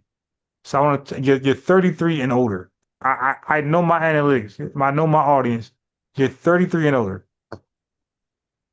Yeah, but see, some of us don't have the ability to suppress their emotions. Yeah, but that's personal though. Take your medicine then. Your doctor prescribes you medicine. Take your medicine. Right. It varies between individuals. Me, I'm like, okay, in order for me to hear, I need to unblock my ears. Right. if I got steam coming out my ears, then that's blocking what's supposed to come inside. Right. You see what I'm coming from? And yeah, that's called bipolar medicine, right? Take that shit. Right. So me, I am willing to listen because I like information. And you know what? What you teaching me helps me because I can use that in a conversation with somebody else. Not teaching. I'm not teaching. I'm sharing. I'm not teaching. Okay. I'm sharing. Yeah, what I'm sharing with you, I'm your family. I'm only a teacher if you're a student, right? And none of y'all admit to be a student, so I'm just sharing my information. That's all I'm doing. You can take it or leave it. Well, students don't have that option. Students got to take it. Right. No, I'm sharing with you guys. You're not my students. You are my equivalent. So I'm just sharing with you guys what I know and research. That's all. Hey, can I ask you another question? Sure. Have you had a chance to bite out of one of them big juicy Georgia peaches where the juice just runs all over your face? Not hardly, not at all. Because every morning me and my not the last two mornings because I got the laptop but I didn't get bananas. So normally we juice every day, but not peaches because it's too sour. He's 3, he'll probably not want to drink. So I don't take a risk. So I do bananas, I do water, cold water, and I do apples. So no, I haven't had a chance to do a Georgia peach because of that. But I have seen the Georgia peach on a hella women. Well, no, we ain't talking about that peach, okay? I know you want to take a bite out of that. Yeah, I've seen that though. I've seen that. So I can relate that back to Jersey. Like, this Georgia peach is definitely different. We talking about the fruity, not the booty, okay? Yeah. But the fruity I have not tasted because my son, whatever I drink, he gonna want. And if it's sour, he ain't gonna ever want it again. So, but the Georgia human peach, I've seen that, and that's definitely a different experience than Jersey. Like we don't see that on a regular. Yeah, boy. Them girls from Georgia got that booty. Yeah, not just booty, but it's ridiculous out here, It's crazy. Yeah. Wasn't no BBLs in Georgia. That was the real thing. This is straight natural. Yeah. But anyway, go back to the lecture because we getting side. So hold on. So let me read some chats. So Yaya Israel said, I am an FBA black woman. Yaya, thank you for, I respect that. Aim Eagle Hayes says college or jail. And that's where I'm at. Dude, when you see your son be in trouble. So for me, again, watch my video on, military or a gang. When you see your 10-year-old son, especially as a single parent, FBA woman, if you see your 10-year-old son being rebellious, not listening, you got to make a decision right then and there to start preparing that dude for ROTC, military camp, or he's going to make his own decision as a 10-year-old to join a local gang. There's no ifs, ands, and buts about it. Okay, in FBA culture, gangs run rapid for a reason because you guys don't want to accept the reality from your kid, your rebellious ways. At that point, he's not listening. You need to know by 14, he's going to be in a military school, or in a gang. And you could be delusional, but that's you though. Like, you got to live that life of your son going to prison for a long time or killing somebody. That's going to shame your lineage, not mine. All right. So, Mario Stanfield said a lot of black men are autodidact. I agree. Pinky Wells said she ain't got a bad kid. Salute. Zach Morris would be in prison if he was black. Yeah, you said Zach Morris from Saved by the Bell. Mario, is that the reference? That is hilarious. Yaya Israel said, yes, Pinky, they tried to take my child away for answer. But yeah. See, white supremacy gonna do what they do. Same day said, thank you for your service. Yeah, exactly. We respect all people who are brave enough to join the military because you're braver than me, trust me. So that's why I respect the hell out of y'all. So the Holy FBA Codex TV 1 says she was also against releasing prisoners that were over a sentence, though she worked. Yeah, exactly. So she might have been against what Obama produced, right, with the 13-1 or 15-1 amendment on cocaine, powder crack ratio. I mean, powder cocaine versus crack cocaine ratio that released so many FBA men and women, right, for time served. So she might have been against. So the holy, you could be right. So that's why I say I'm not for everything she did, but for the things she did right, I'm gonna give her flowers for it. And I'm not gonna like withhold people flowers. So Pinky Wells says, wait, just let me read some chats because they typing like hell. So Pinky Wells says she responded to Yaya Israel said, my two daughters, second grade, I had to get her class change. Yeah, you gotta do what you gotta do. There was no talking about ratchet shit in there. I respect that. That means you're a responsible parent, Pinky, and I respect responsible parents. I do not respect irresponsible parents. I don't give a damn what ethnicity you are. FBA, white, Indian. If you're not a responsible parent, I can't respect you. Yaya Israel came back and said, first graders need to be in a social environment with children their age. Right, exactly. Exactly. It shouldn't be home with adults. Miss Chantel, greetings to you. Mario said, thanks. You are welcome. Pinky Wells says, I'm not going to hype. My daughter was in school with the BS, was doing that stuff. The Holy came back. FBA Codex TV1 says, how y'all feel about Bill Cosby? Is he a legitimate FBI icon? I think he tainted himself with that drug shit that he was involved in. That's just my opinion. He did great, but he tainted himself too. He did. Can I say something on that subject? Yeah. Wait. Let me just finish reading. Hold that thought. Don't forget it. Okay. Tame your ADD. Okay. So FBA Ronnie said, well said. Same day says, what up, Dorsey? So same day shouted you out. Miss Chantel said, hey, Lex. She shouted out Lex Vortex, which is the holy FBA. Right. Mario Stanfield said, attention to detail. Exactly. The holy FBA Codex TV1 gave shout out back to Chantel. So Pinky Wells spoke to the holy FBA Codex TV1. So yes, he is. I just leave his personal shit out. Is the junkie they put in the holy talks about? Yeah, Lex Vortex is a 100% active. Like this, I've been knowing about him for the longest, bro. We haven't spoken directly, but until now, I've been watching him and learning from him for the longest, bro. I always liked his shit, bro.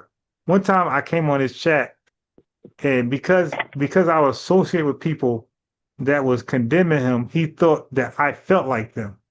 And I told him in his chat, like, nah, bro, like, nah, hell no, separate me from that. And he did. Like, he didn't judge me based upon me associate with people who were condemning him. Like, he was able to separate me from the people I was rocking with who was condemning him. So that's maturity, bro. That's maturity. Because the average person, like, nah, you rocking with them, you with them. And he didn't do that. He was able to separate me from my crowd. Yes. For my peers. So Yah Israel says the pipeline for our children is insidious. It is. 420 says, good afternoon, all. Good afternoon to you. Carlos Magnus says, Phil Artillery, King of Babel, God of War. Mario's, you gotta find their spark. Yep. Bro says, pay attention. Yep. Borrowed Time says, Geezerville. 420 says, what up, though? He's speaking to Same Day Parlay. Borrowed Time said, I'm already dead. I just forgot to lay down. Okay, so we got Same Day says, this is the FBA think tank. It really is. Our chat is literally an FBA think tank. All of our opinions, all of our experiences is well respected. Okay. Same Day salutes Donnie. Donnie's a longtime supporter. Pinky Wells is like the woman version of Donnie. Okay, which is a hell of a flowers to that. Okay. Broad Time said, put that boy on somebody's team. Okay, so go ahead, brother. If you remember what you're going to say, go ahead, Dorsey. Okay, it's about the Bill Cosby thing, right? Okay, yeah. Okay. I grew up in the 70s, right? Yes. And back then the pill culture was rampant. I mean, we had what they were talking about: uppers, downers, Quaaludes, Red Devils, Molly, all that, right? Okay, so during the 70s, it was so popular. They were writing songs like "Running to the Shelter," "Mama's Little Helper," and this and that. And they were talking about the drug thing, right? So when Bill Cosby was associating with Hollywood, you understand what I'm saying? The Hollywood Jews, okay? Yeah. So when he started hanging out with them, he noticed that the pill culture was popular. He didn't do the pills, but he didn't mind giving people pills. Yeah. Right? Okay. Hold on. Stop right there. Is that illegal or illegal? It was illegal. Okay. Did he know that, or did he not know that? No, they knew it. Okay. Go ahead. Continue. Accountability. That's all. Accountability. Okay. So what happened was him being around Hugh Hefner, because Hugh Hefner was supplying these girls with these. Okay. Yeah. But Hugh Hefner is. Wait. Hold on. Stop. But Hugh Hefner is part of the dominant society, right? Exactly. Is Bill Cosby part of that same society? He thought he was. Okay, but he was cosplaying, right? Yes, he was. That's the problem. Don't cosplay. Go ahead. Okay. So also Bill Cosby was a military man and he was in the Navy. Okay. And I'm not giving him no excuse. It sounds like it. But when you're in the military, but when you in the military, you look at drugs like anything else. It's a weapon. It's a tool. This sounds like explaining, bro. It comes down to explaining. Hey, bro. I don't care about his psyche and how he justifies it, bro. It comes down to were you wrong or right. That's the end of the day, bro. I don't give a damn because white folks can justify chattel slavery. They can justify Jim Crow. They could justify mass incarceration. I'm not with that. The bottom line is it wrong or right? Because our reparations case ain't about how you can justify it. Our reparations case is based on wrong or right. He was wrong, but when them girls say, "Hey, you got any drugs on you?" They ask. Okay, listen. Let me help you with law, right? So Diddy case. Hey, bro, did you know this? Just be honest. Did you know if you handed me drugs? Did you know by handing me drugs freely? Did you know you could be charged with selling drugs? Nope. Even though I didn't buy it. Nope. Yeah, so you gotta, yeah, exactly. That's called selling drugs, even though I didn't buy it, it's free. That's called selling drugs. But go ahead, continue. Okay. So then, ignorance is not an excuse in the face of the law, right? Ignorance of the law is no excuse. I understand that part. But what was going on back in my day in the 70s, we saw that a lot of the dominant society or the dominant culture, they had no problems as far as doing pills. That was a very popular thing that they were doing them at my high school. They was always talking about, yeah, man, I got those Red Devils. And I went to a collegiate high school, associated with the college, a major university, right? So these kids had access to people, to their grandparents and their parents' medicine chest, the one that's in the bathroom. And they was taking them pills, swapping them out to get what they wanted, okay? Now, those women who were Playboy bunnies, or whoever you wanted to call them, when Bill Cosby was hanging out with them at the mansion, at the Bunny Mansion, he was partaking in some of the after party. After the whole crowd and go home, once the squares leave, then the party started. These girls or women, whichever way you want to look at it, these girls was like, "Hey, I had a long day. You got something?" And he would be like, "Oh yeah, I got a goofball here, or I got this and that." And they would take it, drink some wine, like you told old boy, take a pill, drink some wine, calm down. Mm-hmm. Once they went limp, you understand what I'm saying? Once they went limp, then the men took advantage of them. But the women needed to get limp first before they could enjoy what was going to happen. Bro, that sounds like explaining, bro. Listen, real simple. If I meet a woman at a bar, right, on some 2 a.m. shit, like the bar closing, hey, last call for alcohol is 1:30, so 1 o'clock a.m. The whole club clear too. I'm like, hey, you want to come home? She's like, yeah, bro. I come home with her, right? She come home. I'm like, yeah, what's good, mama? Like, what it really do though? Like, I'm trying to see what you working with. You dig? And she'd be like, well, you got any heroin? Bro, if I provide this little thought with her, hold on. If I provide this little thought with heroin, bro, I deserve to be locked up. But a real G like me, like heroin, hell no. Get up out of here. You dig? That's me. Like, you're not heroin. What? Are you serious? Oh nah. Hey, look, let me call you. Let me call you a tether to lift you up out of here. You dig? But I'm not like heroin. Oh, no problem, sis. I got you. I got you. Hey, yo, Pablo, can you? Nah, dude, come on, man. What if you say you got a little weed on you? Okay? Is that illegal federally or in some state in Georgia? In Georgia, is that illegal? Yeah. Okay, then. And by the way, would that be considered she's under the influence if she used that and didn't have sex? Is that considered under the influence, my boy? Yeah. Is it okay? State nationally wide, is that acceptable for a man to have sex with a woman that's under and she's under influence? Is that acceptable? Is that also considered rape? In California, it is. No. Nationally, dude, that's considered rape. Rape. Any woman can say, "Hey, you raped me. I'm under influence," because no woman under influence can consent to sex. Okay, so yeah, that's rape. That's rape. He knew what he was doing. Okay, he knew what he was doing. I don't do that, bro. We got real heroes like Robert F. Williams that do real shit in real life that we need to praise, not some goddamn pedophile pervert like Bill Cosby, bro. I'm good. I'm not defending him. I'm not defending him. You know what I'm saying? Because hold on. Hey, bro, so that's the problem. We know about Bill Cosby, creepy ass, but we don't know about Robert F. Williams. We don't know about A. Philip Randolph. That's the problem. Real foundation Black American heroes we know nothing about. But we know about these creepy freak off sickos, man. That's the problem with us.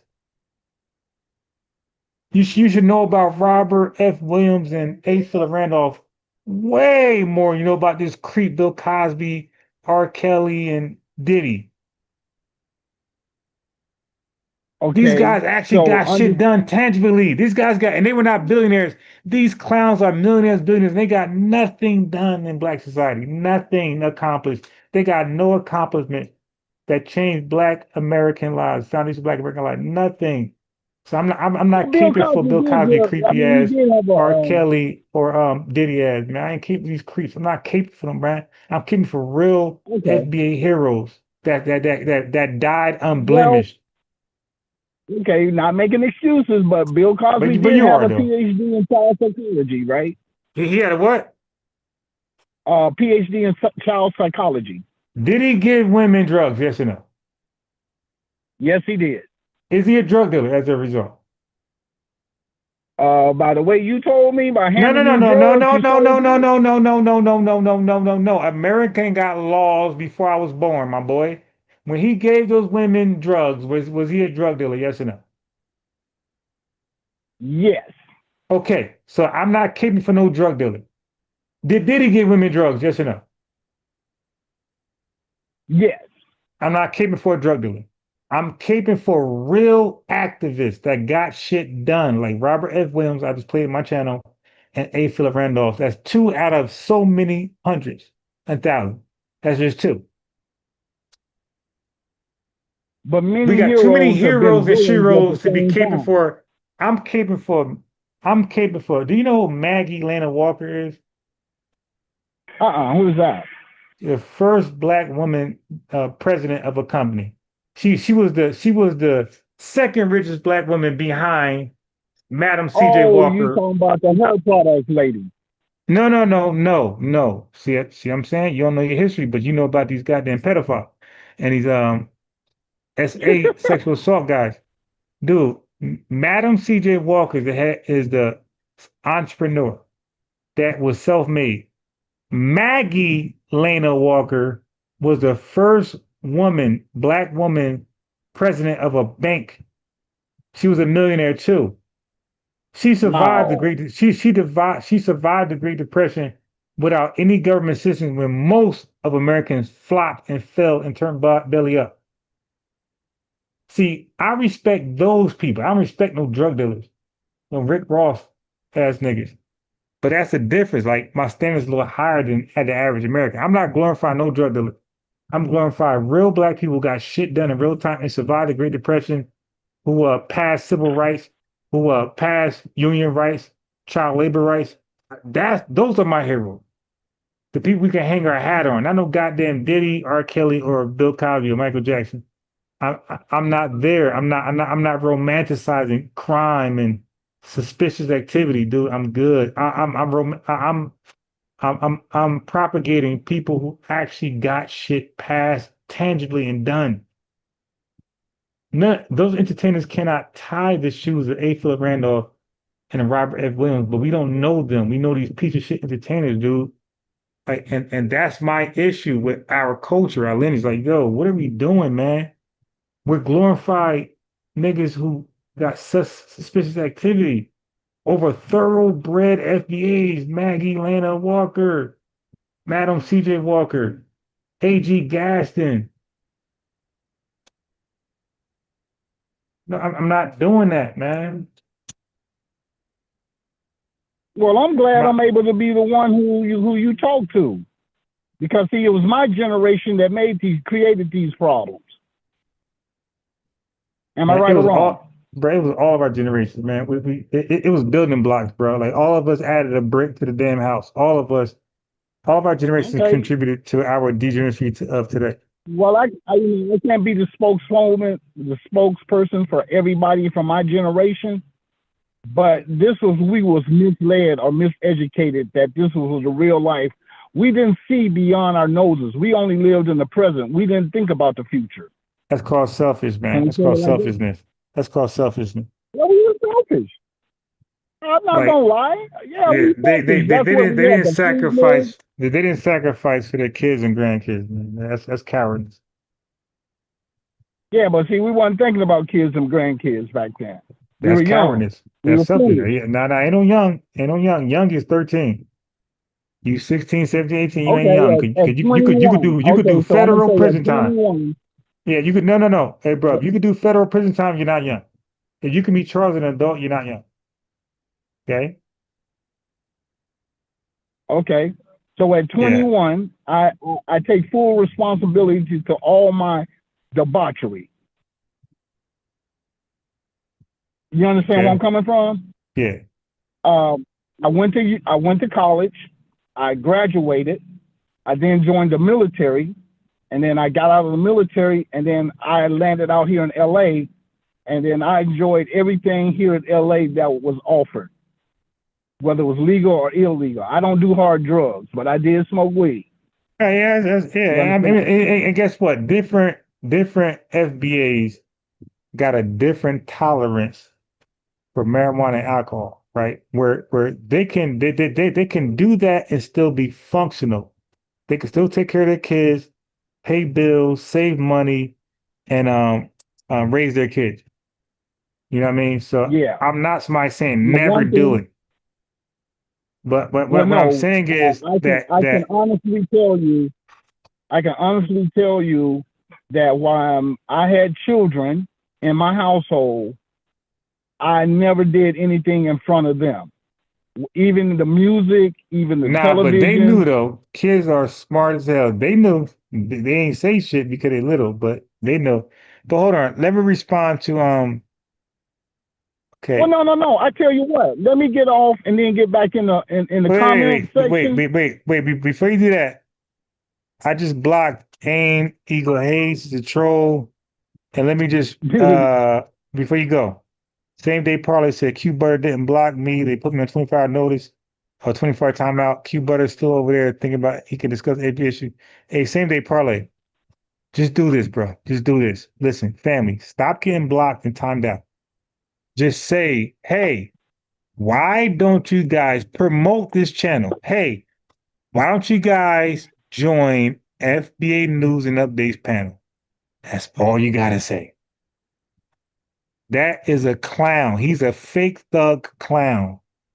He claimed to be for kids and building schools in his fucking degenerate basement, bullshit basement, lead painted basement. But then he a thug at the same time. So he's like for the kids, but still trying to be a thug. Dorsey, I don't mind wearing a tie. I don't mind wearing a tie, slacks, tucking my shirt for the youth. You dig? I'm trying to be an example. I ain't trying to look like them to get their respect. You dig? You get the respect when you don't look like them. So when kids respect me, even though I look like a grown ass man, that's called real respect. I don't gotta wear a gold chain and Air Force Ones, Jordans to get their attention. I can wear slacks, shirt, tie, and still get their attention. So Q Butter is confused. Like this guy got a school for kids, but all type of thuggery, foul language, hood shit going on. He's a living contradiction, and he's afraid to call in my podcast on the FBA topic. He's afraid. He knows it's gonna happen. He knows nowhere near the history of Black America than myself and all these other haters that think they know Black America. I see the channel. I see they claim they know Black American history. All those clowns. If you claim you know Black American history better than most people, you claim you got exclusive shit. Why don't you? You know who I am. I know who you are. Why? We talked before. I've been on your show. You've been on mine. Why not call in? I'm sorry, my fault. Why not call in? Call in. If you really convince they convinced their chat that they know Black history, Black American history as a tether. Call in then. Because you're forced to bear witness of Robert F. Williams, A. Philip Randolph, and a whole bunch of other people that did great works and they were all anti-tethers. Frederick Douglass would have never agreed with Dr. Umar. He ain't do nothing African like Kwame said. He was against Martin Delaney Robinson. So for Dr. Umar to call his school FDMG and the F stand for Frederick Douglass, that's a stupid ass name to use. He was against Africa. He called them savages, which they are, shithole country. That's a fact. Okay, so yeah, so he should have. Wait, before you do that, he should call that shit the Martin Delaney, Marcus Garvey, the Academy, not Frederick Douglass. That's a contradiction. But again, ask your question. About Frederick Douglass. So he was against Liberia. You remember when they were sending Liberia was a white supremacist colony. Yes, everybody every free Black with common sense was against Liberia, bro. The only people who were bro. The ACS were buying free Blacks from slavery and telling them go to Liberia or go back to chattel slavery. So of course they went to Liberia, bro. Who the hell wants to go back to chattel slavery? Right. So they went, but they really had no choice. That's called forced migration. But go ahead. Now, wasn't there a place called Monroeville where President Monroe also established a colony? Okay, well, it's named after him. So the Liberia is named after him. But go ahead. Yeah. So basically, they were trying to do soft colonialism, not hard colonialism. No, 100% soft. Right? Go ahead. Soft colonialism. That way, putting Americanized. Whoa. No. But not even soft, bro. Don't forget, colonization is about extracting resources from a land via free labor. By Blacks. Right. Liberia didn't do that. Liberia didn't do that. They didn't do that. They wanted free Blacks over Liberia because they were afraid that free Blacks were going to cause a rebellion, or they were going to incentivize let me finish. They were going to incentivize other Blacks to become free. So they see free Blacks as a threat to slavery, chattel slavery, plantation slavery. So they say, hey, let's get these guys out the country because we're not going to give them civil rights that a white man's bound respect. And right now, they're a positive influence to those who are enslaving.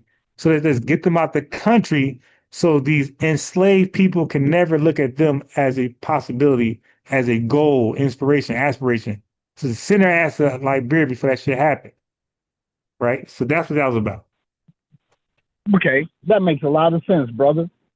See, I knew about it, but I didn't know the details. See, you give details because you do the research. Right. And do you have a photographic memory? Yes, I do. 100%.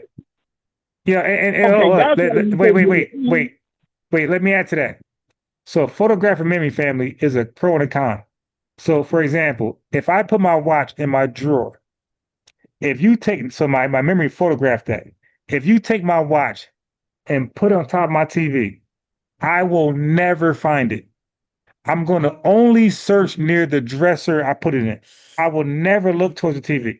So that's the downside of a photograph memory.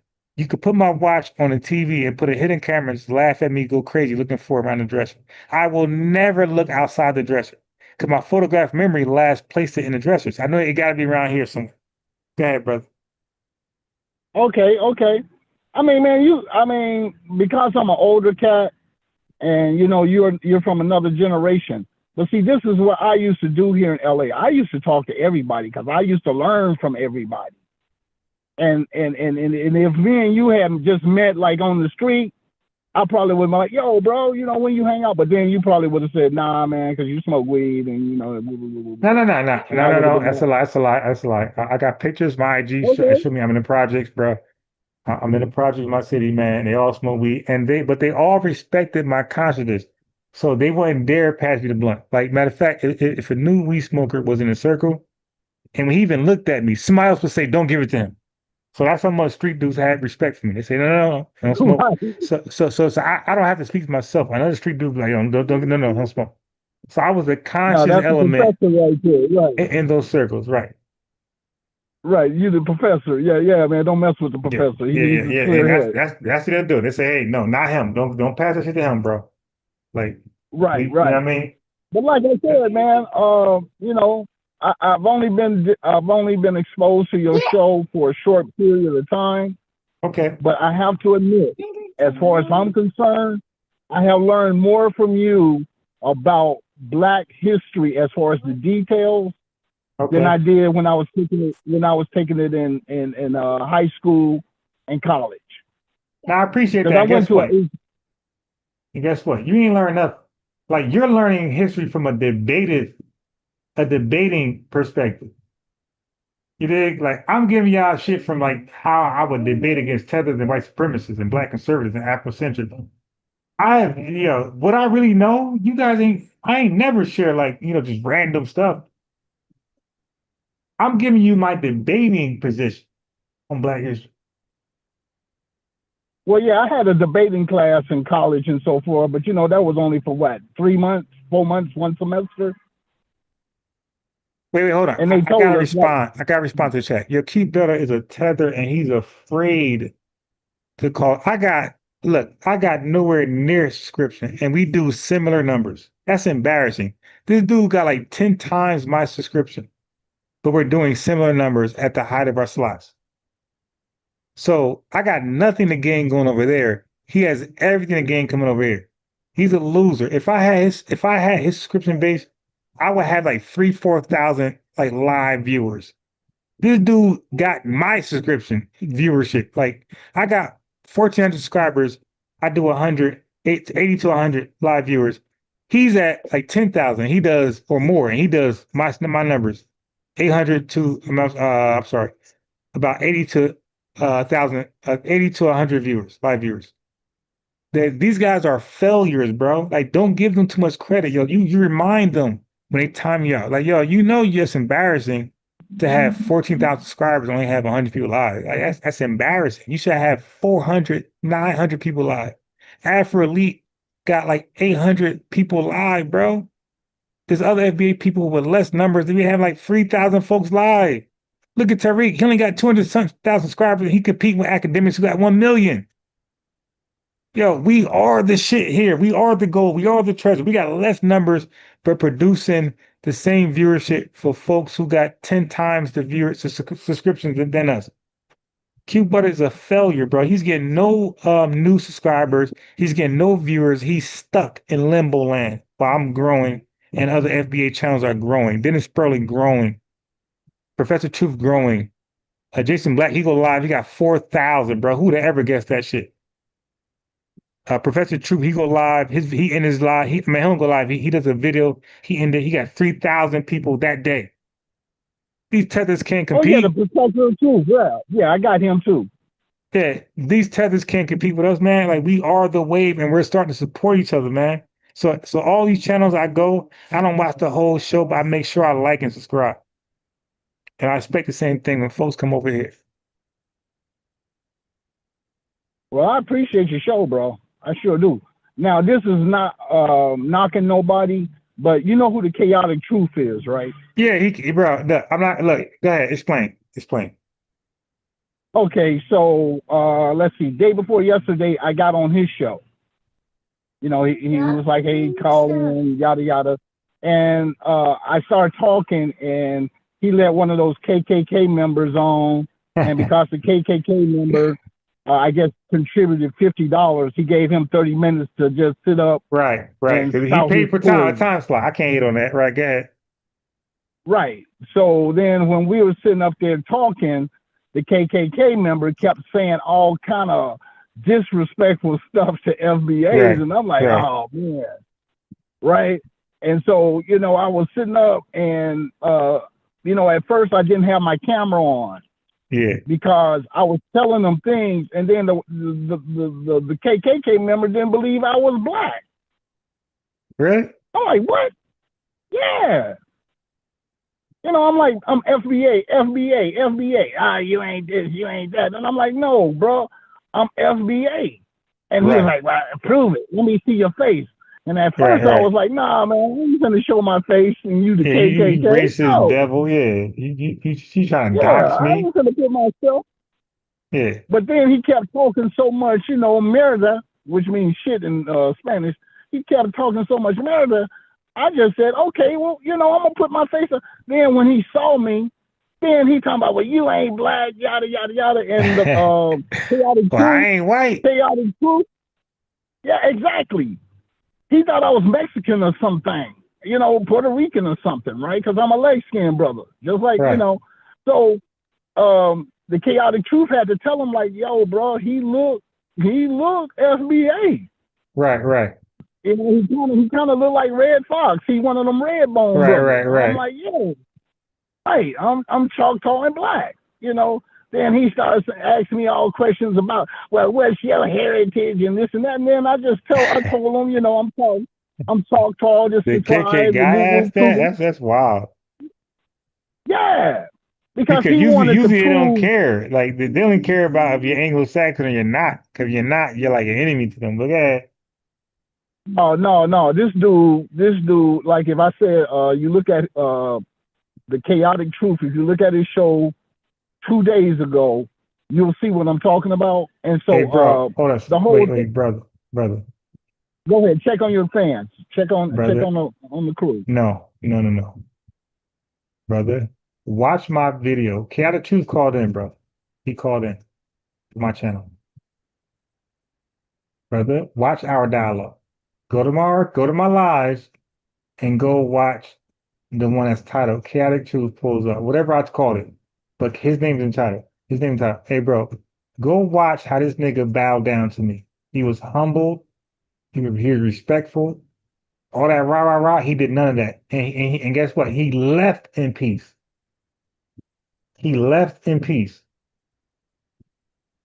Okay? So all these guys are supposed to be good at debating, all these Morris World TV people, bro, when they come here, their attitude changes. Bro, they're no longer rah excited, bro, because they know they're dealing with a real researcher and they want mercy. Chaotic Truth was humble. And go watch my video, bro. I just re-uploaded it. Go watch my video with Chaotic Truth, man. And you ain't gonna never see him that humble ever again in your life. That dude was humble as hell over here. Huh? Yeah, because I gave him his flowers because I had seen him, 3 years ago when he used to be on Anton? No. Forget about that. I'm saying to you, because you asked me did I know him, and I didn't respond. I let you finish first to get you land your plane. You landed your plane.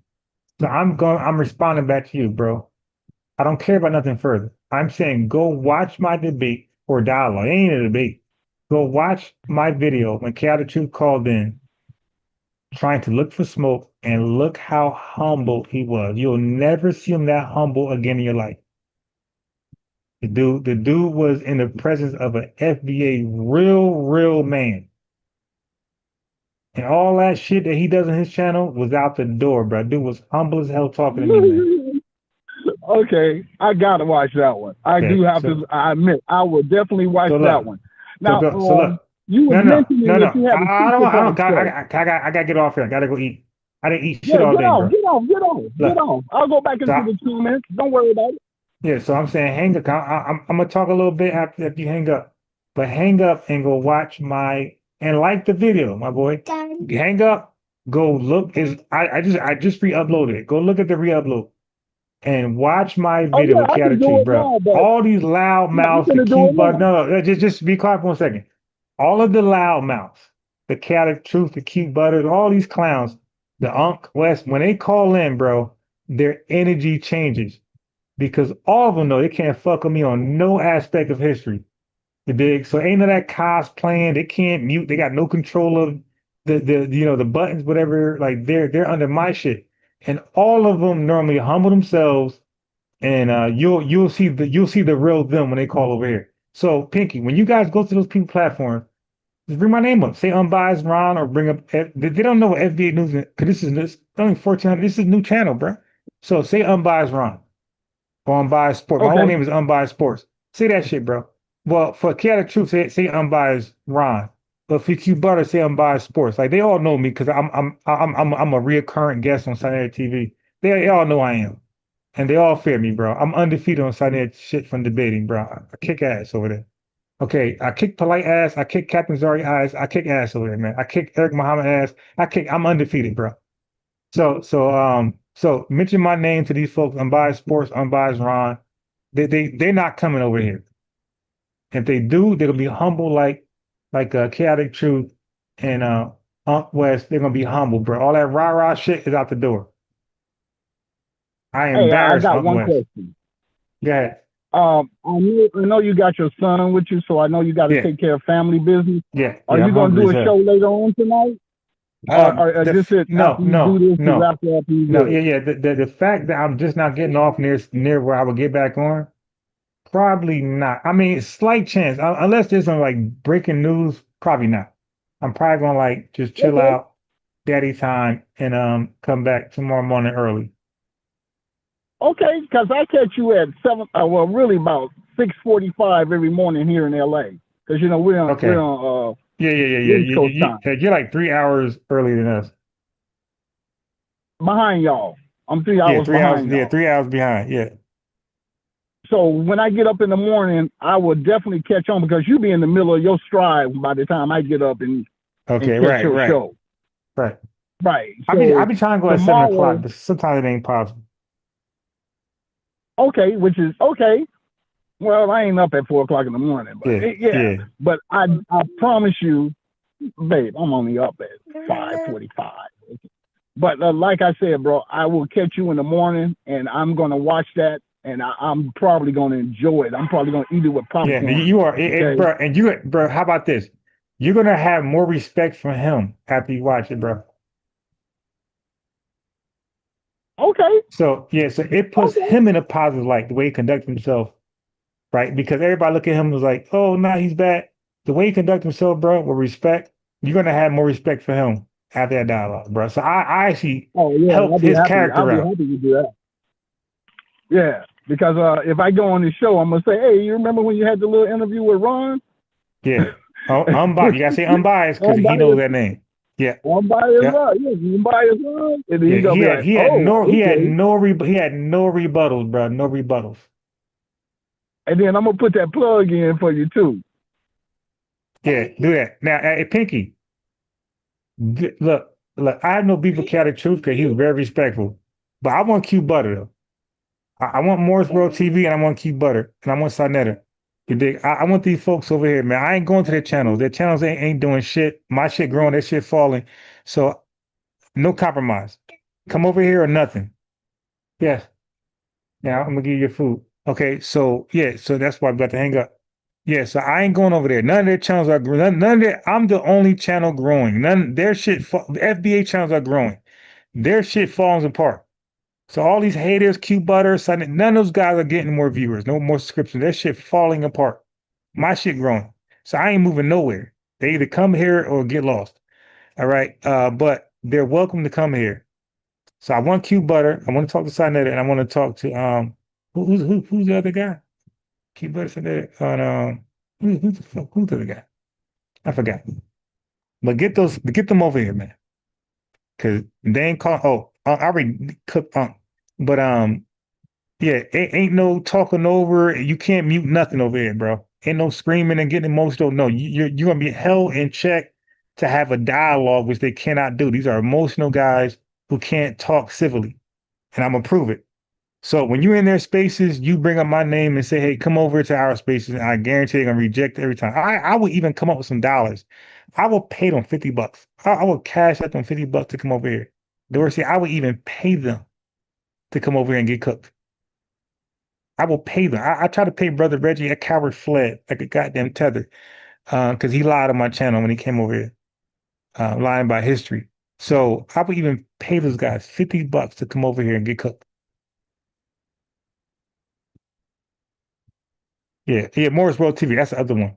I will pay him $50 to come over here because actually he's doing series on Dr. Claw and he's like severely flawed. So I would like, bless you. I would like to, God bless you. I would like to talk to, we'll get it. I would like to talk to Morris World TV of what he said about Dr. Claw. So I'm holding him accountable of what he said, of what he has says about Dr. Claw Anderson. I want, that's all, brother. I'm only challenging you on your assessment of Dr. Claw Anderson. So that means that we're going to play your video back and I'm going to cook you what you already said and you try to defend it. Because he act like he's correct. He act like he's a real researcher. Nice. No respect. He's a bad researcher. And like I said, I will come up with $50 to pay these guys to talk to me for about an hour for shit they already said. It's already documented. No gotcha stuff, no catch you off guard, ambush scholarship. No, what you already said, dude. I want to challenge you on what you already said in your current research. I want to prove your comprehension is low to basically retarded. All right. So on that note, Dorsey, I'm out of here, bro. I gotta eat. I ate nothing today. Just coffee and more coffee, and that's it. And I appreciate the family, the lineage for pulling up, sticking with me all these hours. I've been, 5, 6 hours I've been lying. I know, I've been online longer than that. Like 7 hours. I appreciate you guys. Like the video. And for those, only those who might have some extra pennies laying around, send a cash chat or super chat. Dorsey, I'm out. Peace, brother. I appreciate you. Love my lineage.